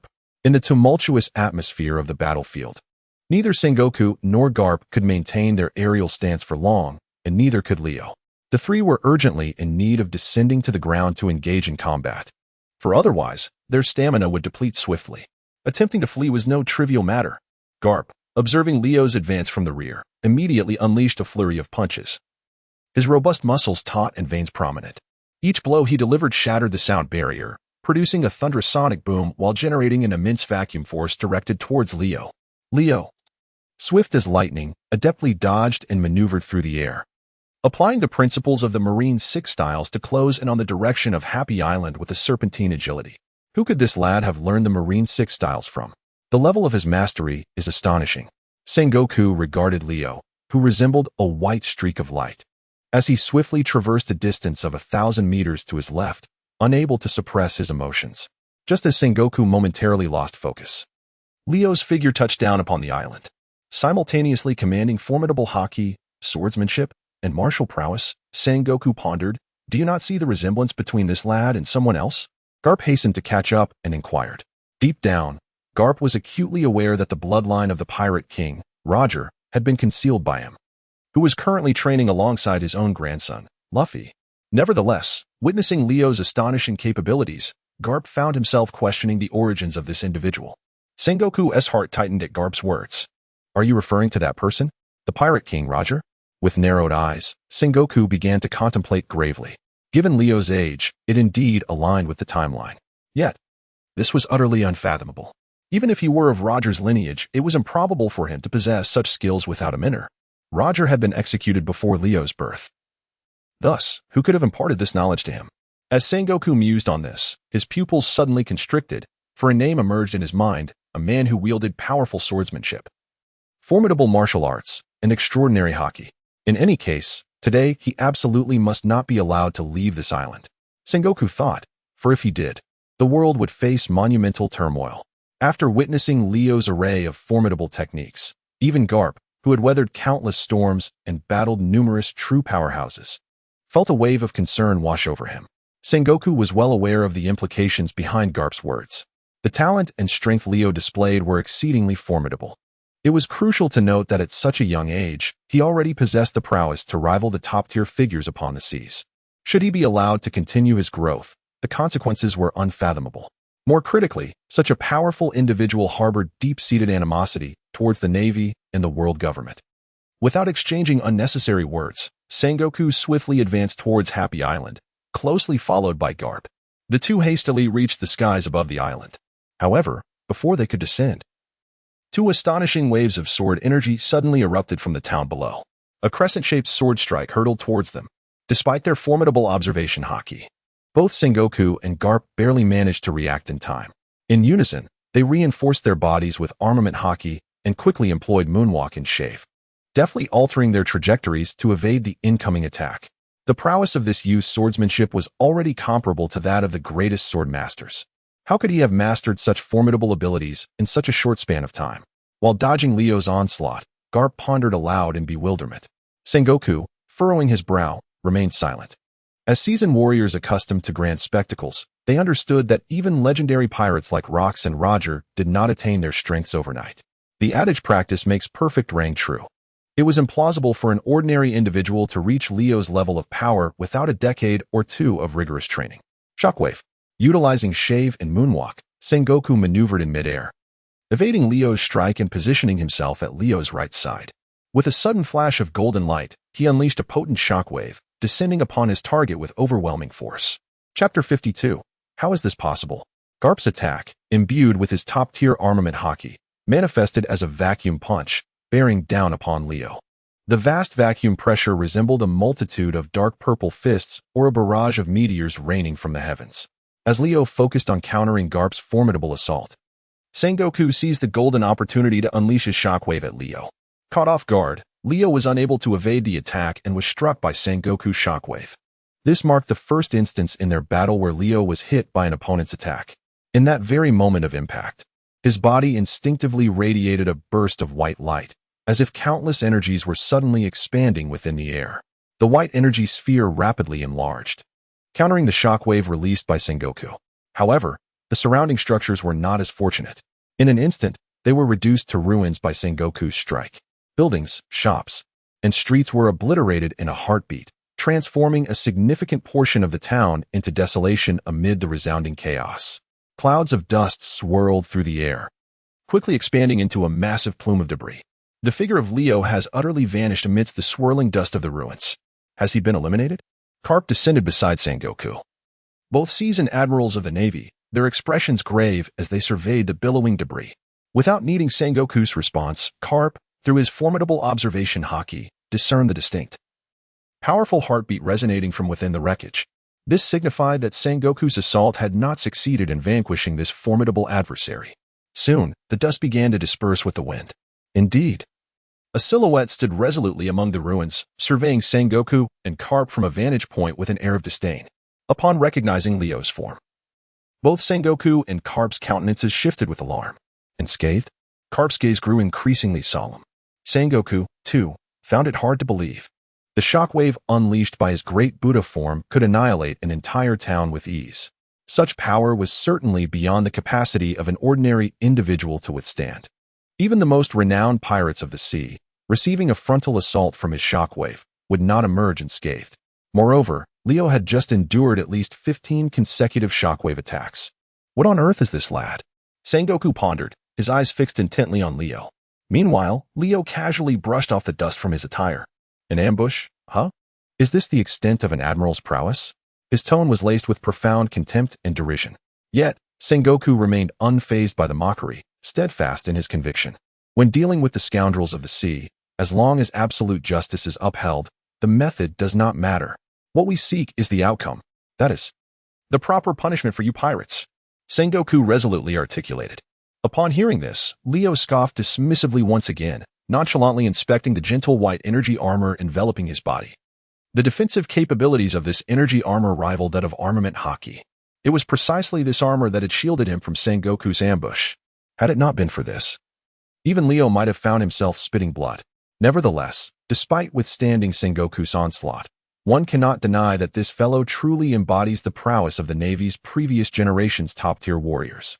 His strength is indeed formidable. Even though Leo emerged unscathed from the barrage of shockwaves, the tumultuous energy within his body continued to surge. Furthermore, his internal organs, bones, and muscles ached subtly, indicating that Sengoku's strike was no trifling matter. Had it been an ordinary pirate, they would likely have been subdued by now. Leo slowly withdrew his gaze from his energy armor, lifting his head to once again confront Sengoku. Is this what you call absolute justice, Navy? Is your so-called absolute justice built upon the foundation of indiscriminate slaughter of the innocent? Those who perished unjustly 5 years ago, the newborns. And those yet to see the light of day. What of the pregnant mothers? Do they bear any guilt? If the Navy is indeed so just, why do you not impose severe punishment upon the murderers? Leo's incisive retorts left Sengoku and Garp speechless. At that moment, Garp's eyes dimmed slightly, his imposing aura diminishing by a fraction. Sengoku, however, was different. After a brief silence, he once again bellowed, "We are currently discussing your crimes. Do not deliberately divert the topic, Leo. Surrender now." With that, the colossal golden form of Sengoku, the great Buddha, radiated light once more. He aimed a palm strike at Leo. The astonishing shockwave, even before reaching Leo, created a terrifying compressive effect around his body, as if an invisible colossal hand were forcefully pressing down toward the ground. With Sengoku's renewed assault, the debris surrounding Leo was instantly crushed at a visible rate. Massive stones, wood, and glass were obliterated, transforming into clouds of dust that dispersed into the air, forming vast dust clouds. Simultaneously, the ground was forcibly imprinted with a palm-shaped indentation over 50 meters wide. Yet, Leo remained utterly unaffected, standing resolutely like a mountain. Once the power of Sengoku's shockwave dissipated, Leo suddenly leaped into action, his cursed blade, Blue Rain, appearing to merge with him in that fleeting moment. Man and sword surged toward Sengoku with the speed and ferocity of an arrow released from its bow, a force immeasurable. "Sengoku, let me take this." Garp stepped forward, clenching his right fist tightly, causing the muscles in his arm to tense and bulge. Simultaneously, Garp unleashed a powerful punch into the air. With a thunderous roar, a vacuum fist, imbued with the pinnacle of Haki, surged toward Leo, who was now one with his weapon. When Leo's cursed blade, Blue Rain, met Garp's formidable vacuum punch in midair, a visible wave of intense shock radiated outward in all directions. Chapter 53. 1 against 2 is still a bit challenging. Garp and Leo momentarily matched each other in strength, neither able to gain the upper hand. Seizing this opportunity, Sengoku unleashed another shockwave toward Leo, following a resounding explosion. Leo was once more struck by the shockwave from Sengoku, sending him soaring through the air. He tumbled in midair, only managing to dissipate the overwhelming force after traveling several hundred meters, finally landing steadily on the ground. Engaging in a formidable duel proved to be somewhat challenging at his current level. Leo took a couple of deep breaths to calm the tumultuous surge of energy within him. However, before he could catch his breath, Sengoku and Garp launched another dual assault. The two advanced from either side, unleashing a relentless barrage of attacks, embodying an unyielding dominance. Both Sengoku and Garp were utilizing their full strength, with exceptional Haki combined with formidable martial arts, and Sengoku's devil fruit powers posed a significant challenge to Leo.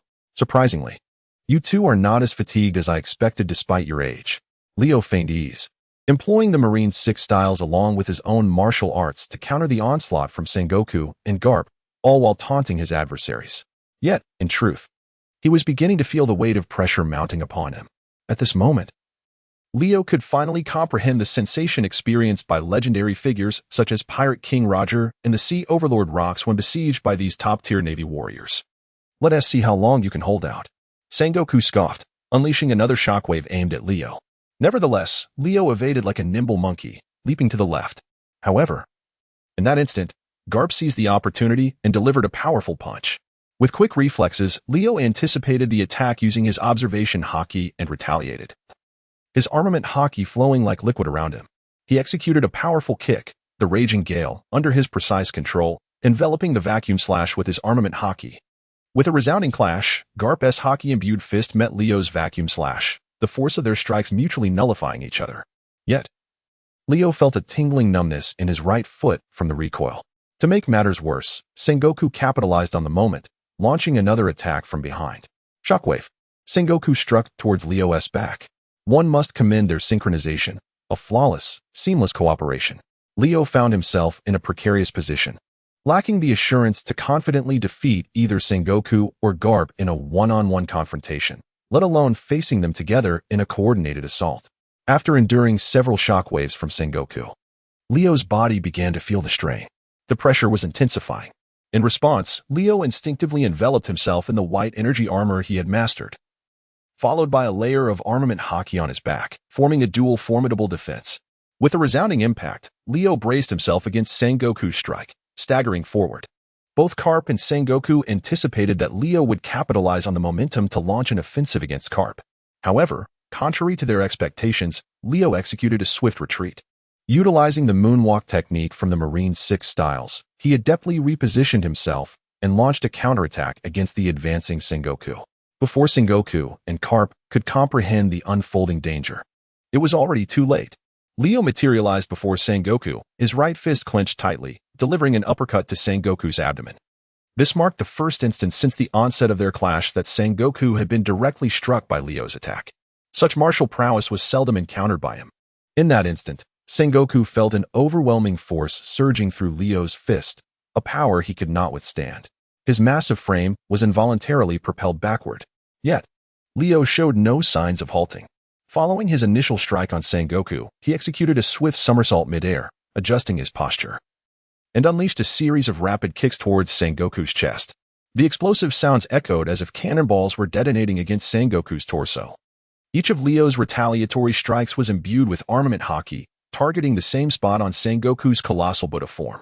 Although his Haki had yet to achieve internal destruction, the relentless assault on a singular point rendered Sengoku unable to endure, irrespective of his formidable defenses. As anticipated, after nearly 100 successive kicks, Sengoku's immense Buddha form was sent flying. However, at that very moment, Garp charged at Leo from the side like a savage bull. "You are utterly audacious, Leo. Do you think I am not here?" Garp bellowed, his fist descending upon Leo with the ferocity of a tempest. His iron fists were remarkable, their power rivaling that of Sengoku's shockwaves. The impact of Garp's strikes, enveloped in peak armament Haki, was undeniably devastating. Despite Leo's defensive capabilities, honed through the integration of martial techniques to an advanced level, the force of Garp's assault was excruciating. Leo found himself losing balance, propelled sideways. Yet, Garp was relentless. Immediately pursuing him, Meteor Fist, Garp unleashed another formidable technique. His fists moved at extraordinary speed, creating friction with the air that not only generated vacuum punches but also ignited sparks in the atmosphere. This attack was evidently far superior to the previous one, boasting even greater lethality. Kapu seizes this opportunity to decisively eliminate Leo. With the assistance of the formidable Kapu, Sengoku, who had just been momentarily repelled by Leo, regains his composure and re-enters the fray. The two strike simultaneously, launching a coordinated assault on Leo, once again throwing him into disarray. Ultimately, Leo finds himself overwhelmed, as two fists cannot contend against four hands. Faced with the combined onslaught of Sengoku and Kapu, two of the Navy's most formidable warriors, he soon endures several heavy blows. Internally, he is once again taken aback, compelled to acknowledge the immense strength of Kapu and Sengoku. However, at this moment, Sengoku and Kapu are even more astonished than Leo. They both unleash a flurry of rapid attacks, attempting to subdue Leo, yet despite their relentless efforts, he remains resilient. This far exceeds their expectations. Chapter 54, Armament Haki. Internal Destruction. Despite Sengoku and Kapu maintaining a facade of seriousness as they assault Leo, their hearts are already brimming with astonishment. This young man has managed to endure under the combined attack of both myself and Kapu for such an extended period. Truly remarkable. Sengoku contemplates. Meanwhile, Kapu is equally stunned. After enduring over 50 shockwave attacks from Sengoku, in addition to at least 100 direct hits from myself, he continues to engage us as if unfazed. This young man possesses not only formidable martial arts, swordsmanship, and Haki, but also an extraordinary physical constitution. Indeed, if he were to escape from here, the consequences would be dire. Throughout Kapu's decades with the Navy, he has never encountered anyone with such an indomitable physique as Leo. Even the notorious pirate rocks could not have withstood such a relentless barrage from both Sengoku and himself without sustaining any harm. Certainly, the Pirate King Roger could not do so either. Yet this young lad has achieved something utterly astonishing, making it hard to believe. Sengoku. It appears we have no choice but to employ that technique. As Kapu and Sengoku realize their prolonged assault is yielding no results, they exchange a knowing glance, leading to Kapu's suggestion. As comrades for decades, Sengoku instantly comprehends Kapu's intent. Internal destruction of armament Haki? Sengoku's brow furrows slightly. Kapu. The order from the Gorosei is to capture this boy alive, not to kill him. You must exercise caution. He quickly reminds Kapu. Having honed their mastery of armament Haki to an unparalleled level over their years in the Navy, they are aware that the pinnacle of armament Haki lies in internal destruction. Once employed, it allows the Haki to penetrate the target directly, inflicting internal damage. Utilized against inanimate objects, such as mountains, boulders, and ships, the effect is devastating. Mountains are reduced to mere plains, stones are shattered with a thunderous roar, and vessels are sunk in an instant. When directed towards living beings, such as the opponent before him, the outcome is equally evident. Carp, renowned as Iron Fist Carp, is not only noted for the remarkable hardness of his fists, akin to steel, but also for his extraordinary mastery of armament Haki. Once armament Haki is unleashed, combined with Carp's peak physical prowess, the results are utterly incapacitating. Even the legendary Pirate King, Roger, had previously found himself cornered by Carp's formidable technique on multiple occasions. It is precisely due to his profound understanding of his old partner's capabilities that Sengoku chose to remind Carp at this moment. Although both had previously employed armament Haki in their attempt to capture a living opponent, neither had truly applied its ultimate techniques, nor utilized its internal destructive effects. Now, Carp had a change of heart. He pondered the possibility of inadvertently delivering a fatal blow to Leo, which would surely lead to the ire of the five elders.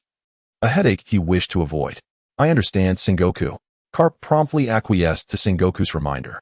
At that moment, a dark purple aura began to emanate from his body, giving him the appearance of a figure forged from bronze and iron. Opposite him, Leo felt the overwhelming pressure of Carp's formidable presence, causing his gaze to sharpen instinctively. Boy, prepare to truly experience the taste of my iron fist.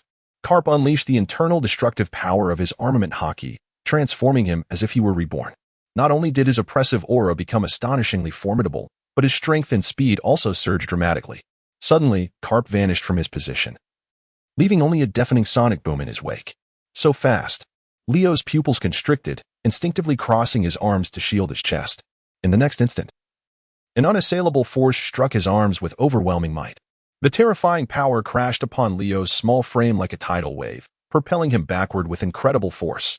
In the blink of an eye, Leo was sent flying over 1,000 meters.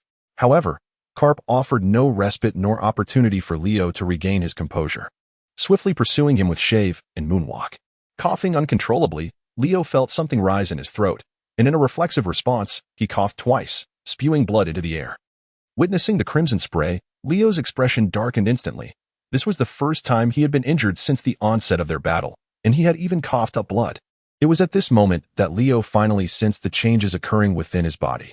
He perceived with acute clarity, as though his very organs were being pierced by sharp blades. Even his muscles and bones were distinctly aware of the piercing and cutting pain.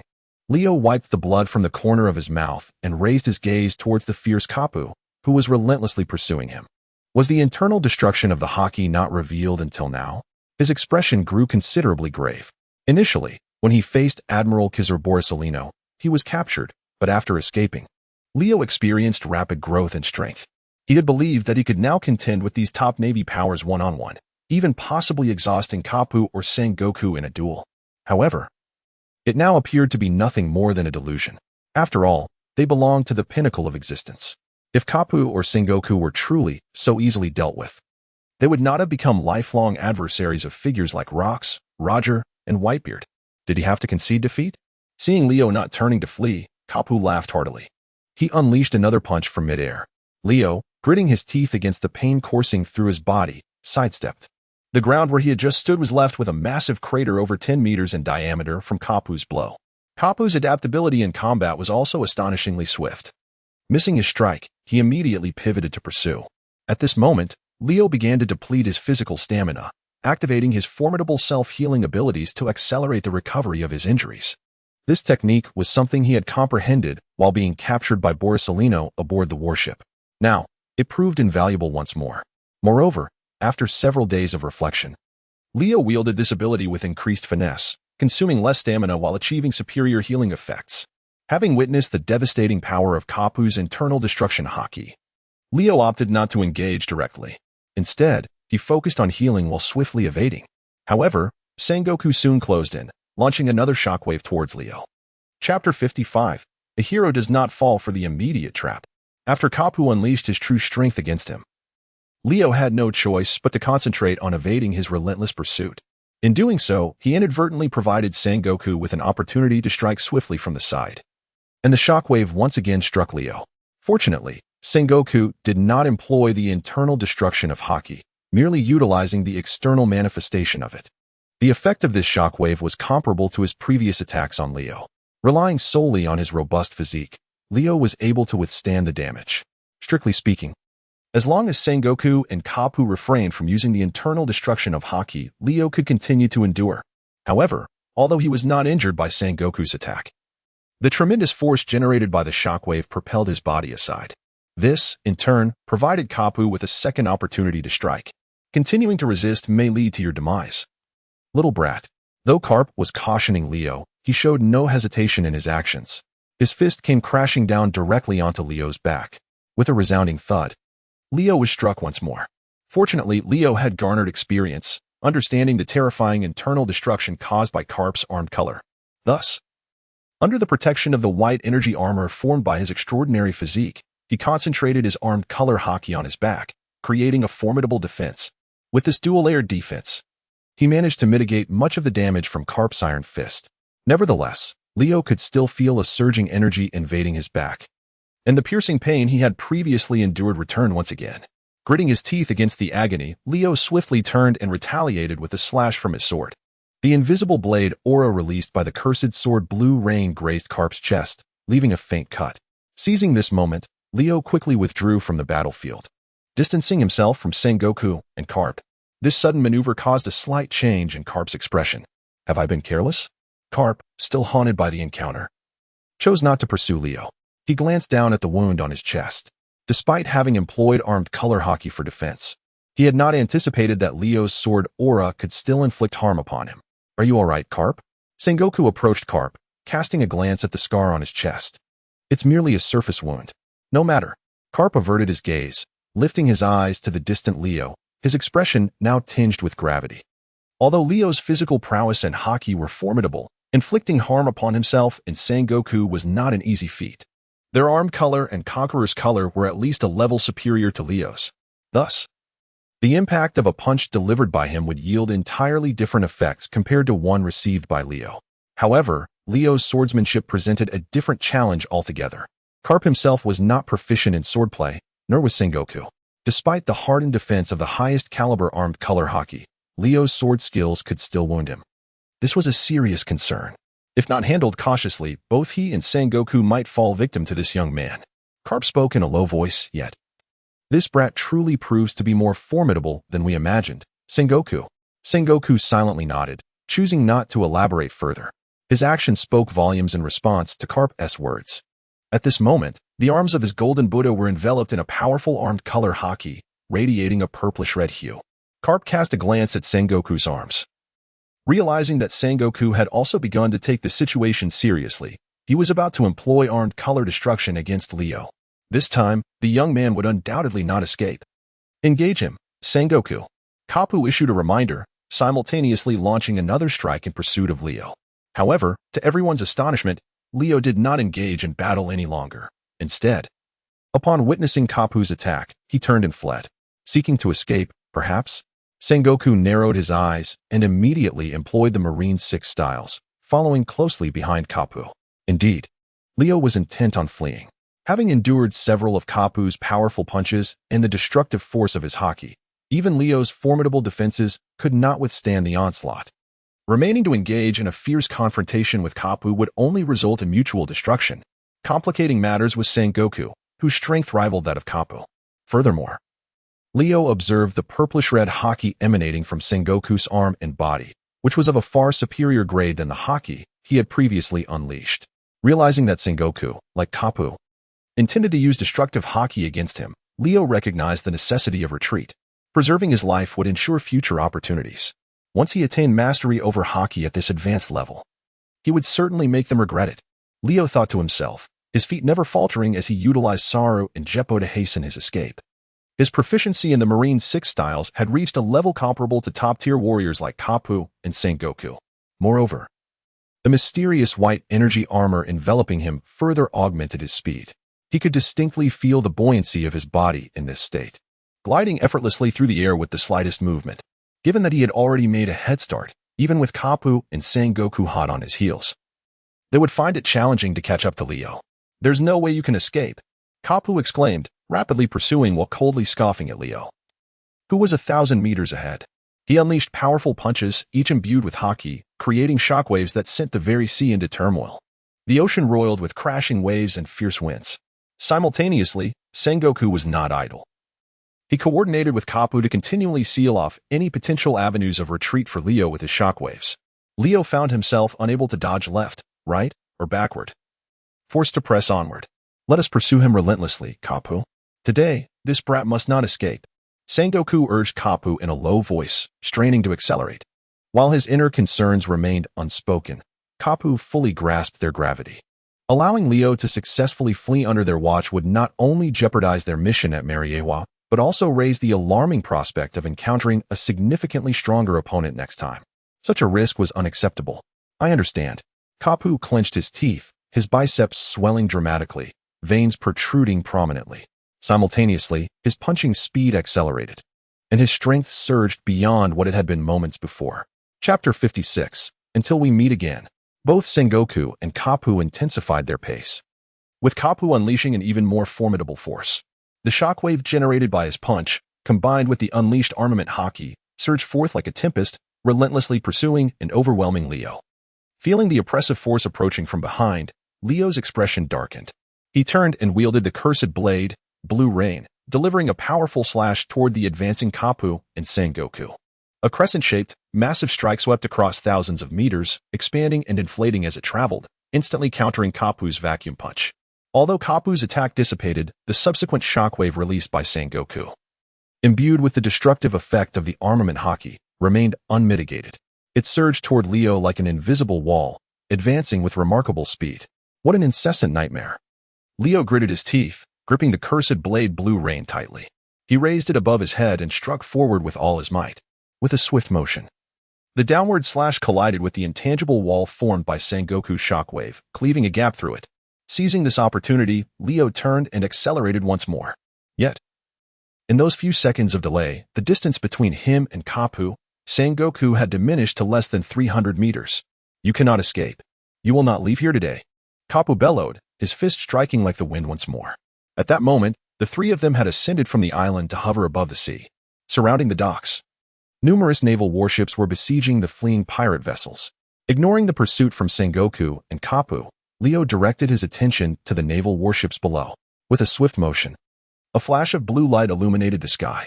In an instant, several naval warships below were severed in half by an invisible, overwhelming sword aura, sinking rapidly.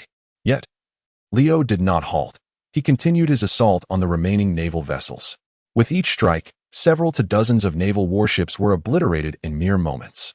In a short span, Leo had dispatched the majority of the naval fleet on the surface, sending countless naval soldiers plunging into the water. The pirates, who had just endured the pressure of the naval assault, finally took a breath of relief. Once they regained their composure, they began to fire upon the naval soldiers in the water and attack the remaining warships. Witnessing this scene, Sengoku and Kapu furrowed their brows. "Kapu, capture that brat. We cannot allow him to escape." Sengoku urgently reminded Kapu not to be distracted by Leo's actions, yet he himself found it difficult to focus. At this moment, an invisible blade of energy surged towards the front. In the air, a faint blue light reflected off the lenses of Sengoku's glasses. In the next instant, Sengoku's body was struck by this formidable sword energy with a resounding thud. Instantly, his forward momentum was halted mid-air, causing him to come to an abrupt stop. "This is bad," Sengoku thought to himself, sensing the dire situation. The Navy's 6 forms, particularly the moonwalk and shave, rely heavily on maintaining momentum in mid-air. Any interruption would result in the loss of their buoyancy effect. Below Sengoku lay the vast, endless sea. Sengoku. Carp exclaimed upon noticing Sengoku being hit by Leo's attack. Swiftly turning to glance back, he saw Sengoku plummeting directly towards the ocean's surface. As a devil fruit user, falling into the sea would render him incapable of continuing the fight. Cursed brat. Carp turned his gaze towards Leo, who had seized the opportunity to distance himself, creating a gap of over 500 meters between them. Do you wish to meet the same fate as Sengoku, Carp? Leo sneered, glancing back while wielding the cursed blade. Blue rain, unleashing a barrage of sword energy that formed an obstructive web around Carp. Though these slashing energies were ethereal and nearly imperceptible to the naked eye, Carp's formidable observation Haki remained invaluable. He enveloped himself in a cloak of armament Haki and launched rapid punches forward, generating powerful shockwaves that sliced through the air. Simultaneously, fiery blasts erupted within the atmosphere, resembling a meteor shower directed at Leo. Boom, boom, boom. Carp's onslaught successfully deflected the majority of the incoming sword strikes. However, this brief moment of resistance allowed Leo to widen the distance between them even further. You shall not escape, Carp shouted at Leo. Then come and catch me if you can. Leo retorted with a mocking grin. True to his words, Carp responded with a tempest of punches, unleashing a massive barrage of pressure. His dark purple armament Haki radiated outward, seemingly intent on utterly annihilating Leo ahead. Yet Leo remained unperturbed, deftly countering each of Carp's attacks with precise sword strikes. He even showcased his agility by reversing his position to face the pursuing Carp, maintaining his speed while effortlessly preparing a counterattack.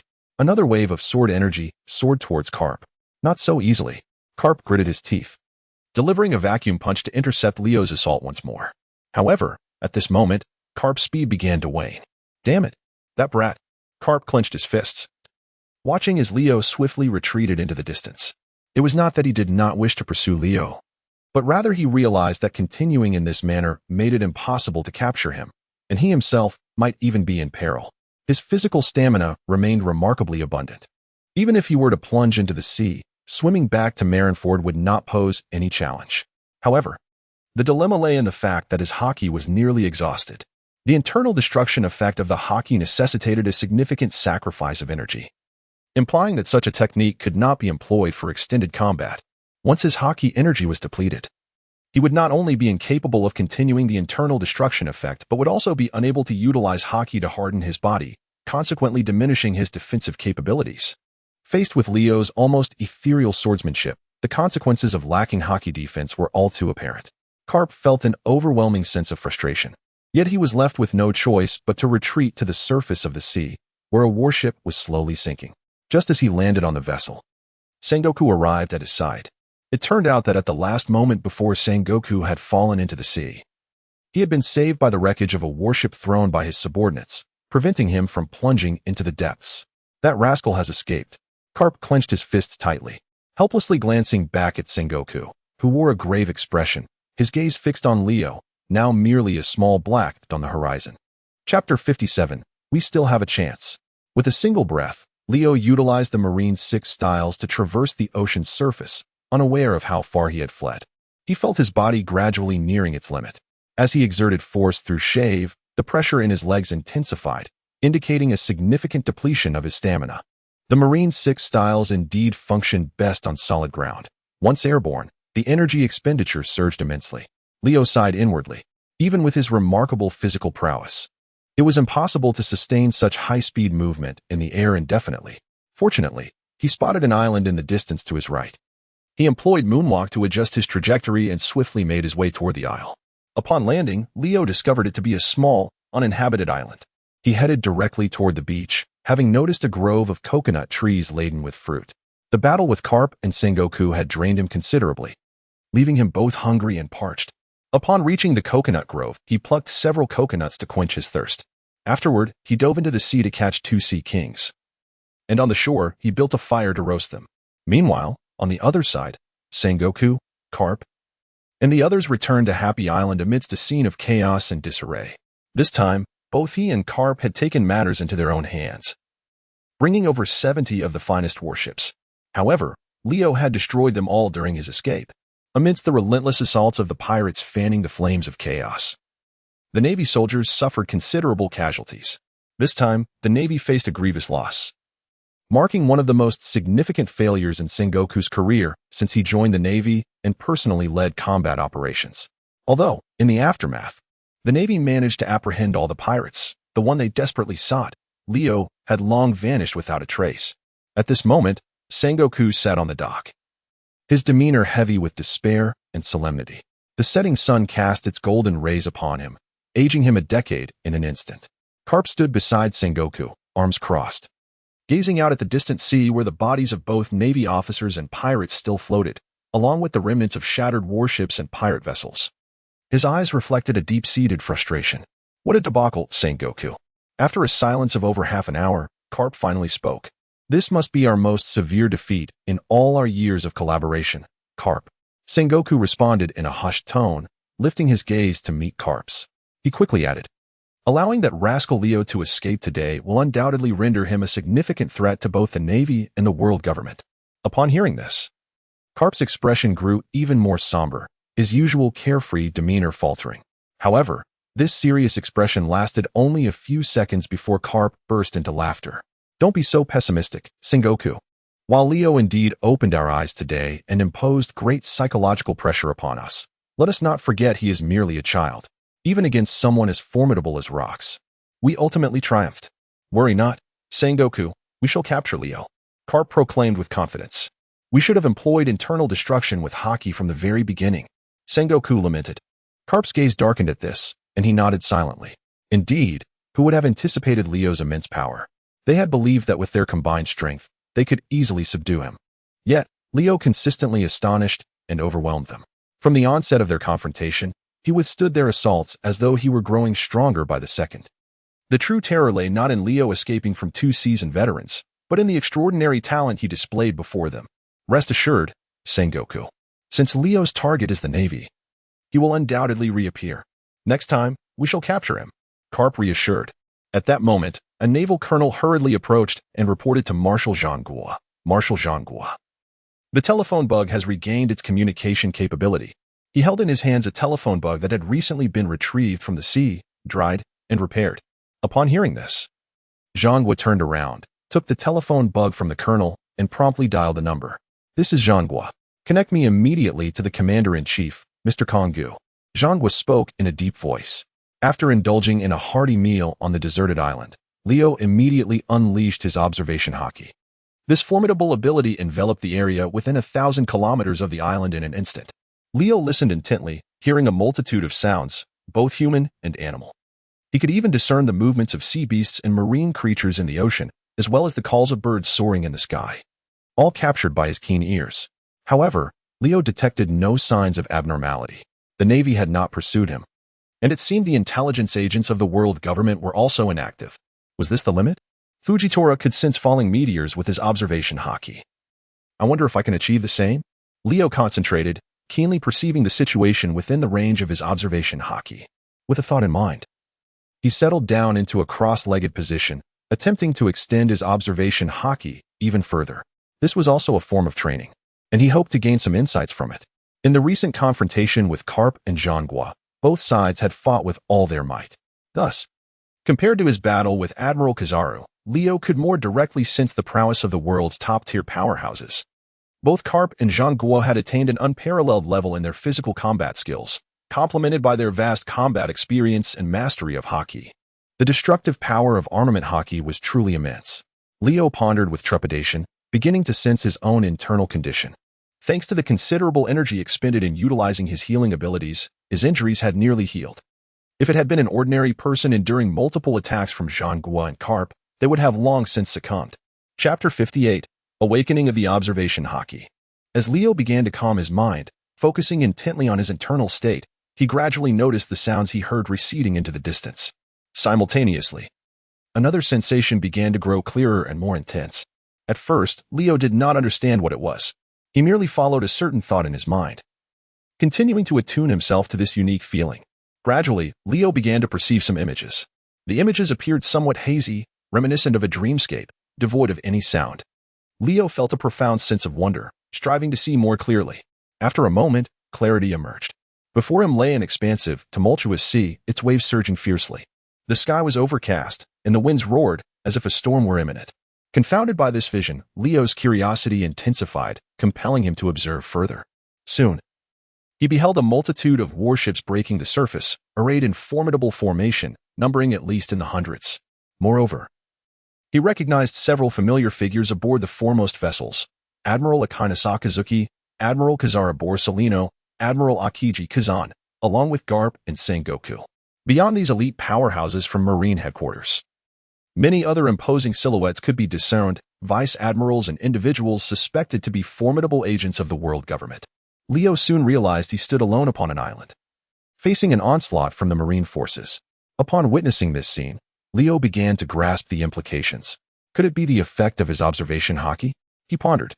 Mastery of observation Haki, when refined to its apex, allows one to glimpse fleeting moments of the future. Given the current visions before him, he surmised that his understanding of observation Haki had indeed deepened. Now, not only could he overhear conversations and read the thoughts of others, but he could also, akin to katakuri, foresee potential futures. With the evolution of his observation Haki, Leo's perceptive abilities had sharpened significantly. Previously, Garp and Sengoku had moved with such velocity that he often found himself unable to anticipate their actions in time to evade their strikes. He and others had to rely on instinct, experience, or mere sight to dodge their assaults. However, it seemed that this was no longer a pressing concern for him. How fascinating. Is this the fruit of my battles with Sengoku and Garp? Leo mused, a slight smile gracing his lips.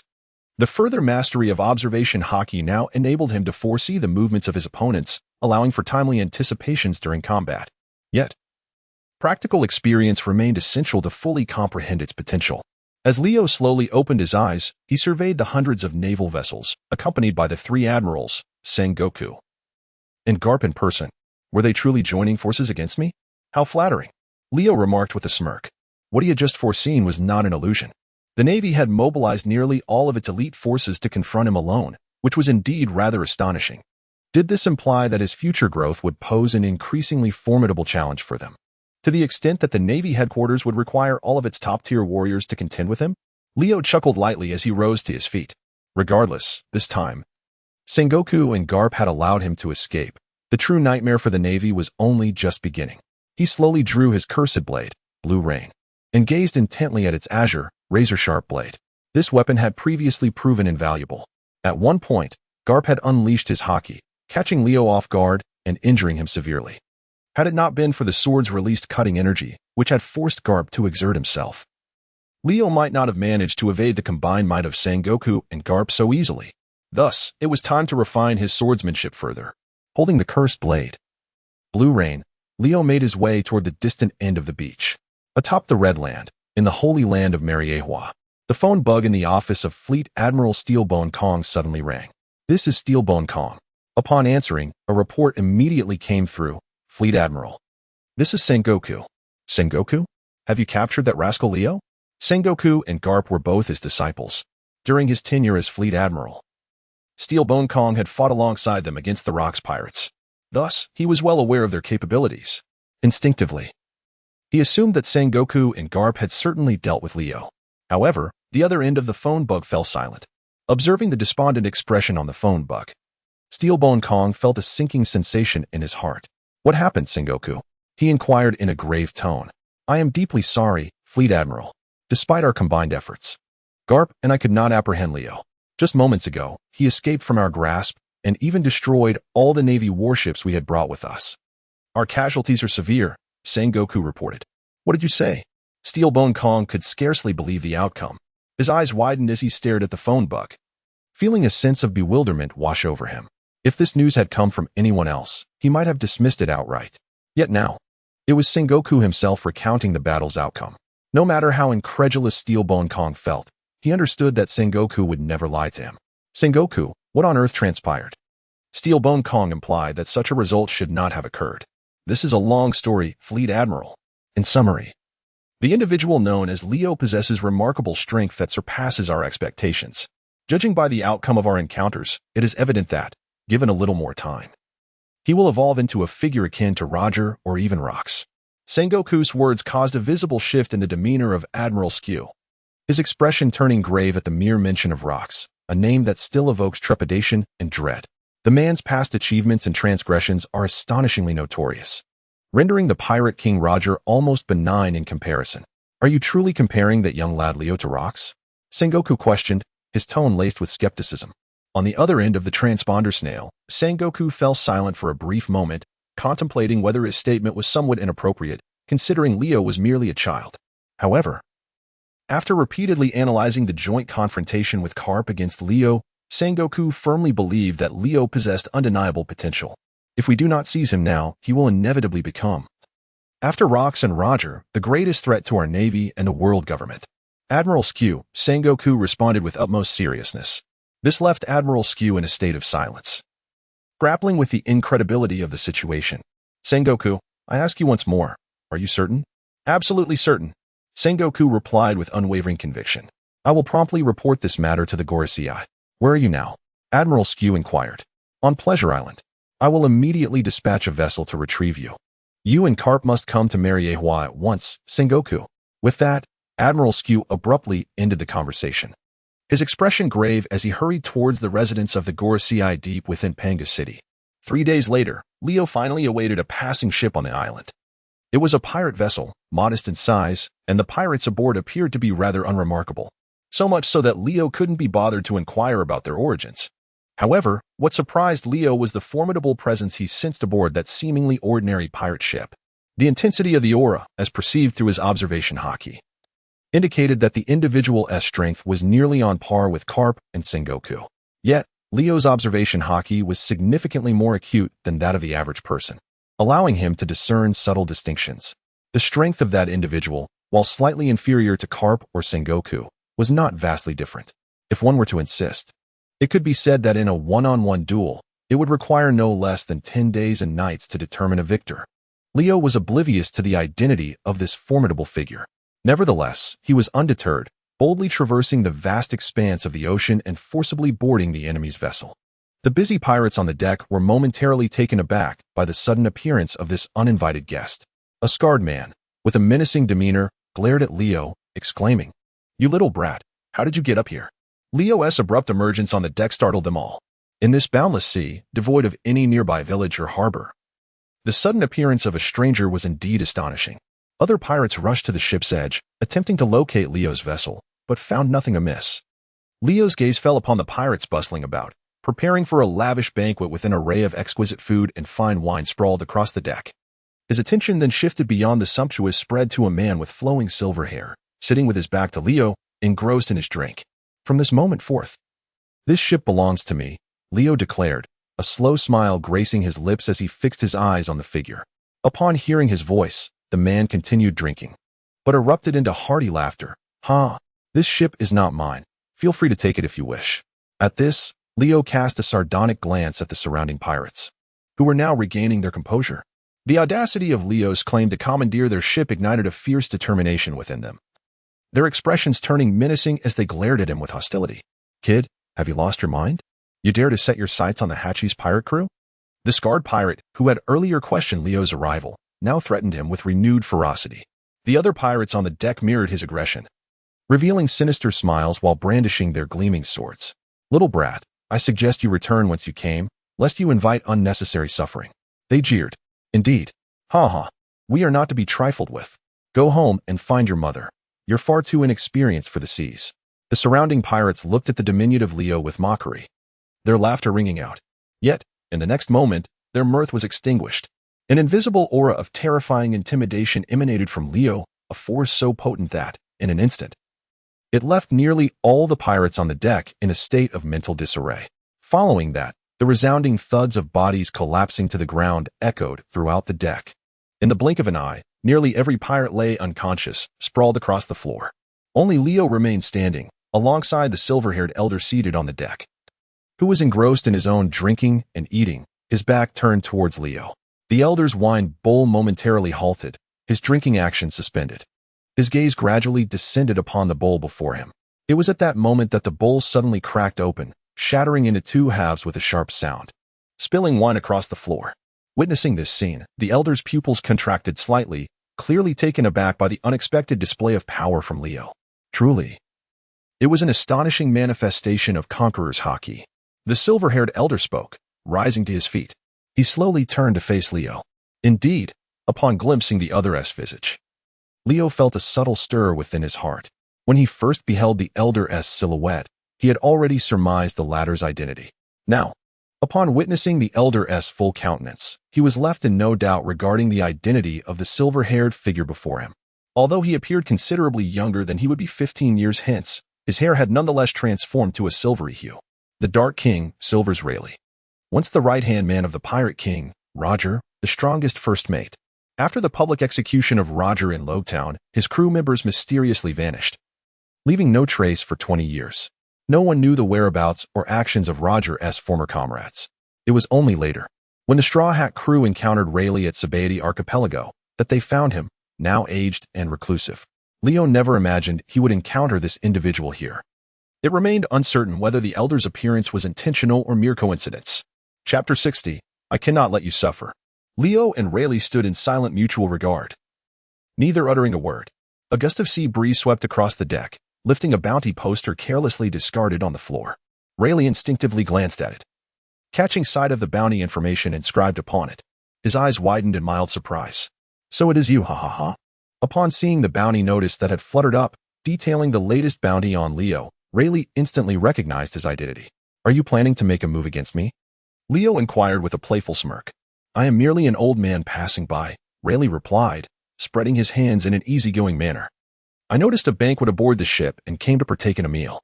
His keen eyes, sharp as blades, continued to scrutinize Leo, a profound sense of astonishment welling up within him. The world outside was abuzz with rumors that this young man was likely Roger's illegitimate son.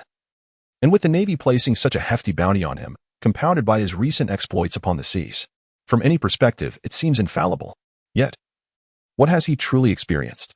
How could he possess such formidable power at such a tender age? Lost in contemplation, Rayleigh's gaze instinctively drifted towards the fallen pirates around him.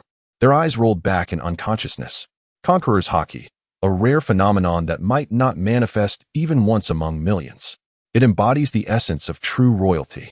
Although he may not yet occupy the pinnacle of this realm, he still pales in comparison to the legendary Roger. Nevertheless, to awaken such potent Conqueror's Haki at such a young age is something Rayleigh had never encountered in his decades of existence. As Rayleigh furtively observed Leo, waves of astonishment surged within him. Meanwhile, Leo, after hearing the explanation, nonchalantly approached the lavish spread of food and drink. Will you continue dining? He inquired, taking a seat and turning to Rayleigh. In response, Rayleigh smiled broadly. I thought you might abandon this old man on the ship, he remarked, moving closer to Leo and settling across from him. However, Rayleigh refrained from indulging in the feast, instead crossing his arms and curiously fixating on Leo. At that moment, he was still pondering whether Leo could truly be the illegitimate child of his former captain, Roger. If that were the case, how should he treat Leo? Should he assist him in his growth? Form a partnership? Or should he feign ignorance and let them part ways? While Rayleigh hesitated, Leo had already poured a bowl of wine and handed it to him. As he offered the drink, Leo asked, You possess considerable strength. You cannot be an unknown figure adrift at sea, can you? Ha ha ha. I am merely a man in his 60s, just an old fellow, best not to mention names. Rayleigh replied. Just then, a pirate beside them groggily opened his eyes, struggling to rise and reaching out to Rayleigh for assistance. Rayleigh, you consumed our ship's provisions. You cannot turn a blind eye to this. You must help us defeat this fellow. This pirate was none other than Borodakis, the captain of their crew. The other pirates remained in deep slumber, having been incapacitated by Leo's Conqueror's Haki, leaving him the sole one to awaken early. This indicated his strength, yet alas, he had encountered a monster like Leo. Upon hearing Hatchie's words, a smirk slowly crept across Rayleigh's lips as he regarded Leo with a hint of intrigue. What shall we do? He does seem to possess a point, Rayleigh mused, wishing to further probe Leo's capabilities while simultaneously confirming his identity. Certainly, such matters cannot be inquired about directly here. Battles must be conducted in a suitably chosen locale. Thus, he proposed such a notion. Leo leisurely sipped his drink, then seized a large roasted ham and took a hearty bite. As he savored his meal, he calmly stated, You have received kindness from them. It is only right to repay it. Should you triumph over me, I shall return this vessel to them. Hearing Leo's composed response, Rayleigh's eyes once again reflected profound astonishment. Meanwhile, Hatchie's could hardly contain his excitement. Ha ha. Youngster, those are your words. You must not go back on them. If you lose to Rayleigh, you shall return this ship to us and depart in honesty."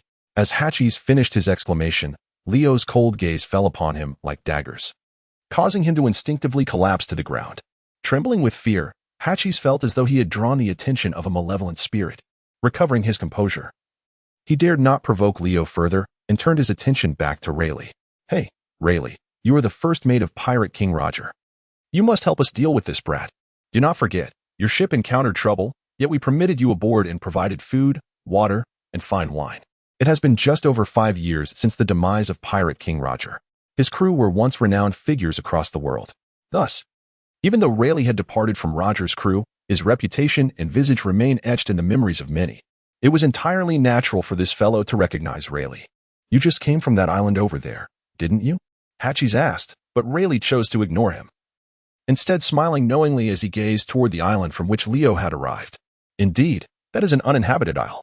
If you wish to challenge me, it is the most fitting place," Leo casually replied, while Rayleigh redirected his gaze toward the ravenous Leo, patiently awaiting him to finish his meal. Hachis, ever astute, took the helm and promptly navigated the ship toward that direction, as their log pointer also indicated the same island.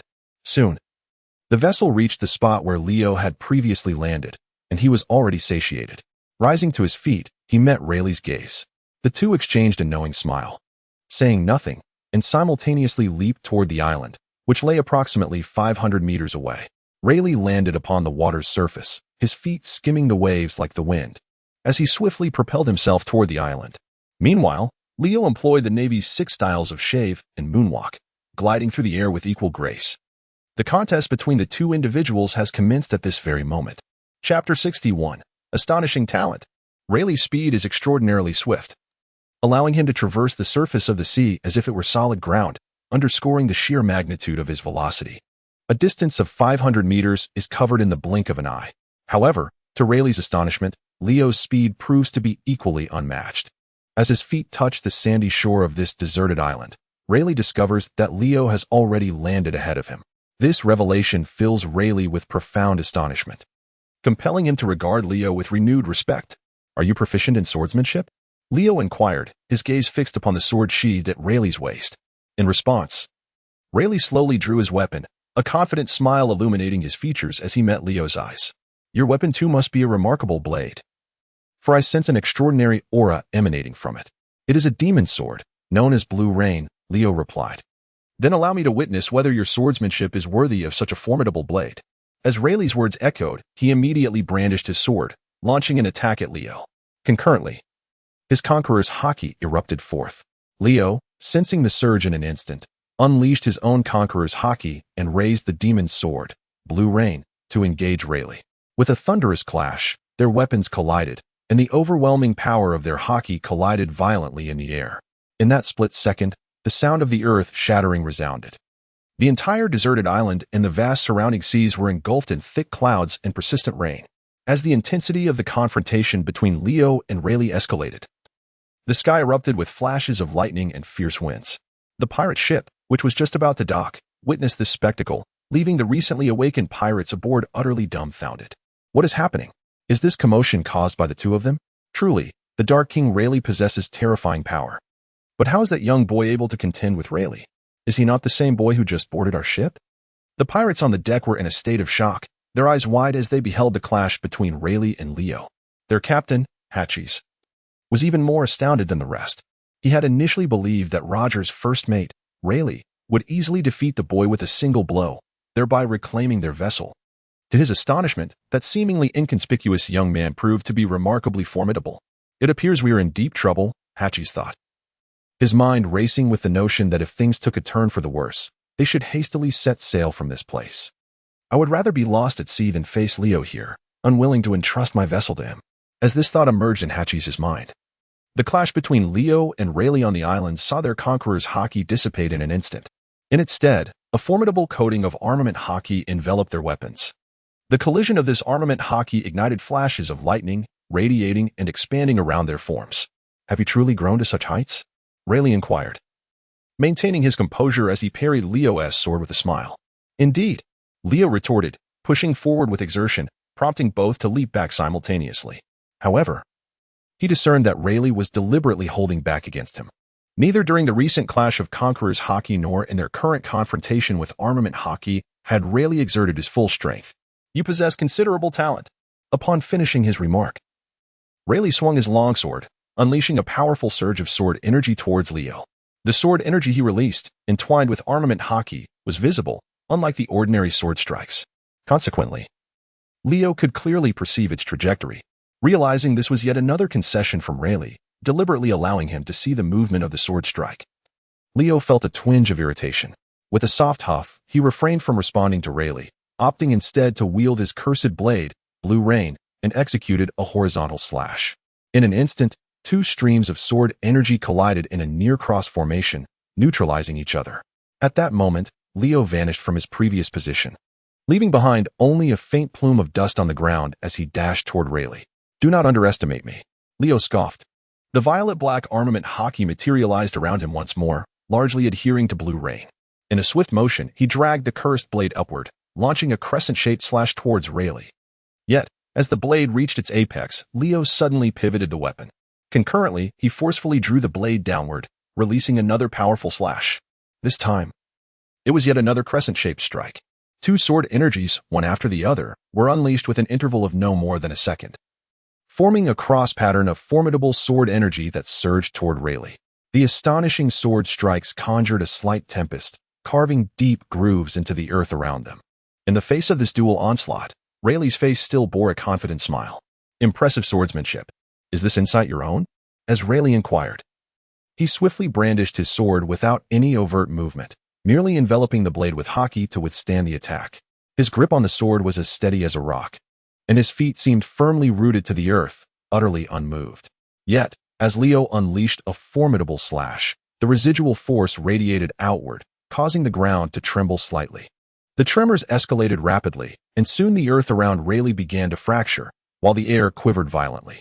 Even Rayleigh, who had previously stood unwavering, now started to shake. His arms, body, and feet felt the astonishing power, and the smile on his face gradually faded. He gazed at Leo with a mix of astonishment and uncertainty, realizing that not only was Leo a master swordsman, but his strength was also astonishingly immense. This power surged forth like an unstoppable river, transmitting a subtle pressure through Rayleigh's weapon, making him acutely aware that without earnest effort, defeating this young man would be impossible. At that moment, Leo launched another assault. Chapter 62. Seizing the opportunity for continued growth. Rayleigh observed as Leo once again swung his enchanted blade, Blue Rain, this time reciprocating by enveloping his own sword aura with Haki, allowing Rayleigh to perceive the trajectory of his attack. Witnessing this, a knowing smile crept across Rayleigh's face. He discerned that Leo was intentionally nudging him, revealing a strong sense of pride. Amused, Rayleigh thought to himself before exerting force. The sword aura that had briefly imposed pressure on him was instantly dispelled by his might. With a leap, he narrowly evaded the sword aura Leo released in pursuit. Landing behind Leo, he turned and said, "Perhaps we should call it a day. Your prowess is formidable, and I cannot defeat you in the short term. I must hasten to another destination." Rayleigh smiled at Leo. At that moment, Leo slowly turned to face Rayleigh, locking eyes with him. "So, you intend to disappoint those pirates who hold expectations for you? Once you draw your weapon and engage in battle, you must be prepared for the possibility of a decisive outcome," Leo declared before launching another offensive. Previously, Rayleigh had sought to gauge Leo's strength, and now both had unveiled their capabilities. Rayleigh realized that he could not prevail over Leo in a short span. Conversely, Leo acknowledged that with his current abilities, defeating Rayleigh was also unlikely. Thus, he made a decision to seize this opportunity and use Rayleigh to accelerate his growth.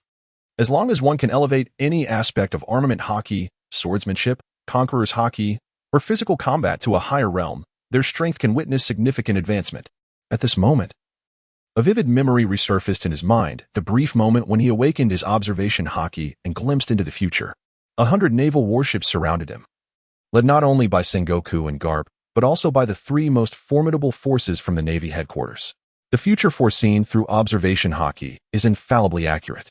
Yet, before such an event unfolds, one can strive to alter the outcome through sheer effort. Leo harbored no desire to be besieged by the Navy's greatest powers, ultimately leading to a dismal fate. Thus, at this very instant, he must seize every opportunity to grow stronger.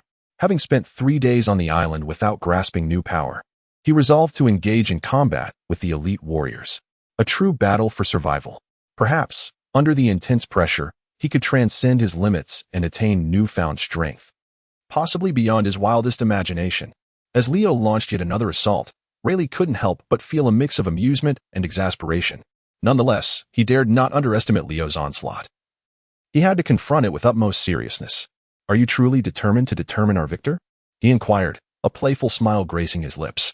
"If so, I shall show no mercy." He countered Leo's attacks with swift precision, to which Leo responded with a cold snort. "Bring it on." Their speeds escalated dramatically, the clashing of weapons resonating like a relentless symphony. In an instant, the air crackled with Haki, and sparks ignited all around them. The coconut grove nearby, along with all vegetation and rocks along the coast, was obliterated within the blink of an eye. The sea began to churn violently, and after another bout of thunder and lightning, torrential rain finally poured down. Amidst the fierce duel, Rayleigh and Leo transformed into mere fleeting shadows in the torrential downpour. Meanwhile, in the holy land of Mariehua, the 5 elders were incensed upon learning that even Sengoku and Garp could not subdue Leo. They issued a direct order for comprehensive tracking of Leo's whereabouts while closely monitoring his every move. Additionally, they commanded the Navy in the New World to swiftly suppress the pirates inciting chaos.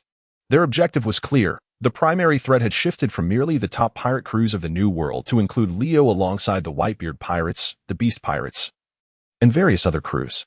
Mobilizing the formidable forces of the Navy headquarters against any of these factions would be a trivial endeavor for the 5 elders. They even possessed true trump cards at their disposal. The trump card from that year played a pivotal role in the battle at God Valley, where the Rocks pirates were besieged. As the 5 elders issued their commands, Sengoku and Garp also arrived on the Red Line aboard a warship dispatched by Steelbone Kong. They quickly made their way to Panga City, perched at the pinnacle of the Red Line. In the midst of power dynamics, Sengoku and Garp encountered the 5 elders. "Esteemed 5 elders, I have a proposal. Utilizing that plan could significantly alleviate the pressures and challenges our Navy faces in the New World. This would grant us ample strength to confront Leo," Sengoku asserted, cutting straight to the chase. Throughout the journey, he had been contemplating strategies to deal with Leo, and he now possessed a comprehensive plan.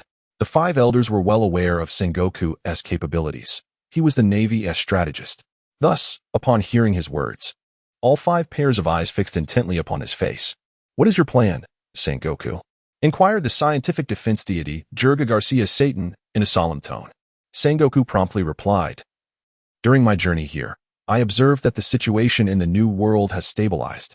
The Whitebeard pirates, the White Hand pirates, and the other pirate factions have solidified their territories.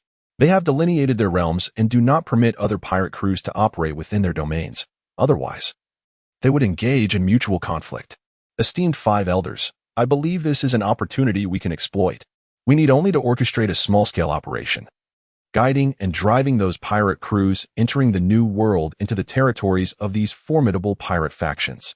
Consequently, they would turn on one another. To thwart the encroachment of these new pirate crews, the top factions would undoubtedly divert their attention and resources.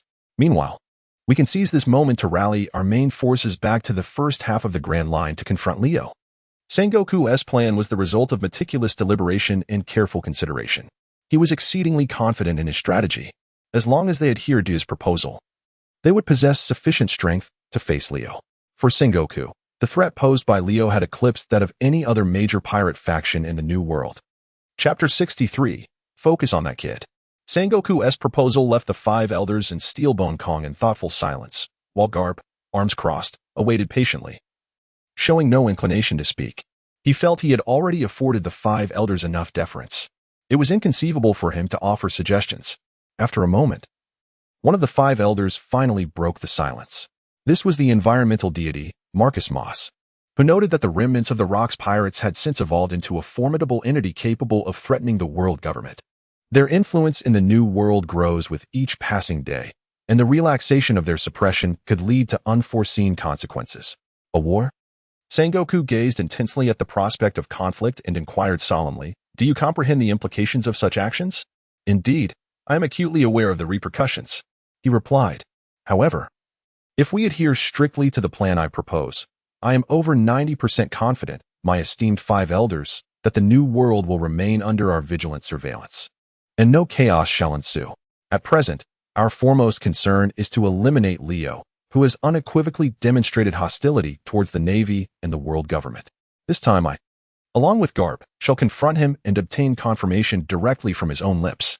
Upon hearing this, the brows of the five elders and Admiral Steelbone Sora furrowed deeply. At this juncture, Steelbone Sora also spoke. "Indeed, my esteemed elders, the threat posed by Leo can no longer be disregarded. Based on the outcome of Sengoku and Garp's expedition, I personally concur that Sengoku's assessment is accurate. If we do not swiftly neutralize Leo and allow him to continue to grow, the future threat he poses to the Navy and the world government could be incalculable." As a former fleet admiral and now the commander-in-chief of the entire Navy, Steelbone Sora's words carried significantly more weight than Sengoku's. Witnessing his alignment with this perspective, the expressions of the five elders grew increasingly grave. "It is indeed an affront to us that a mere young upstart can cause such turmoil for both the Navy headquarters and the world government. Sengoku, henceforth, the intelligence operations in the New World shall be entrusted to the organization. The Navy must not allow us to feel disappointed again." The Justice God, Topman Walchuli, commanded Sengoku with a stern countenance. At this moment, within the hearts of the five of them, Leo was merely a fledgling who had recently made a name for himself on the seas. Despite Sengoku's serious and earnest assertions, even elevating Leo's prowess to great heights, the veracity of these claims remained questionable. The reason was simple. This operation involved Garp, who had repeatedly defied the commands of the world government. Having rejected Steelbone Sora's attempts to promote him to admiral on numerous occasions, his feelings towards the celestial dragons were fraught with complexity. While his sentiments towards pirates were equally intricate, the five elders had always been observant of these matters, yet Garp had not committed any fundamental errors. Thus, over the years, the five elders turned a blind eye. Concerning this operation, the elders suspected that Garp had indeed held back. Meanwhile, Sengoku concealed the truth to shield Garp, deliberately exaggerating Leo's capabilities. Now, the five elders merely refrained from articulating their thoughts directly. In the tumultuous period of the warring states, the legal warrior, Topman Walchuli, discerned the underlying implications of his words, yet could only feign ignorance, nodding in acknowledgement. The assembly then deliberated on more specific strategies concerning the New World and Leo's maneuvers. Subsequently, Steelbone Kong issued a direct order to initiate a new round of bounty hunting for Leo, with the rewards soaring to unprecedented heights. The fierce confrontation between Leo and Rayleigh endured for a grueling 6 days and nights, yet no victor emerged, leaving Rayleigh profoundly astonished. He had exerted every ounce of his prowess, initially estimating that he could subdue Leo within 2 days. However, it became painfully evident that his judgment had been gravely flawed. The crux of the matter eluded Leo, for it was inconceivable that the Leo of 6 days prior could withstand such a prolonged battle. With a sweeping strike of formidable sword energy capable of cleaving entire islands, Leo was momentarily repelled. Rayleigh's gaze was laced with incredulity. How could this young man, after such an extended bout, still possess such boundless stamina? It was utterly unfathomable. What manner of creature was he? Rayleigh's eyes flickered with uncertainty. 6 relentless days of combat had left even him feeling a hint of fatigue, as his age no longer afforded him the vigor of his prime. In stark contrast, Leo appeared to possess an inexhaustible reservoir of strength, akin to an endless ocean. Such an anomaly was bewildering. Not only did Leo seem to experience minimal depletion of energy, but his swordsmanship appeared to have evolved, as if he were growing stronger in the midst of battle. Rayleigh formed a new assessment, just as Leo's assault resumed. Reluctantly, Rayleigh grasped his weapon once more to defend himself. Yet, at that moment, an unforeseen change occurred. With a thunderous roar, an overwhelming surge of Conqueror's Haki erupted from Leo. This newfound power eclipsed that which Leo had displayed 6 days prior. Rayleigh instinctively sensed the shift and summoned his own Haki to counter it. Instantly, the two formidable Hakis clashed in the air, a spectacle of lightning and tempestuous winds. Rayleigh was astounded to realize that Leo's Conqueror's Haki was indeed considerably stronger than before. This was not merely reflected in the intensity perceived through observation Haki. The collision of their Hakis created vivid traces of their distinct powers intertwining in the atmosphere. However, this encounter differed markedly from the recent one. Rayleigh could distinctly perceive that the energy sphere generated by Leo's Conqueror's Haki had grown nearly as immense as his own. Two forces of equal might clashed, and the realization struck him. Even the Conqueror's Haki had matured. A tremor coursed through Rayleigh's heart. When he gazed at Leo again, he found his astonishment deepening. As Rayleigh, the right-hand man of Pirate King Roger, possessed mastery over all three types of Haki, each cultivated to its pinnacle, he understood well that the Conqueror's Haki could only develop in tandem with the strength of its wielder. This implied that within the span of 6 days and nights, this young man had made remarkable strides in his prowess. How had he accomplished such a feat? Rayleigh now recognized that Leo's extraordinary talent surpassed the bounds of ordinary imagination. Such an aptitude had never been exhibited even by Roger at the height of his power. If he truly bore Roger's lineage, then this single gift had already eclipsed Roger himself, Rayleigh mused in astonishment. At that moment, Leo seized the opportunity to close the distance between them, prompting Rayleigh to snap back to reality, his heart racing anew. Your speed has improved tremendously. You are a different person from 6 days ago, Rayleigh exclaimed, instinctively retreating as if drawn by an unseen force. Leo pursued relentlessly. It seems the tides of our offense and defense have reversed, Rayleigh, he declared, striking with his sword. Rayleigh hastily raised his hand to parry with his blade. A tremendous force emanated from Leo's cursed sword, Blue Rain, causing Rayleigh's hand to tremble slightly. His expression shifted subtly. Yet, before he could react further, Leo unleashed a relentless barrage of attacks. Clang, clang, clang. Leo employed the simplest of close-quarter tactics, persistently wielding Blue Rain against Rayleigh. Unbeknownst to him, during these 6 days and nights of combat, his own strength had ascended to new heights. His physical techniques had become more formidable, and his physique had strengthened considerably. His swordplay and Haki had also improved. In stark contrast, Rayleigh, after 6 days of battle, was evidently showing signs of fatigue, lacking the vigor he had possessed at the outset. In this ebb and flow, not only had the dynamics of their offense and defense shifted, but Leo had also transitioned from an initial disadvantage to gradually reclaiming the upper hand, even managing to dominate Rayleigh. Realizing he had begun to falter in the fight, Rayleigh could not help but emit a wry smile. He now found himself compelled to grit his teeth and continue battling Leo. Unbeknownst to them, 3 more days slipped by imperceptibly. In the span of 3 days, Leo's prowess has significantly advanced. His physical skills, domineering presence, and swordsmanship have all grown stronger compared to 3 days prior. Throughout the combat, Leo has been continuously comprehending and transforming his battle experiences into profound insights. Naturally, the prolonged 9-day battle has taken a considerable toll on his stamina. However, when compared to Rayleigh, his condition remains considerably better. At this moment, Rayleigh appears to be visibly fatigued. His body bears numerous wounds, albeit superficial, rendering him in a rather disheveled state. Coupled with his dust-covered and slightly tattered clothing, the disparity in strength between the two is evident. Leo halts his assault, standing firm with his sword as he gazes at the panting Rayleigh. Upon noticing Leo's actions, Rayleigh offers a wry smile and similarly sheaths his sword. You truly surprise me. It seems I have lost, Rayleigh remarks with a bitter smile. However, that ship seems to have already made its escape. He turns his gaze toward the distant pirate ship, now merely a small black dot on the horizon. Due to their inability to land on the island, their record pointer could not recharge. Although Hatchies intended to flee with the ship and his crew, they had merely circled in these waters for 9 days and nights. As long as the record pointer fails to accurately indicate the direction of the next island, they remain trapped here, destined to perish.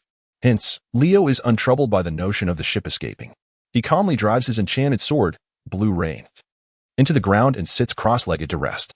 During these 9 days and nights, he has gleaned an abundance of knowledge, far exceeding what is currently displayed in his duel with Rayleigh. He needs to solidify his insights further.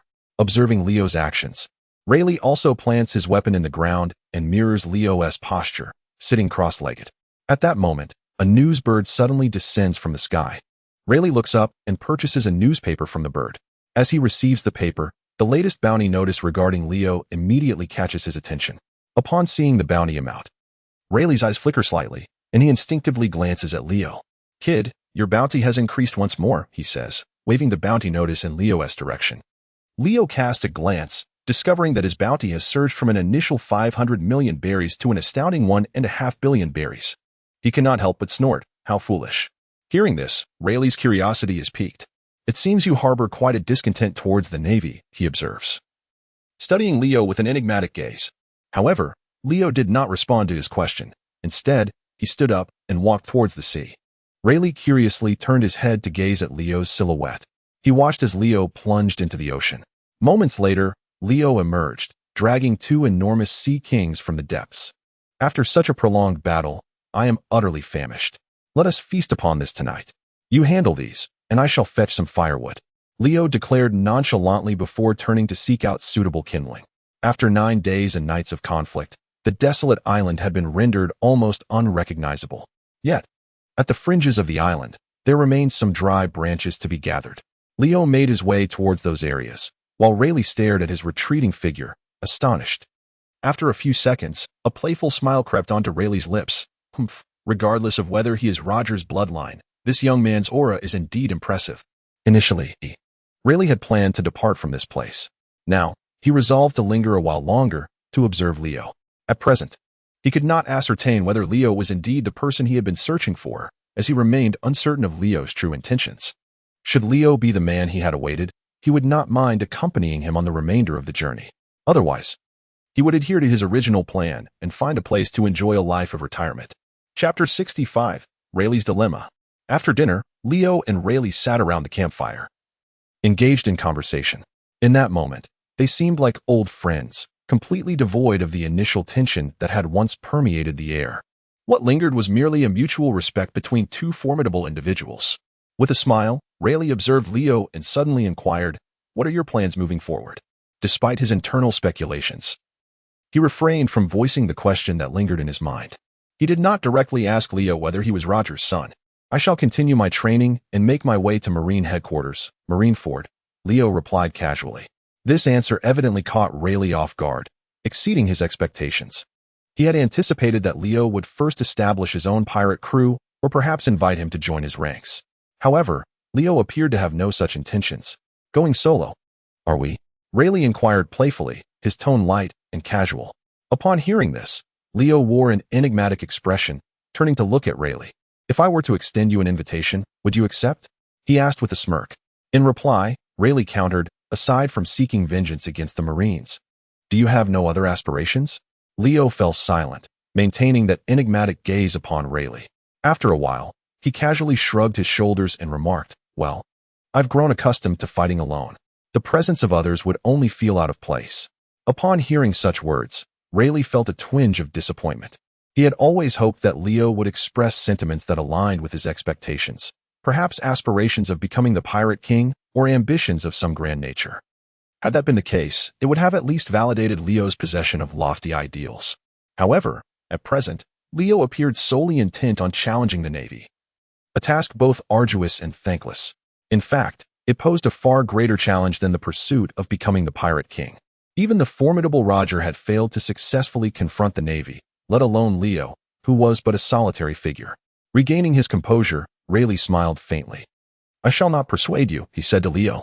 Noticing Leo's gaze upon him, Rayleigh continued, "You have chosen your path, so remain steadfast in your journey. I trust you have made your peace with this decision." In that moment, Rayleigh resolved within himself that Leo was not the individual he had been hoping for. Thus, he would proceed with his original plan to find a place to enjoy his retirement, quietly awaiting the emergence of the one destined for greatness.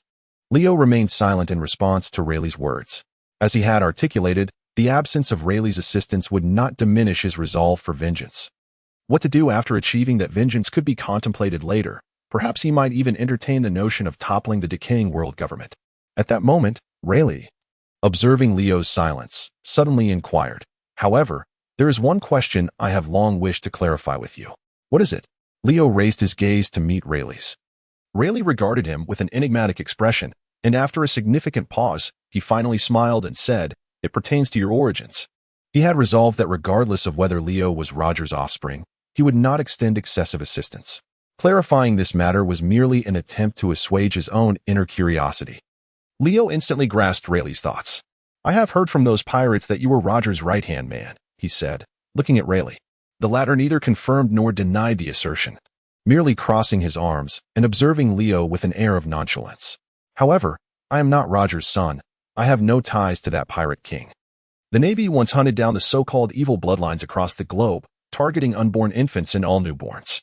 My mother, who was on their list of apprehensions while pregnant, fought valiantly to bring me into the world before she was shot by the Navy," Leo explained, his tone unervingly calm, evoking a sense of dread.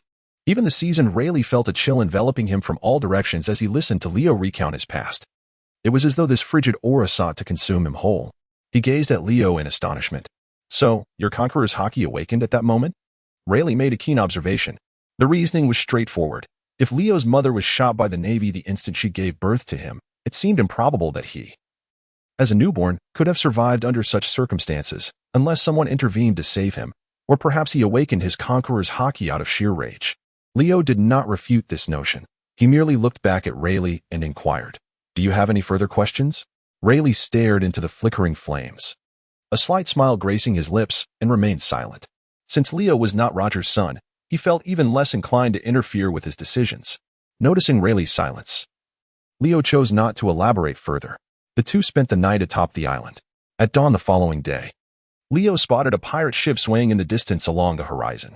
Without a second thought, he activated the 6 powers of the Navy and surged toward the vessel. Rayleigh, observing this, quickly followed suit. One soared through the sky with rapidity, while the other glided swiftly over the ocean's surface.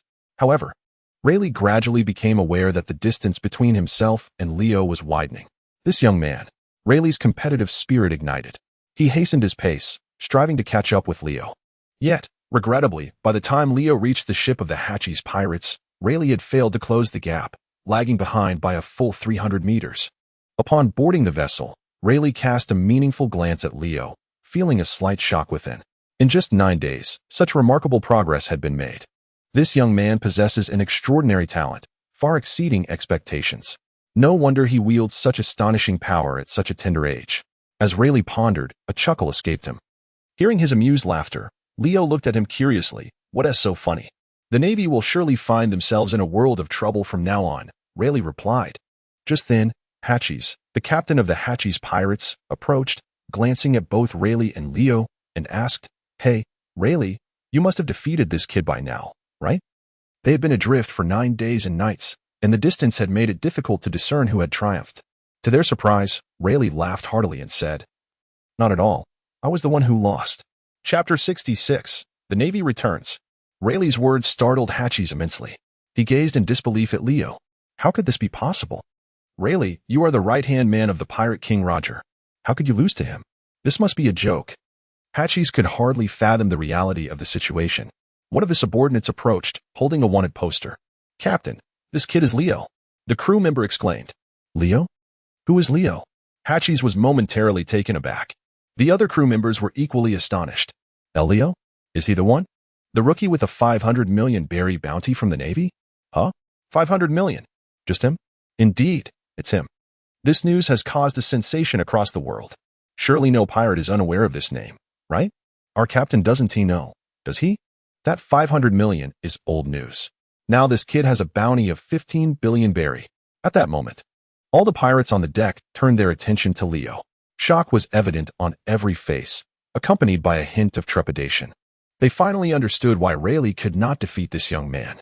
To be targeted by the Navy with a 500 million berry bounty upon his first wanted notice.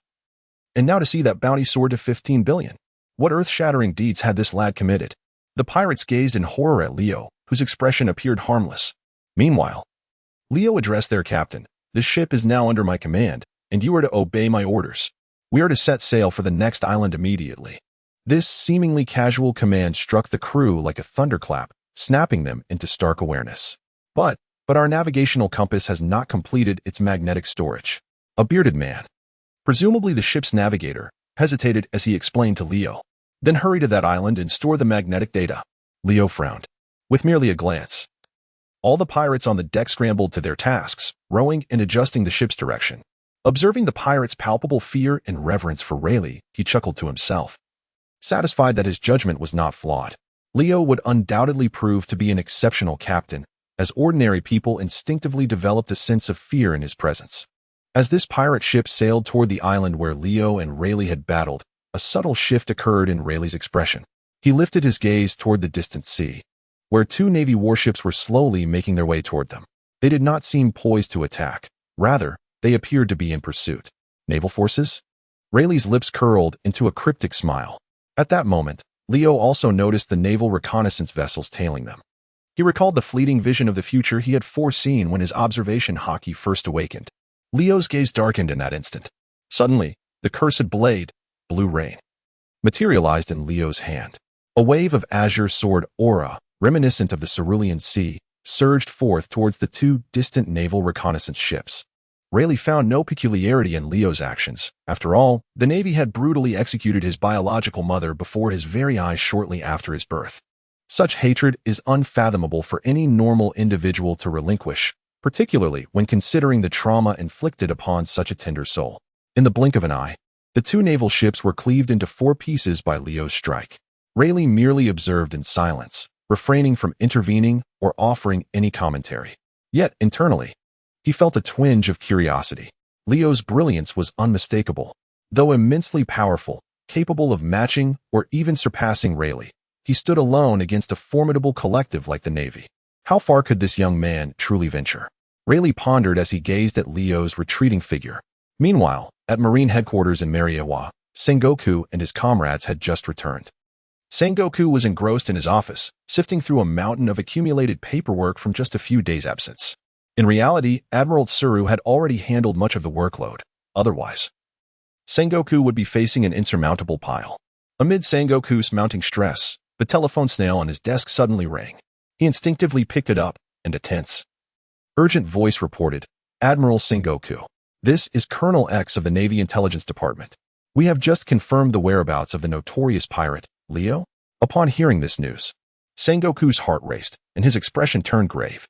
He instinctively glanced at Garp, who was dozing on the nearby sofa. "Where is that rascal?" Sengoku inquired in a low voice. "On an unnamed island in the first half of the Grand Line. We just encountered an attack from Leo, and both reconnaissance ships have sunk. However, it appears he has commandeered a pirate ship and is heading toward the island, seemingly to wait for the log post to complete its magnetic charge," Colonel X reported loudly. At this news, Sengoku's mind raced. Leo had once again ensnared himself in a precarious situation. This is indeed a fortuitous opportunity.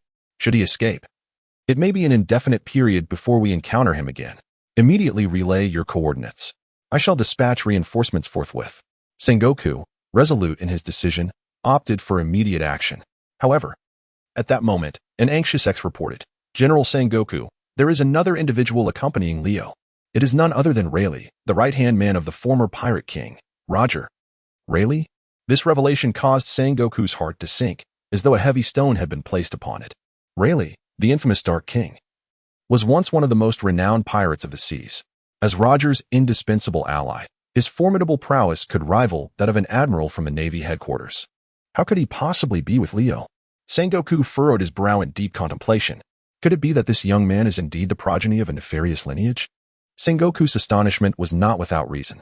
There existed ample justification for such suspicion. It is well known that Rayleigh was Roger's closest companion, having been the first to board Roger's ship. Their bond akin to that of brothers over the years.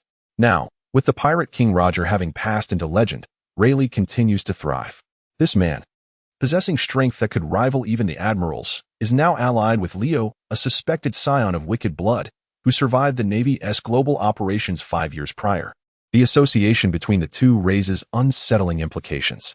If Leo is indeed of Roger's bloodline, then he must be eradicated. Returning from his reverie, Sengoku's gaze hardened as he clenched his fists with determination. He promptly issued orders to his subordinates, instructing the naval reconnaissance personnel present to closely monitor every movement of Leo and Rayleigh, and to report any developments to him without delay. After concluding the call, Sengoku stood up and approached the slumbering Carp on the sofa, giving him a firm kick to rouse him. Awakening abruptly, Carp rubbed his eyes and, upon seeing Sengoku's serious demeanor, couldn't help but wipe his face. "What is the matter, Sengoku? You look rather unwell. Is it a lack of rest?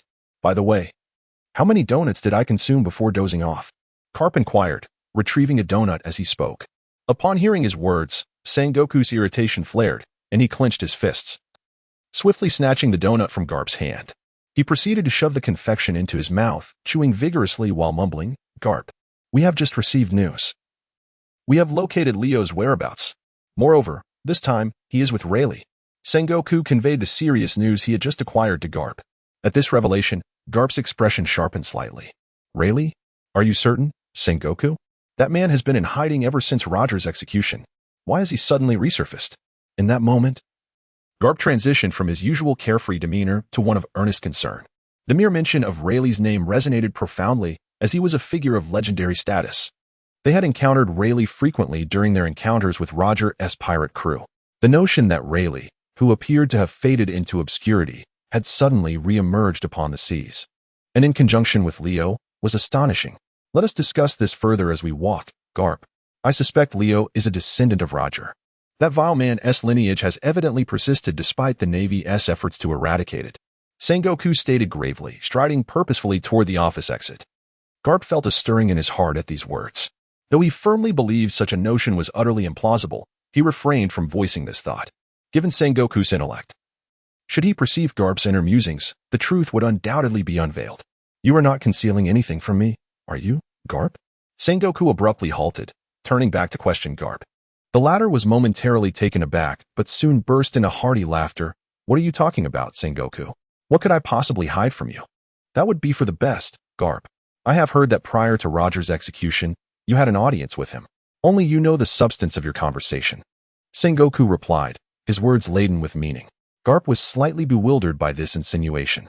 In that instant, he seemed to grasp Sengoku's subtext. Truly, you are remarkable, Sengoku. Garp mused inwardly. He understood that Sengoku was subtly suggesting he was already aware of Ace's existence. Furthermore, he knew that Roger's private meeting with him was to entrust him with the care of that child. Reflecting upon it, it was evident that such a significant matter could hardly be concealed from the world government and the Navy, especially considering the global scale of the manhunt that had ensued. Even races beyond humanity had not been spared from its ramifications. If it were not for Sengoku's clandestine assistance, Garp would have undoubtedly struggled to ensure Ace's safety. Sengoku's decision to remain silent about this matter stems from his camaraderie and loyalty to his comrades. Presently, Sengoku's subtle hints before me convey two significant meanings. The first is a reminder to never forget my identity. As Ace grows day by day, it is imperative to address this issue, lest I invite trouble upon myself. The second implication pertains to the rampant speculation that Leo is the nefarious progeny of the pirate king, Roger. Since this belief has taken root among the masses, Sengoku intends to turn this notion to our advantage. He aims to utilize Leo as a decoy, allowing everyone to believe that he is indeed Roger's bloodline. This strategy serves to protect Garp and Ace. If the world's attention, even that of the Holy Land Mary Geos, is solely focused on Leo, Ace's existence will fade into obscurity, thereby allowing the boy to continue living under Garp's protection. Garp contemplated this silently, feeling a profound gratitude towards Sengoku. He understood that the matter concerning Leo had compelled the world government to scrutinize the actions from that fateful time with immense seriousness. Consequently, their intelligence operatives have initiated a meticulous investigation across the globe, retracing every fragment of evidence. If they do not swiftly divert their attention, it is highly likely that they will soon unearth crucial leads. At that point, even with protection, Ace would be in peril. As Garp pondered, he and Sengoku arrived at the Grand Plaza below. It was at this moment that they observed several warships gently docking at the shore. These vessels were the fleets of vice admirals that Sengoku had urgently summoned for reinforcements. Among them was also one of the Navy's admirals, Haki Kazan. Sengoku, 50 top-tier warships, along with 6 vice admirals from headquarters, have all assembled. Upon hearing the report from a nearby naval colonel, Sengoku furrowed his brow slightly and scanned the surroundings. "Where is Kazan?" he inquired, having not spotted the admiral. "He's likely still asleep," his subordinate promptly replied. In response, Sengoku stated in a low voice, "Hurry and notify him to come down at once." "Yes, sir." The subordinate hurried off to deliver the message. In a short while, the drowsy Admiral Haki Kazan arrived at the Grand Plaza. Sengoku surveyed the assembled naval personnel and declared, "Our target for this mission is Leo. It has been confirmed that he is indeed the bloodline of the Pirate King, Roger. Moreover, according to credible intelligence, Leo has made contact with Rayleigh, and their current objectives remain unclear. Nevertheless, we must ensure that these nefarious individuals are brought to justice. We cannot allow them to disrupt the order of the seas any longer." After Sengoku finished speaking, he commanded all naval personnel to board their warships. At this moment, Haki could not suppress his curiosity and inquired, "Admiral Sengoku, shall we not wait for Kizaru and Akainu? They are still en route and will not be able to assemble here in time. I have already informed them to proceed directly to our intended destination," Sengoku explained. Upon hearing this, Haki fell silent. All the naval officers boarded their respective warships. Thus, 50 colossal naval vessels set sail towards the gates of justice in Marineford. Meanwhile, Leo and Rayleigh remained on the island, awaiting the magnetic replenishment of their log posts. Although they were aware that their location had been compromised, likely attracting the Navy, the duo appeared unfazed. They were currently engaged in a test of endurance on the beach. Rayleigh had stripped off his upper garments, revealing his robust and muscular physique. While simultaneously adopting a horse stance, Leo mirrored his actions. On a pirate ship anchored nearby, the pirates gathered at the railing, observing Leo and Rayleigh. I must say, those two are impressive.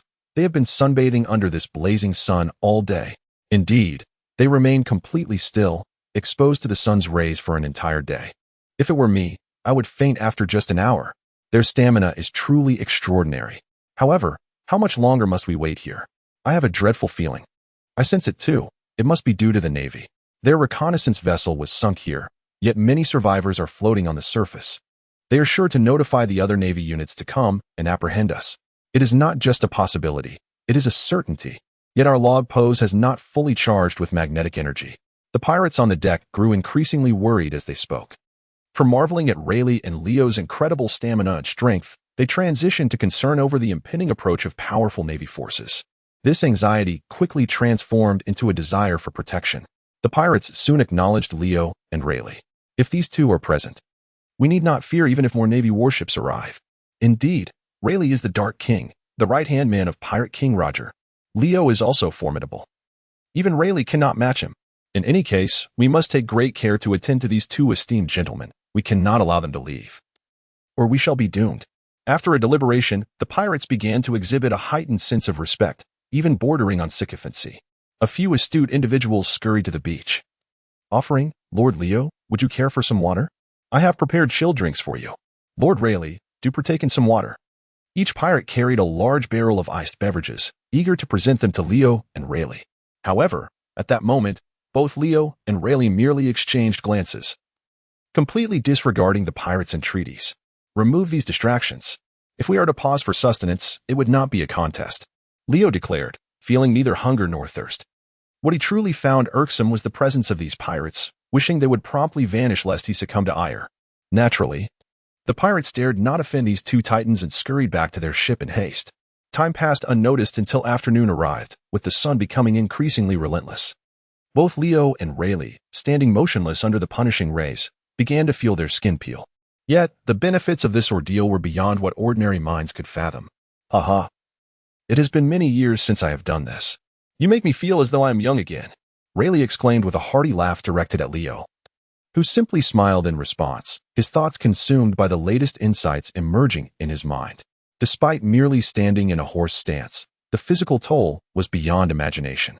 After a full day of standing, both Leo and Rayleigh began to feel a tingling in their legs, a sign of poor circulation. They felt more fatigued than after a grand battle. However, unexpectedly, the rewards were substantial. The insights Leo received pertained to the application of Conqueror's Haki, particularly the technique known as divine avoidance. This move, as its name suggests, is a formidable technique that can vanquish any foe, be it a god or a Buddha. At this moment, Leo grasped the powerful usage of Conqueror's Haki embodied in divine avoidance, which inflicts immense damage on a target from a distance. When facing adversaries of lesser strength, it nearly guarantees instant defeat. You seem to be thriving, showing no signs of fatigue at all, Rayleigh remarked, noticing the enigmatic smile gracing Leo's lips. Competing with you always yields great rewards. Let us call it a day, Rayleigh. I am feeling quite hungry. With this, Leo had mastered a new method of utilizing Conqueror's Haki, elevating his strength to unprecedented heights. At this moment, he had lost all desire to continue the endurance contest with Raleigh. He needed to find a quiet place to further consolidate the abilities he had just comprehended. Those fellows must be on their way, Leo thought to himself. Chapter 69, an unprecedented lineup. Time passed unknowingly, and a day slipped by. Leo undertook further consolidation of the newly acquired Conqueror's Haki. That afternoon, Hatchies, the captain of the Hatchies pirates, hurriedly approached Leo with news. Boss Leo, our record pointer has reached its full magnetic capacity. We can set sail for the next island at once. Upon hearing this news, Leo displayed little reaction. After all, he had mentally prepared for this. You all should leave as soon as possible and go as far as you can, Leo instructed Hatchies. Although this pirate crew would ultimately remain unknown, it was not due to their lack of strength. Rather, it was because they had not engaged in any heinous acts since setting sail. In other words, while these individuals were indeed pirates, they were not the type to perpetrate crimes and commit atrocities. They were good pirates. This was precisely why Leo had chosen to keep them under his wing these past few days. The naval forces were soon to arrive. Leo's observation Haki had already sensed their approach. Therefore, it was unnecessary for Hachis and his crew to remain in this vicinity. Confronting dozens of naval warships alongside a multitude of formidable Navy officers would only lead to their demise. Upon hearing Leo's words, Hachis hesitated briefly. Yet, he quickly replied, "Boss Leo, since we have already acknowledged you, we will not abandon you, no matter what occurs. I am well aware that the Navy is on its way. It's the perfect opportunity for me to raise my bounty." Hachis flashed a warm smile.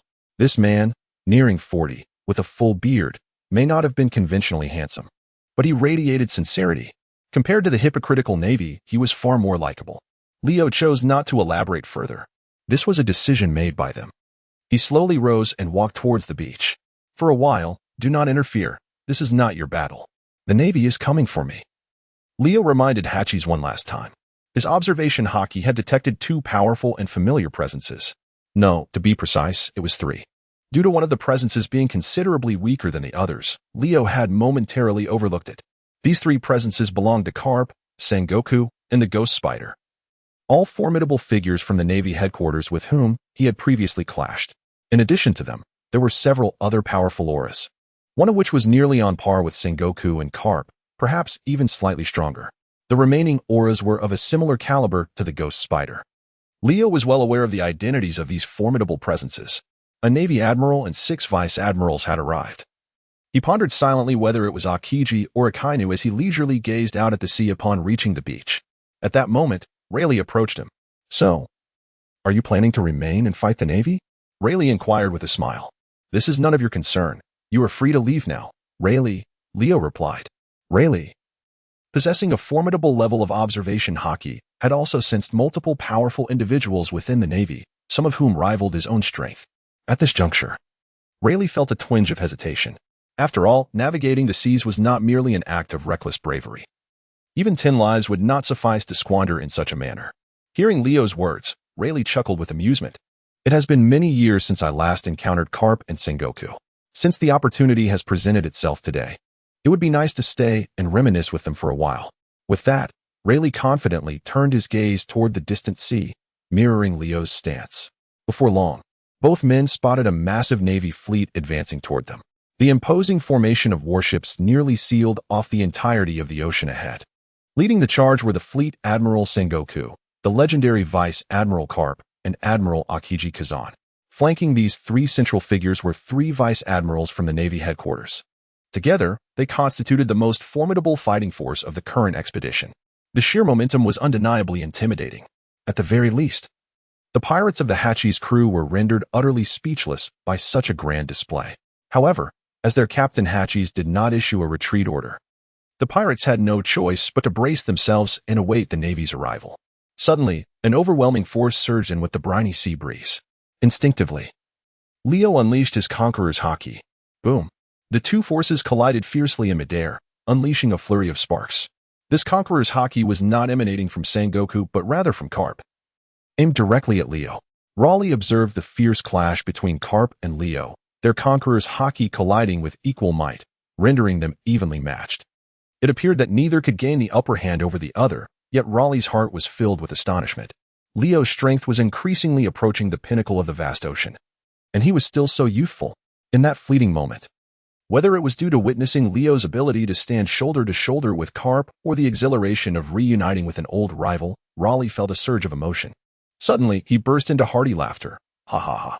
Sengoku, Carp, long time no see." As he spoke, a formidable wave of Conqueror's Haki erupted from him, rolling forth and overwhelming Carp, Sengoku, and Akiji. Boom. Upon realizing that Raleigh was also entering the fray, Sengoku wasted no time in unleashing his own Conqueror's Haki. The two powers clashed violently in midair, producing an effect akin to the confrontation between Leo and Carp. The combined might of the four formidable warriors' supreme Haki instantly shrouded the skies above the island in dark clouds, accompanied by flashes of lightning and thunder. The once tranquil sea became tumultuous, waves surging furiously. Raleigh, what do you mean by this? Are you siding with this brat? Sengoku exclaimed, his Haki countering Raleigh's with intensity. After a moment, he inquired in a grave tone. Chapter 70. Are you siding with him, Raleigh? Hearing Sengoku's probing question, Raleigh merely chuckled lightly. It has been a long time, Sengoku, carp. I merely wish to test your strength and see if it has waned with age. Do not misunderstand. Despite Raleigh's words, Sengoku remained vigilant. The clash of their Haki persisted for approximately 30 seconds before dissipating, mirroring the situation with Leo and Carp. As both sides drew closer together, Sengoku then spoke again. Raleigh, if you intend to side with this brat, we shall not hold back. Carp joined in with a hearty laugh. Raleigh, Roger is dead. It's time for you to retire. There is no need for you to involve yourself in the confusion of the seas any longer. Upon hearing the banter between his two old adversaries, a meaningful smile crept onto Raleigh's lips. It seems you both harbor some trepidation towards me. If I were to assist Leo, you would surely find it impossible to capture him today, wouldn't you? Raleigh's words cut to the heart of Sengoku's concerns. At that moment, Sengoku felt a chill run through him. Indeed, he harbored such apprehensions. The last time he and Carp had joined forces, they had failed to subdue Leo. Now, it was evident that the young man's strength had significantly surpassed what it had been during their previous encounter. Even the mastery of Conqueror's Haki has reached a level capable of rivaling any of the top-tier warriors among them. This revelation instilled a deeper sense of apprehension within Sengoku regarding Leo's true strength. Consequently, he not only took the helm personally, but also brought Carp along for the endeavor. Furthermore, he enlisted the aid of a Marine Admiral and 6 Vice Admirals, all with the singular aim of apprehending Leo once and for all. However, with the unexpected presence of the Dark King Rayleigh, the variables in this battle had increased significantly. Sengoku remained silent, while Carp erupted into laughter. Rayleigh, even with your presence today, the outcome remains unchanged. That young lad by your side must face judgment.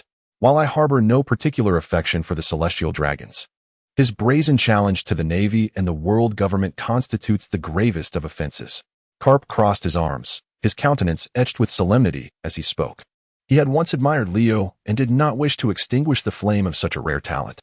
Yet, Leo's actions and the words he had once spoken in front of Sengoku and himself were undeniably the greatest provocation to the Navy. Even if he were not to be executed, he must be captured and imprisoned in the deepest chambers of Impel Down, forever deprived of sunlight. Is this a threat directed at me? If so, let us see what transpires, Carp, Rayleigh remarked with a playful smile. Prepare yourself to face judgment together. Upon hearing Rayleigh's words, Sengoku wasted no time and leapt into the air, transforming mid-flight into a golden Buddha, delivering a resounding palm strike aimed at Rayleigh. Shockwave. This was not the first time Rayleigh had confronted Sengoku's formidable attack. As expected, the momentum was as formidable as it had been in years past. You haven't diminished, Sengoku. Rayleigh effortlessly drew his sword. His formidable observation Haki detected the trajectory of the shockwave's approach, while his top-tier armament Haki surged forth. In an instant, the two forces collided violently in midair, resulting in a thunderous roar. Rayleigh's sword energy and Sengoku's shockwave neutralized each other, leaving neither party harmed. As Sengoku and Rayleigh engaged in combat, Carp raced towards Leo with remarkable speed. Leo, last time you evaded capture, but this time fortune does not favor you. Carp moved like lightning, soaring through the air as if he were flying, closing the distance from thousands of meters above the Navy's warship to the island in mere moments. He unleashed a powerful punch, aimed directly at Leo below. With a resounding boom, the terrifying force and velocity shattered the air, creating a sonic boom. In an instant, the vacuum punch formed a shockwave in the shape of a fist, descending upon Leo's head. Rio chuckled softly, standing firm as he unleashed a powerful punch.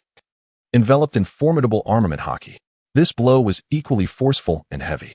With a resounding impact, the vacuum-shaped shockwave collided with Rio's fist, causing the air to tremble violently. Yet, Rio remained unyielding, as immovable as a mountain. I have been waiting for you to deliver yourselves to me. Why would I flee? He retorted after shattering Carp's advance with a single punch. Very well. In that case, prepare yourself. There will be no unforeseen circumstances today.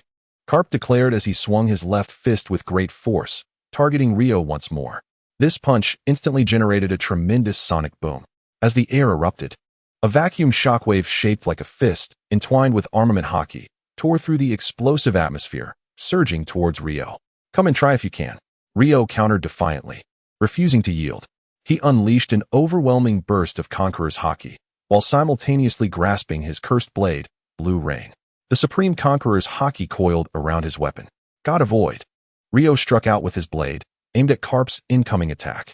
At the sound of Ryo's words, Karp's pupils visibly constricted. Meanwhile, Sengoku, who was engaged with Rayleigh, cast a bewildered glance at Ryo. God of Void. Both Sengoku and Karp were profoundly astonished. This was one of the highest applications of Conqueror's Haki, a combat technique that could be deemed invincible. They had not anticipated that Ryo could master such a formidable Haki attack. What was even more astonishing was that Ryo not only possessed God of Void, but the potency of his technique was scarcely inferior to that of the Pirate King, Roger. With a single strike, Black Lightning shattered all of Karp's assaults. Moreover, the unprepared Karp was forcefully sent reeling backwards. In that moment, he felt the tumult within his body, his vital energies churning as if his very organs were upended. Though uninjured, his countenance was still filled with shock. "You've certainly improved significantly since our last encounter," Karp exclaimed with surprise as he regained his footing, gazing at Ryo with admiration. "You appear to be the same as ever," Ryo replied, initiating another assault against Karp. Chapter 71. The Green Pheasant is about to join the battle. The God of Void that Ryo had just demonstrated left not only Karp and Sengoku in utter astonishment, but it also profoundly shocked Rayleigh. In that fleeting moment, he seemed to behold the silhouette of his old captain, the Pirate King Roger, once more. Although he was aware that Leo was not of Roger's bloodline, the resemblance between the two was striking. When did that lad begin to comprehend this technique? It was utterly astonishing. Rayleigh pondered, his mind in turmoil. However, this distraction afforded Sengoku the opportunity to strike back. "What are you thinking?" Shockwave. Sengoku suddenly appeared before Rayleigh, delivering a powerful palm strike to his chest. "Oh no." Rayleigh snapped back to reality, realizing that his momentary lapse of focus had rendered his observation Haki ineffective, thus granting Sengoku an opening. Instinctively, he raised his weapon, enveloping it in armament Haki. Just as he completed this, Sengoku's shockwave struck him with tremendous force. A resounding thud echoed as the sheer impact sent everything surrounding Rayleigh soaring into the air. The ground was left with a massive, fan-shaped shockwave area, while Rayleigh himself was propelled backward at an alarming speed. He landed 200 to 300 meters away, and upon hitting the ground, he tasted blood in his mouth and instinctively wiped it away with his hand. At that moment, Sengoku appeared like a giant gleaming with golden light, striding forward in pursuit. "Humph, you haven't lost your touch." Rayleigh grinned, raising his sword. With a surge of Conqueror's Haki intertwined with the destructive force of armament Haki, he unleashed a devastating slash that could shake the heavens and make demons weep. Shockwave. Sengoku's pupils narrowed slightly as he had no choice but to press down with both hands to counterattack. Rayleigh had timed his assault perfectly, exploiting the instant Sengoku's body was airborne. In such circumstances, an ordinary person would struggle to adjust their trajectory due to the lack of leverage. However, Sengoku was no ordinary man. As he executed his dual palm strike, he adeptly utilized the Marine's 6 styles, moonwalk, to swiftly evade to the side. Yet, Rayleigh's sword energy was simply too swift. Despite Sengoku's reaction, he was still a fraction too late. With a thunderous impact, Sengoku's golden body, empowered by potent armament Haki, felt as if it had been directly struck by a razor-sharp blade. He sensed the numbness spreading through half of his body, akin to a kite severed from its string, plummeting toward the left forest. Meanwhile, Leo renewed his assault on Karp, once more enveloping his cursed blade, Blue Rain, with Conqueror's Haki. Without hesitation, Leo unleashed a powerful strike toward Karp. Having witnessed Leo's formidable display of Conqueror's Haki moments earlier, Karp became notably more cautious and serious. After all, the Conqueror's Haki is distinctly different from the armament Haki. It lacks the concept of quantity. In other words, the formidable aura of the Conqueror's Haki does not diminish with the toll of battle, nor does it exhaust like the armament Haki. It can be summoned at any moment. Before him, the young Leo has already grasped the pinnacle of Conqueror's Haki. If one is not careful, one might very well fall victim to his prowess. At this moment, Karp moves with astonishing speed, resembling a humanoid cannonball, darting around Leo in a blur that the naked eye can scarcely perceive. As he runs, he relentlessly strikes at Leo. This tactic serves a dual purpose. It allows him to effectively evade Leo's sword strikes while simultaneously mounting a counterattack. Karp's fists are far from idle. His top-tier armament Haki radiates, enveloping each vacuum punch he throws, capable of flattening mountains in an instant. Leo must not only retaliate against Carp, but also evade the fists that come at him from various unpredictable angles. Carp has mastered armament Haki to an extraordinary degree. Even a mere graze would result in catastrophic consequences. Thus, Leo must tread carefully to avoid an unexpected downfall. For a time, the two engage in a fierce exchange, neither able to gain the upper hand. On the deck of the Navy warship, Kazan observes the battle with arms crossed, his demeanor shifting to one of grave seriousness as he witnesses the conflict unfolding on the island. It is no wonder that Admiral Sengoku insisted we accompany him to confront Leo. Despite his youthful appearance, it is astonishing that he can stand toe-to-toe with Mr. Carp. Kazan muses, gaining a clearer and more intuitive understanding of Leo's strength. Admiral Akiji, what shall we do now? Inquires a Navy Vice Admiral behind him. At that moment, Vice Admiral Ghost Spider speaks solemnly. Leo's power is terrifying. He is no opponent we can challenge. Our responsibility is primarily to seal off this island to prevent their escape. Dealing with Leo should be entrusted to Admiral Akiji, Mr. Carp, and Admiral Sengoku. Ghost Spider's remarks instill a sense of solemnity among the Vice Admirals present. However, they are all witnesses to the battle between Leo and Carp. As Vice Admirals of the headquarters, they understand far better than ordinary Navy soldiers what such strength entails. Then let us guard the outer seas. Not a single pirate shall escape from our grasp today, the other Vice Admirals declare. Hearing this, Kazan cannot help but sigh, alas. This truly is troublesome. Given the circumstances, I suppose I must intervene. Upon finishing his words, his gaze instinctively shifted towards Rayleigh and Sengoku. At that moment, Sengoku and Rayleigh were engaged in a fierce and evenly matched battle. On the other side, Carp and Leo appeared to be locked in a similarly balanced confrontation. However, one crucial factor loomed large. Carp was advancing in years, now a man in his 60s. In contrast, between Leo and Carp, one was the rising sun while the other was the setting sun. This distinction was paramount and pivotal in determining the outcome of their clash. It became evident that if he did not intervene, Carp's prolonged engagement with Leo in a war of attrition would undoubtedly spell trouble for him. Realizing this, Kazan hesitated no longer. Suddenly, he leapt into the air with great force, causing the massive warship beneath him to dip sharply at the bow. Chapter 72. Let this be the decisive battle. Kazan soared upwards, reaching a height of at least 70 to 80 meters. In an instant, two wings, entirely composed of crystalline ice, sprouted from his back, resembling a majestic white bird as he dove swiftly towards Leo and Carp. During his descent, Kazan unleashed the powers of his ice-based devil fruit, causing the air around him to freeze rapidly. As he descended, the atmosphere was visibly laden with sharp, needle-like ice crystals. Simultaneously, the temperature around him plummeted. Ice blade. As he hurtled downward, Kazan exhaled a torrent of freezing breath, which swiftly coalesced into an ice-long sword before him. Grasping the frozen blade firmly, Kazan found himself behind Leo in an instant. Without uttering a word, he swung the ice-long sword horizontally towards Leo's body. Carp, in the meantime, leapt backward, seemingly attempting to create distance between himself and the two combatants, thereby granting them room to engage. Yet, upon closer inspection, it became clear that Carp's intentions were far more complex than they appeared. At that moment, the situation was perilously dire, leaving no room for contemplation. Just as Kazan's attack was about to strike Leo, an astonishing aura erupted from Leo's form. With a resounding crack, the powerful Haki emanating from him shattered the ice-long sword in Kazan's grasp into countless fragments. Nevertheless, Kazan was already adapting his strategy. Without a hint of extravagance, he swiftly raised his left leg and executed a horizontal sweep aimed at Leo's waist. The transition from a sword strike to a kick was executed with such remarkable speed and fluidity that it seemed utterly flawless. As the saying goes, an outsider watches the spectacle while an insider perceives the subtleties. This entire sequence of movements flowed seamlessly, even causing Leo to marvel in astonishment. Truly, he is an admiral of the Navy. In the realm of physical prowess, he has reached an unparalleled zenith. While Leo was internally awestruck, he did not falter in his own actions. He swiftly leapt aside, evading Kazan's sweeping strike, appearing as if by teleportation at Kazan's left side, and in an instant, his demonic blade, Blue Rain, sliced through Kazan's form. In a heartbeat, Kazan was cleaved in two. However, his body did not erupt in a gruesome display of flesh and blood. Instead, a crystalline layer of frost lay within. A user of a Logia-type devil fruit, Leo thought. A smirk slowly curling at the corners of his mouth. Suddenly, an overwhelming force of armament Haki surged forth, a display of internal destruction.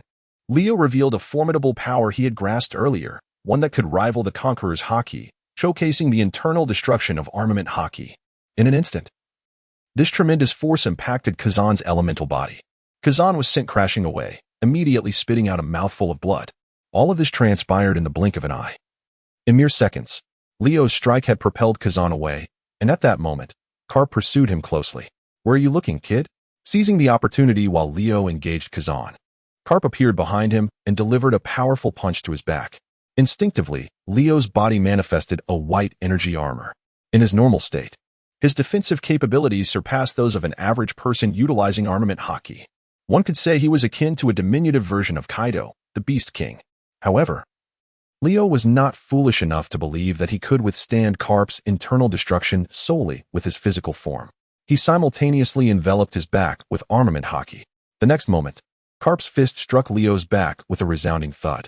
In that instant, Leo felt darkness enveloping his vision, and his body was propelled forward, completely beyond his control.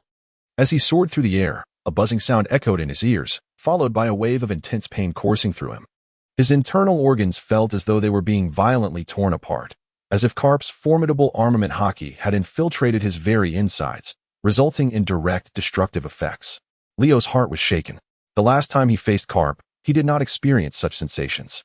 Although Karp had employed armament Haki then, along with the effects of internal destruction, Leo had endured several blows without significant consequence.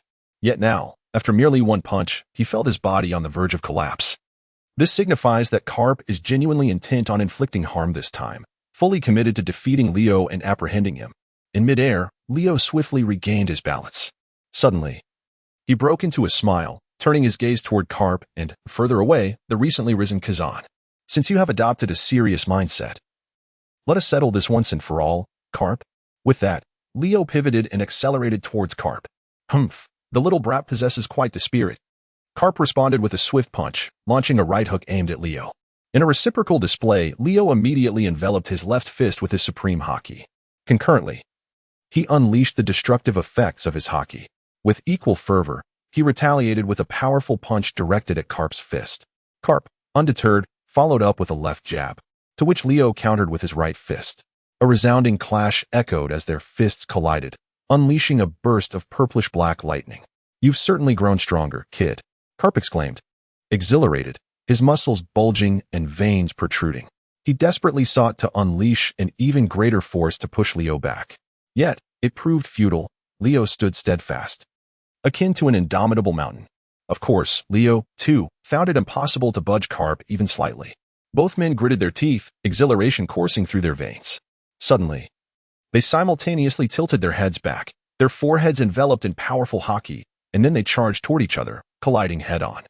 The impact reverberated through the air as their foreheads met with a resounding thud. Both shuddered. Leo felt a buzzing in his head, a sensation of dizziness enveloping him. Karp, too, was not unscathed.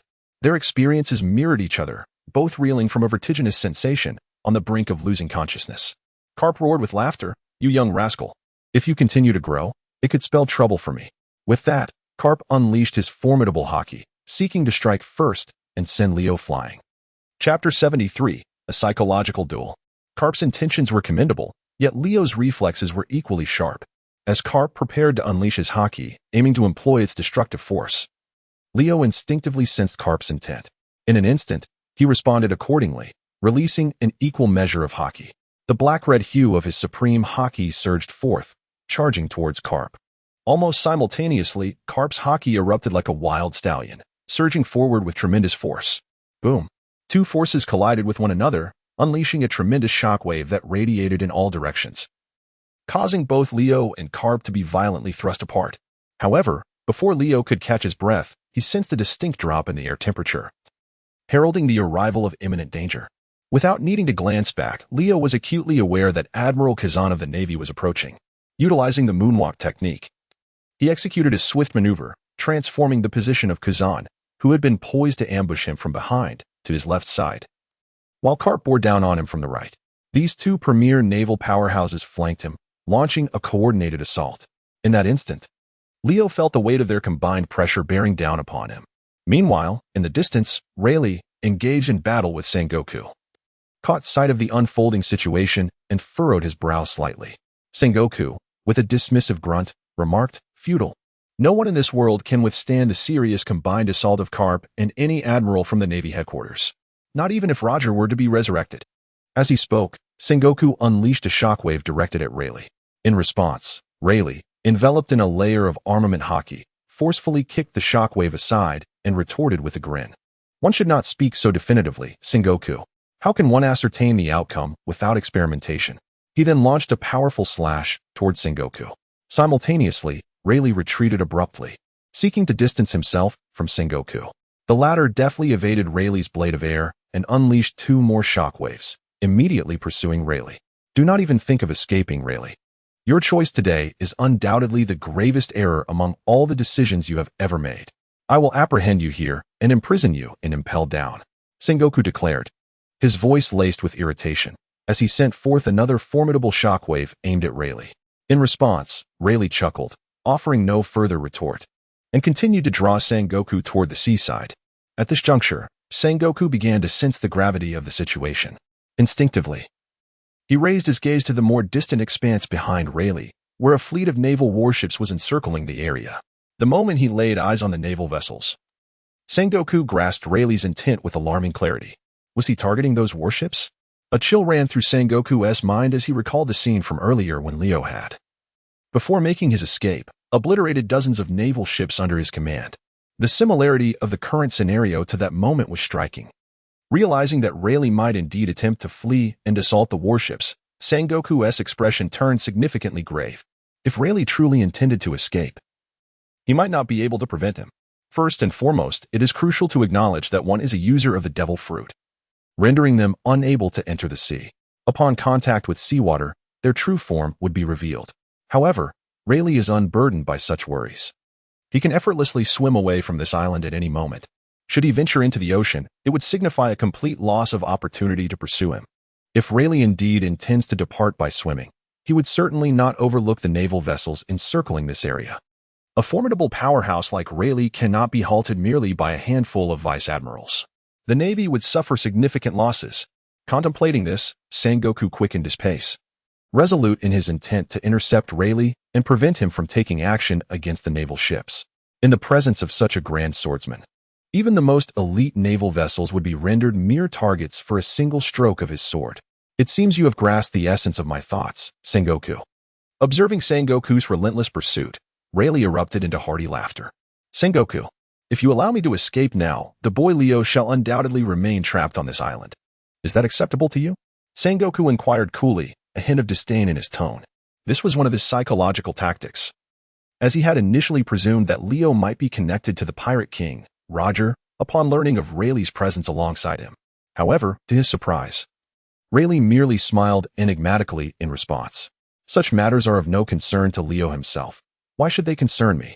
With that, Rayleigh ceased his game of hide and seek with Sengoku, turning to hasten towards the sea. Simultaneously, he exclaimed, "Sengoku, I am off to deal with your naval vessels. Do you dare to guess whether they can withstand a single blow from me? And just how many strikes do you think I would require to dispatch them?" Sengoku's threats failed to shake Rayleigh's resolve in the slightest. Nevertheless, at that moment, Rayleigh's words had indeed left a psychological impact on Sengoku. In battles between top-tier warriors, the contest extends beyond mere combat skills, levels of Haki, and physical endurance. It also encompasses psychological fortitude. At this instant, Sengoku became distracted by Rayleigh's taunts, causing his observation Haki to falter. Without it, he could not accurately gauge Rayleigh's impending attack. Sengoku internally lamented his predicament, yet it was too late. Rayleigh had already seized the critical opportunity to strike, and with a hearty laugh, he mused, "Sengoku, do you also possess such an immature side?" As he spoke, Rayleigh suddenly vanished, only to reappear at Sengoku's left side in an instant. However, Rayleigh might still be harboring old sentiments, or perhaps he simply does not wish to completely sever ties with the Navy, transforming their confrontation into a deadly struggle. Thus, even in this moment of advantage, he refrained from delivering a lethal blow to Sengoku.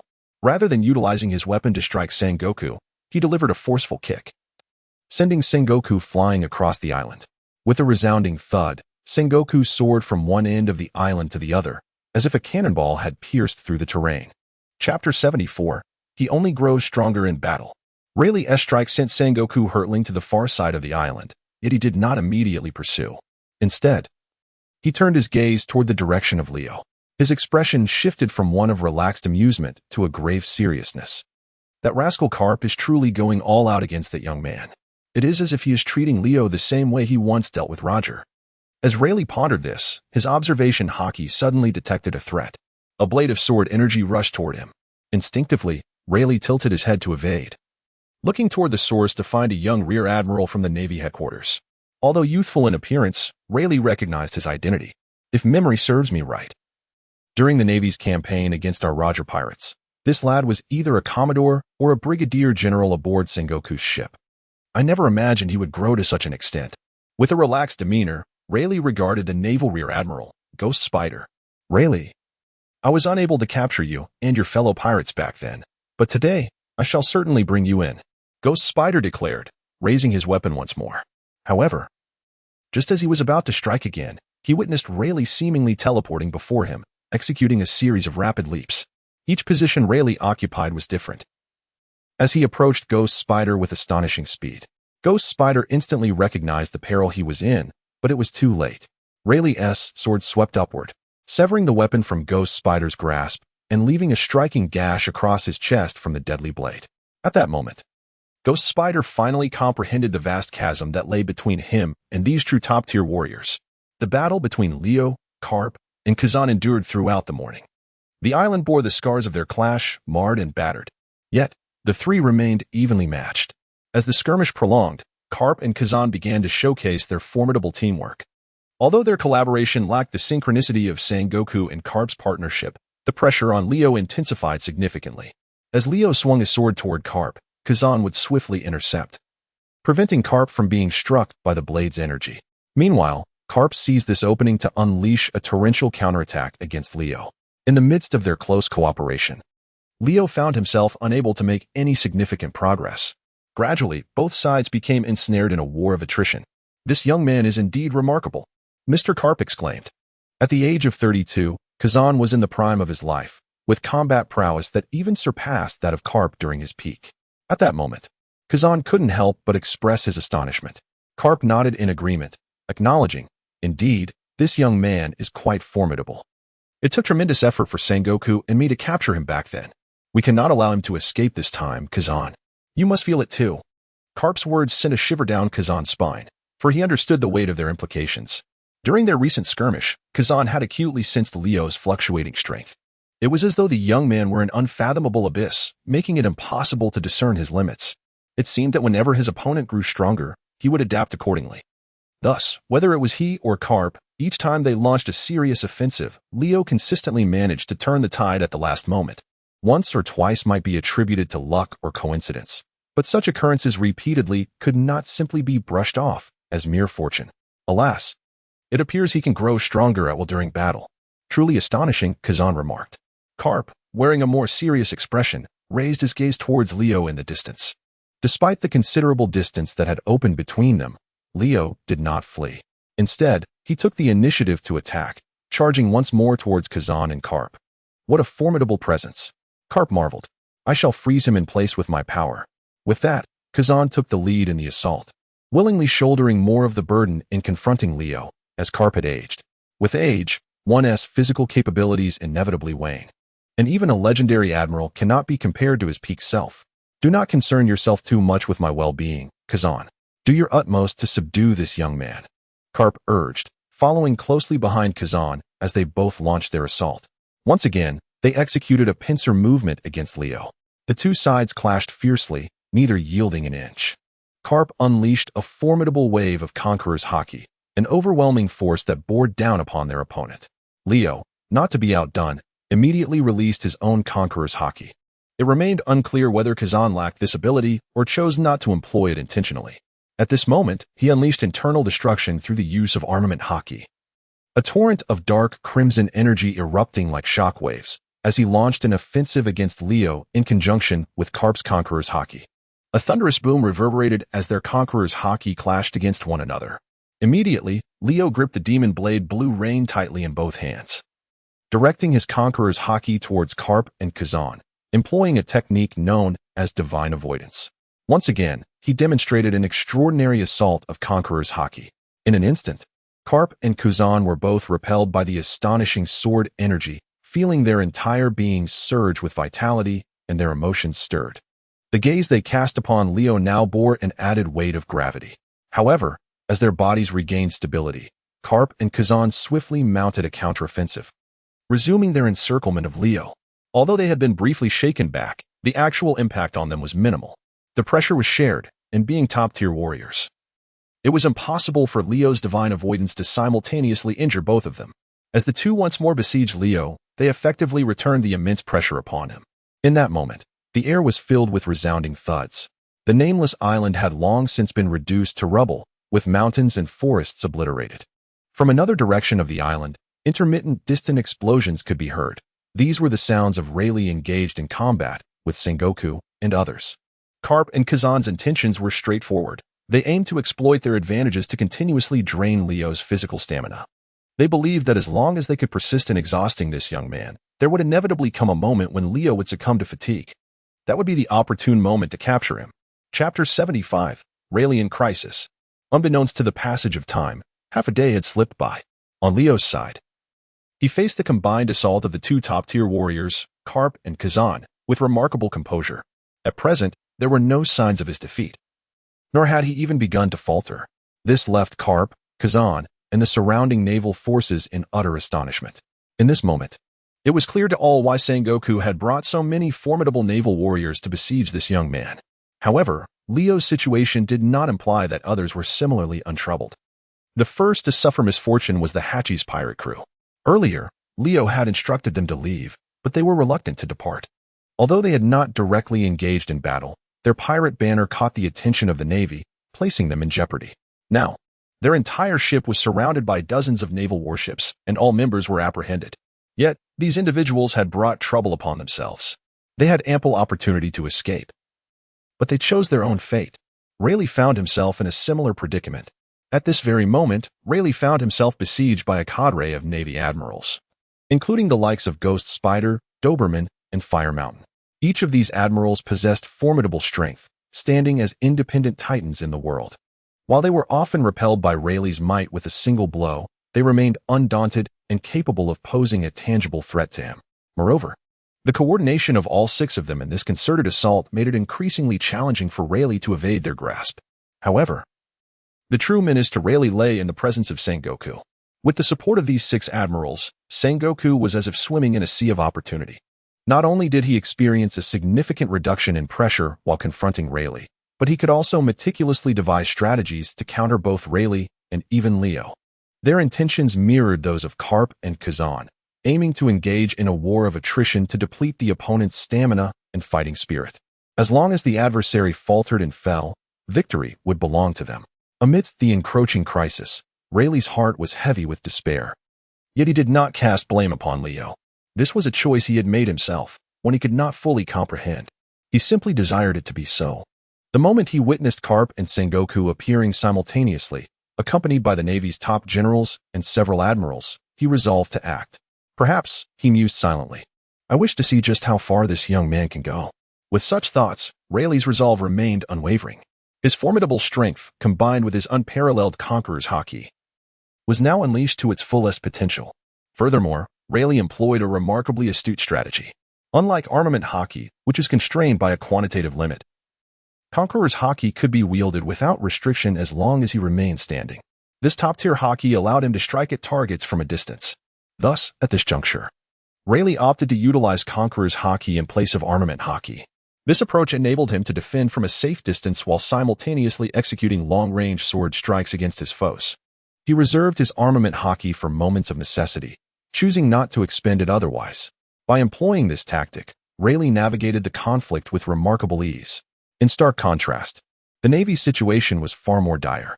The six admirals lacked Conqueror's Haki, and faced with Rayleigh's formidable swordplay, they were compelled to exercise their armament Haki with utmost caution at every moment. After all, against such a powerful adversary, a single misstep could lead to dire consequences. Had it not been for Sengoku's assistance in suppressing Rayleigh, it is likely that at least several of the 6 naval admirals would have suffered severe injuries. Rayleigh, your mastery of Haki can be conserved, but how much longer can you endure? Given your age, your stamina must be nearing its limits. Sengoku, witnessing the stalemate against Rayleigh, realized that the prolonged engagement was causing his admirals to retreat, leaving them in a defensive position. At this moment, he began to employ psychological tactics against Rayleigh. In truth, Rayleigh's stamina remained abundant.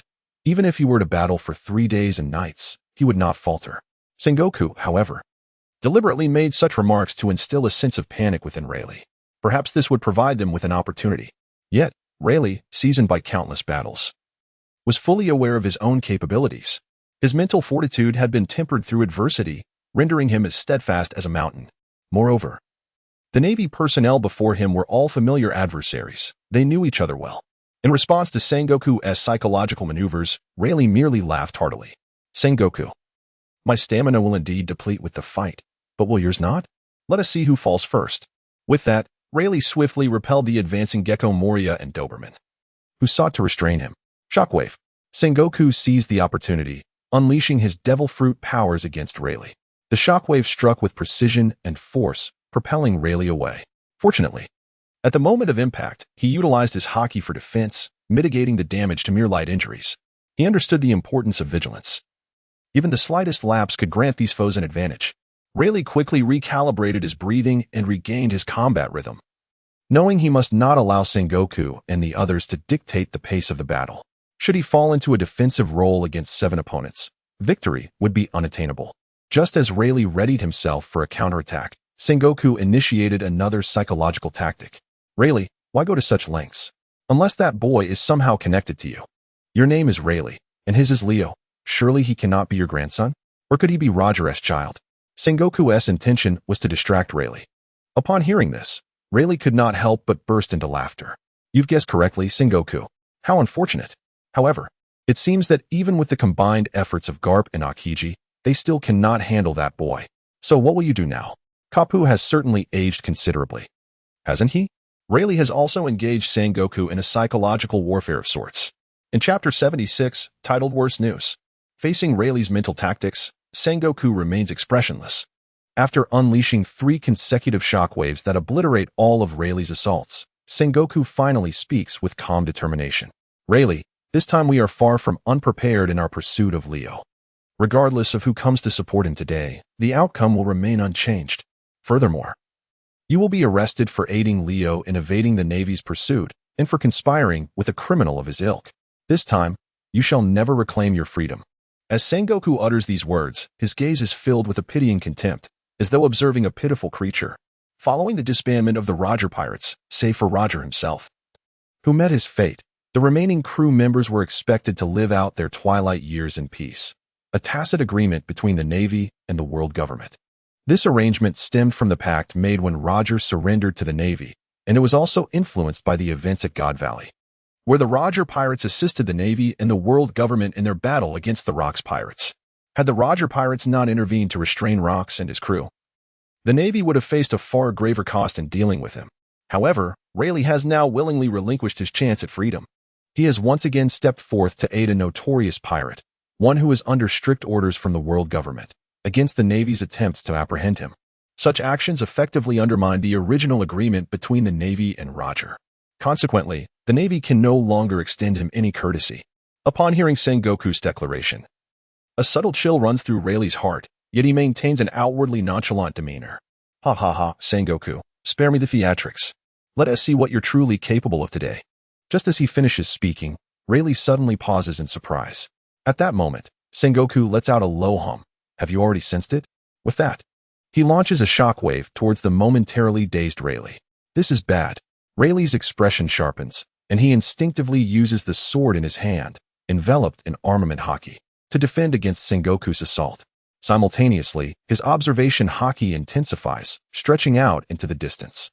There can be no mistake. They have indeed arrived. Rayleigh reaffirms his earlier perception and judgment, and his expression turns grave. At this moment, Sengoku descends like a colossal deity, unleashing another shockwave from above. He addresses Rayleigh. Since you have sensed it, I might as well inform you, Rayleigh. This is the battlefield where Leo is about to be apprehended. The three admirals of the Navy headquarters have all mobilized. There is absolutely no one in this world who can withstand their combined onslaught. You must now comprehend the sheer folly and futility of your actions. With that, Sengoku made another move, unleashing a shockwave towards Rayleigh. Upon hearing these words, Rayleigh felt a weight descend upon his heart, as if a great boulder had been placed upon it. It seems that today truly spells misfortune for young Leo. Rayleigh could only manage a bitter smile, self-deprecatingly acknowledging the gravity of the situation. Were it merely the current circumstances, with Sengoku and the 6 Navy vice admirals, he might still muster the strength to contend with them. Without risking his life, he could at least impede their advance, preventing them from reaching Leo. This would allow Leo to face off against Garp and Kazan alone, with the outcome resting solely on his own fortune. Perhaps he could rise to the challenge. However, now, 2 other formidable powers of the Navy, Admiral Kizaru Borsalino and Admiral Akainu Sakazuki, were hastening to this location. This meant that even if Leo were to sprout 3 heads and 6 arms, it would still be impossible for him to withstand their might. Borsalino and Sakazuki could be considered longtime adversaries of the Roger pirates.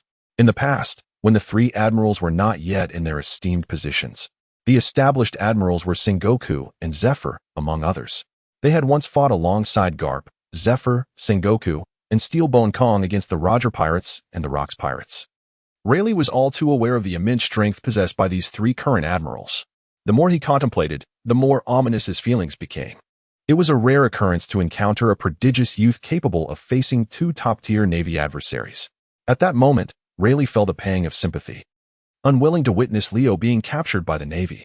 Leo, stop fighting. Quickly devise a means of escape. I will hold them off here. Rayleigh couldn't help but shout a warning to Leo. At this very moment, Leo was locked in an intensely perilous battle with Garp and Kazan, leaving him no opportunity to employ observation Haki. This form of Haki has a significant drawback. It requires an immense level of concentration to utilize. If distracted or unable to maintain focus, the effectiveness of observation Haki diminishes. Thus, many top-tier warriors prefer to engage in duels in tranquil settings, one-on-one, to avoid distractions.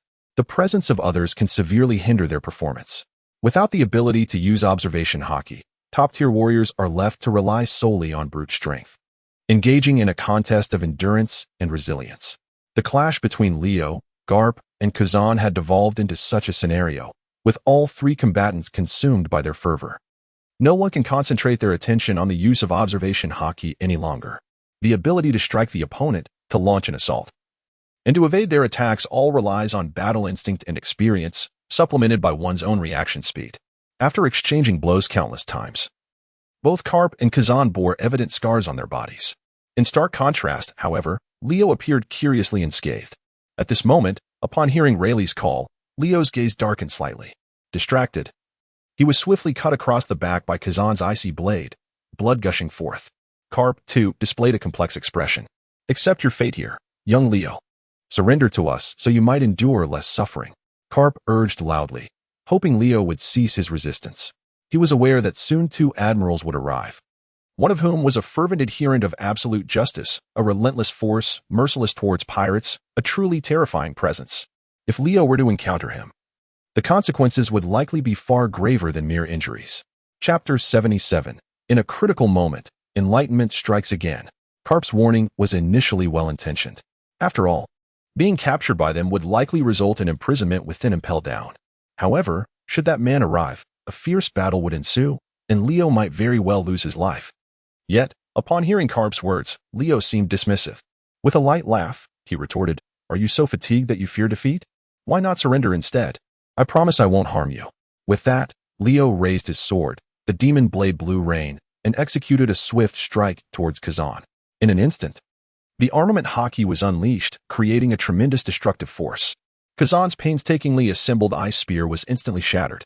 Nevertheless, Leo's assault did not wane. It continued relentlessly towards Kazan. Without the ability to utilize observation Haki, Kazan found himself unable to evade the impending sword energy. He could only force his body into an elemental state.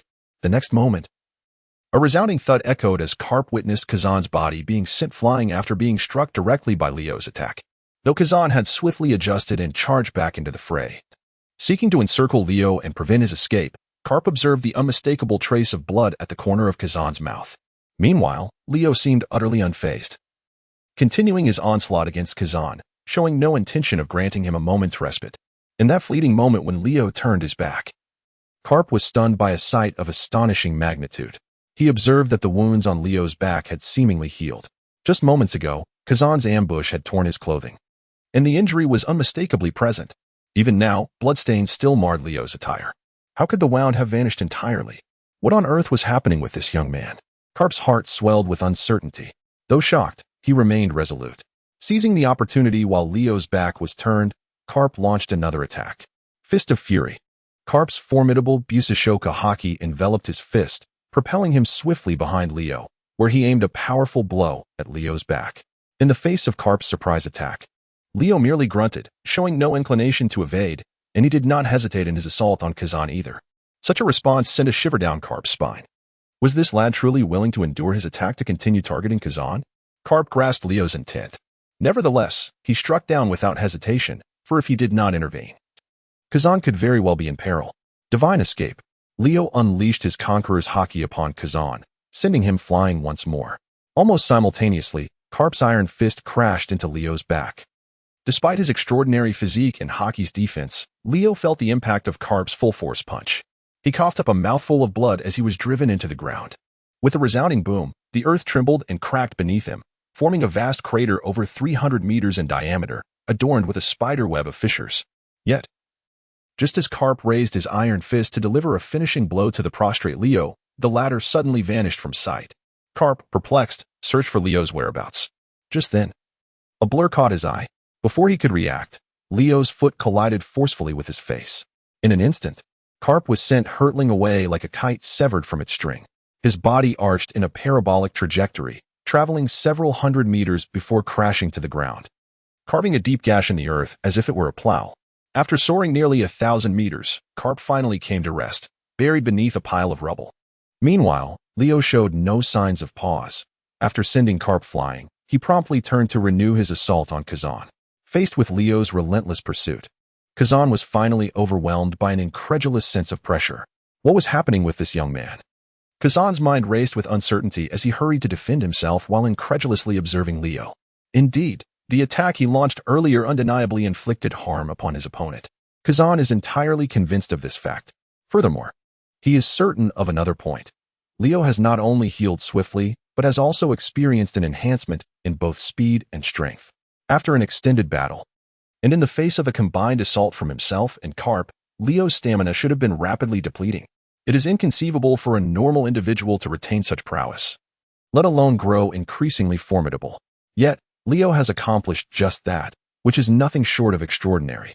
As he grows stronger, faster, and more powerful, Kazan finds himself increasingly on the defensive during their confrontation, overwhelmed by a mounting pressure that almost convinces him he may not prevail against this young man.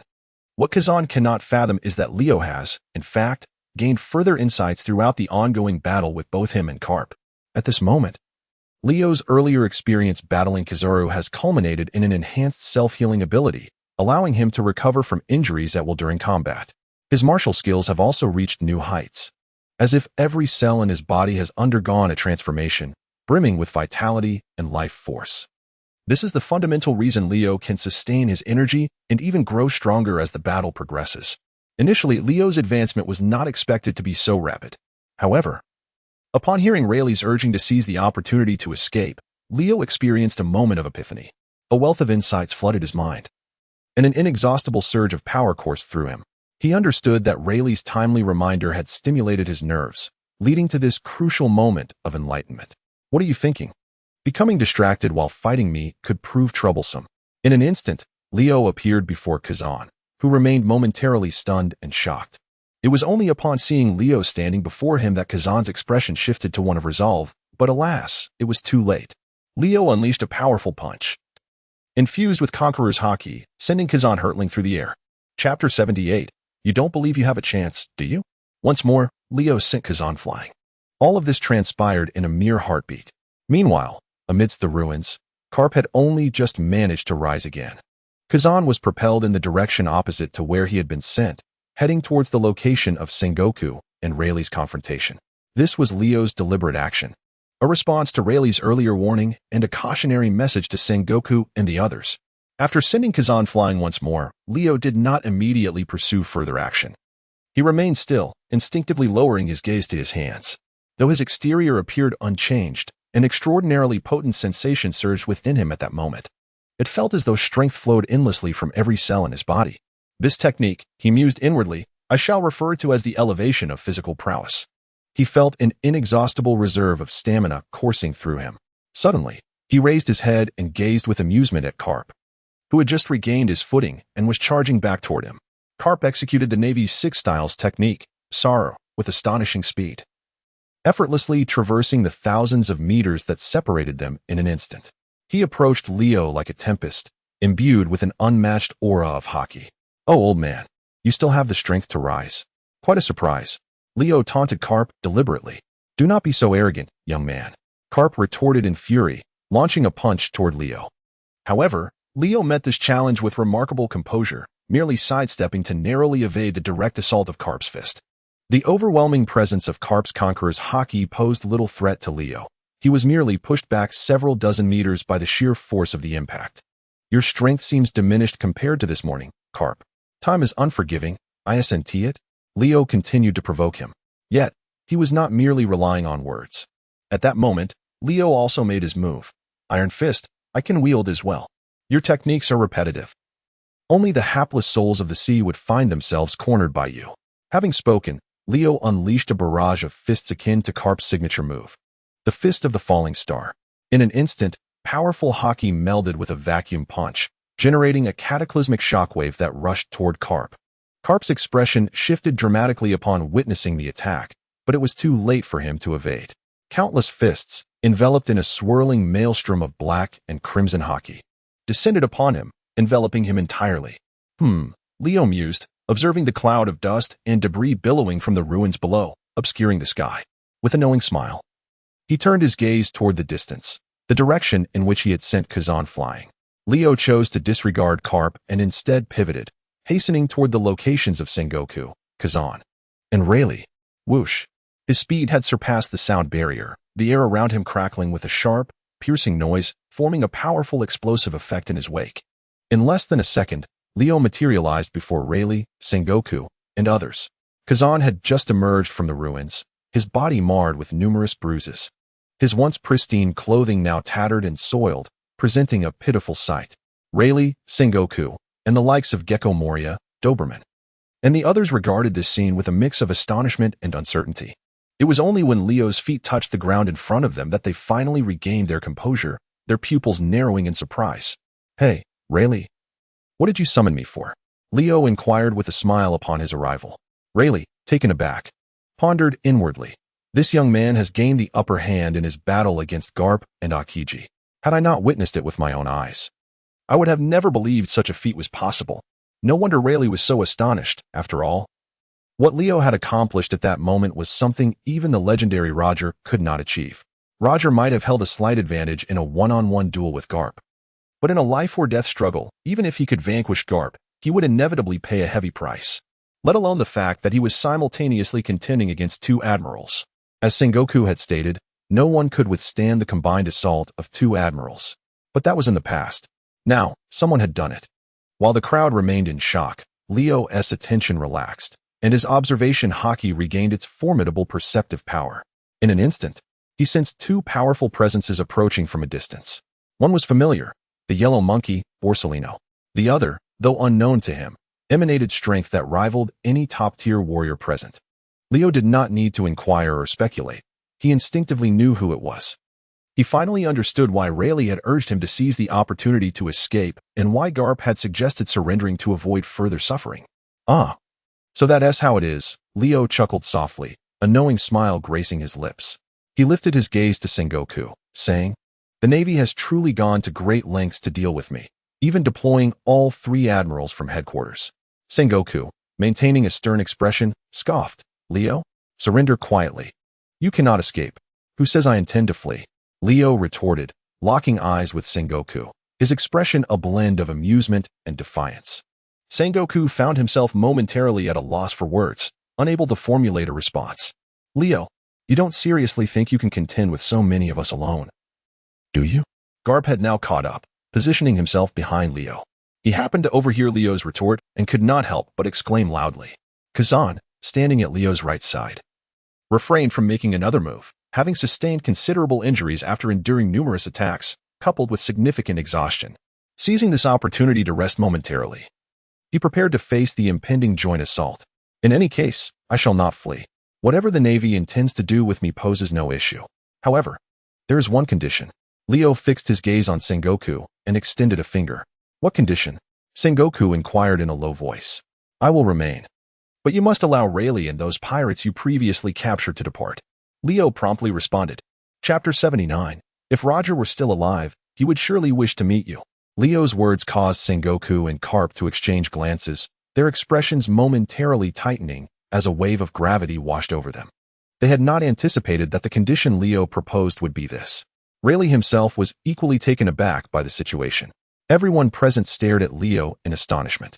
Rayleigh chuckled and said, Young man, my decision to stay and fight is entirely my own. It has nothing to do with you. And you need not speak on my behalf. In response, Leo languidly replied, I am indeed grateful for your willingness to assist me in confronting these adversaries. However, Rayleigh, your era has already passed. This matter is no longer yours to engage in. From this moment on, I ask that you refrain from intervening. Leo's words caused Rayleigh's pupils to flicker slightly. He opened his mouth to speak, but ultimately allowed a contemplative smile to grace his lips, saying nothing further. What is your relationship with Rayleigh? Sengoku fixed his gaze on Leo and inquired. A chance encounter, a friendship across generations, Leo answered without hesitation. This response once again stirred the emotions of all the formidable figures present. Setting aside the veracity of Leo's statement or his past actions, it was evident that in the face of peril, Leo could prioritize the well-being of others, thus truly honoring the bond that compelled Rayleigh to stay and aid him against Sengoku and the 6 admirals of the Navy. I shall pose one final question. Answering this question will allow them to depart. Sengoku considered for a moment before decisively addressing Leo. His words astonished the 6 admirals of the Navy. Yet, both Admiral Akiji and the legendary hero Karp remained silent, prompting the other admirals to follow suit in their reticence. Meanwhile, Leo regarded Sengoku with a bemused expression, awaiting the inquiry. Are you truly Roger's son? Sengoku scrutinized Leo's eyes, observing every nuance of his reaction. Upon hearing the question, Leo could not suppress a chuckle. What do you think? Leo posed a pointed retort. It is precisely because I am unaware that I inquire of you. The Navy has not refrained from defining others for quite some time. Such questions are mere trivialities. Even if I assert that I am not, would you not still proclaim this to the world? Casting me as the son of Pirate King Roger serves your narrative of righteousness and necessity in pursuing me. Does it not, Admiral Sengoku? His rebuttal was incisive, unmasking the stakes at play, causing Sengoku, Karp, and Akiji to exchange solemn glances. The 6 admirals, including Ghost Spider, Doberman, and Fire Mountain, revealed expressions of newfound respect and gravity. They were taken aback by Leo's profound insights at such a tender age. To Karp, this boy seemed less like a child and more akin to a seasoned adult with a wealth of life experiences. Sengoku, arms crossed, scrutinized Leo with an expression imbued with significance, for he shared a similar sentiment. Noticing the silence from Sengoku and the others, Leo managed a subtle smile and turned to Rayleigh, saying, You may leave now, Rayleigh. I shall not forget your kindness in aiding me this time. Upon hearing this, Rayleigh cast a glance at Sengoku, noting his tacit approval for his departure. He could not help but admire Leo's astuteness. His words had drawn all attention to himself, ensuring that Sengoku now regarded him with utmost seriousness. To capture Leo, it was only natural that they would allow Rayleigh to depart. Had he remained to assist Leo, the Navy would have to pay a price for their attempt to apprehend him. Given Leo's ability to hold his own against the combined might of Karp and Akiji, it seemed unlikely that the Navy could subdue him as a collective force. It would be a simple matter for him to escape. With this realization, Rayleigh resolved to honor Leo's wishes and decisions. As if on cue, Sengoku finally spoke. You may leave, Rayleigh. It would be best if you do not appear within the Navy's sights again. This is your final opportunity. Should you persist in entangling yourself in matters that do not concern you, no plea on your behalf will bear fruit. Upon concluding his statement, Sengoku's gaze returned to Leo. So, will you surrender peacefully, or shall we continue this confrontation? Pray tell. Do I strike you as one who would yield without a fight? Leo replied, spreading his arms wide. He then turned his attention back to Rayleigh. Young man, do take care not to perish here. I await the news of your triumph that shall resound across the world. Rayleigh chuckled. At that moment, Sengoku interjected, indeed, your courage is indeed commendable. Given this, it is certain you are prepared for what is to come. The ensuing battle will be between our navy and yourself. Anyone who dares to intervene shall be regarded as an enemy. This final remark from Sengoku was clearly directed at Rayleigh, who merely smiled in silence. Sheathing his sword, he turned towards the vast ocean. Behind him, formidable presences surged skyward, one of which was particularly powerful, surpassing even Carp, Sengoku, Kazan, and any of the 6 naval admirals. Despite the relaxed and playful smile adorning Rayleigh's face throughout, at that moment, as he turned, an unmistakable respect and profound sorrow emerged upon his features. In his discerning judgment, Leo was undoubtedly doomed today. Even if he were to survive, it was unlikely he would see this man again. The 3 admirals of the Marine headquarters, alongside Sengoku and Carp, were prepared to strike simultaneously. Not even the legendary Pirate King, Rox, in his prime, could have withstood such might. Though still young, he was undeniably a true stalwart, a genuine hero. Roger, were he still among the living, would undoubtedly feel elated to have encountered a figure such as this. As Rayleigh walked, lost in thought, his vision began to blur. At that instant, his Kinbunshiko Haki sensed an approaching, increasingly formidable presence. The 2 of the 3 admirals from the Marine headquarters, Borsellino, the Yellow Monkey, and Sakazuki, the Red Dog, were rapidly nearing the battlefield. Soon, this place would become a hellish battleground. Chapter 80. One must choose the softest persimmon to squeeze. Leo was not a fool. He was acutely aware that, given his current strength, it was utterly impossible to contend simultaneously against Sengoku, Carp, Kazan, and the 6 naval admirals. Yet, he understood all too well the consequences of fleeing. Such an escape would inevitably implicate Rayleigh and all members of the Hachi's pirates, leaving their survival in jeopardy. Having crossed paths with them and enjoyed their camaraderie, he was reluctant to cause harm to these innocent individuals due to his own actions, especially since Rayleigh had previously taken it upon himself to withstand the pressure from Sengoku and the 6 admirals, granting Leo ample time to grow and gain insight.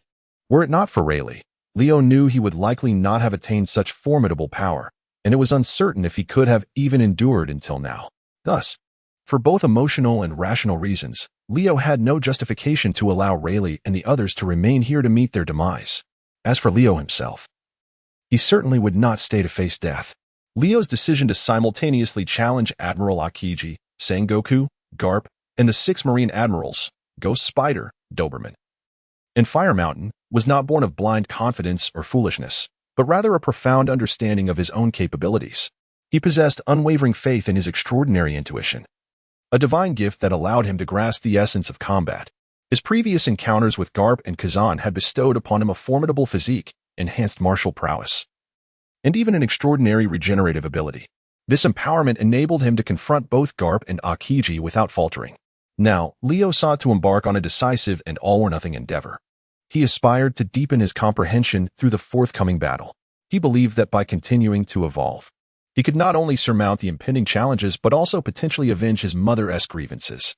The formidable conqueror's Haki surged from Leo, instantly instilling a profound sense of pressure upon the formidable Marines across from him. In response, the elite warriors Sengoku and Garp instinctively unleashed their own conqueror's Haki to counter Leo's formidable presence.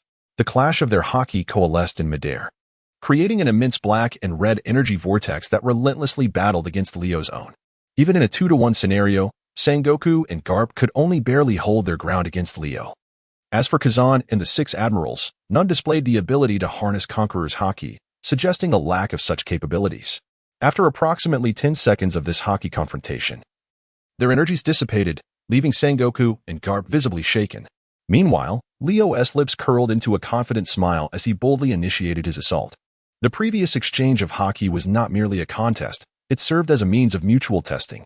Leo was now 1,000% certain of his strength, having indeed progressed following his skirmishes with Garp and Kazan. In contrast, Sengoku, Garp, and Kazan appeared to be of equal standing with him, which undeniably bolstered Leo's confidence. He was convinced that he could decisively overcome these opponents and depart before the formidable reinforcements of Akainu and Kazara could arrive. Leo's initial targets were not Sengoku, Garp, or Admiral Kazan, but rather the 6 Marine admirals. Though their prowess was not top tier, they were formidable enough to pose complications if left unchecked. Their unexpected interventions, while not a significant threat to Leo, could disrupt his confrontation with the 3 elite warriors. No way. Anticipating Leo's intentions, Sengoku was the first to react, raising his hand and unleashing a shockwave aimed directly at Leo in an attempt to thwart his assault on the Marine admirals. Kapu was the second to react, leaping forward to pursue Leo, his massive fist enveloped in the aura of Haki, aimed squarely at Leo's form. However, this was precisely part of Leo's battle strategy. He had anticipated that these top-tier warriors would never allow him to engage a target of lesser strength first. Thus, Leo deliberately feigned vulnerability before Sengoku, Kapu, and Kazan. In reality, he had long been prepared for their assault. Just as Kapu's iron fist was about to strike him, Sengoku's shockwave would, without a doubt, collide with his body. Yet, at that very moment, Leo vanished. In the blink of an eye, he had seemingly evaporated into thin air. Boom. The shockwave from Sengoku struck a nearby expanse of ruins, while Kapu's iron fist smashed into the ground where Leo had just stood. The debris was instantly obliterated, creating a crater several dozen meters in diameter. The scene was engulfed in swirling dust, obscuring the sky and sun. In such a high-stakes confrontation, where victories could shift in an instant, every onlooker's nerves were taut. None dared to underestimate the situation. With their minds unable to relax, the use of Kinbunchika Haki became nearly impossible. The billowing dust provided Leo with an advantageous opportunity for concealment. He had meticulously noted the precise positions of the 6 Navy admirals before the dust had risen. In that moment, Leo emerged like a phantom behind them. Bang! One admiral was the first to be struck by Leo, violently coughing blood and being sent flying, immediately plunging into unconsciousness. Then, amidst the thickening smoke, a powerful shout echoed, "Divine evasion!" The terrifying conqueror's Haki erupted like a surging flood, unleashing an unimaginable force that obliterated everything in its path. In an instant, 5 figures were sent hurtling backward, all 5 remaining admirals, each gravely injured and spitting blood. Yet, the destructive force of Leo's conqueror's Haki was far from spent. The earth was torn asunder, the radius of devastation exceeding 2 kilometers. The clouds above split apart in radiant patterns, as if an invisible giant blade had cleaved through the sky, creating a super chasm. Not only had those 6 Navy admirals been severely wounded by a single strike, but even Sengoku, Kapu, and Kazan, the 3 top-tier warriors, were violently shaken by the terrifying shockwave. Were it not for their own formidable might, Leo could have easily dispatched them in that moment. This kid is remarkably strong. Sengoku was taken aback, unable to conceal the astonishment on his face. Oh dear, this is quite troublesome. I saged. As the others were still in shock, Kazan suddenly appeared behind Leo, unhesitatingly unleashing a wave of freezing aura, attempting to encase Leo in ice in an instant. Chapter 81. Reinforcements arrive. Having learned from past experiences, Leo consciously maintained his mental focus during the battle. Although his observation Haki was not as sharp as usual, it still played a crucial role. Without needing to glance back, Leo instinctively sensed Kazan's stealthy assault from behind. The frigid aura spread through the air, instantly freezing all moisture into sharp, lethal ice crystals capable of delivering fatal damage to ordinary individuals. However, at that moment, Leo appeared undeterred, effortlessly evading Kazan's attack. He abruptly turned, a surge of powerful armament Haki erupting forth, and without a moment's hesitation, he retaliated against Kazan. Didn't I just give you enough trouble, Akiji? Leo laughed heartily as he unleashed a punch. The armament Haki produced an overwhelming destructive effect, seemingly piercing through the air, even space itself, as it swiftly traversed the distance between them to strike Kazan. Kazan was not particularly known for his speed, and this sudden assault left him with no option to evade. He could only rely on his elemental transformation or armament Haki to withstand the blow. Yet, against an opponent of Leo's caliber, the elemental transformation proved ineffective. Thus, after taking a solid hit, Kazan was unsurprisingly sent flying once more. Of course, being an admiral, he retaliated by hurling several ice balls at Leo at the same moment he was struck. These ice balls created a formidable freezing blockade in the air, serving 2 primary purposes: 1, to inflict direct damage on Leo, and 2, to buy Kazan some time to breathe. In midair, Kazan swiftly regained his balance and utilized the Marine S6 styles to execute moonwalk, shifting angles to further evade Leo's pursuit. It seemed that previous setbacks had instilled a deep sense of wariness in him towards Leo. Simultaneously, upon witnessing Leo's sudden offensive against Kazan, Sengoku, Carp, and others quickly reacted, coordinating to encircle and flank Leo. Shockwave. Sengoku targeted Leo's back with a powerful move. Carp, not to be outdone, swung his massive iron fist, launching a barrage of punches like a tempest, creating a powerful vacuum punch that pressed toward Leo. As both of them attacked simultaneously, the pressure on Leo significantly increased. This further validated Leo's strategic judgment. He had first dealt with the 6 Marine Vice Admirals, preventing them from intervening in such a battle. Otherwise, the situation he faced would have been far more dire. This must be my moment of glory thus far. Leo chuckled self-deprecatingly, relinquishing the pursuit of Kazan, and turned to confront the joint assault of Garp and Sengoku, enveloped in a fierce conqueror's Haki, coupled with the swift swordplay of Blue Rain. Boom. The pinnacle of their conqueror's Haki clashed in midair. Although there was no physical contact, all three experienced an intense pain surging through their bodies, instinctively resisting its spread. The pain Leo felt dissipated swiftly, his formidable self-healing powers coming into play, naturally mending his injuries. However, Garp and Sengoku lacked such extraordinary abilities. They were propelled backward by the immense recoil, both flying a considerable distance before regrouping to launch their counterattack against Leo from either flank. Meanwhile, Kazan seized the opportunity to catch his breath and immediately joined the fray against Leo once more. The 3 top-tier Navy powerhouses united in their assault. Their combined might was nothing short of earth-shattering. In an instant, the skies above the nameless island became a tempest of lightning and thunder, dark clouds obscuring the horizon. The sea roiled violently, waves crashing with ferocity.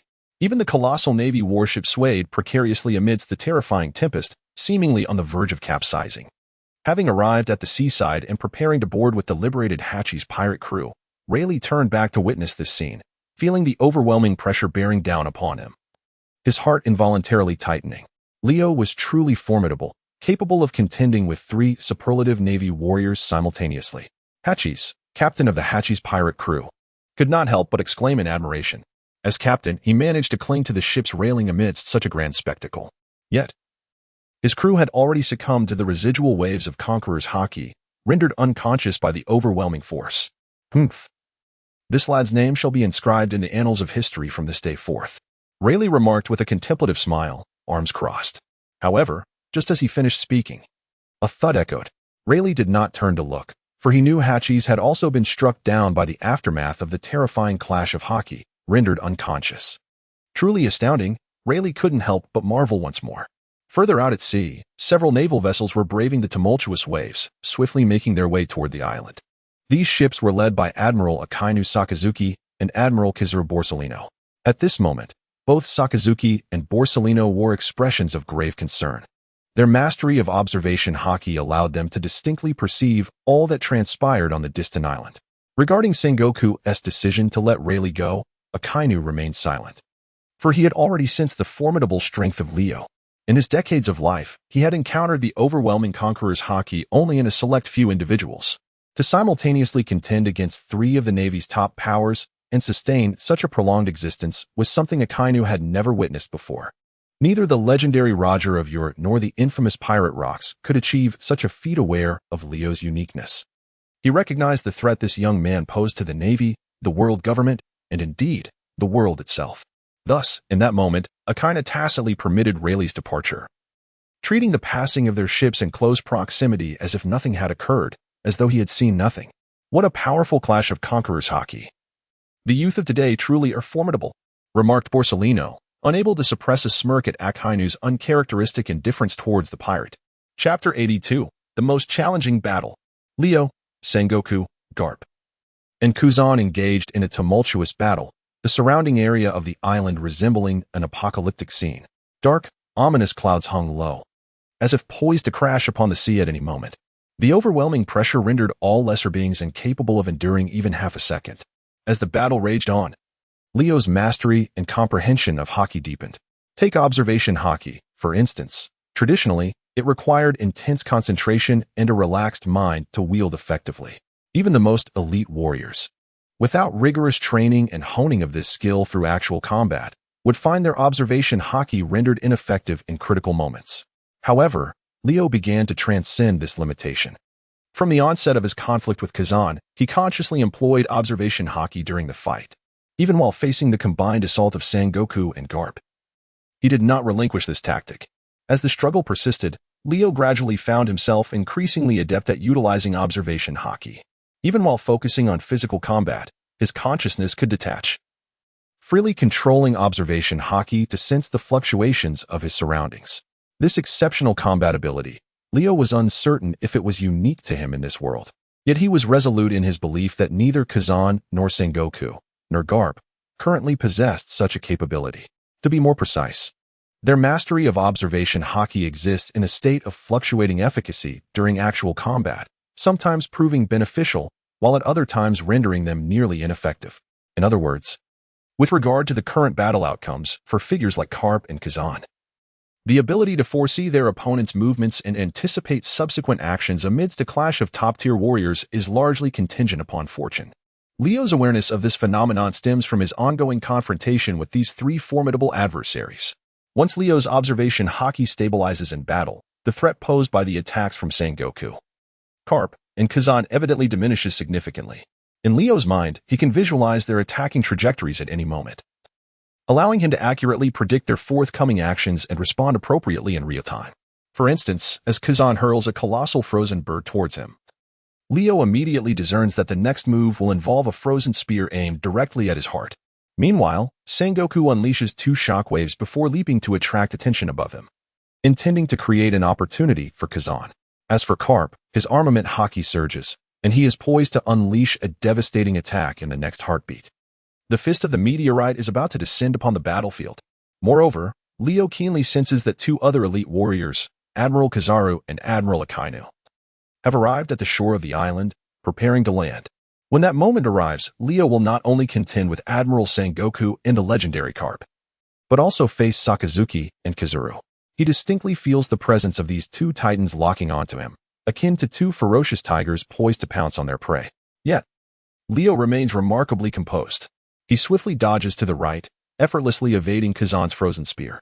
He then pivots to engage Garp in a fistfight, unleashing a powerful wave of Conqueror's Haki-infused impact. Finally, with a deft sword slash, he counters the shockwave released by Sengoku. All of these actions transpire in an instant, fluid and unhesitating, like water flowing in a stream. In a heartbeat, a cacophony of thunderous sounds fills the air. The earth fractures, and the sky is rent asunder. The violent shockwaves obliterate everything within their path in an instant.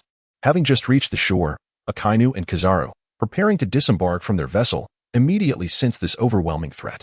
Both warriors leap into action simultaneously. Beneath their feet, the warships were instantly crushed and distorted by the overwhelming shockwave. These vessels, constructed from the most resilient materials, could withstand less than 5 seconds before being obliterated. Sakazuki and Borsalino descended upon the battlefield like two meteors. Before reaching the ground, Sakazuki was the first to strike. Dog of Darkness. He, a user of the magma fruit, unleashed a powerful punch as he approached Leo. The air ignited instantaneously, and a searing wave of heat rushed forth, accompanied by a colossal fist formed from solidified magma. In contrast, Borsalino, who had also arrived on the battlefield, was not in such a hurry to engage. He appeared more like a spectator, hovering in golden light above, observing the fray below. Arrogant pirates, your time ends here. Admiral Sakazuki is here. Following his attack, Sakazuki bellowed at Leo, intending to distract him, though Leo paid him no heed. He swiftly turned, wielding the cursed blade Blue Rain, and with the armor of Haki enveloping his form, easily deflected Sakazuki's ambush. Upon witnessing the arrival of Sakazuki and Borsalino, Sengoku, Garp, and Kazan momentarily ceased their actions, positioning themselves at 3 different angles around Leo, subtly encircling him. Thus, the 5 most formidable forces of the Navy headquarters had assembled on the battlefield, and the atmosphere shifted dramatically. Leo had initially assumed Borsalino was merely there to observe, but to his surprise, as he was engaged with Sakazuki, Borsalino struck from behind, unleashing a golden laser beam. Caught off guard, Leo was unable to evade the attack and could only absorb the impact. Despite his formidable physique and the fortification provided by his Haki, Borsalino's strike pierced through his shoulder. A searing pain radiated across his back, and a bloodied hole swiftly formed. Leo lost his balance, staggering as his innate healing powers began to activate. However, At that moment, Sakazuki seized the opportunity, delivering a punch that sent Leo hurtling away like a cannonball. Although Leo had immediately employed his Haki to counter the strike, he could not deny the significant trouble Sakazuki's blow had caused him. He could have used this chance to escape while being propelled backward, yet at that moment, Leo was filled with fury. Among the esteemed ranks of admirals, there exists the formidable Akiji Kazan, the swift Kazara Borsellino, as well as the fleet Admiral Sengoku and the legendary hero Garp, all of whom Leo has faced in battle. However, he has yet to engage with the most powerful of the Logia users, Akaina Sakazuki. Now that fate has brought them together, Leo is determined not to squander such a splendid opportunity. The greater the pressure he encounters, the higher the likelihood of profound enlightenment and growth. Who knows what insights he might gain when confronting Sakazuki. Even in the face of retreat, Leo's character does not permit cowardice. Should he withdraw, it shall be with grace and dignity. Suspended in midair, Leo deftly adjusts his balance, while simultaneously his innate healing powers surge into action, mending the wounds inflicted by Borsellino's surprise attack. You are finished, Sakazuki, Leo declares, eschewing any further dialogue. Once he regains his equilibrium, he launches a counterattack against Sakazuki. His enchanted blade, Blue Rain, unleashes a formidable wave of sword energy. Enveloped in the aura of Conqueror's Haki, a purplish-black lightning-like force dances forth, rushing towards Sakazuki with relentless velocity. In response to Leo's onslaught, Sakazuki maintains his composure, scoffing as he retaliates with a punch. A colossal molten fist hurtles towards Leo. With a resounding crash, Leo's Conqueror's Haki, infused with divine might, shatters Sakazuki's magma fist into oblivion. Yet, at that moment, Sengoku, Garp, Kazan, and Borsellino seize the opportunity to encircle Leo, poised to launch a coordinated assault. Leo is acutely aware of their presence, yet his focus remains solely on Sakazuki. After a brief exchange of blows, Leo seizes the initiative, swiftly charging at Sakazuki. His mastery of the Marine Six styles has reached unparalleled heights, granting him a speed akin to instantaneous movement. In the blink of an eye, Leo stands before Sakazuki, delivering a punch aimed squarely at his adversary's face. The speed of his assault is so extraordinary that even a top-tier powerhouse like Sakazuki finds it impossible to evade. In a moment of desperation, Sakazuki instinctively envelopes his head with Busashoka Haki. Just as he completes this maneuver, Leo's fist connects with a resounding impact. The force of Leo's terrifying Busashoka Haki distorts half of Sakazuki's head, wreaking havoc within. In an instant, molten rock erupts in all directions as Sakazuki's massive form is sent reeling backward, plummeting towards the ocean. This battle is far from over. Ryo was determined to pursue Sakazuki. Yet the astute Sengoku, along with Garp and Kazan, had already commenced their strategy to thwart his chase. Borsellino, akin to a phantom, materialized in a flash of golden light behind Ryo. Oh dear, your prowess is truly astonishing. You even sent Admiral Sakazuki flying. How formidable you are. Upon uttering these words, Borsellino raised his hand, pointing a finger directly at Ryo. Despite the seemingly languid motion, the speed of his attack was anything but slow. At the very moment his seemingly cautionary words fell, a golden laser erupted from his fingertip. No matter how swift Ryo's reflexes, he could not hope to evade such velocity. Caught off guard, he was struck anew by Borsellino's assault, and a fresh wound marred his already injured left shoulder. The laser pierced through his scapula and shot forth, while Ryo, seemingly unfazed, turned to face Borsellino. Oh my, what a terrifying gaze. Borsellino raised his hands in a gesture of surrender. However, Ryo had no time for jest. He pivoted and unleashed a retaliatory punch towards Borsellino, fueled by the dual might of Conqueror's Haki and the internal devastation of Armament Haki. The force of Ryo's blow was immeasurable. With a resounding thud, Borsellino was sent hurtling away. Yet, midair, he instantly transformed into a shimmer of gold, dissipating into the atmosphere. Before Ryo could pursue further, Sengoku, Garp, and Kazan had already joined forces. The combined might of the three, alongside Borsellino and Sakazuki's formidable presence, weighed heavily upon Ryo, as if he were burdened by several mountains. Not only could he not act, but even breathing became a challenge. You little rascal, surrender quietly.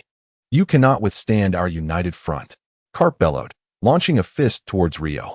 His punch was extraordinarily solid, akin to one forged from steel, hard and heavy.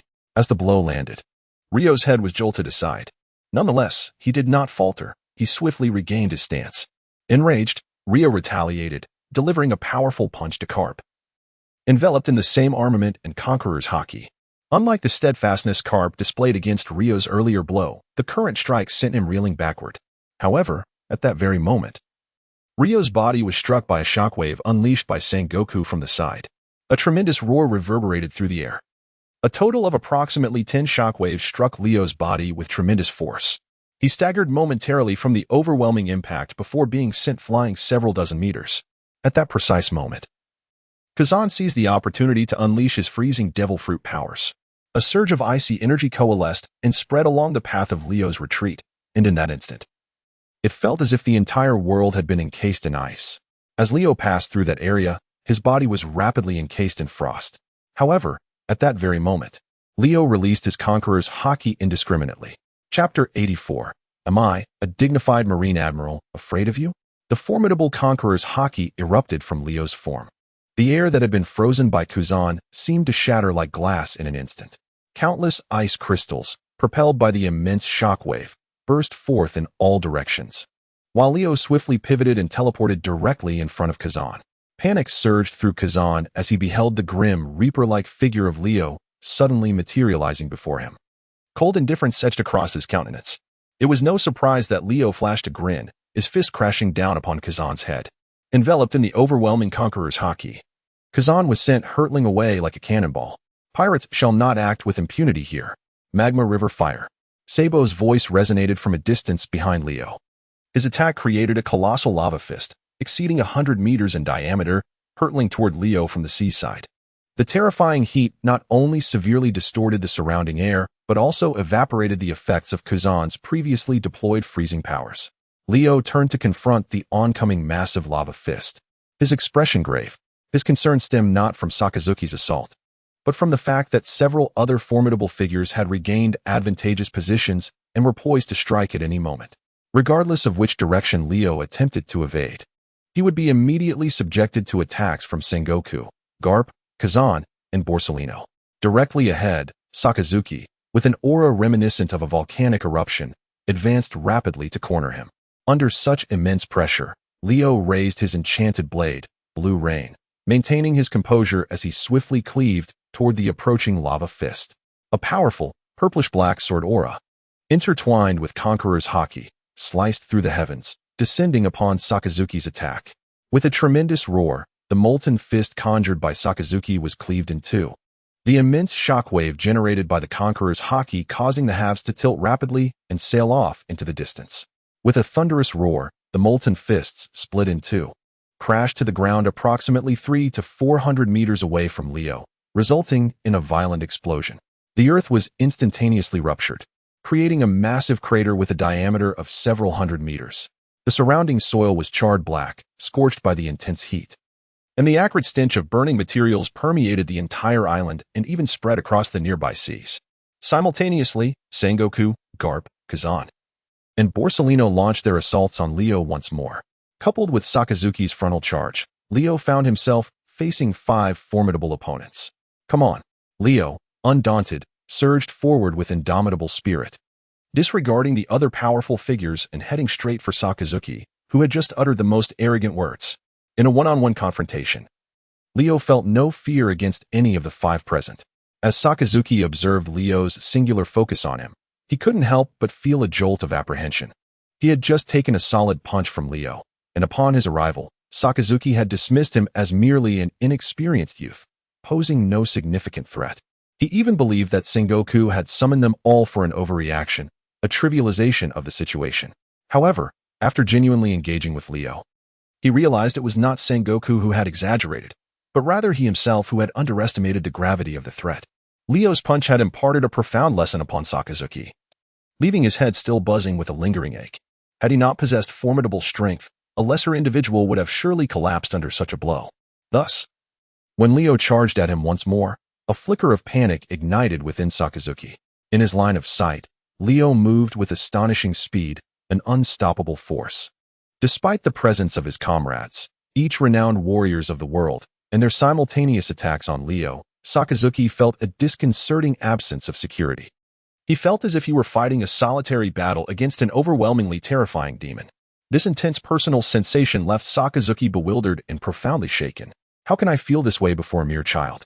He seethed inwardly, perceiving it as a grave insult, a violation of absolute justice. As a high-ranking admiral, the pinnacle of combat prowess, how could he possibly harbor trepidation before such a being?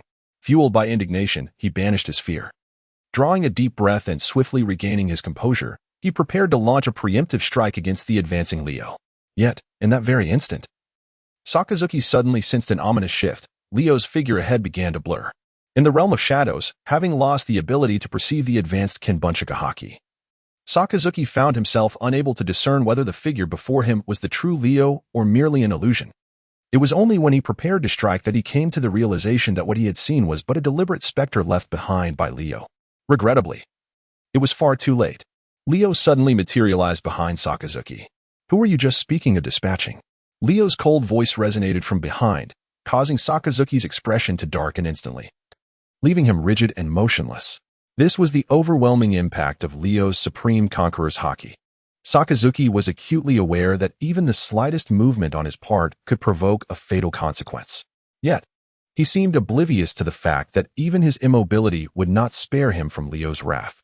At the very moment Leo's words fell, his fist struck out with ferocity towards Sakazuki. With a resounding crash, his powerful blow connected with the back of Sakazuki's head. Boom! Like a cannonball, Sakazuki was propelled to the ground. The earth fractured, revealing countless fissures and a gaping pit exceeding 300 meters in diameter. At that instant, the attacks from Sengoku, Garp, Borsellino, and Kuzan surged forth once more, thwarting Leo's pursuit of Sakazuki. How bothersome! Leo exclaimed, pivoting to confront the advancing Borsellino. However, this old rascal was indeed swift and cunning. Before Leo could strike, Borsellino had already entered his elemental state, vanishing in a flash of golden light from Leo's sight. Chapter 85. I will end him here. Having lost his target, Leo redirected his focus to other formidable adversaries. Yet, just as he turned to counter the assault from Sengoku and Garp, Borsellino reappeared as if conjured from thin air. Like a specter, he materialized behind Leo, chuckling, "Old man, I am quite the challenge."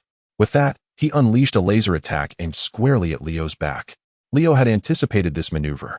He had long been prepared for such an eventuality.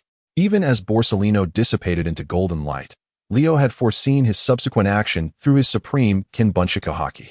The moment Borsellino appeared behind Leo, the latter vanished from his opponent's view in a blur, leaving behind only an afterimage. However, Borsellino, unable to fully utilize his Kinbunchika Haki, lacked the perceptive acuity required. Similar to Sakazuki, who had been sent flying earlier, he failed to recognize the illusion in time. By the moment Leo materialized behind him, it was already too late. "Yellow Monkey, that fellow is behind you." Carp was the first to notice Leo's sneaky attack, unable to restrain himself from shouting a warning to Borsellino. However, Leo moved with remarkable speed, delivering a punch that sent Borsellino flying.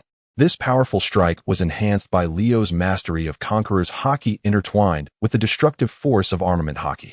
Even Borsellino, struck with such precision, coughed up blood, soaring through the air like a cannonball. Meanwhile, Carp unleashed a barrage of devastating punches, generating a vacuum that created shockwaves rivaling those of Sengoku. Just at that critical moment, however, Leo vanished. "I've got you now." Time freeze capsule. Kazan had been observing Leo's every move, patiently waiting for the right moment to strike.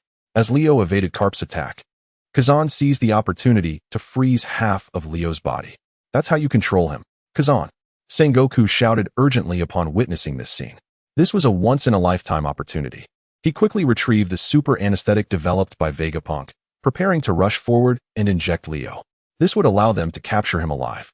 Yet, just as Sengoku produced the anesthetic, a colossal fireball, radiating a terrifying heat, appeared before everyone. Sakazuki, who had just been sent crashing to the ground by Leo, had risen once more. Silently approaching Leo from below, he launched a surprise attack. Sakazuki's magma fruit and Kazan's ice fruit, one hot and one cold, countered each other perfectly. As Sakazuki unleashed a massive magma fist, the intense heat began to melt the icy aura in the air.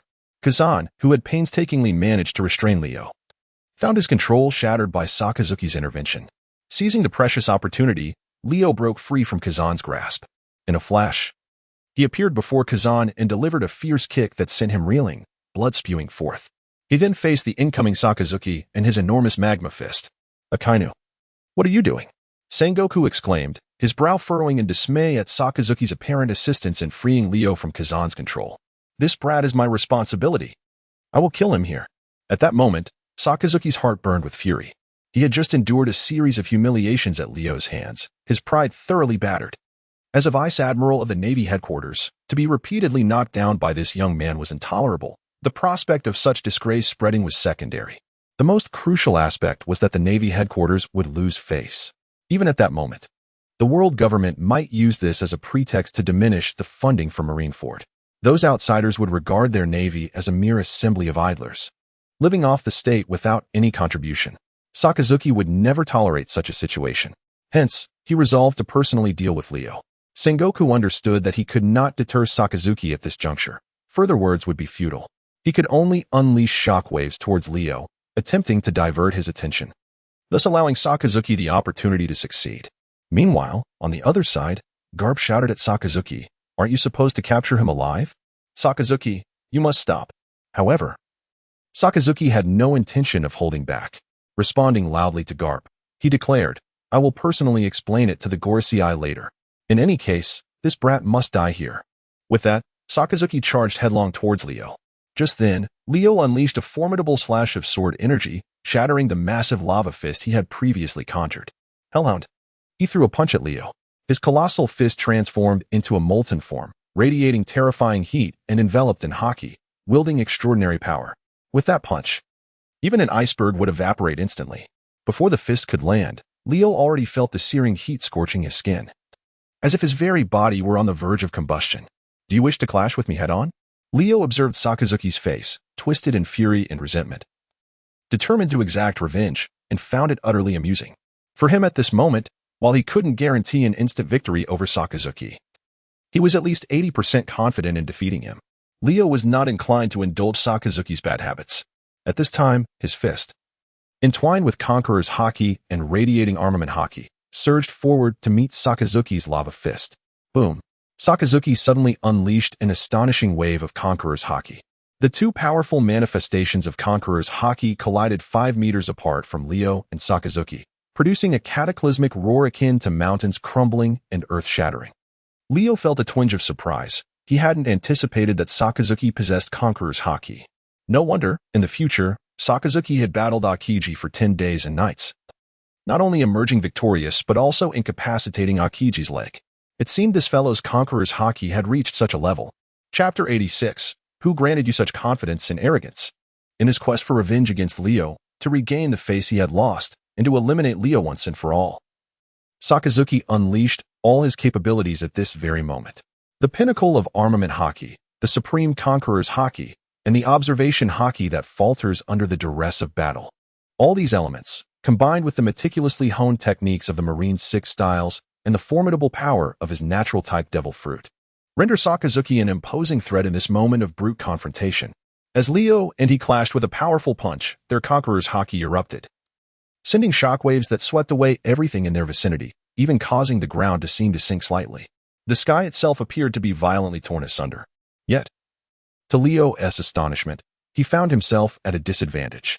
A flicker of surprise crossed his eyes, and his expression grew markedly serious. "Leo, surrender. You have no chance of escaping today.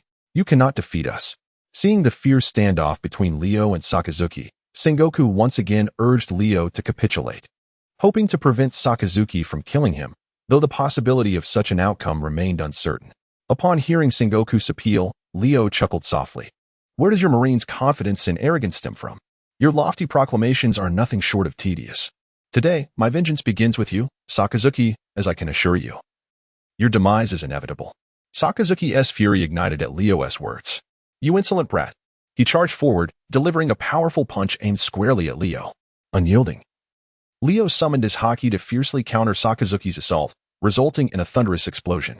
Leo remained steadfast, yet the ground beneath him fractured under the force of their clash. Sakazuki's gaze sharpened as he realized that Leo's armament Haki had spread along his fist, inflicting internal damage to his arm. Though he maintained a facade of composure, it was evident that he had sustained a minor setback. With a snort, Sakazuki eschewed any sense of chivalry, transforming his fist into molten lava. The searing heat surged forth under his control, rapidly advancing toward Leo, seeking to engulf him. However, Leo was not so easily ensnared. With a nimble leap, he distanced himself from Sakazuki, and in that instant, two massive frozen spears struck the ground where he had just stood, crashing down with a resounding thud. Each spear, exceeding 5 meters in length, pierced the earth, embedding itself deep within the ground. In the Warring States period, it seemed that this young man could utilize his complete observation Haki even amidst battle. Karp observed as Leo appeared to foresee the future, deftly evading Kazan's ambush. Thus, with a grave demeanor, he promptly cautioned Sengoku. Yes, I see it. Let us act, Karp. No matter what, we cannot allow Akainu to eliminate that young man Leo today. Yet he must not continue to evade justice. Sengoku concluded, once more transforming into his colossal golden Buddha form, launching a shockwave directly at Leo from his elevated position. Karp clenched his teeth. Damn it, it seems we have no choice. Since he remains unyielding to our entreaties, let him prepare to face the consequences of his obstinacy. Initially, Karp had no intention of joining forces with others to besiege Leo. The combined might of 5 renowned, top-tier marine officers assaulting such a young individual was, in itself, an unseemly affair. Yet now, he found himself compelled to engage. As Karp and Sengoku rejoined the fray, Borsalino and Kazan hastily returned as well. United with Akainu, the 5 launched a simultaneous onslaught against Leo. Each of them was an unparalleled powerhouse in the world, despite not being perfectly synchronized. Each combatant executed their moves with impeccable timing and precision. Leo's pressure surged once more, regardless of whom he targeted for attack or counterattack. He simultaneously had to contend with the offensive threats posed by the other 4 formidable adversaries. In this precarious situation, where victory or even life and death could hinge on a moment's notice, Leo remained composed and unfazed, skillfully employing his extraordinary martial arts techniques to confront Sengoku, Karp, Akainu, Borsalino, and Kazan. As the conflict intensified, so too did the speed and ferocity of their clashes. Eventually, both sides abandoned strategy and finesse. Every blow exchanged was a raw, visceral strike. A punch from Leo to Akainu meant that if Akainu was unable to withstand the force and was sent flying, Leo would undoubtedly also absorb a retaliatory strike from one of the other combatants. At this juncture, whether it was Leo or the Marines, their intentions were straightforward and unspoken. They were merely testing each other's resilience and stamina, as well as the potency of their Haki. Whoever exhausted their strength first, depleted their Haki, or succumbed to the onslaught would ultimately face defeat. We are 5, and you stand alone. For every hit you land on any of us, you will inevitably endure at least one counterstrike in return. Do you not yet comprehend this, young Leo? You cannot prevail against us. Ultimately, you shall be apprehended due to sheer exhaustion. Sengoku observed as his 5 comrades began to secure a definitive advantage. He immediately seized the opportunity to launch a psychological offensive against Leo, not expecting to sway him back to reason or accept their terms of surrender. As long as his words could disturb Leo's composure and create a crack in his resolve, it would already constitute a substantial victory. However, Sengoku seemed to underestimate Leo. To his remarks, Leo almost completely disregarded them and did not take them to heart. On the contrary, Sengoku's words only served to ignite Leo's fighting spirit, making him even more formidable. I concede that what you say is true. At my current level, facing all 5 of you is indeed quite a challenge. I might fall. Yet, among the 5 of you, at least one shall surely fall. Perhaps even 2, Leo declared, and with that, he sent Sengoku, who attempted a sneak attack, flying with a swift kick. Chapter 87. You strike too hard, Akainu. Just after kicking Sengoku away, Leo immediately endured at least 3 strikes from golden laser attacks. The only one capable of launching such laser assaults in the arena was the light fruit user, Admiral Kizaru. You've grown careless, kid, Kizaru remarked with a smirk after landing his hit. Yet in the next instant, his expression shifted dramatically, and the playful smile vanished from his face. For he realized that Leo had vanished from sight. Leo appeared behind Kizaru. You've grown careless too, Kizaru. With a light chuckle, Leo delivered a swift kick that sent Kizaru flying. But at that moment, a wave of vacuum punches descended upon Leo, knocking him back. I truly do not wish to ambush you in this manner, kid. Yet you are simply too obstinate. Fistbone meteor. Karp's hands moved with the rapidity of a machine gun, unleashing his top-tier Haki, which burst forth like purple-black cannonballs, obliterating everything that dared to obstruct their path. Leo, caught in Karp's overwhelming iron fist assault, barely had time to adjust before he found Kazan appearing behind him, wielding a massive ice blade that shimmered with a chilling aura. Kazan said nothing as he melded seamlessly with the air, When Leo drew near, he swiftly swung the ice blade in a sweeping motion aimed at Leo's midsection. At that very moment, a thunderous shout erupted from Leo's right side. "Hey, brat, what are you looking at?" The voice belonged to Akainu, who deliberately used this tactic to draw Leo's attention. As he unleashed one of his formidable moves, the lava fruit, the air swiftly coalesced into the shape of a colossal magma hound. This molten canine surged towards Leo, exuding an overwhelming intent to devour its target. Simultaneously, the three supreme powerhouses, Kapu, Kazan, and Sakazuki, threatened Leo from all directions. No matter how Leo attempted to evade, he was inevitably subjected to the direct or indirect assaults from at least two of them. At that moment, the pressure weighing upon Leo was immense. Yet, he valiantly resisted, displaying no inclination to retreat. Amid such formidable threats, Leo's mind began to process a cascade of information. He sensed that his body, through the battle with these elite warriors, was becoming increasingly taut. This peculiar state, while strange, did not impart any negative effects upon him. Leo had little time to contemplate the nature of this phenomenon, as he was struck successively by Sakazuki's lava hound and Kazan's ice blade. His robust physique, akin to bronze and iron, fortified by the Haki of armament, further enhanced his defenses. When Kazan's ice blade struck Leo, it shattered instantaneously. However, the formidable freezing power of the ice fruit rapidly encased Leo's body in frost.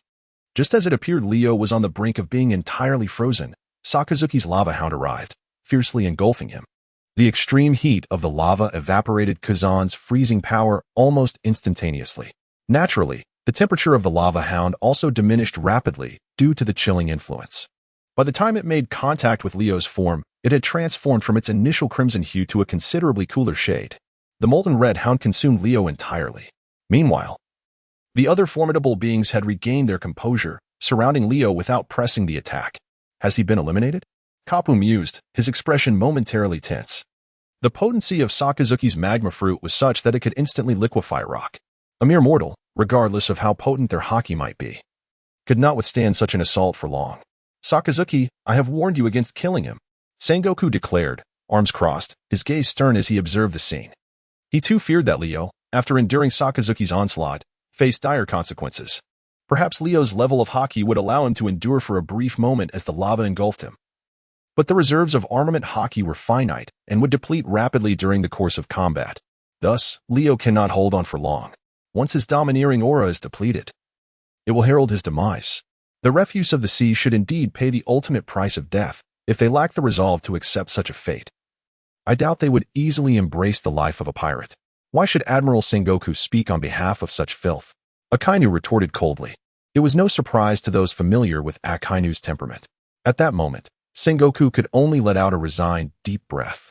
This young man harbors numerous unsolved mysteries. The Gorosei wishes for us to capture him alive and interrogate him thoroughly, extracting any valuable intelligence from his lips. With that, Sengoku opened his palm, glancing at the vial of super tranquilizer personally developed by Dr. Vegapunk. This drug is specifically designed to subdue targets of extraordinary strength who are not devil fruit users. A mere small vial can induce a tranquil slumber lasting from 24 to 48 hours. Regardless of their might, they cannot resist. Once affected, their bodies become utterly feeble, rendering escape or even resistance impossible. Unfortunately, it seems this will not be of use now. Borsellino observed Akainu being reprimanded by Sengoku, hands tucked into his pockets, and could not help but comment in a teasing tone, "Oh dear, Akainu's strikes do appear rather excessive." At this juncture, several formidable individuals were not engaged in combat, allowing their observation Haki to function normally. The powerful observation Haki sensed the immense aura of lava, which was gradually consuming the ground. Leo's presence was growing weaker by the moment. Consequently, each of them believed that Leo was indeed on the brink of death, his life ebbing away little by little. No miracles would occur. Chapter 88, A New Enlightenment.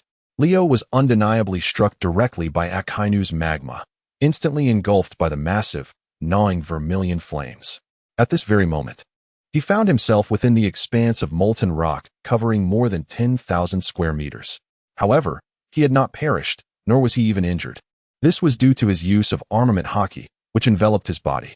The formidable armament Haki formed an invisible protective layer around Leo's exterior, isolating all magma from his skin.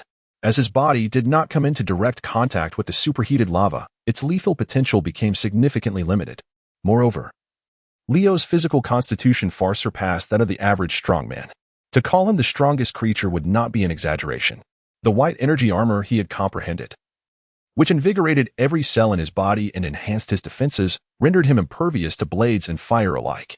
At this very moment, while Leo can sense the external pressure surrounding him, he finds himself in no immediate danger. The reason he refrains from confronting these formidable adversaries directly is twofold. Firstly, a plethora of insightful revelations has emerged within his mind, and he requires a moment to comprehend the essence of these newfound understandings. Secondly, Leo is in dire need of rest. Despite having withstood the relentless assault of the 5 most powerful opponents from the Navy headquarters for an extended duration without being vanquished, a feat that, in the world, has likely never been achieved, Leo is acutely aware of the toll it has taken on him.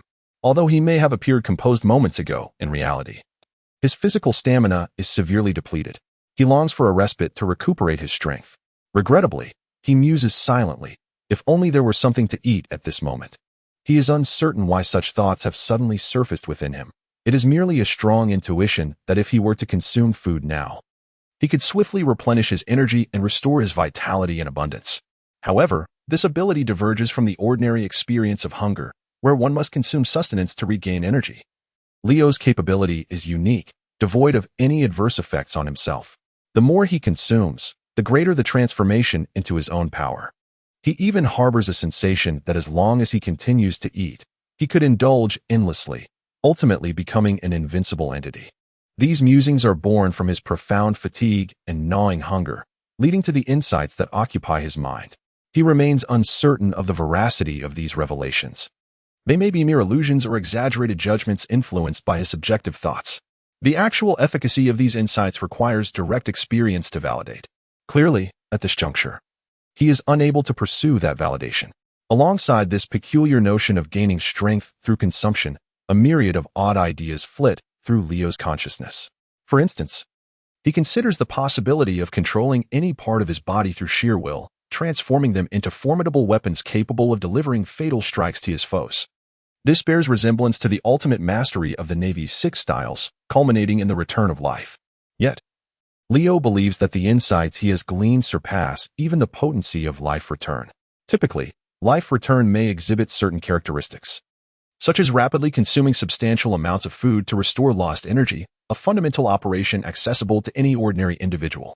Thus, this particular aspect holds little merit for further discussion. As for the other characteristics, one notable ability is the capacity to consciously manipulate any part of one's body, transforming it into formidable weapons for combat, such as hair or teeth. Moreover, a more advanced application involves controlling other body parts, including internal organs, to directly alter their forms.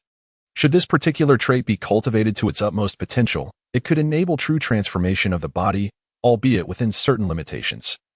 It is not a capability that allows for boundless metamorphosis. At this moment, Leo's mind is illuminated with insights that suggest he is capable not only of the aforementioned abilities but also of far more. For instance, certain parts of his body can detach from the main torso to launch attacks, even entwining with armed Haki and Conqueror's Haki to create an exceptionally powerful offensive effect, catching opponents off guard with sudden strikes. Additionally, his physique can swiftly morph into various shapes, a transformation that is not overly constrained. As long as Leo's stamina is sufficient and within the limits of his body's endurance, he can maximize his transformative capabilities. One should not underestimate this unique ability. If the body can continuously distort and reshape, it implies that Leo's resilience to impact will become extraordinarily formidable. To illustrate, consider an imperfect analogy. If one were to strike a sandbag and a water balloon of equal size with the same force, the outcomes would differ vastly. The sandbag, being nearly solid, might not deform significantly under impact, yet it fails to absorb the force effectively, resulting in either the bag being propelled away or bursting. Conversely, the water balloon, in its fluid state, inherently possesses remarkable cushioning properties. When an adversary's attack strikes such a target, the majority of its force is mitigated by the balloon's inherent absorbency. Furthermore, the process of impact further diminishes the force as the water balloon deforms. By the time the initial force reaches the interior of the balloon, it may be reduced to a mere fraction of its original strength, if not entirely dissipated. This exemplifies the distinction between the two. Of course, these insights are merely Leo's own understanding, derived from the revelations coursing through his mind at this very moment. He is not entirely certain whether he has truly become so formidable. He must seek opportunities to validate his newfound capabilities. Ultimately, the final epiphany concerns his martial arts prowess. Leo's physical techniques have long reached an apex, and further enlightenment should not yield significant enhancement. Yet, the insights presently emerging in his mind fill him with unexpected delight, as they pertain to the most direct applications of his physical strength, proving to be exceedingly effective. It can unleash tremendous power with minimal effort. Chapter 89. There is no time for surrender. The ability that Leo has newly comprehended extends beyond mere strength. At this very moment, he has also grasped another skill, one that is both offensive and defensive in nature. This ability allows Leo to effortlessly control his own breath and even vital signs, enabling him to execute perfect deception and disguise. For instance, he is currently deliberately suppressing his own presence, creating the illusion that he is on the brink of death. Such a ruse can not only bewilder the enemy, but also facilitate a surprise attack when necessary. However, as this is his first realization of the ability, Leo is still earnestly reflecting on its myriad applications and is not yet completely familiar with it. He requires genuine combat experience to assess the strengths and weaknesses of this newfound combat prowess. Meanwhile, outside the molten lava, Sengoku, Garp, Akainu, Kazan, and Borsellino are still encircling the vast lava expanse, observing intently. "What shall we do now, Sengoku?" Garp inquired. "Akainu, why don't you retract your magma?" Sengoku looked up at him. In response, Akainu remained unfazed, crossing his arms and calmly stating, "Pirates are meant to be eradicated. This brat poses a severe threat to Marineford and the holy land of Mariewa. If we do not eliminate him here and now, I would be unworthy of this uniform. Marshal Sengoku, please do not hinder me." With that, Akainu not only persisted but also quietly intensified the weight and temperature of the magma on the ground. He possesses the most formidable natural-type devil fruit ability and is one of the highest combat forces within the Navy headquarters. In terms of strength, Akainu is nearly on par with Sengoku, if not slightly superior. Although Sengoku holds the position of Admiral, Akainu, being one of his subordinates, does not necessarily feel constrained by Sengoku's authority. Therefore, from any perspective, Sengoku can only acquiesce to Akainu's actions. At this moment, as Akainu further amplifies the power of the magma, Leo, situated within the molten mass, gradually senses a looming threat. Lava that reaches temperatures of thousands of degrees Celsius is no trivial matter. While armament Haki can shield him from direct contact with the lava, it cannot completely insulate him from the terrifying heat. The rising temperature jolts Leo awake from his contemplative state. His gaze sharpens, and in an instant, he locks onto Akainu's precise location. Suddenly, Leo erupts with immense force. A thunderous roar echoes as a colossal pillar of lava shoots skyward. Simultaneously emerging was a figure wreathed in dark crimson flames, soaring vertically into the heavens before abruptly descending towards Sakazuki with lightning-like velocity. Before Sakazuki could comprehend the situation, an excruciating pain erupted in his chest. In that fleeting moment, terrifying armament Haki detonated like explosives within his body, ravaging his internal organs and skeletal structure mercilessly. Sakazuki's body hurtled backward like a severed kite, his mouth spewing torrents of blood. Meanwhile, the remaining four powerhouses reacted instantaneously, launching a coordinated assault on the now visible Leo. Garp's iron fists unleashed a tempest of overwhelming shockwaves. Sengoku relentlessly discharged his most devastating techniques, and Kazan pushed his ice devil fruit abilities to their absolute limits. At this moment, they were all engulfed in a state of profound disbelief, their fundamental understanding of reality shattered. For just moments ago, every one of them, including Sakazuki himself, had been convinced that Leo had been utterly annihilated by Sakazuki's attack. What manner of being could possibly survive within the depths of such terrifying magma? Yet Leo accomplished it. Not only did he succeed, but he emerged unscathed. Even more astonishingly, his combat prowess seemed to have grown stronger as a result. Under such intense and shocking stimulation, even Garp, who initially harbored no intention of annihilating Leo, was now utterly consumed by the urge to kill. Every strike was delivered without mercy, their focus singular, to defeat Leo, even if it meant taking his life. Thus, in this moment, the pressure on Leo became unprecedented. But Leo remained unshaken in the face of peril, responding with composure, relentlessly pushing his physical limits to contend with these elite warriors. The battlefield resounded with ceaseless explosions, one after another.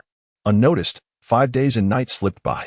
The battle between Leo and the 5 top-tier warriors from Marine headquarters had raged on for this long.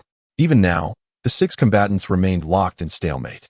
Whether it was Sengoku, Garp, Sakazuki, Borsellino, or Kazan, each was battered and exhausted. Their garments hung in tatters, their stamina severely depleted. Bruises and wounds marred their bodies. A testament to the ferocity of the struggle. Naturally, Leo fared no better. After all, he was facing the mightiest opponents the world had to offer.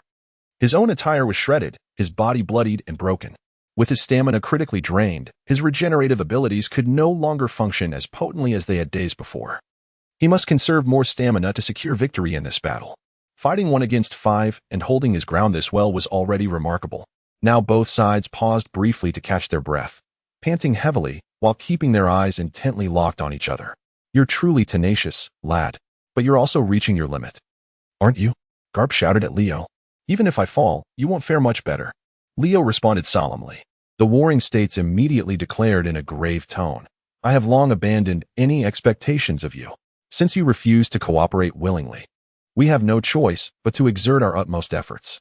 Under no circumstances shall we allow you to persist in your wicked deeds. Wicked deeds, you say? Only those sanctimonious naval officers like yourselves could utter such hypocritical words. Hypocrisy at its finest, retorted Leo sharply. Upon hearing his words, Sakazuki instantly flared with rage. With a cold sneer, he declared, even if you were to grovel on your knees and beg for mercy now, I would never, absolutely never, forgive you.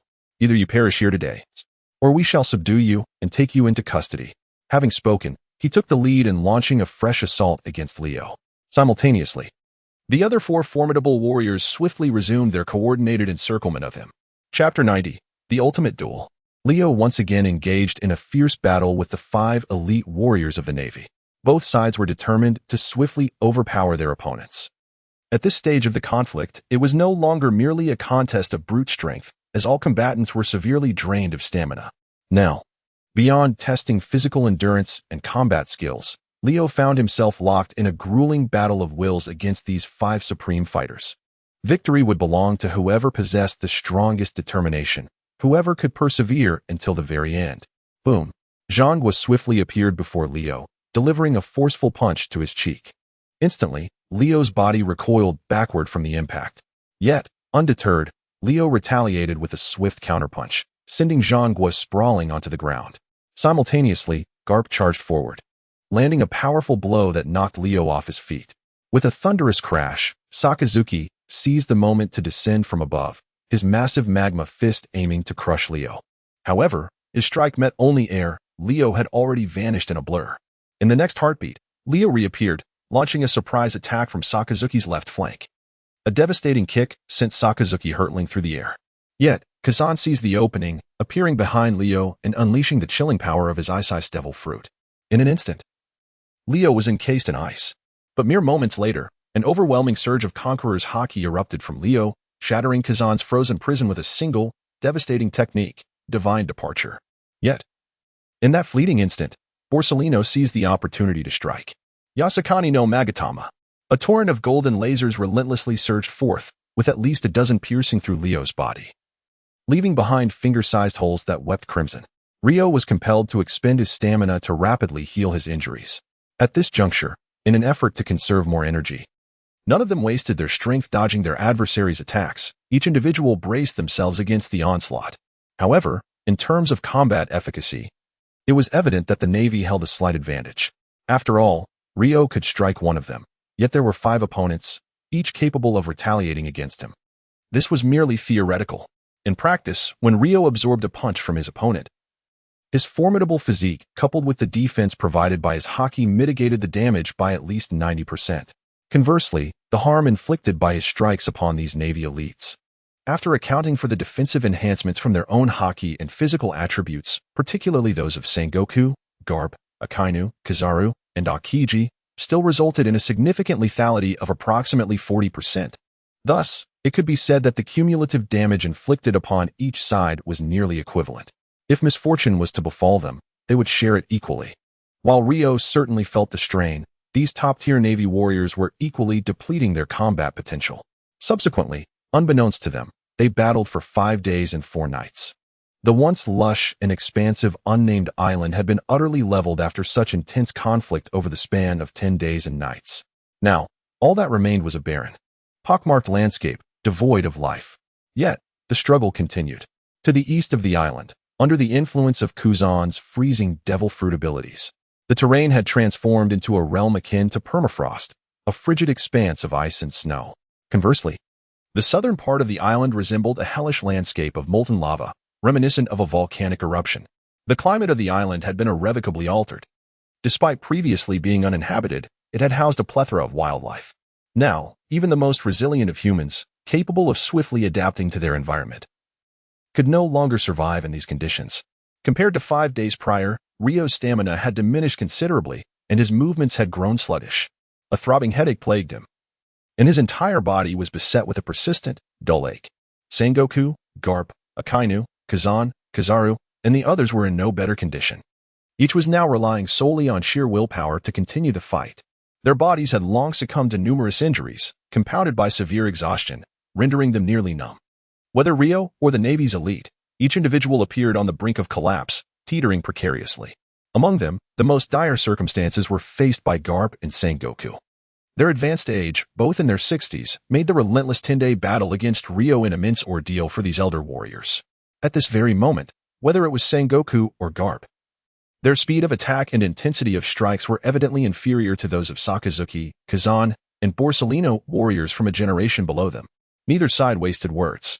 Sengoku silently retrieved the ultra-potent tranquilizer given to him by the 5 elders at Mary Geos. I must find the right moment to administer this to him, he thought fiercely. I must capture him alive. With unwavering determination burning in his heart, he clenched his fists resolutely. Shockwave.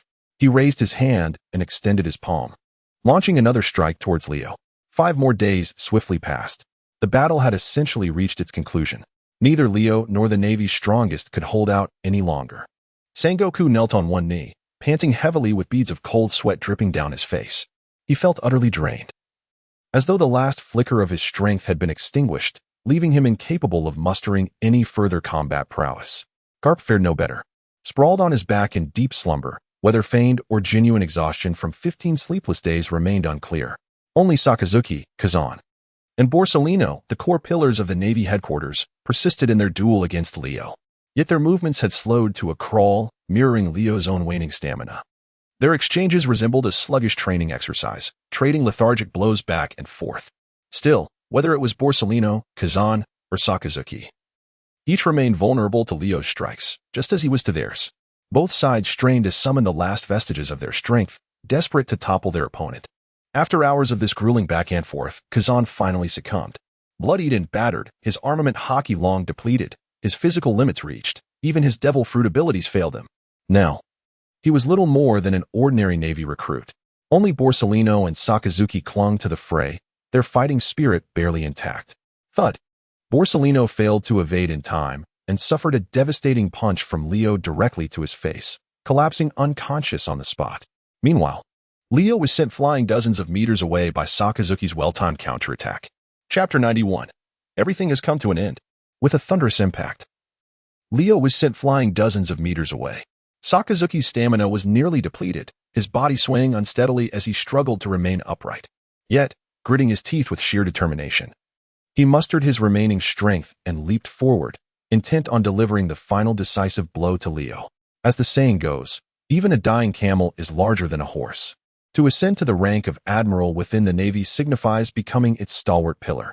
Each of these admirals, whether in terms of their imposing presence, physical prowess, or indomitable will, has been tempered through relentless trials to an extraordinary degree, far beyond the reach of ordinary individuals. Although Sakazuki's punch appeared unremarkable, lacking the power of a devil fruit or the infusion of Haki, this seemingly unadorned strike produced a significant crater upon impact. A resounding crash echoed as Leo rolled aside, having completely exhausted his stamina. His body felt as heavy as a mountain, with neither muscles nor bones able to muster any strength. He could only rely on his formidable will to move his mountain-like form, barely evading Sakazuki's blow. After delivering that punch, Sakazuki too found his energy utterly depleted. He collapsed face down with a thud, gasping for breath. Leo lay less than 5 meters away, sprawled on his back, greedily inhaling the air. Neither combatant had any strength left to continue fighting. To have withstood the combined efforts of 5 formidable adversaries until this moment is indeed a remarkable feat. However, your dreams, your journey, and everything you hold dear come to an end here, Leo. The voice of Sengoku approached, wavering as he reached Leo's side, wielding a transparent syringe filled with a vivid orange liquid. Damn it, Leo thought. His body truly could not summon any strength. He felt as if countless needles were piercing him simultaneously, each movement inciting unimaginable pain. The 15 days and nights of battle had rendered him unable to recall how many times he had endured direct assaults from Sengoku, Garp, Borsellino, Kazan, and Sakazuki. His body was battered beyond the capacity to fight back. Now, facing the syringe containing a potent anesthetic, he understood the gravity of his situation yet found himself unable to evade it. Was even my extraordinary insight of no assistance in this moment? Indeed.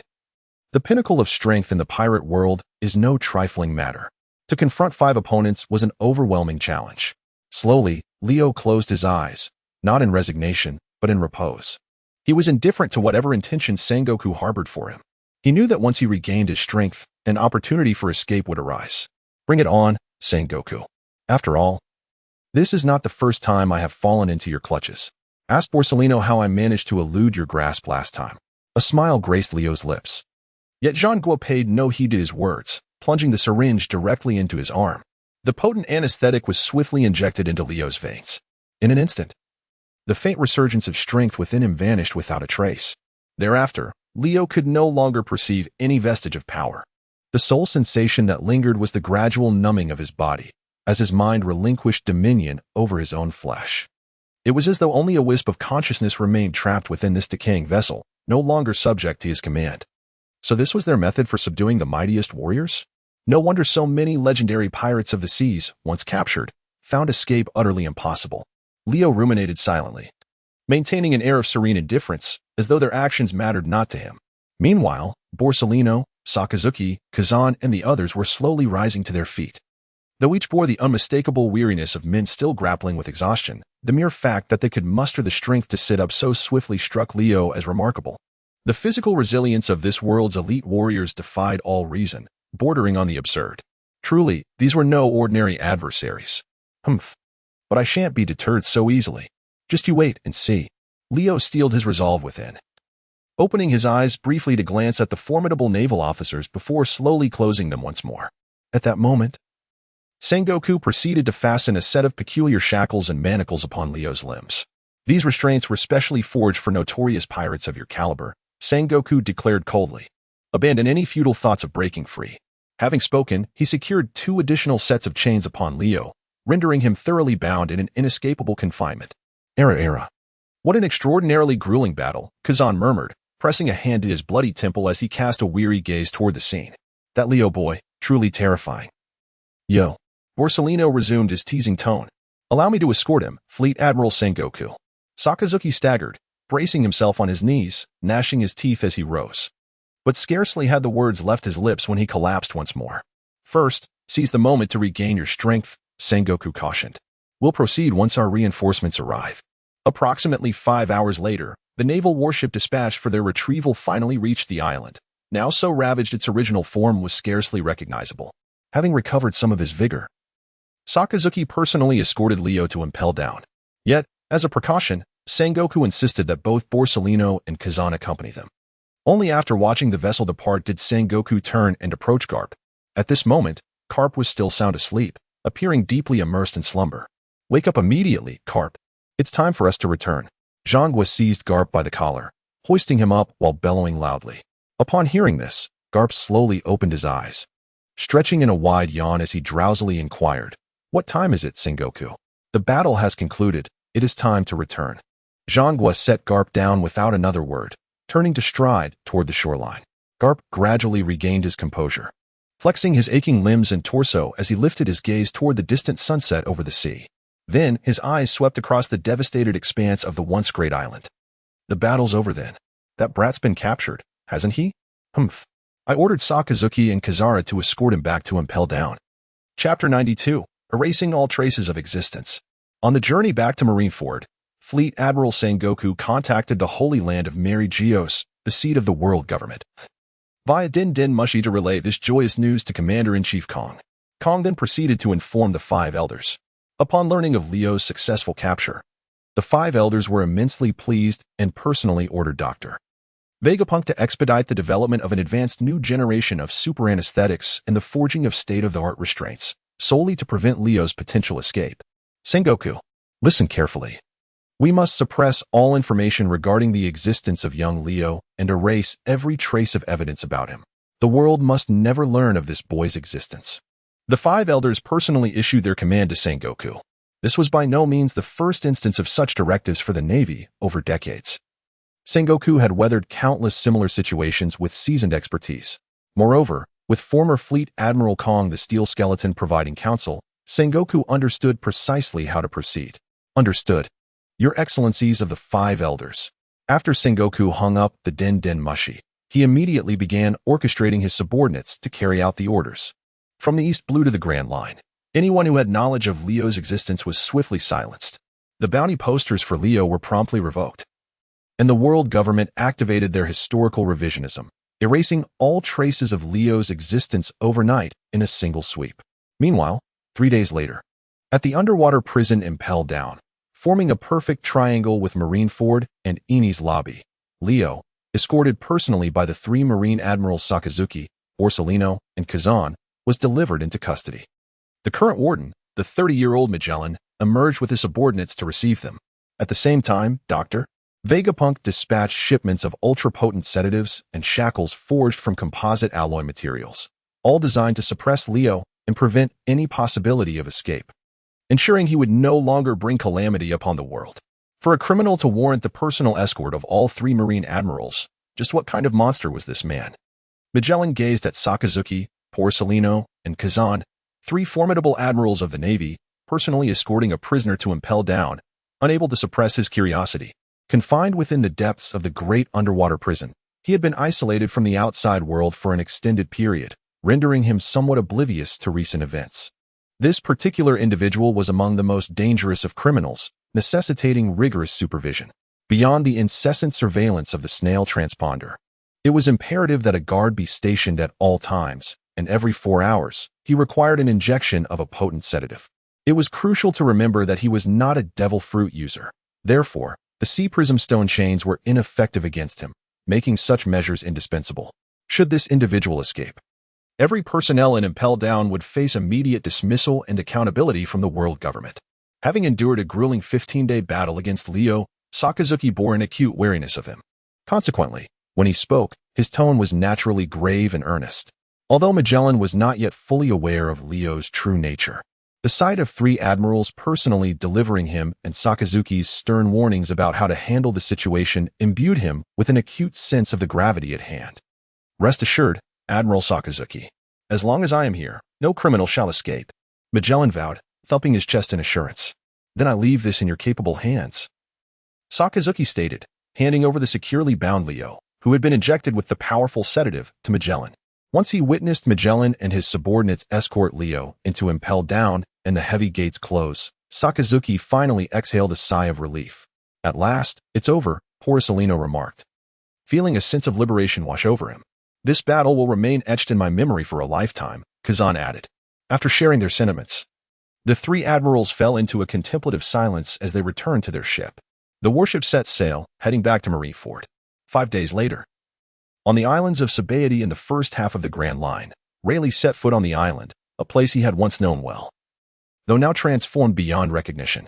His first action was not to reminisce about the adventures shared with Roger and the crew, but to seek out newspapers and catch up on the latest news. However, after scouring the entirety of Sabaody and perusing the latest editions of newspapers sold by the newsbirds flying overhead, he found no mention of Leo. It had been at least 20 days since their encounter. Surely, by now, the outcome should have been determined.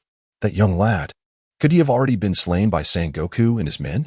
The absence of any reports regarding Leo gnawed at Rayleigh's instincts, stirring an unsettling premonition. He continued his discreet investigations across the island, moving like a shadow, unnoticed and unassuming. 3 more days slipped by. A fresh batch of bounty posters had been issued. Yet not a whisper about Leo surfaced.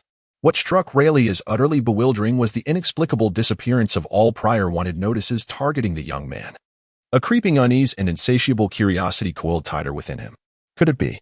Once branded with a staggering bounty of 1.5 billion berries by the Marines, if his suspicions held true, then every trace of Leo's existence would have been systematically erased. With this grim hypothesis taking root, Rayleigh quietly sought out whispers of the young man's fate. Just as he anticipated, across the entirety of Sabaody Archipelago, neither common folk nor bounty hunters who thrived on hunting pirates could recall a single detail about Leo. Many, when questioned, merely wore blank expressions at the mere mention of the name. Now, the truth crystallized before him. He returned to Haki's ripoff bar. Long ago, Rayleigh had envisioned retiring here with Haki, a dream now realized, though under circumstances far from ideal. It seems the Marines have captured that boy, Rayleigh murmured to Haki. That's why they've scrubbed every remnant of him from this world. Haki arched a brow. Why concern yourself so deeply with him? Wasn't he already confirmed he bore no ties to Roger? Xiaoqi took a slow drag from her cigarette and inquired with a raised eyebrow. That kid. He was quite an interesting fellow, Rayleigh mused with an enigmatic smile, though a faint trace of regret lingered in his heart. But I suppose we won't be seeing him again.